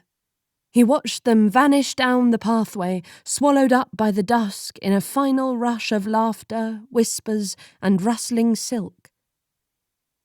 Arris was not sure how many evenings he had left before the final trial. For the past few weeks, he had ignored most of his hobbies in favour of concocting something for Demelza in the kitchens and then spending his evening talking to her. He had not even noticed the passage of time. As he stepped off the boat's wing and resigned himself to an evening in his rooms, he saw a flash of movement. "Who's there?" he called into the dark. The dark did not answer. A shrub of bruising holly, so named for its fearsome tendency to wallop strangers in the eye, trembled. A scaled and taloned foot pushed through the branches, followed by a body that was not a body at all, but a little marble table. The table scuttled to Arris, and then it wobbled before him.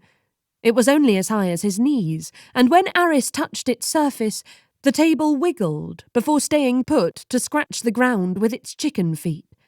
Now that it was still, Arris could read its little golden plaque. "The Queen of your heart, a selection of souls." Upon the table were a number of perfume vials. One was shaped like an apple carved of Ozerald. Another resembled an icicle, and the liquid within sparkled. A lustrial vial hammered in the shape of a heart appeared molten. Behind a small grey pebble appeared a large glass bubble, while a topaz rose floated off the ground a few inches above the other selections. Arris started with the rose, which smelled of sugared petals dipped through honeyed sunshine. It was so sweet it made his head spin and his teeth ache. But beneath the alluring scent lay an acidic sting, at first unpleasant, and then bright, curious. Next, he flipped open the lid of the molten heart. The scent conjured a bouquet of midnight violets, each petal flecked with stars. But that was all. It was one note, a beautiful note, but dimensionless. The glass bubble summoned an image of lustrous sea pearls and blood. The Ozerald apple smelled pleasantly of a cooking hearth and a forest at daybreak. The icicle was a fragrance of fresh snow, and the heart-skip joy of stumbling upon unexpected poetry. They were all lovely and intriguing fragrances, but none of them moved him. As Arris put down the icicle, his fingers brushed against the pebble. It glowed. Frowning, Arris picked it up. It was cool to the touch and smooth as the surface of a lake. When he looked closer, he saw it was not a pebble at all, but a polished spherical mirror. He expected his reflection to warp upon its surface, but every time he tried to catch sight of himself, fog billowed across the exterior, as if he was a mystery to himself. The longer he held the stone, the more it softened in his hand, until it revealed a small silver clasp. Arris brought the little vial close and took a deep breath. In an instant, his world stopped short. "Evil, wake up!" His twin was already asleep and buried beneath her fearsome duvet, which had been enchanted into the likeness of a silk serpent with emerald scales of velvet. When Arris entered her room, the blanket writhed and two huge yellowed eyes slit open, while the bed, which looked more like an iron cage than a place of rest, rattled and hissed. Lanterns placed along the wall suddenly extinguished, and a cold wind, no doubt a winter wind she had trapped some months ago, screamed through the room. "Yes, yes, all who disturb your rest shall never know peace, etc. Now wake up, because I need you to smell this," said Arris. The bed hissed once more. Arris yanked the duvet off his sister, and the silk crumpled into an indignant heap on the floor. Evil lay like a corpse upon her pillow. A black sleeping mask covered her eyes. "I seem to be enduring a ridiculous dream," said Evil. "I will allow the dream to cease its nonsense and return my blanket, or—" Arris pinched her nose. Evil squawked and pushed down her sleeping mask. "Have you gone mad?" "Yes," said Arris. "I have, joyously so." Evil glared at him for another moment, and then sighed. She clapped her hands, and the screeching winter wind sulked back to its hiding place. Flames leapt once more into the wall braziers. The duvet, having recovered from the insult to its person, slithered back onto the mattress and coiled behind Evil. "Very well. What is it?" asked Evil. "And what in the world are you carrying?" As Arris explained the exercise of the perfume vials, he set down each of the fragrances before Evil. His sister touched them one by one. She arched an eyebrow and stared at him. "You honestly think you have fallen in love with someone based off this?" said Evil. "That's ridiculous. Then smell them." He shoved the spherical mirror vial under her nose. Evil took a whiff and nodded appreciatively. "Pleasant and intriguing, but not soul-stirring. Well, maybe not for you, but for me. It might be a trick of some kind," said Evil. She sampled the rest of them. First, she went for the lustril bottle. One sniff had her rolling her eyes. With the Ozerold apple, she laughed, but put it away. The topaz rose made her scowl. When she reached for the icicle vial, she went still. And then she nearly retched. "Well, this one is clearly poisoned and designed to make one's heart skip. No doubt it is intended to simulate terror." "Nonsense," said Arris. "It's a distillation of each of the contestants. I just don't know which one." Well, he didn't know, but he was beginning to suspect something. But he did not dare articulate his suspicion aloud, for the moment he did, he would have no choice but to confront it. Already the very idea seemed vast and impossible. "I need you to find out who this vial belongs to," said Arris, holding up the spherical mirror. "She's the one. I know it." 29.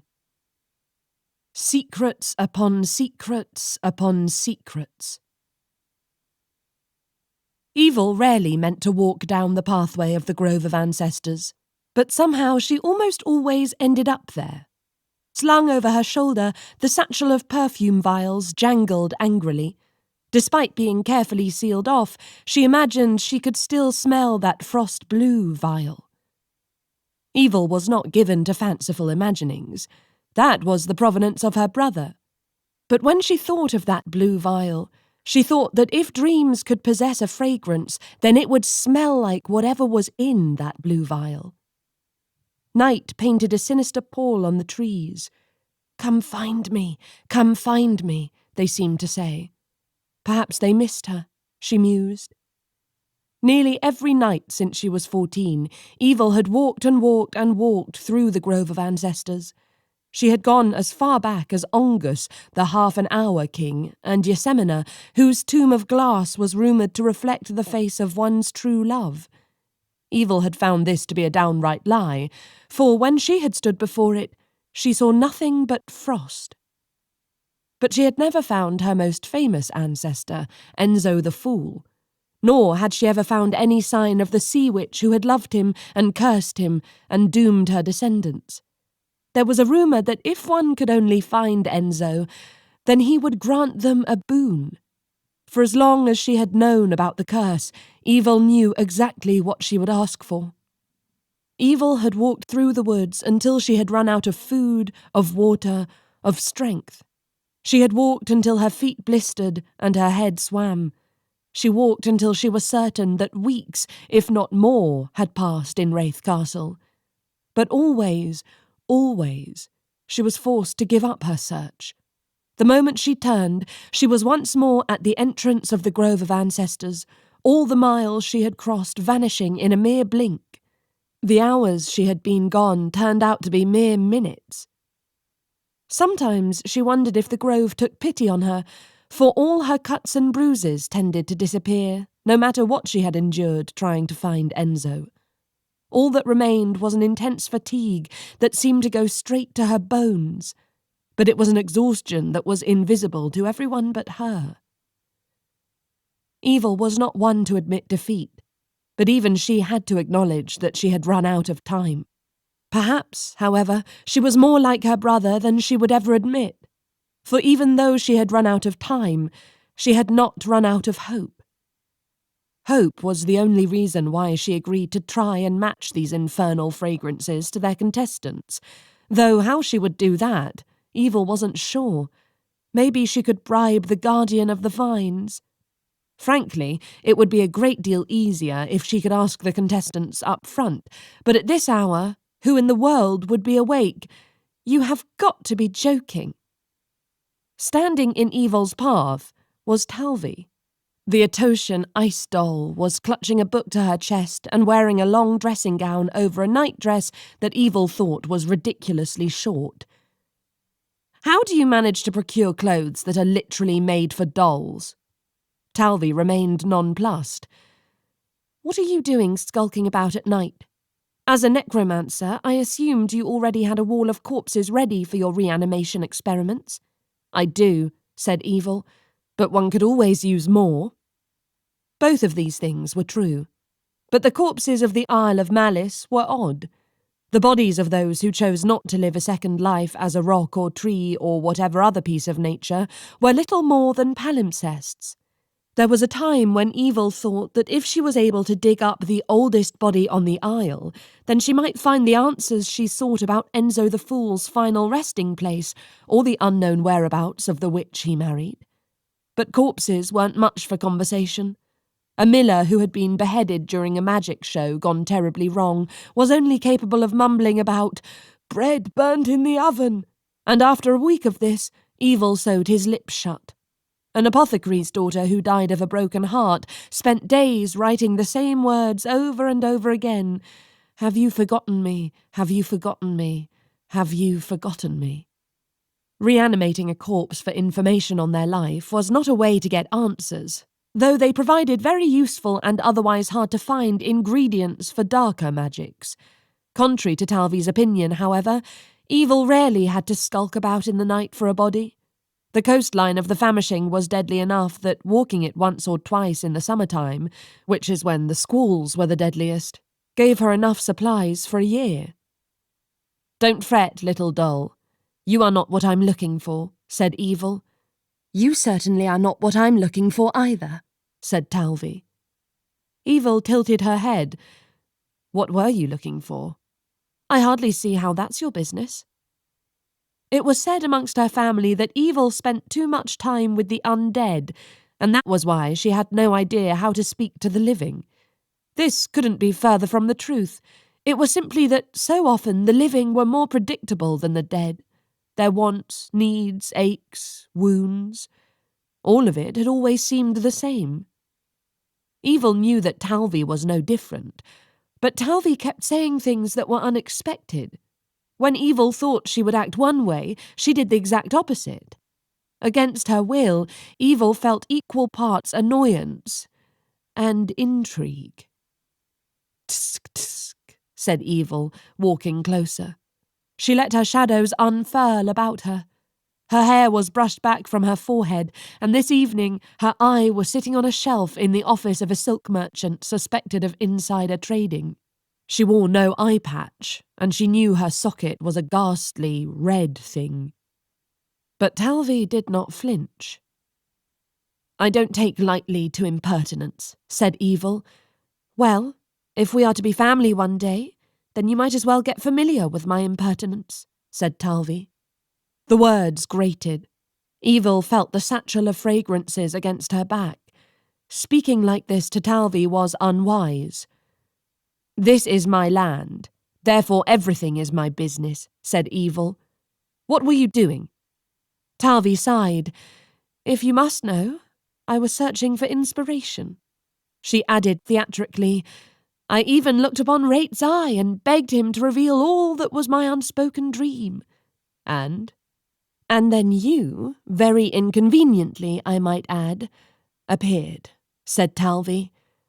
"Like you always do." A strange little thrill crept down Evil's spine. She ignored it. "And why would you ask inspiration here, of all places?" asked Evil. "Do you know where you are?" "The Grove of Ancestors," said Talvy, strumming her fingers along the spine of the massive journal she was always carrying with her. "As you know, I've always been rather curious about your ancestor, Enzo." "No," said Talvy with a sad smile.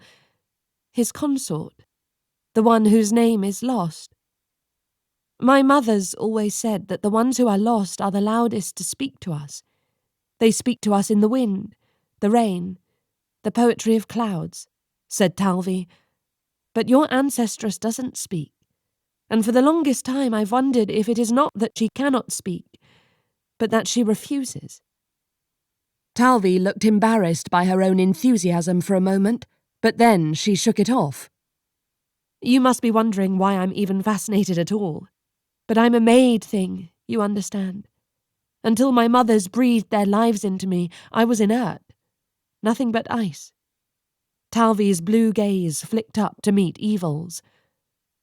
"A doll, as you say." Evil's face betrayed no reaction, but she was grateful for the cover of dark. "My mother's woke me," said Talvy.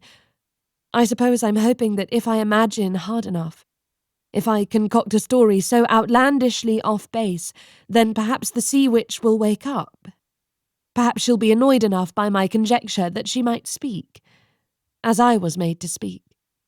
"Why?" asked Evil. Talvy shrugged. "I've never had a satisfying answer for that, I'm afraid. Some days I think it's scholarly interest. Other times I think it's pity for Enzo's spurned consort. Though mostly I suppose it is just hope. I often have nightmares of what would have happened had my mothers never spoke me into life. If perhaps they decided they did not need a daughter for their life to feel complete. Would all the little particles that make up me still find a way to live? Does life get summoned out of the ether, or is it already there, waiting to be gleaned into shape? Does it matter?" "No," said Talvy, "but I suppose it makes my life, me, feel real. There are times—" Talvy hesitated, clutching the book tighter. "Times where I feel that I might melt away and be nothing more than a puddle of water, that I'm not even here. And I suppose knowing would make me feel more real, less like a doll." Evil felt an irritating pang of regret, followed by a brief and vivid image of a snow sculpture Talvy, pale arms lifted to the sky, silver hair thick with frost, her smile glassy and lifeless. And the ache that followed after was far more painful than the regret. What if Talvy had not existed? What if they'd never met? "What are you doing?" asked Talvi. Belatedly, Evil realized that she had moved closer to the other girl. She could not stop. An inexorable force pulled her forward, and Evil, who would have fought the sun's rising simply to be contrarian, allowed herself to be moved. "What I've been meaning to do since the first time I saw you," said Evil. "Make certain that you are real." Talvi's face was alight with quiet wonder as she held up her hand. Evil closed the space between them with a touch, her hand pressed to Talvi's. Their fingers interlocked as if they could snare this single moment between their palms. Talvi took a shuddering breath. "When I'm around you." But whatever Talvi was going to say would remain a mystery. At that second, the perfume vials in Evil's satchel clanged together. Talvi withdrew her hand, her gaze darting to the dark bag. "What is that?" Evil cursed silently. Or perhaps she should have uttered a blessing. The sound of the perfume vials rattled her.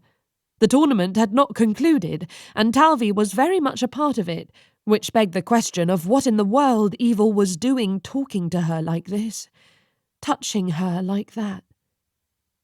If a few more minutes had passed, Evil could not be certain what else she might have tried to prove to Talvi that she was real.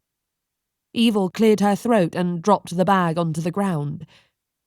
"A mystery," she said. "I don't suppose you'd help me."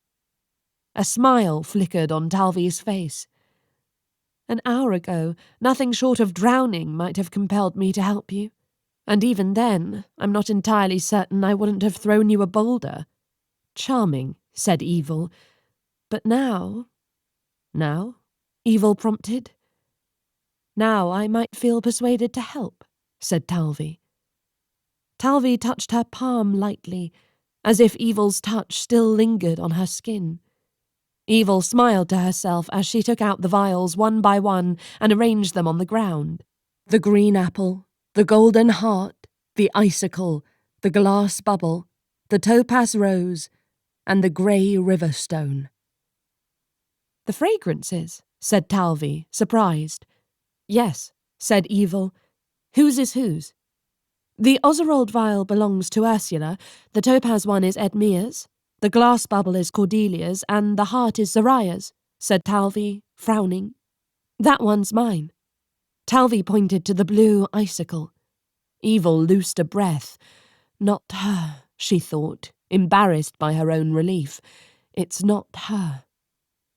"Then who would this belong to?" asked Evil, lifting up the grey river stone. "Only the contestants could create a fragrance at that table," said Talvi. "It's odd, she was so determined not to make one, but I guess she changed her mind." "Who?" asked Evil. "Demelza, of course." 30. The stones are siblings. Lately, the girls had started gathering in the common room after dinner. Demelza wasn't certain when it had started, but she wasn't complaining. The last few days had been strangely quiet, and in the absence of a royal summons, the girls invariably drifted together. After the first time, Edmia mentioned that she used to sit with her mother after dinner, and together they'd apply a mask of mashed duskberries and egg whites, and while it dried, they'd drink tea and talk of the day. "The mask is a necessity for maintaining a glowing complexion," she'd said. "Pity I forgot to bring my powdered supply of them." The comment made Ursula look up from where she was rummaging through a bowl of green apples. "Duskberries? I saw a fresh bramble of them the other day in the woods. They're not far." And somehow that led to Ursula foraging, Edmia concocting, Talvi even volunteering a few patches of thin ice to cool the skin beneath their eyes, Zoraya braiding everyone's hair out of the way, and now it had become something of a ritual. Demelza would have called it friendship if she wasn't certain the word would spook Edmia into her chambers for the remainder of the competition. Even Cordelia, who seemed to prefer her own company to everyone else's, would come out for an hour or so. She wouldn't let Zoraya touch her hair, but she would daintily apply the paste of mashed duskberries to a few spots on her otherwise perfect blue skin. An hour after the summer feast, the girls had once more found their way to the common room. Demelza was grateful for the company. She felt restless after seeing Arris, the way he had looked at her this evening. There had been a charged quality to his gaze that sent an unnatural flutter through her heart. "One more trial, and then I need not be parted from my beloved," said Zariah, sighing and curling her mug of tea close to her chest. "How do you know you love him?" asked Demelza. All of them, except Talvi, who was running unusually late, were seated around a low fire. Edmea had just finished passing around the bowl of mashed duskberries and a paintbrush. Too tired to braid their hair, Zariah had passed around an enchanted slip of purple fabric, which, when placed upon one's crown, gathered the hair into a snug knot at the top of one's head. Ursula sat beside Demelza, eyeing the bowl of mashed duskberries. After a moment's contemplation, she scooped it into her hands and into her mouth. "That is not for eating," scolded Edmea. Ursula grinned sheepishly and handed the bowl to Zariah. Zariah frowned, still contemplating Demelza's question. "I mean, I suppose I just know?" she tried, but then she frowned. "I know I love him because he's the prince, and I was meant to marry a prince." "There's more than one prince in the world," said Cordelia. "Yes, but I'm sure he's the most handsome," said Zariah. "Is he, though?" asked Ursula. "You don't think he's handsome?" Ursula shrugged. "Not very drawn to beauty one way or the other. At least not on a body. On a plate, though, that's something else. My mother always said the belly is where the heart is. Later, I realised she meant this in a more literal way, since a wound to the abdomen is generally fatal, but she also said she knew she trusted my father when he gave her the last of his bread during a siege." Ursula's voice softened. "He said that knowing she was nourished fulfilled him. That was how she knew she loved him." A hush fell over the room, and then Zariah sniffed loudly. "I don't think the prince feels that way about me," she said. "Do you think he'd starve for me? Or cook for me?" "A prince should not be cooking for anyone," said Edmea. "He's cooked for me," thought Demelza. She thought of how he had crept through her window, a baked loaf or a tin of sweets under his arm. She remembered how he had noticed how hungry she was. Although she didn't have a window, the Vine Guardian had told her that Prince Arris had stood outside her room for the past few evenings. She didn't doubt for a moment that each time he visited, he brought some food with him. Out of pity, she warned herself. But there had been no pity in his eyes when he had looked at her tonight. "It's odd," said Edmea, studying her reflection. "My mother always said I was meant to be a queen, and I certainly look like one." "Here we go," muttered Zariah. "And I feel like one. But it is not the prince that makes me feel so," said Edmea. "And if he is not the one that inspires such a feeling, then, I suppose, what is the need for marrying a prince? I thought there'd be more parties and such, but Queen Zara went on and on about social responsibilities, modelling virtue for the masses." Edmea made a face. "That sounds a bit unglamorous, doesn't it?" "It sounds like an opportunity for greatness," said Cordelia. "My mother is always going on and on about greatness," said Ursula. "Is that why you wish to marry him?" asked Zariah. There was nothing shrewd or competitive in her voice, merely curiosity. She was sitting with her chin on her knee, arms wrapped about herself. The sitting room was as cosy as a nest. "Something like that," said Ursula. "I've always heard of the foods in the palace, and I also wanted to make a point, I suppose. I thought I wanted to be away from home, but now well—" "Miss it?" finished Cordelia. Cordelia was not one for emotion, but before Cordelia had filled her chambers with water, Demelza had noticed that the one thing she had brought with her was a portrait of her family, which she kept beside her bed. "Yes," said Ursula. "I miss it." The girls were silent. This was it, Demelza realised. Sooner or later, the third trial would be upon them. And then what? "Where in the world has Talvi gone?" demanded Edmea, annoyed. She patted her eyes. "I really need those ice patches, or my skin looks less incandescent." As if summoned, Talvi burst into the mushroom tower. She looked out of breath, and there was an odd blush to her pale cheeks. Edmea put her hands on her hips. She looked like a hen. "And where have you been? I was getting worried. Plus, we didn't have any ice patches for our eyes." "It's starting," said Talvi, eyes wild. "The third trial, the test of power, it's coming." All of them leaned forward. "Power? What kind?" "I don't know," said Talvi, shaking her head. "It came upon us in the gardens, a thing of utter darkness, alive and angry." "Us?" asked Cordelia, raising an eyebrow. "Who were you with?" Talvi was spared answering when the ground began to quake and tremble. A vase of flowers toppled over, shattering on the floor. The windows opened, and in poured a writhing darkness. "The third trial is now underway. Cordelia of the Famishing, you are first. The rest of you are to remain in your rooms until you are summoned. The end begins now." This was the end. There would be no more trials, no more gatherings, no more need for sleuthing, no more need for the prince to sneak into her rooms, no more need for her. Demelza should have felt relieved. She could bungle the third trial and it wouldn't matter. She wasn't supposed to be a real candidate, but would trying really make her one? Would Arris want that? Would she?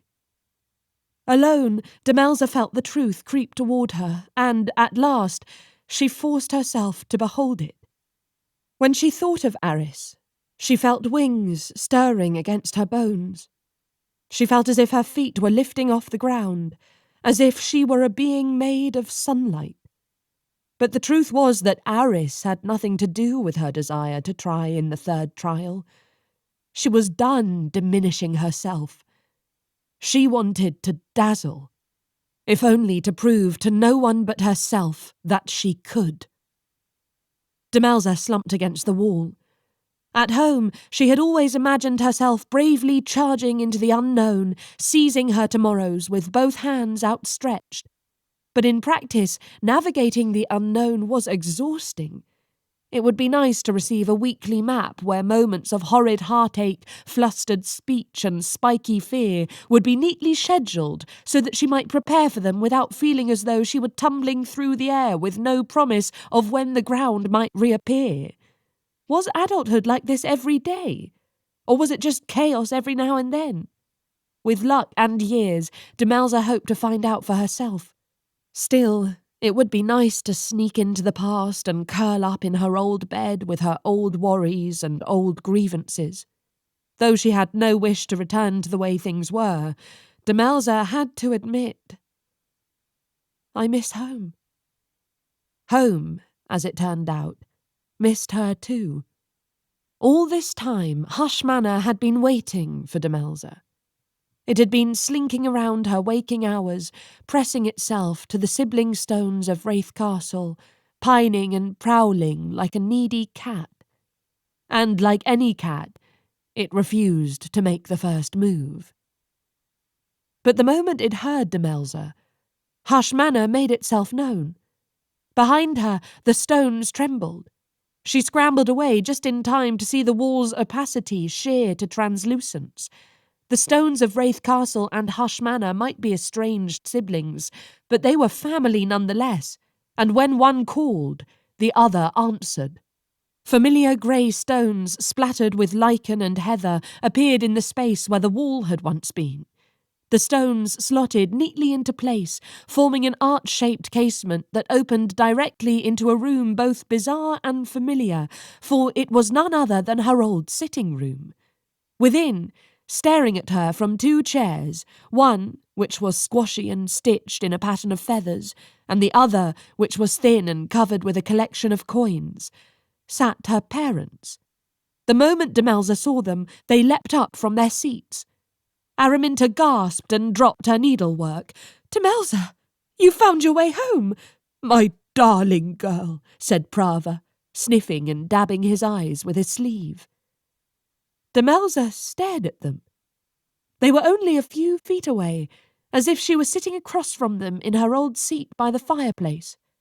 She could not see it from her vantage point in the dormitory room, but she could imagine the old settee not far from her parents.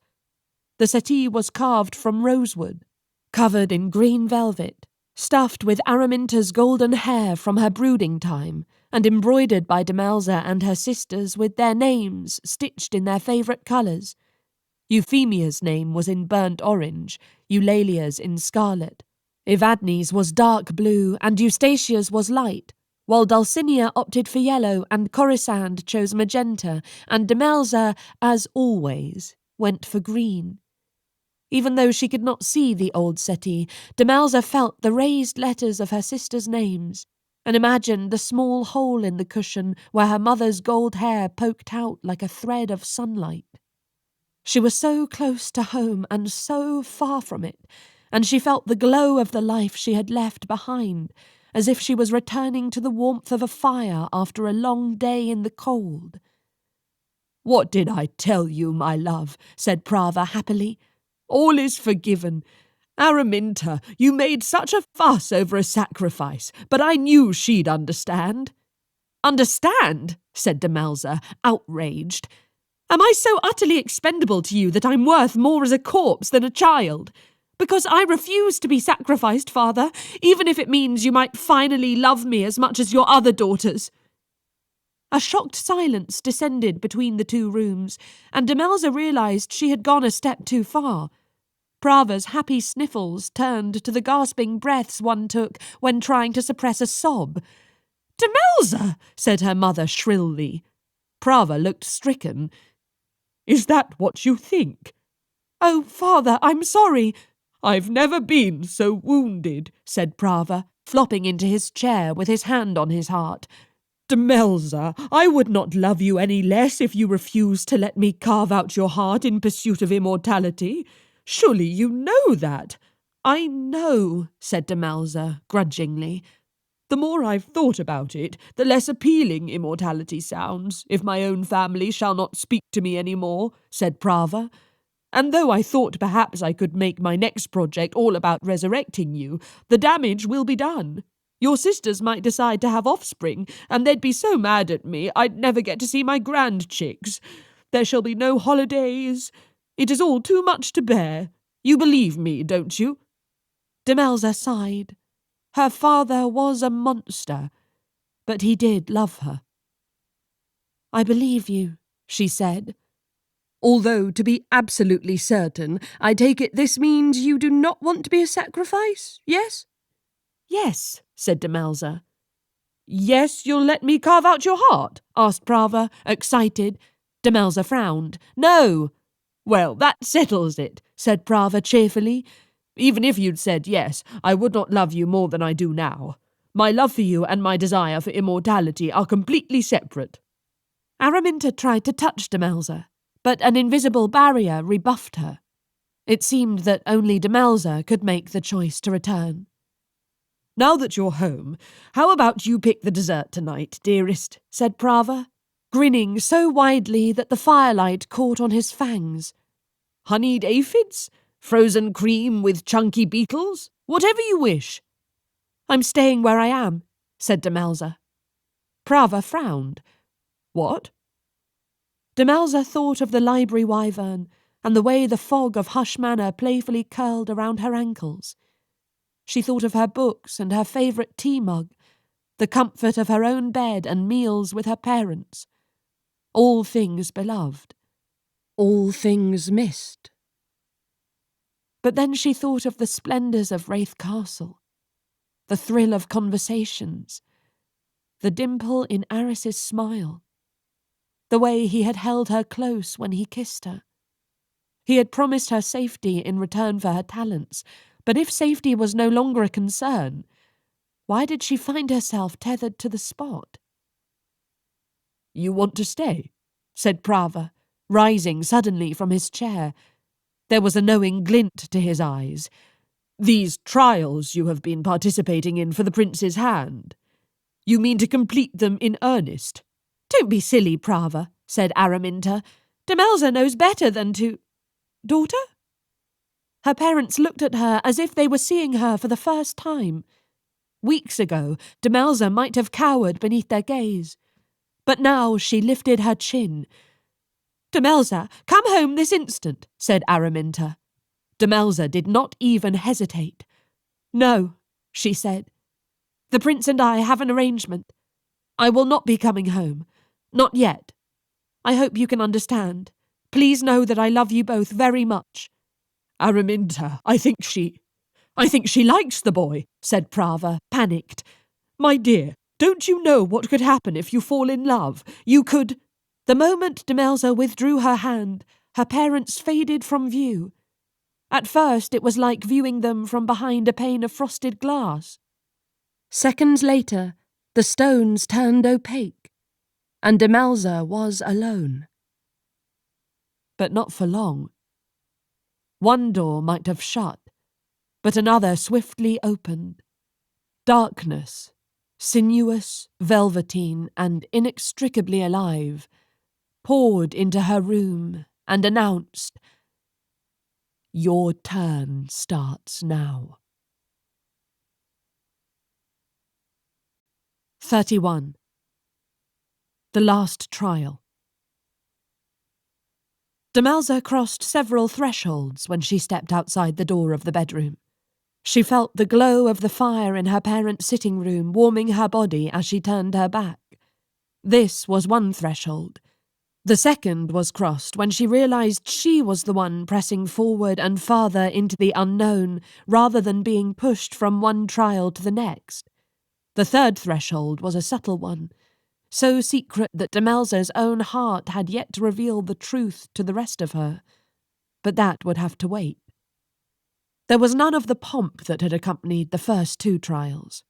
No rustling silk, no swooping songbirds, no gleaming halls strung with lights.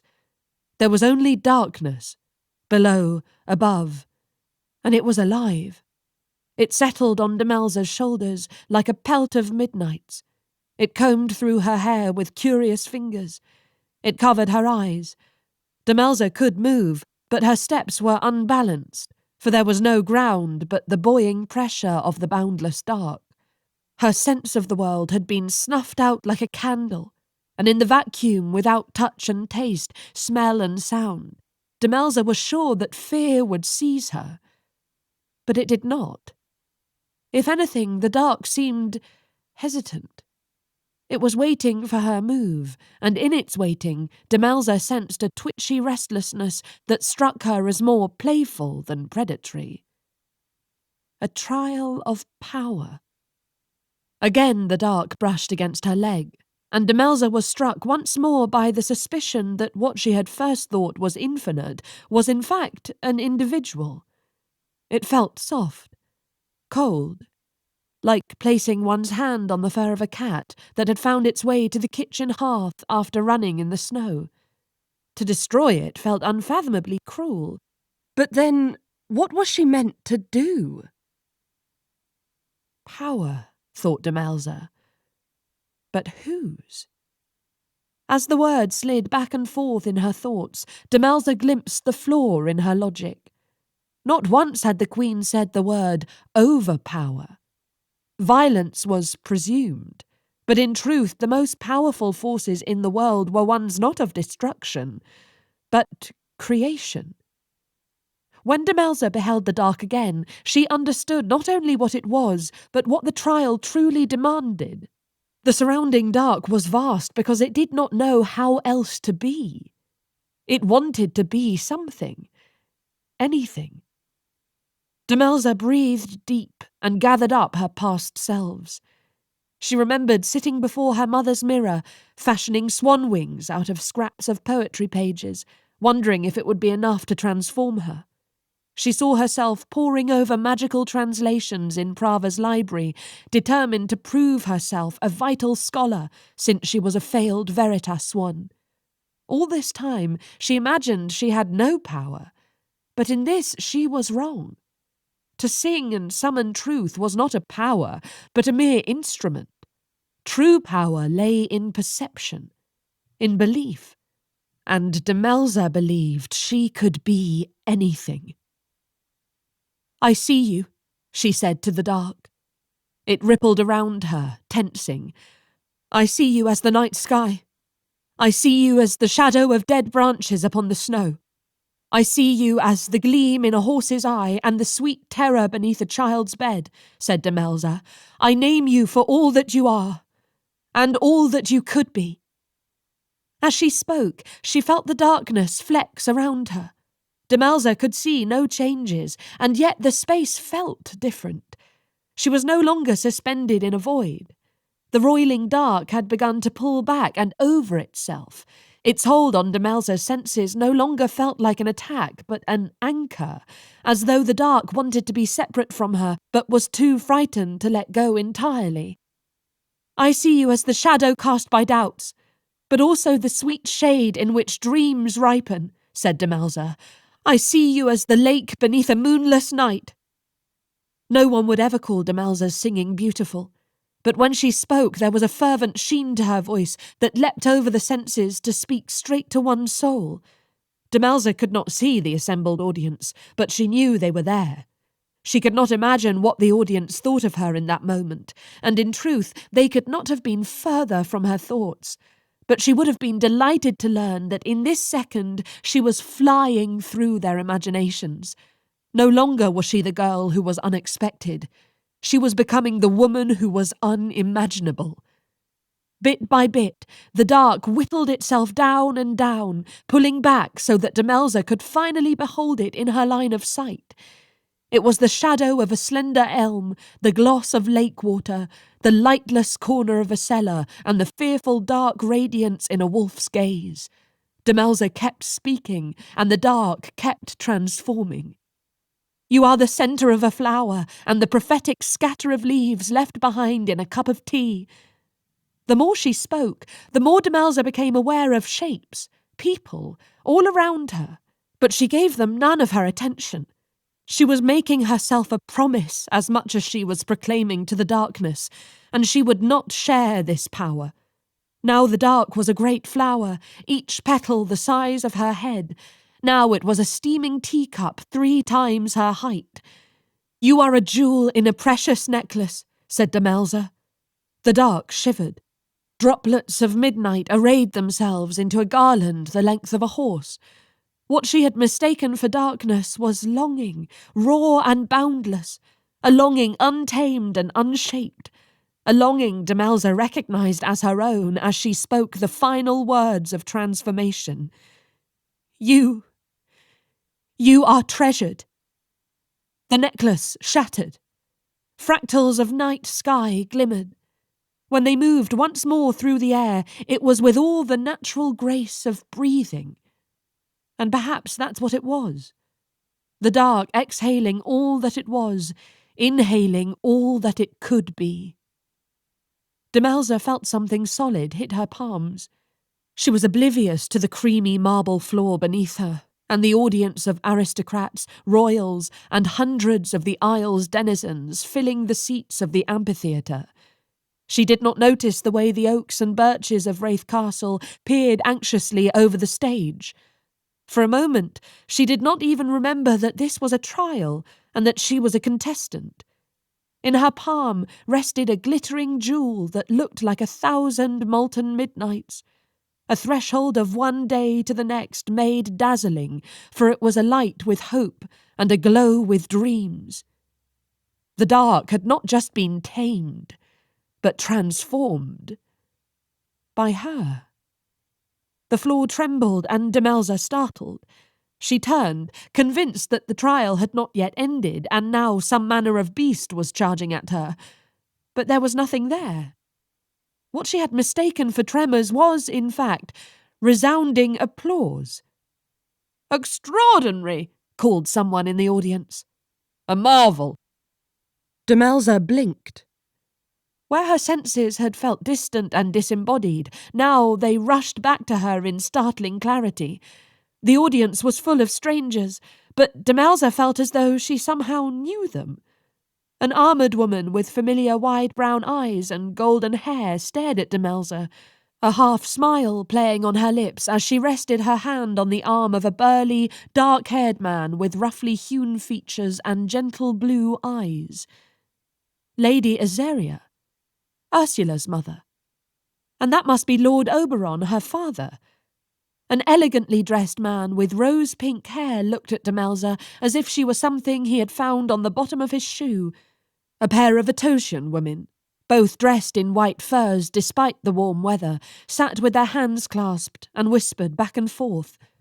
Not far from them was a woman who looked like the spitting image of Cordelia, only her skin was pond green. She was not smiling. A stunningly handsome young man caught Demelza's attention, for he was grinning at her as if she had told him wonderful news. But a moment later he rearranged his face into an expression of sorrow as Zariah flung herself into his arms. "Oh, Nico!" she wept loudly.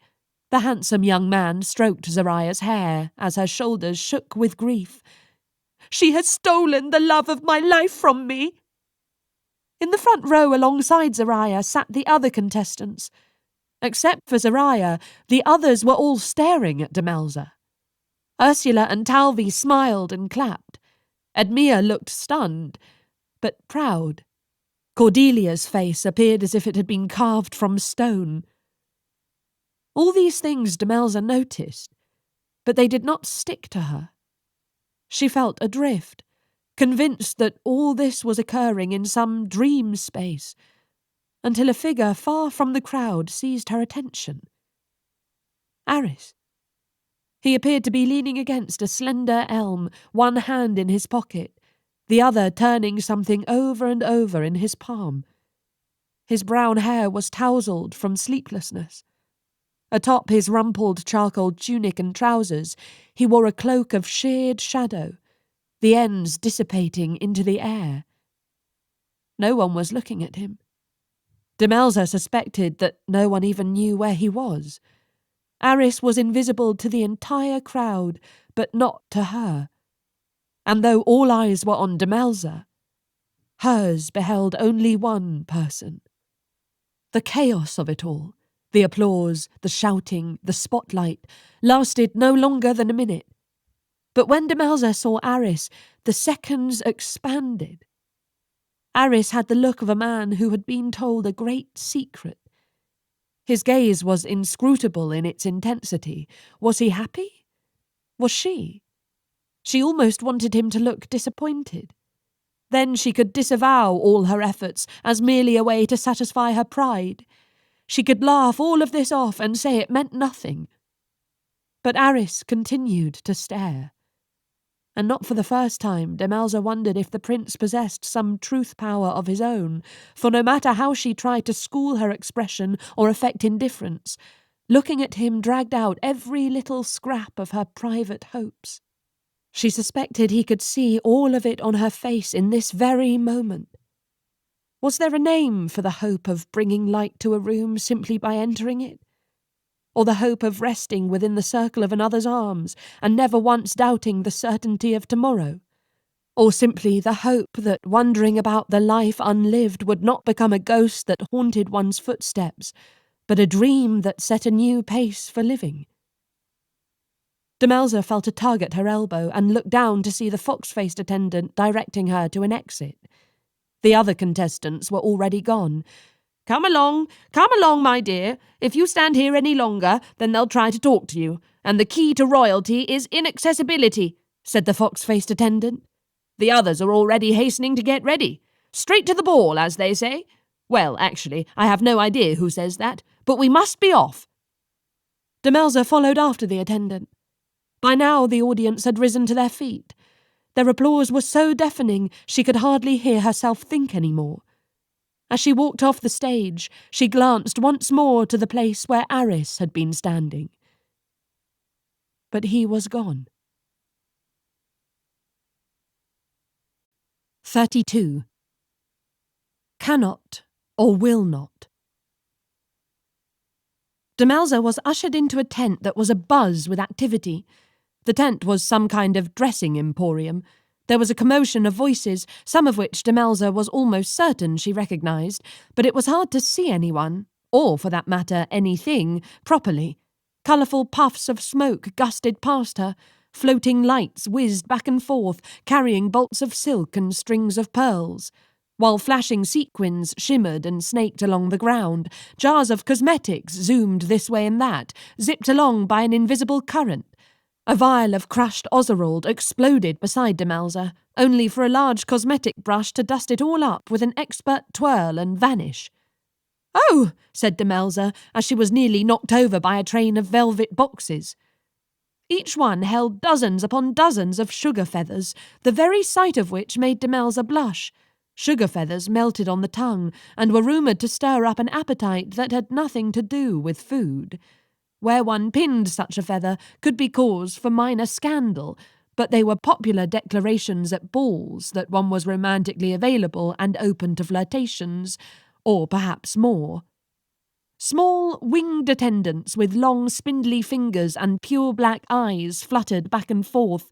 They would have been indistinguishable from one another had it not been for the hummingbird gorgets at their throats, each of which were bright as jewels and differently hued.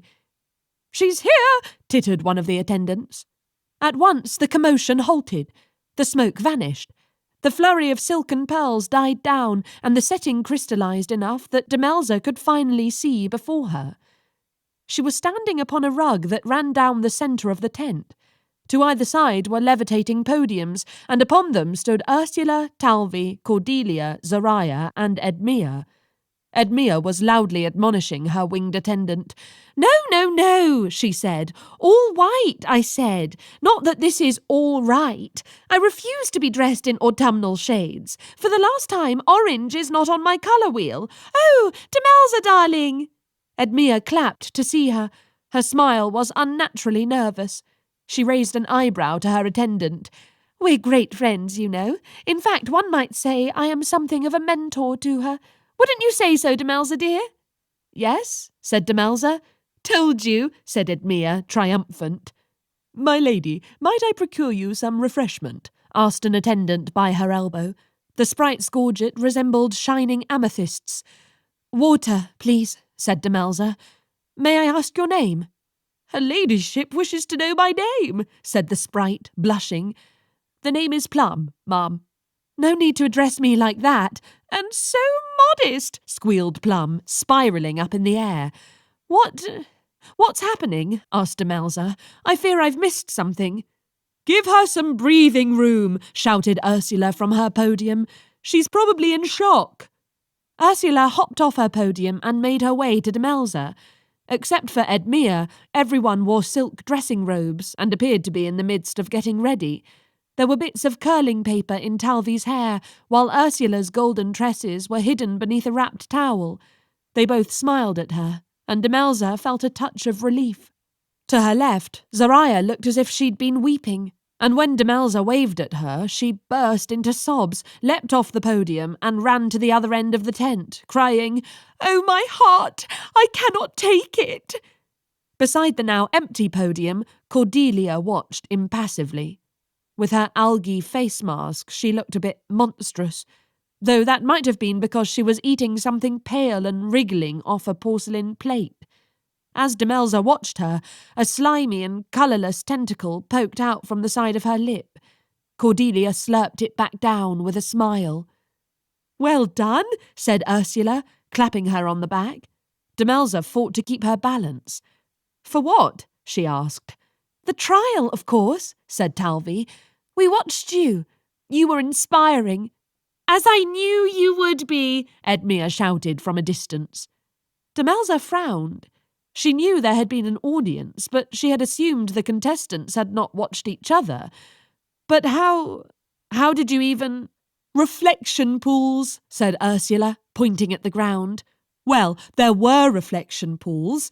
It let those of us who went beforehand see what happened to those who followed." "Oh," said Demelza. "So I was last?" Ursula nodded. I went second, so I got to watch everyone else's performance.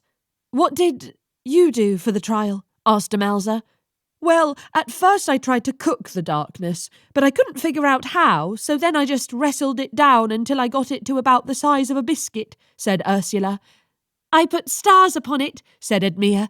I made it a beautiful night sky sprinkled with constellations. It was very pretty, said Talvi. Pretty useless, muttered Ursula. When she was finished, it hadn't changed. It just sparkled. And the others? Asked Demelza. I think Cordelia managed to lure it into a pool of water, and then from there she forced it into a bottle, said Talvi. Zariah managed to comb it somehow, which was successful until the Dark decided that it liked the experience so much that it became big enough to wrap around the entirety of the arena. So that was, well, a failure. And you? Asked Demelza. Oh, said Talvi, smiling a little. I tried to use it as ink, which might have been more impressive if I could have figured out what to write with it, but you know me. The blank page is my enemy. The Dark got impatient and exploded, said Ursula. But it was a very clever plan while it lasted, Talvi. Thanks, said Talvi. Demelza thought she would have been more upset, but if anything, Talvi looked relieved. At that moment, Plum zoomed back, carrying a goblet. There you are, said Plum. Wouldn't want you to be thirsty before your own engagement ball. Demelza was certain she had misheard the sprite. My what? The ball is in your honour, my lady. I mean, your highness? Your almost highness? Plum wondered aloud before humming and zipping off in search of dress silks. Oh dear, she looks very confused, said Talvi. Do you need to sit, Demelza? In the distance, Demelza could hear Edmea gloating. It is true. I taught the future queen everything about decorum. In fact, I have been asked to make her wedding gown. Ursula waved her hand in front of Demelza's face. Friend, if it wasn't clear enough already, you won. Demelza hardly registered the whirl of activity surrounding her. At every second, she was being poked or prodded, trussed up and fawned over by attendants she had never met, who went on and on about how they had known from the very beginning how special she was, and wouldn't she remember their names? Any other day, and Demelza would have lapped up the spotlight, revelling in how it felt to be the victor. Instead, she felt like a piece of cake being both fought over and decorated in the same breath. She was liable to be eaten alive and swallowed whole. It was not a feeling to relish. There, said Edmea, spinning Demelza to face the mirror. Edmea batted away several attendants who had flown past with bits of ribbon and strings of pearls, shimmering silks and satins so lustrous it nearly seared the eyes. It was Edmea who had dressed her for the occasion, and once Demelza had caught her breath from being spun around for the 100th time, she nearly gasped. Edmea had draped her in a luxurious purple gown with billowing violet sleeves that brushed the ground. The neckline was both daring and delicate, swooping below her collarbone, though her skin was covered in a bejewelled netting that climbed up her throat. Her hair had been brushed out and strung with amethysts. She looked like royalty. And she almost felt like it too. You know, I think I found my calling in life, which is to bring out the queen in everyone, said Edmea, as she happily fluffed the train of Demelza's dress. I mean, look at you. You are my greatest piece of work, and I think I might actually miss your company when I return to the Vale. But you'll call on me, won't you? You can't trust anyone else with your wardrobe. Edmea's gaze was haughty and flinty as always, but Demelza caught a softness there. A wide-eyed trepidation that Demelza understood exquisitely well. She didn't know what her tomorrows held, whether this whole business about becoming a queen was real, or a bizarre wrinkle of the surreal intruding upon her life, but she knew that Edmea, somehow, had become her friend. Of course, said Demelza. Edmea smiled. One by one, the contestants exited the tent to the grand ballroom that awaited them. Earlier, an attendant had told her to hang back. She was the victor, after all. If she went before anyone else, she would steal their spotlight. Demelza wasn't quite sure where she should stand. Near the back? Stay at her podium?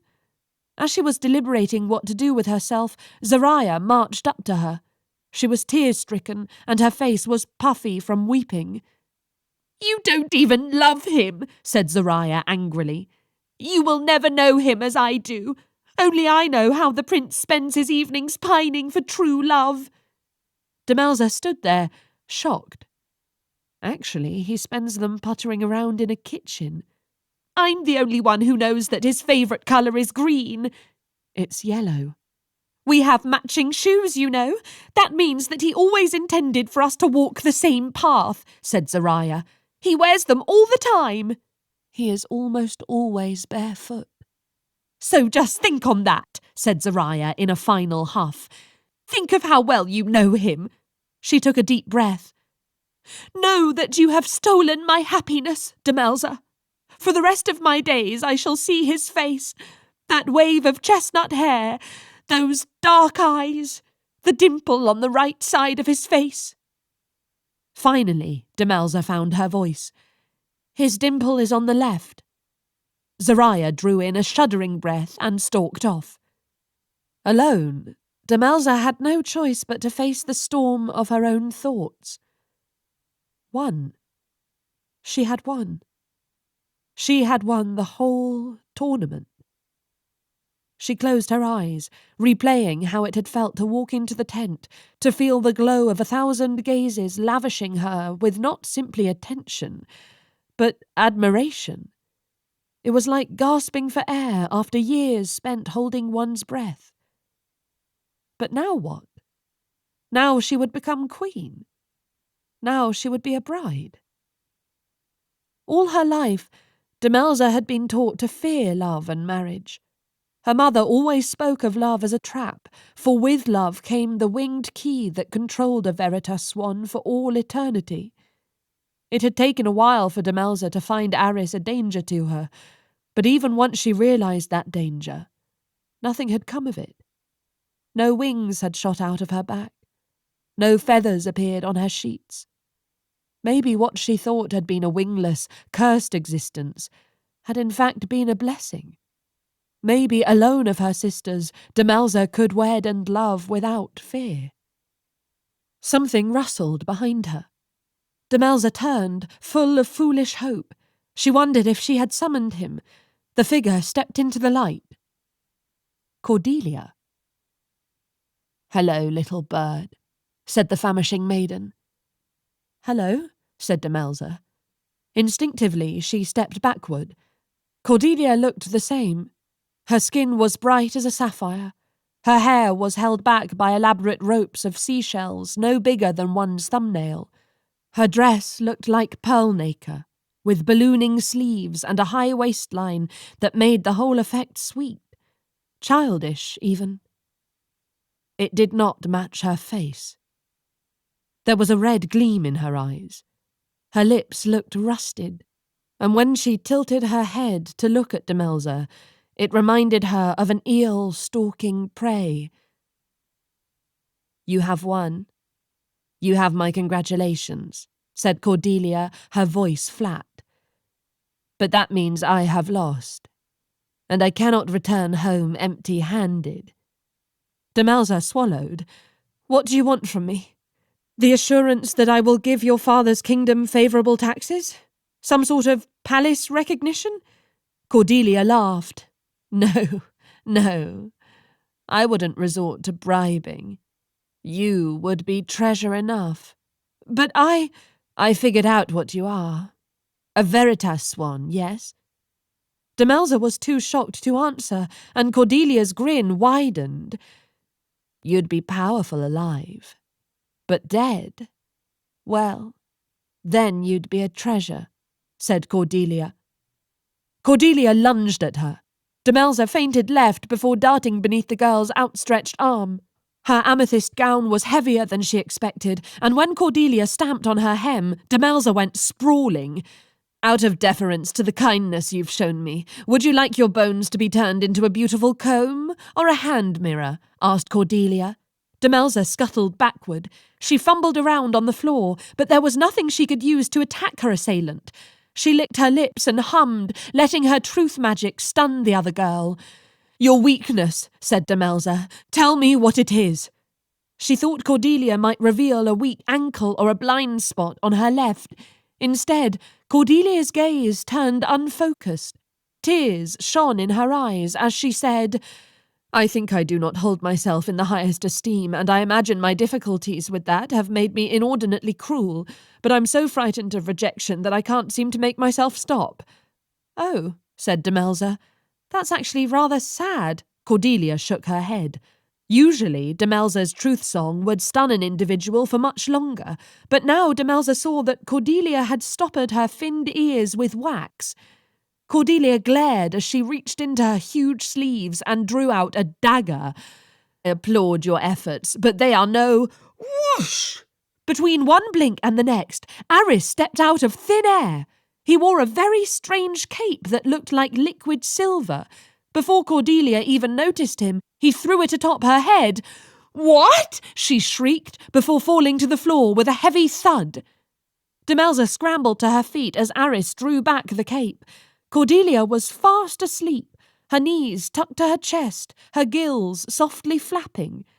And then she started to snore. Arris snapped his fingers, and the winged and bejewelled attendants swarmed to him from the corners of the tent. "Remove her," he said. A few of the attendants alighted on her hip. Others went to her feet. 2 flew to her hair. Slowly, Cordelia was hoisted up, and finally, away. Demelza stared up at Arris. As she looked at him, the last of her restraint vanished.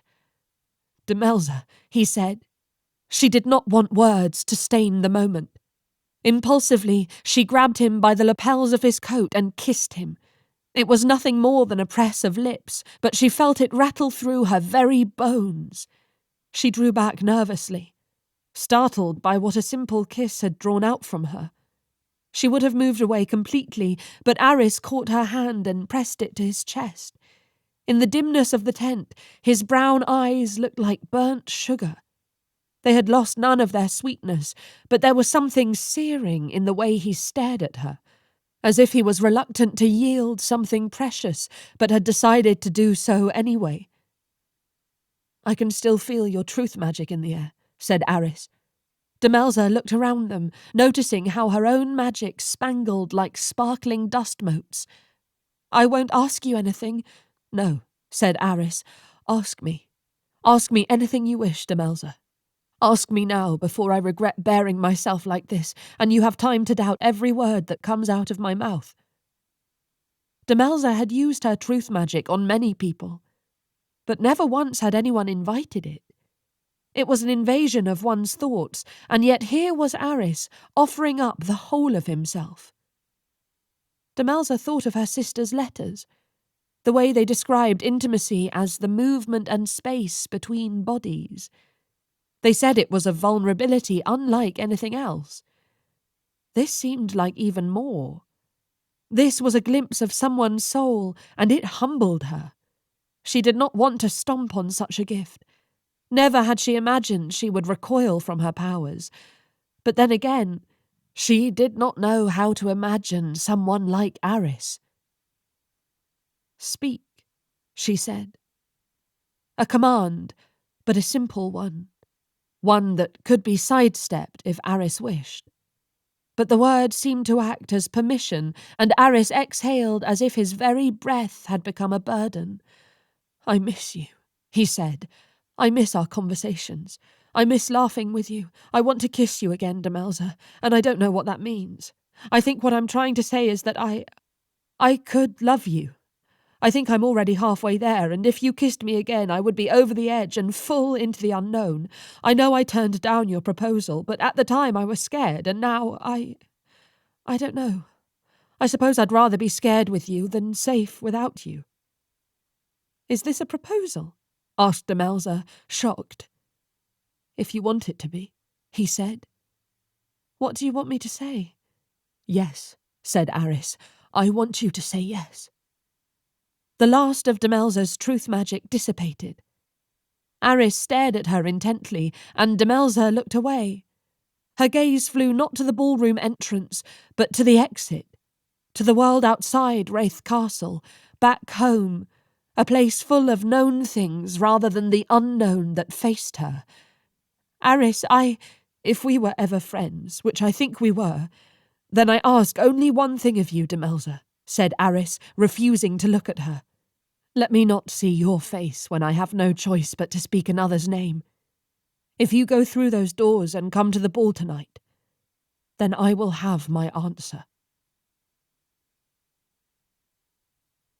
33. For lack of wings. Arris stood on the balcony, far away from the ballroom's thundering revelry and sideways glances. He felt as though he had not drawn breath since he had left Demelza in that tent. She was going to leave Rathe Castle and all of this behind. He was almost certain of it. She was of veritas Swan descent, after all. Even the fluttering of her pulse when he'd kissed her was a reminder that she was not to be tied down. Arris was no fool. Well, he wasn't entirely a fool, and he knew that Demelza felt something for him. When she'd kissed him, there was a sense that she was testing the edges of a question. How much could she take of him without giving of herself? He recognised it in her gaze immediately, for hadn't he done the same with every beauty who had ever tried to kiss then kill him? When she kissed him, he wondered whether she had been watching to see whether her heart key would finally emerge. When she drew back, there was only mild surprise in her face. A flicker of disappointment shot through him. Already, Demelza had laid claim to his dreams and begun to creep into his heart. Was it so terrible that he wanted hers in return? Throughout the tournament, Arris had hoped to live first and love second. But if Demelza came to the ball, if she agreed to be his bride, then what kind of life would he have, knowing he'd never fully have her heart? This is foolish, he said, forcing himself to laugh. Demelza wasn't coming. He should start to make peace with that now. He should think about who to name in her place. Arris peered through the balcony window and watched the swirl of colour and light in the ballroom. The balcony's entrance was hidden behind the dragon tapestry in the hallway which led to the grand ballroom. The tapestry was lovely, though not particularly memorable. It was large enough to cover one of the grand tables in the dining room and depicted a huge silver dragon slumbering atop a pile of bones. Chests of treasure were piled high in its dark cave, and if one looked closely, one would see embroidered plumes of smoke puffing and unravelling from the dragon's nostrils. Normally, guests would see it and laugh or mutter a quick, "How charming," before being lulled by the lights and music of the ballroom. Earlier, while the rest of his family had readied themselves to walk inside for their grand entrance, Evil had tapped his arm. "You know what's waiting in there," she said. Oh, Arris knew. He had grown accustomed to hearing people talk of how long he might live. Tonight they might as well be making bets on the prospects of his mortality. If he announced Demelza as his choice and then she failed to show, then he would have to suffer heartbreak alongside humiliation. "I need one moment," he said. "Take more than one," said Evil. "I'll hold them off." Arris smiled at his sister, and then he elbowed the tapestry.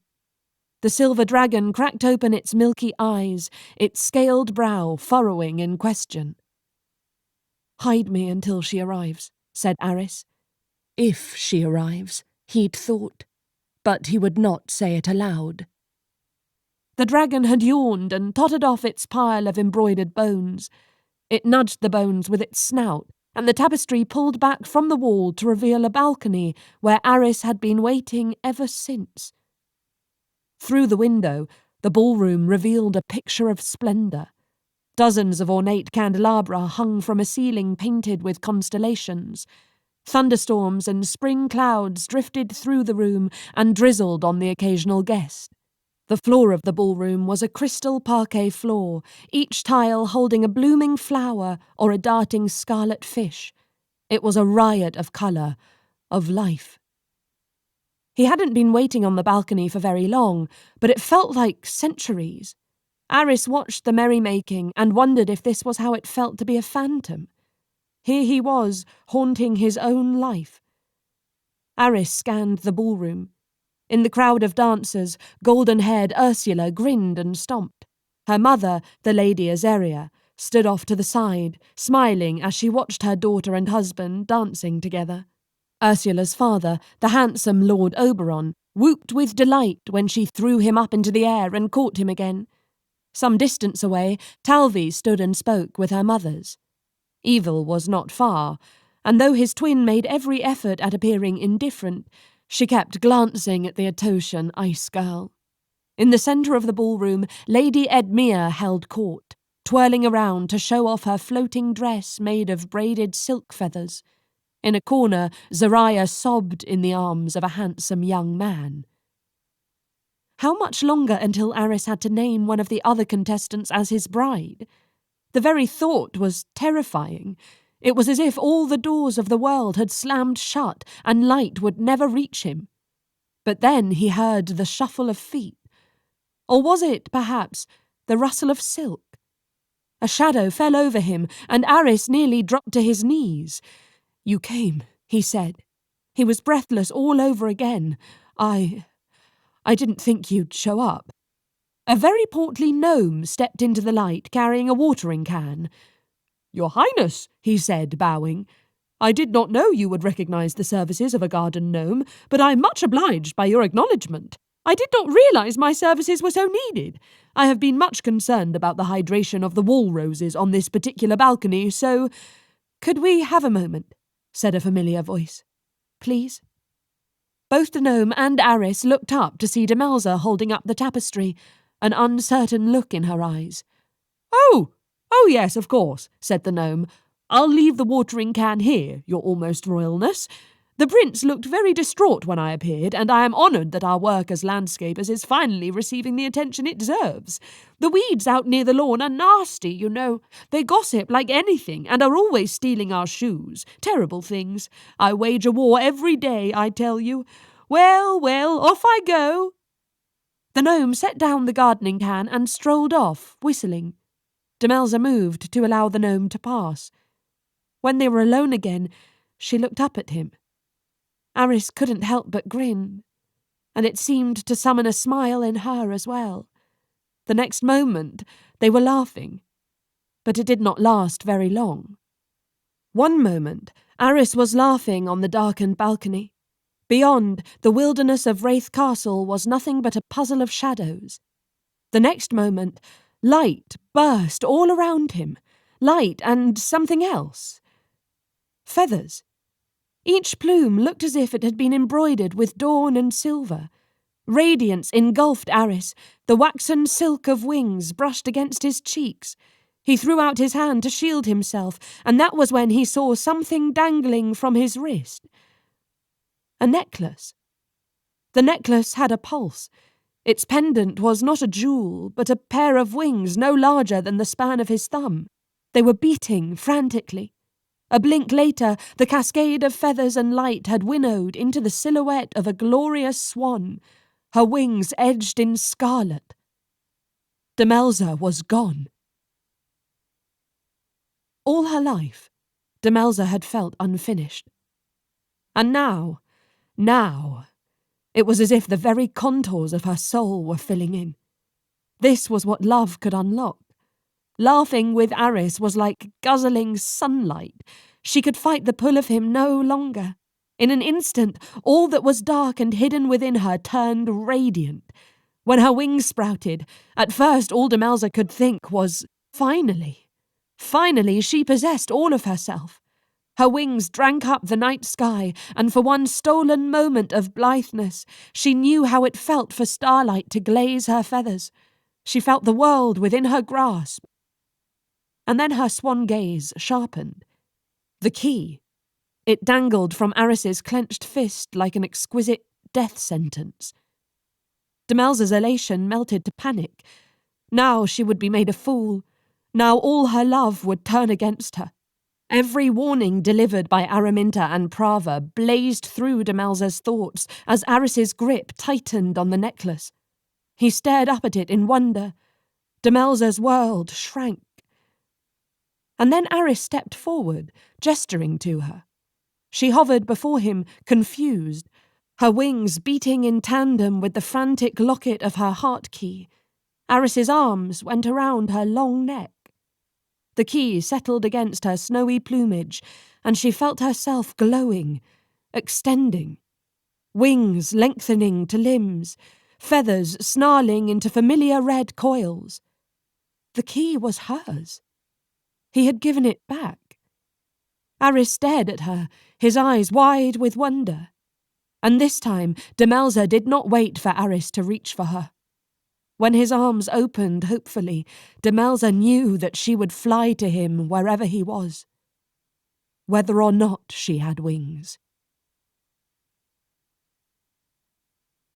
34. The Queen and the Clattersnake. The night before her wedding, Demelza snuck into the kitchens of Rathe Castle. She couldn't sleep, and she was hoping to find some warmed milk. Instead, she found her future mother-in-law milking a venomous scarlet-banded clattersnake over a bowl of porridge. Demelza paused by the door, hoping the Queen would not notice her. She could not remember the last time she had stood so still. Ever since she had flown into Arris's arms, she felt as though she had not touched the ground. Within hours of Arris announcing her before the assembled ballroom as his betrothed, Demelza's belongings had been moved into a palatial wing perfectly appointed to her tastes and comforts. There was even a small turret, a miniature of the tower where she and her sisters had slept, where the castle had constructed a nest-like bed canopied by billow lilies and fog violets. "It's perfect," Demelza had said, and the floors glowed in delight.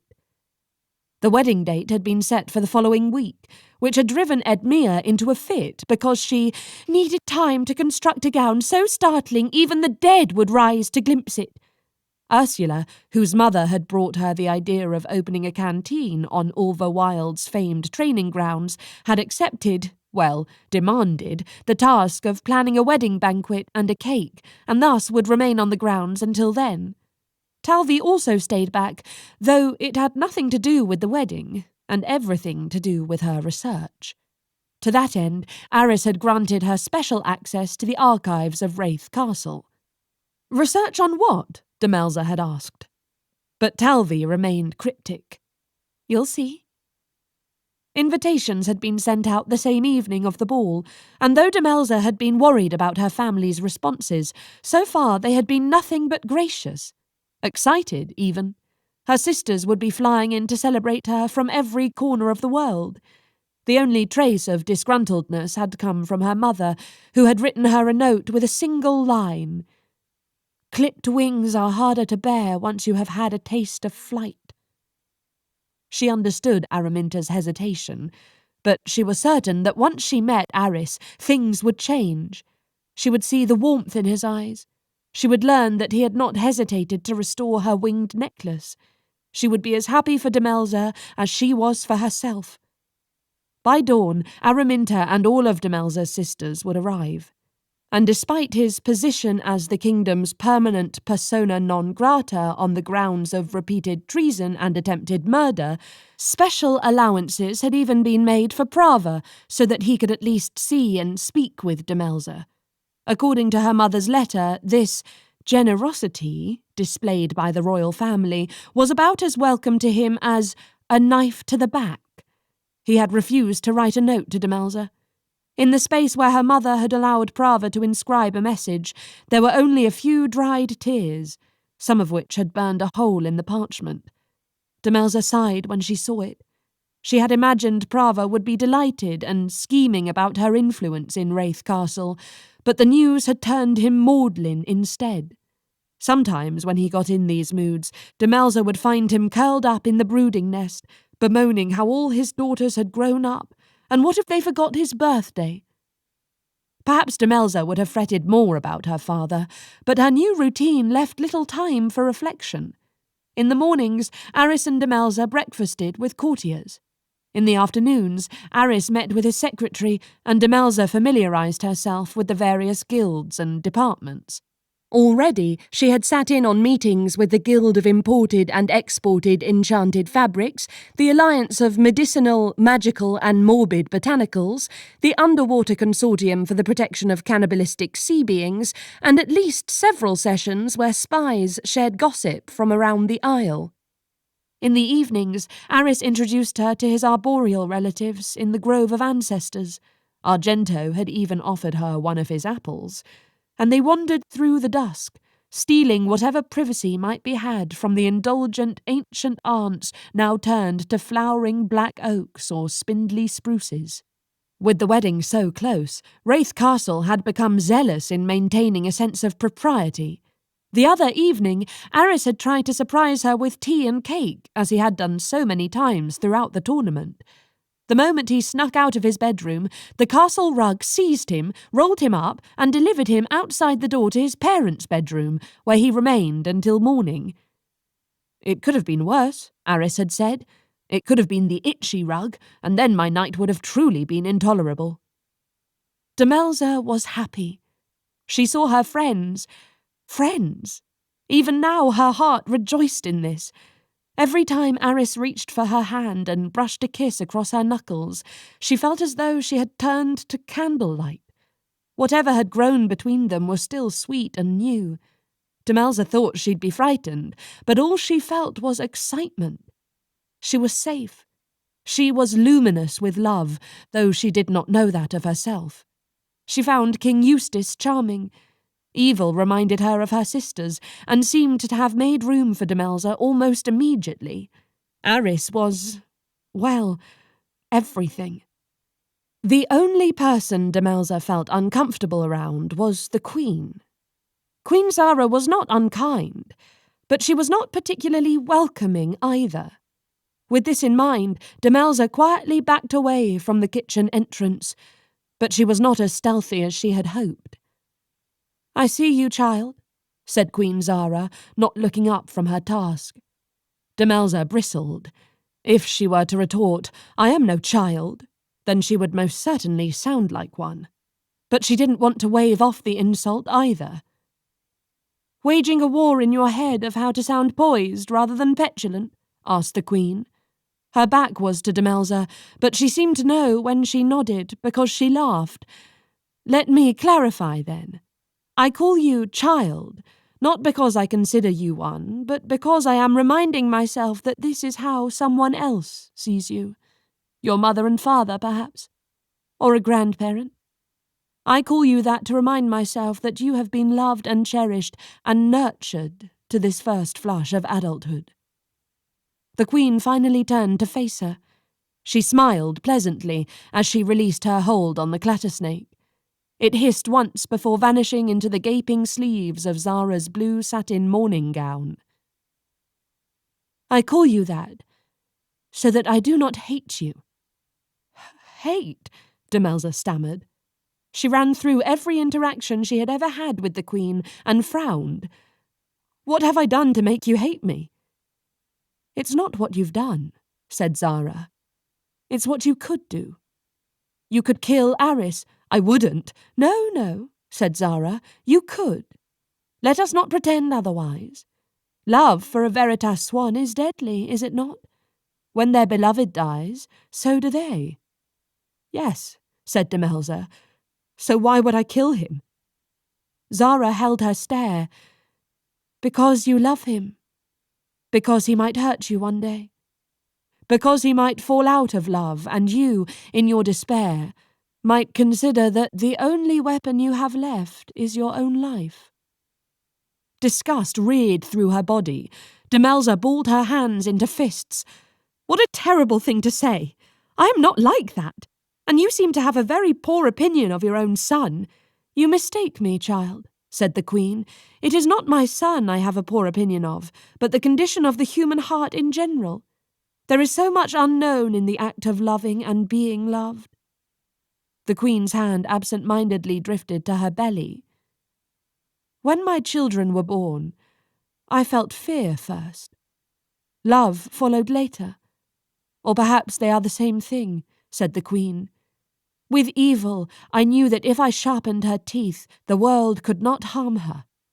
But with Arris, it was different. From the moment he opened his eyes, I knew he lived on borrowed time. I also knew that no amount of love I had for him could protect him, for he belongs more to the Isle than he does to himself, as you well know. Yes, said Demelza, feeling chastened for some reason. I know. The Queen reached for a spoon and stirred the porridge into which she had milked the clattersnake. Then she reached for a porcelain bowl full of black sugar and sprinkled it generously on the surface. Satisfied, she placed the porridge on a nearby tray, where it sat beside an identical bowl that was ostensibly not poisoned. Is that for the king? Asked Demelza. She was unsure what else to say to the Queen, and she couldn't tell if the other woman resuming her task in the kitchen meant that Demelza had been dismissed. I try to kill the king at least once a month, said Zara, her voice bright. She laughed when she saw Demelza's expression. To you it might sound barbaric, but this is how we honour choice in our marriage. Every time I try to kill him, we are acknowledging a beautiful fragility balancing atop the most powerful foundation in a marriage. Do you know what that might be, Demelza? Demelza hated being put on the spot for a surprise test.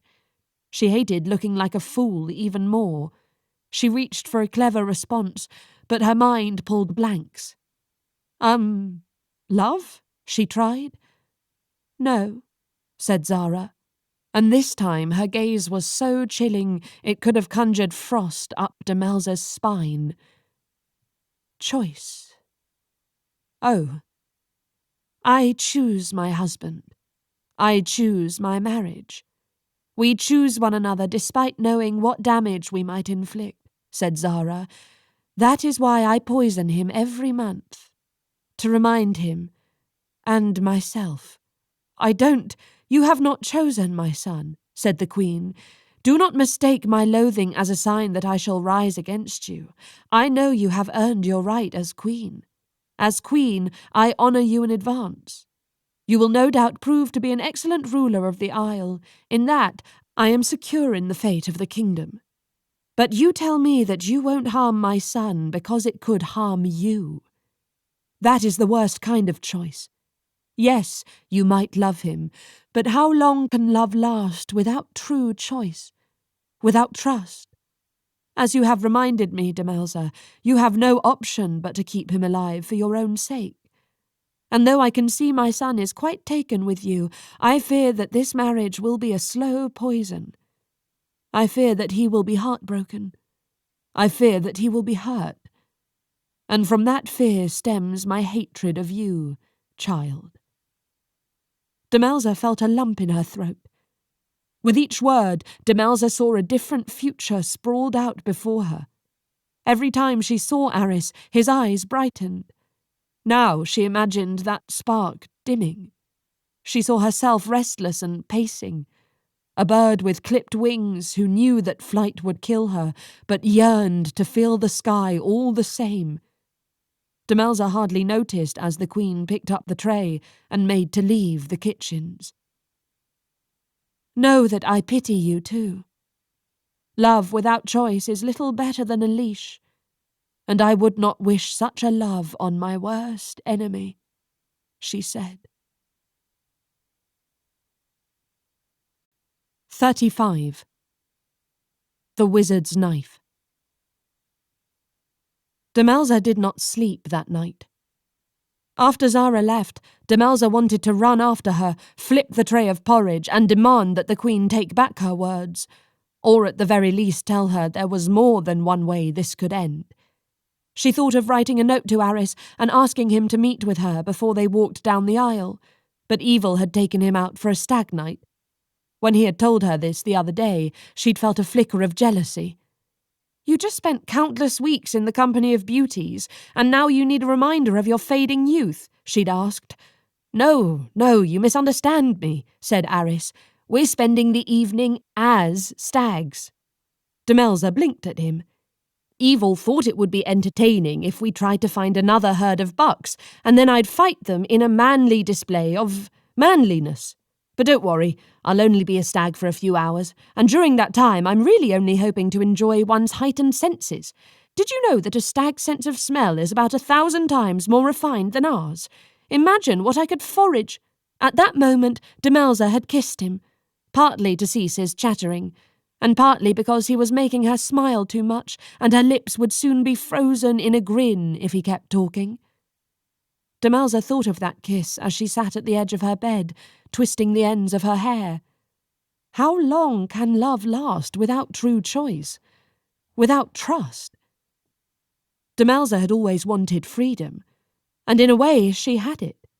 Arris had given her the winged necklace out of love. Demelza had no wish to be free of Arris, but even if she did, she would stay, for she would die without him. Love made for a beautiful prison, but what would happen to them over time? Demelza thought of her own parents. Araminta and Prava loved one another, but it was a love steeped in its own poison. A love that kept looking over its own shoulder, always circling, never settled. Araminta once told her to be wary of passion, for passion that never cooled was like making a home in a burning house. Demelza was still lost in these thoughts as her mother and sisters arrived. All morning, Demelza remained in her private wing of Rathe Castle. Every time she looked out the window, she was reminded of the future that waited for her. Though the ceremony was not to begin until late in the afternoon, the roads to Rathe Castle were already choked with carriages drawn by pure white horses and feathered wyverns, bejewelled crocodiles, and huge tawny cats with curling horns. The fox-faced attendant knocked and opened her door. "Your Highness, I am not royalty," said Demelza. "Not yet." "Very well," said the attendant. "I am to let you know that your mother and sisters have arrived." "Thank you," said Demelza, but she made no move to get out of bed. For a week she had been counting down the moments until she would see her mother and sisters, and now she could not bear to lay eyes on them. When she was little, Prava told her and her sisters that a group of swans was called a lamentation. He had delighted in the word. "Look at my little lamentation," he said, ruffling their heads. "My little ruin-makers, my little emperor-slayers. What better word suits my girls? For all who know you shall weep." Demelza had always found it a sad thought and a sadder fate. But when her feathers never manifested, at least she could take refuge in the fact that being someone else's tragedy would never be her destiny. How wrong she was. Demelza took a deep breath. The moment she stepped outside her room, she would be bombarded. There was Edmia's final fitting and then cosmetic routine. Her sisters would wish to catch up. Her mother would want to examine her new home. Where was Arris? If he was here, perhaps her heart would race faster for an altogether happier reason. But he was probably still a stag somewhere, or else sleeping off the dregs of a silly night with his sister before the festivities truly began. The attendant cleared his throat. "Before you meet with them, your father wishes for a private audience." Demelza looked up. "What? When?" "Now, if it is agreeable to you." It was. More than agreeable, actually. Demelza wished to sag against her father the way she had done as a child. She wanted him to fold up the vastness of the world so that it might fit in her palm. She imagined herself 6 years old and sitting on his knee, fighting for space with Corisande and Dulcinea, or spitting out Eulalia's feathers when her wings smacked Demelza across the face. In the evenings, they had always loved crowding into Prava's study, where he would bring out the floating globe of the world. One by one, he would show them the terrains of strange countries, warm Zazoa and the icy Jutland mountains, the freezing ocean of tresses and the eerie green deserts of Miraise. He would show them the vast Isle of Malys surrounded by the famishing. One by one, he would press his finger to these lands, and they would light up and turn dark upon the globe's surface. Yours, yours, yours, he would say. And then the globe would shrink to a marble, a mere plaything for Demelza and her sisters. The world no longer felt like a trinket. If anything, Demelza felt as though she were a toy within it. Perhaps her father would make her see differently. "I will see him," she said. The attendant nodded. "He will appear shortly." Moments later, the wall beside her vanity began to glow. The outline of the bricks took on a silver gleam. The air thrummed with magic as the bricks shivered apart. Bits of dust and mortar fell to the floor as a window appeared upon the once blank wall. The window was shaped like a large oval with gilding around its border, as if it initially dreamt of being an ornate mirror before it had changed its mind at the last minute. Though there appeared to be no pane of glass, there was an uncanny iridescence to the air that suggested the boundary was not to be crossed. It had not been there the last time she had spoken to her parents, and Demelza wondered if Queen Zara and King Eustace had insisted upon certain conditions before Prava could see her. At first, nothing appeared on the other side of the window but a swirl of smoke, and then, slowly, shapes coalesced. Her father's study, with its teetering piles of cobwebbed books, an astrolabe on a bone table, and then, finally, Prava, who sat in his favourite armchair. "Oh, my Demelza," he said, sniffing. He withdrew a handkerchief from his sleeve and blew his nose loudly. Even though he could not be a wedding guest, he had still dressed for the occasion. His hair, a duller version of her own, was combed back. He wore a worn-looking suit, with buttons shaped like teeth fastened down the front. Demelza looked a bit closer. Never mind, those were actual teeth. "Hello, father," she said. She had not forgiven him for asking to carve out her heart, but he was her father, and she loved him, and affection crept into her voice whether she wanted it to or not. "I can't believe you are to be married and I am not permitted to be there," he fumed. "Who's to walk you down the aisle? Because if it's Eustace, that starry-eyed sack of flour, I shall burn down this aisle." "Mother is walking me," said Demelza. Prava paused. His eyes shone with tears. "She is? Ah, how beautiful! I would have loved to see that. She is such a good mother to you girls. But does this mean I am never to see you again?" He gestured sadly at the invisible barrier separating their homes. "That it should always be like this?" "Arris and I will come and visit one day," said Demelza. "Well, at least I will. I don't think the palace wishes for Arris to be anywhere near you. Sorry." "No, I understand," said Prava. "I'd question the parenting choices of anyone who let their son near me. Though I am not so rabid as to attack him in my own home as a guest.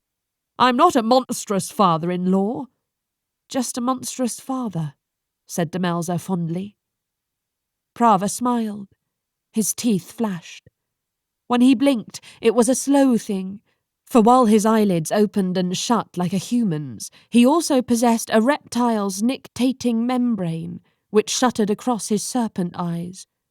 When they were little, Eulalia had tried to poke him in the eye with a quill, but the quill got stuck in Prava's second eyelid, and when he looked elsewhere it swiveled about in a manner that frightened Eulalia so badly she refused to practice her letters for a year. "You have probably not seen me so attired," said Prava, smoothing his old coat. "I wore this to my wedding, you know, so I thought it would be a fitting occasion. Plus, your mother says I am devilishly handsome in this." He smiled, and then took a deep breath as he looked up at her. "Demelza, I've loved your mother for a long time. Long enough to understand how she would wish to be loved. Long enough to understand that I have fundamentally failed her, and also that I don't care. I have no desire to risk losing her, and so my love is selfish and airless. I know that. Your mother knows that too. I poison her with hope, you know. Every day. Just to make her life manageable. It is a kindness, for I would see her happy." Queen Zara's words floated back to her, and Demelza's stomach twisted. "That's horrible, father." "I am what I am," said Prava, shrugging. "But fatherhood has made me soft. The moment I saw you and your sisters, it was as if the world had cracked open. You girls were so tiny. Your feathers no more than the length of my pinky." He dabbed once more at his tears. "I remember cradling each of you when you had nightmares. You know, Evadne was so silly, she used to sleep with her brow furrowed and furious, as if the night itself had offended her." Prava laughed, briefly lost in memories. When he looked at Demelza again, it was with sorrow, and also hope. He opened his palms to her. "I never want you to feel trapped, Demelza. I never want you to know a love that is airless. I do not want you to be controlled. Arris cannot control me," said Demelza.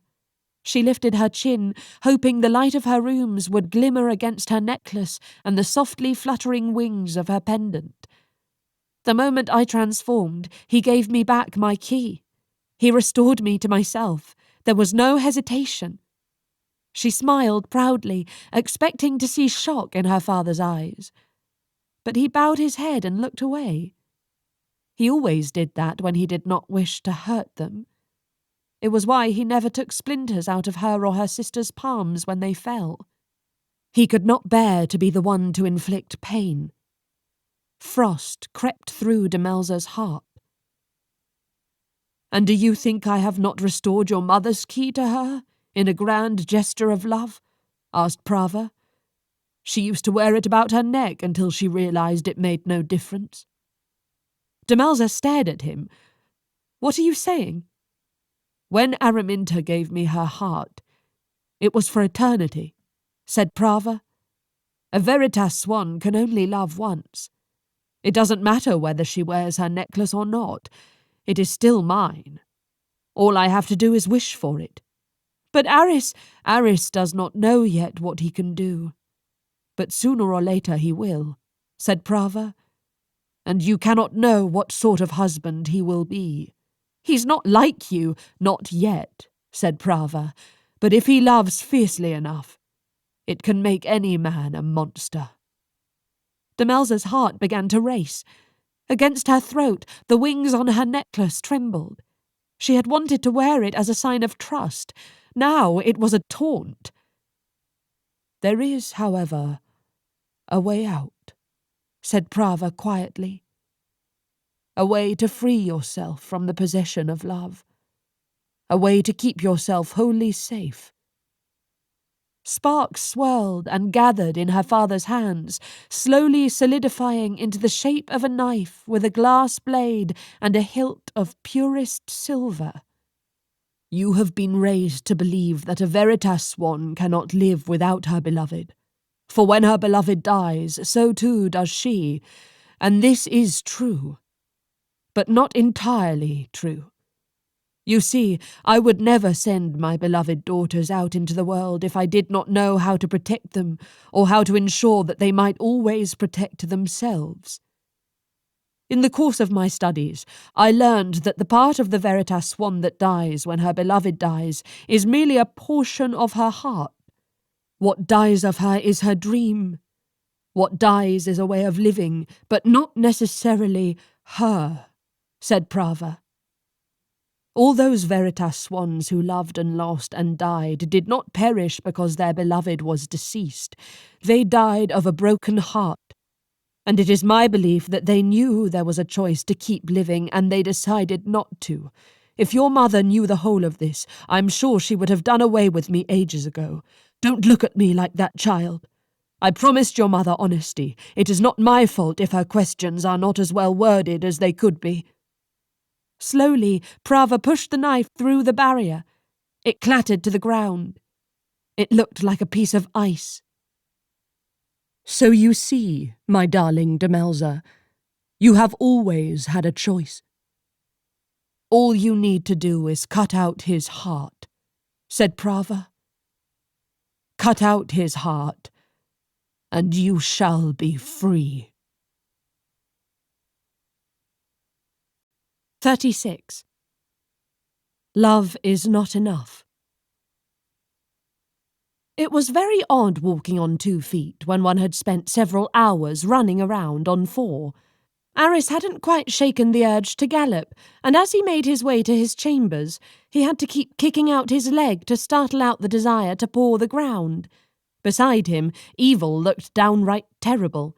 Her hair was matted with blood and flopped over her eye patch, beside which was a large gash. When she grinned, her teeth looked rusted. "What an excellent night," she said, clinging to the stair banister.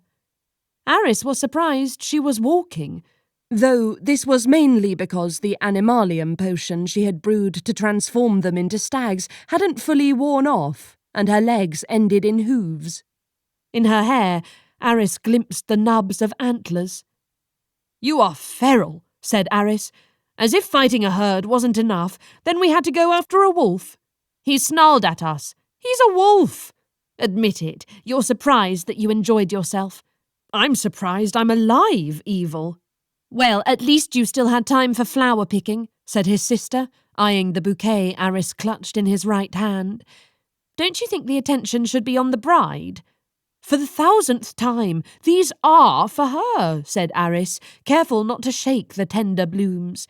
"She'll need a wedding bouquet, and I wanted it to be special." It had taken him the better part of the night to find, select, and cull the flowers to make Demelza's bouquet. He wanted something that looked like a promise, like hope, fragile and fierce and precious. Near the north-facing boulders of the Ulva Wilds' tangled wilderness, Arris found fire lichen, with its delicate blooms so like the flickering light of a candle. By the shoreline, he'd found rare shrinking crab roses. Their blooms were a vivid scarlet, but almost always hidden, for the vines were shy and scuttled away from noise in the manner of a crab. As a stag, the shrinking crab roses had paid him no attention. Near dawn, he'd even found a bush of slender, pearlescent cat's whiskers, fine as silver and oddly twitchy. He'd bit off the stems as best he could, laying them tenderly atop a boulder until his limbs transformed, and he could gather them in one hand. Usually, Evil scoffed at Arris's experiments and hobbies, but when she looked at the gathered flowers, she almost smiled. Tenderness flashed in her eyes. "You deserve happiness, brother," she said, not looking at him. "I'm glad you have found it."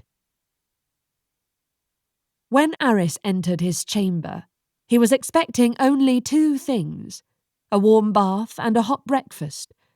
There were only a few hours before the wedding festivities started, and though Arris was eager to start a life with Demelza, he wanted to honour the time that had come before this moment. He expected silence, solitude. But when he entered his room, he found it transformed. The wall immediately beside his door had vanished, transformed into a strange window through which he could see straight into an unfamiliar study. A red-haired man was leaning forward in a scruffy armchair, speaking earnestly. When Arris took another step, his heart skipped. Demelza.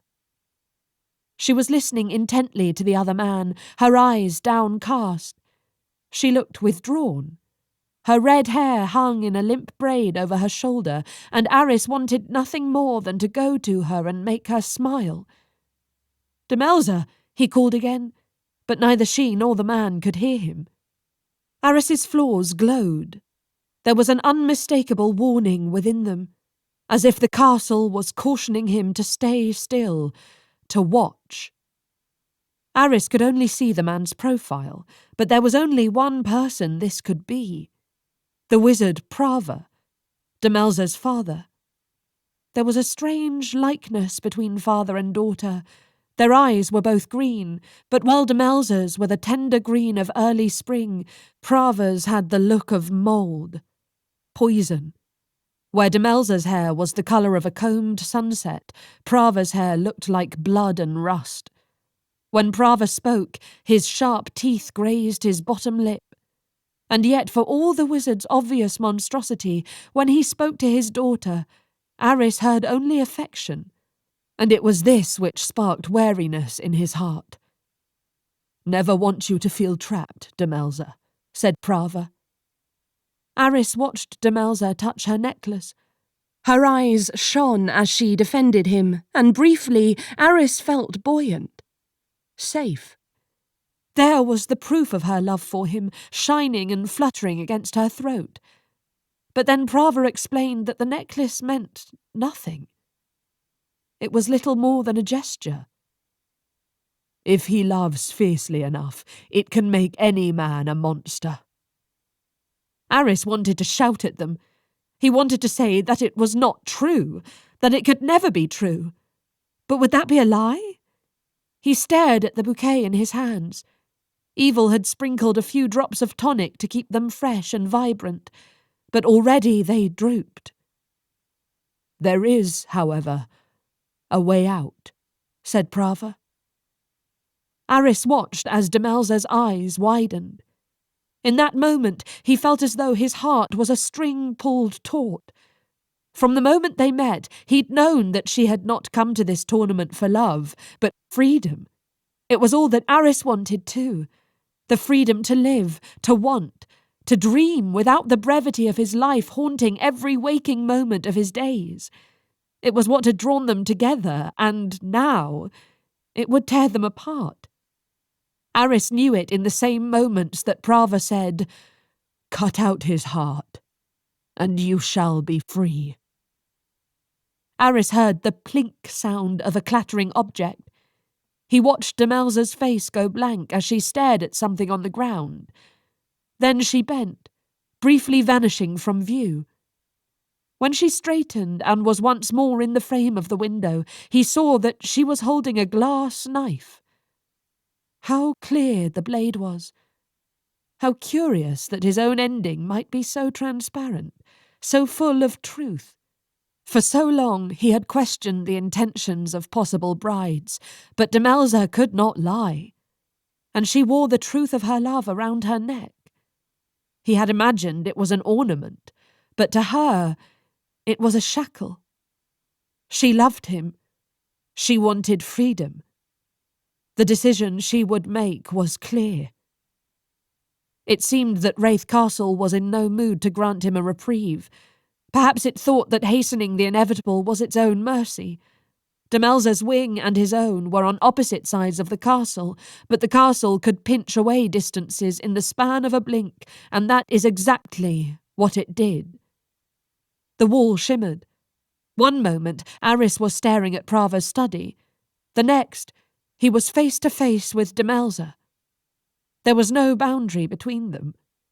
From where he stood, he could smell the fog roses and billow violets that filled her chamber.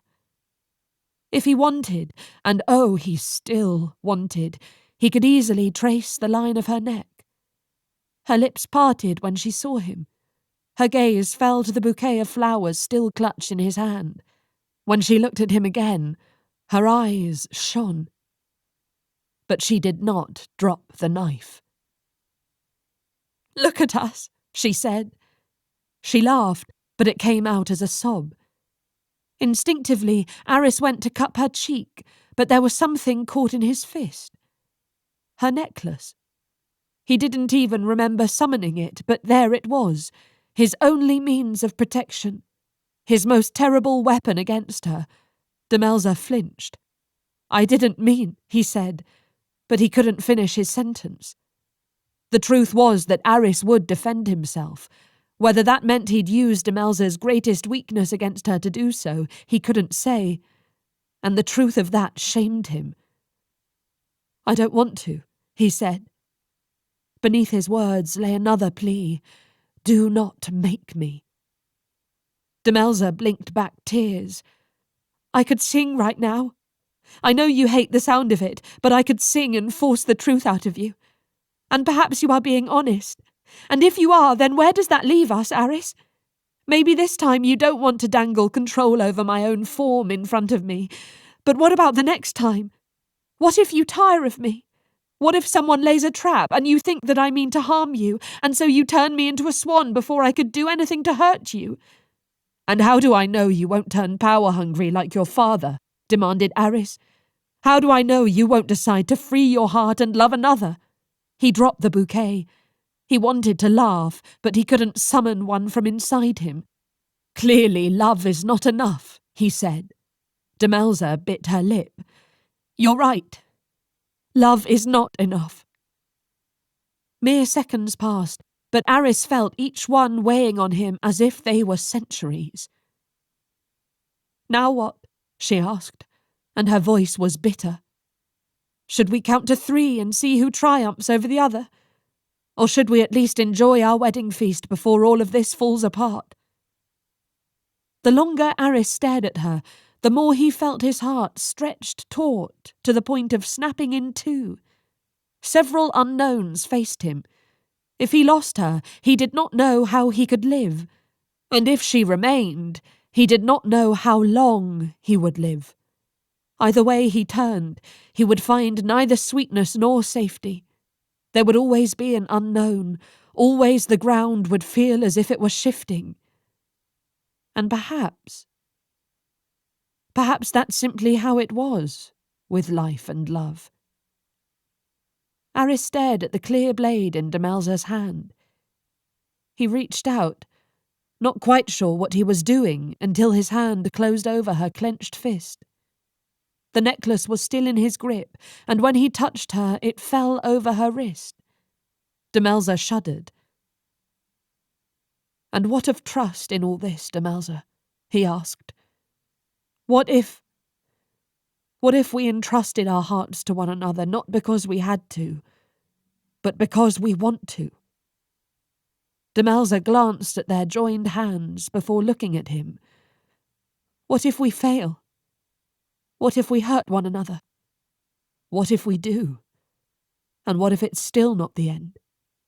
What if we spoke to each other before striking out? What if we made our own happiness? Asked Arris.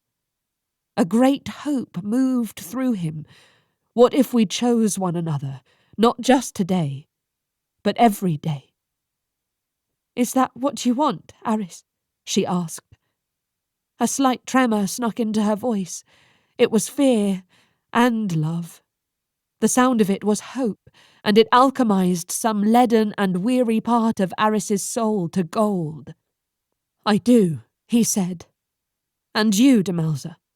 Can you live with this uncertainty? Do you want this? I do, she said. Arris did not know what fell first, the necklace or the blade, but it didn't matter. It was lost in the sequence of other joys. Demelza's fingers threaded through his hair in the same moment he seized her waist. Her eyes fluttered shut at the same time their lips touched. He felt a smile on his mouth, and he did not know who it had first belonged to. All that mattered was that it existed. Epilogue. Arris and Demelza were married with great pomp and ceremony. For years to come, the courtiers would argue over what she had worn, for her wedding dress changed every few paces. Lady Edmere had promised her a raiment befitting the future queen of the Isle of Malys, and thus the whole of the isle was to be represented. When Demelza first walked down the aisle, delicate wings of frost unfurled from the shoulders of her silver gown, scattering snow upon the bystanders. The people of the Athos Mountains cheered. Next, a towering crown of gold brambles shot through the braids of Demelza's hair, ending in the delicate antlers of the Ulva Wild's famed golden stags. The wild folk roared with delight. Before she joined Arris, an exquisite net of seed pearls from the bottom of the famishing tumbled over Demelza's face, and the merfolk flashed their teeth, satisfied. And when the veil was lifted, a diadem of polished ozerolds appeared around Demelza's head as the silvery gown bloomed with cave jewels. The Glimmerians clapped wildly. The whole time, the people from the Vale of Silk smiled smugly. After all, The dress would not have existed without Lady Edmere. The wedding banquet was just as staggering. Ursula constructed a tower of miniature cakes. To the guests' horror and her siblings' delight, Ursula had even celebrated the cuisine of the veritas swans. Several iced buns held fat spiders suspended in a jam of cloudberries, and a table full of locust custard buns served with a sauce of winter cherries flambéed in ice wine kept buzzing and humming and rising off the tables. When they cut into the cake, which Ursula had divided into layers of candied aphids for Demelza and caramelised hazelnuts for Arris, Demelza looked over the towering confection to see Araminta and the Queen in deep conversation. When Zara caught Demelza's eye, she dipped her chin and smiled knowingly. No wedding is complete without curses and blessings dispersed at random and without consent. This turned out to be a wonderful thing for Zariah, who had been despondent ever since the third trial. When a passing arrow, shot by an assassin who had gotten too drunk to do his job properly, turned her dear friend Nico into a statue, Zariah's heart came alive, and she swore that she would never rest until he could be restored to flesh and hear her declare her love as Nico had done for her many, many times. At the banquet hall, Araminta and Demelza's sisters sat in an unbroken line of beauty. An empty plate was placed beside Araminta in honour of Prava, and Rathe Castle even permitted the stone wall behind the table to serve as a glass window between itself and Hush Manor, so that Prava could watch the festivities. He was so happy to see his daughters and wife at the same table that he kept bursting into tears until he had run out of handkerchiefs. He almost resorted to using the sleeves of his suit until the library wyvern brought him a blanket. Unfortunately, it was his daughter's baby blanket, which led to Prava lying down on the floor of his study to contemplate the cruel and joyous passage of time. Sometime later, Prava, inspired perhaps by his own daughter's bravery in love, would confess the truth of how to free a veritas swan to Araminta.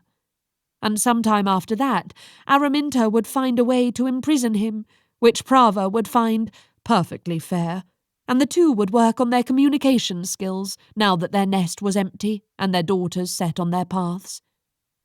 During the wedding feast, Demelza and Arris sat hand in hand. They were in love. They were also perfectly terrified of one another, which may not seem like a good way to start a marriage, but is, in truth, the only way to sustain such a commitment. There were many uncertainties that lay ahead, but there was much joy too, and in the pursuit of the latter, the former becomes easier to bear. "A happy ending after all," said Arris, lifting Demelza's hand and kissing her knuckles lightly. Demelza smiled. "Something like that." She glanced out the window, where Rate's moonlit eye regarded the festivities with cool ambivalence. Beside the window, Evil and Talvi sat with their heads bent close. They seemed to be examining a little book of poems. No doubt a tale about Enzo the Fool and his sea witch consort. Arris had been the one to point out how they sat together quite closely, a fact that made him smile. It made Demelza smile too, but she also could not help but think of what Talvi and Evil had mentioned. Something about how there was far more to Enzo and the sea witch than the legends revealed. But that was another story altogether. The end. Acknowledgements. This is Roshani Chokshi. Thank you so much for listening to The Swan's Daughter. I really hope the tale resonated with you. This particular tale would not exist without the support of so many individuals. In the fugue state of newborn hours, I honestly wasn't certain I would ever write again. But thanks to the radiance of friends, family, and colleagues, I found my way out of the dark. I am particularly grateful for the support of my agent, Jordan, and my editor, Eileen, who championed me tirelessly when I announced that the original story they had signed on was a hopeless mishmash of adverbs and, I'm just frankly really tired of dead parents and dark tales. Can I write something that's joyous? but still macabre, yes, and maybe makes myself laugh at 3 a.m. when I'm trying to soothe an irate kraken. And they said yes. There are a dozen individuals who each deserve a novel filled with a list of their wonderful qualities, but I can hear my spawn squawking and my deadline looming, and so I must resort to a list. Thank you to Niv, Bisma, Mackenzie, Karajoy, Callie, Marta, Jessie, Alia, Ryan, Lyra, Evie, Isabel, Jen, Shannon, Katie, Renee, JJ, Lemon, Sanjana, Holly, and Ayana. Thank you to the wonderful team at Wednesday Books and New Leaf Literary and every person who has shepherded this story into its final form.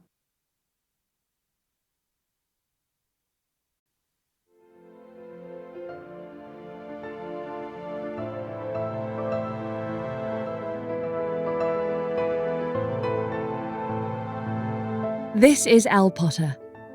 Thanks for listening to The Swan's Daughter, a Macmillan audio production for Wednesday Books.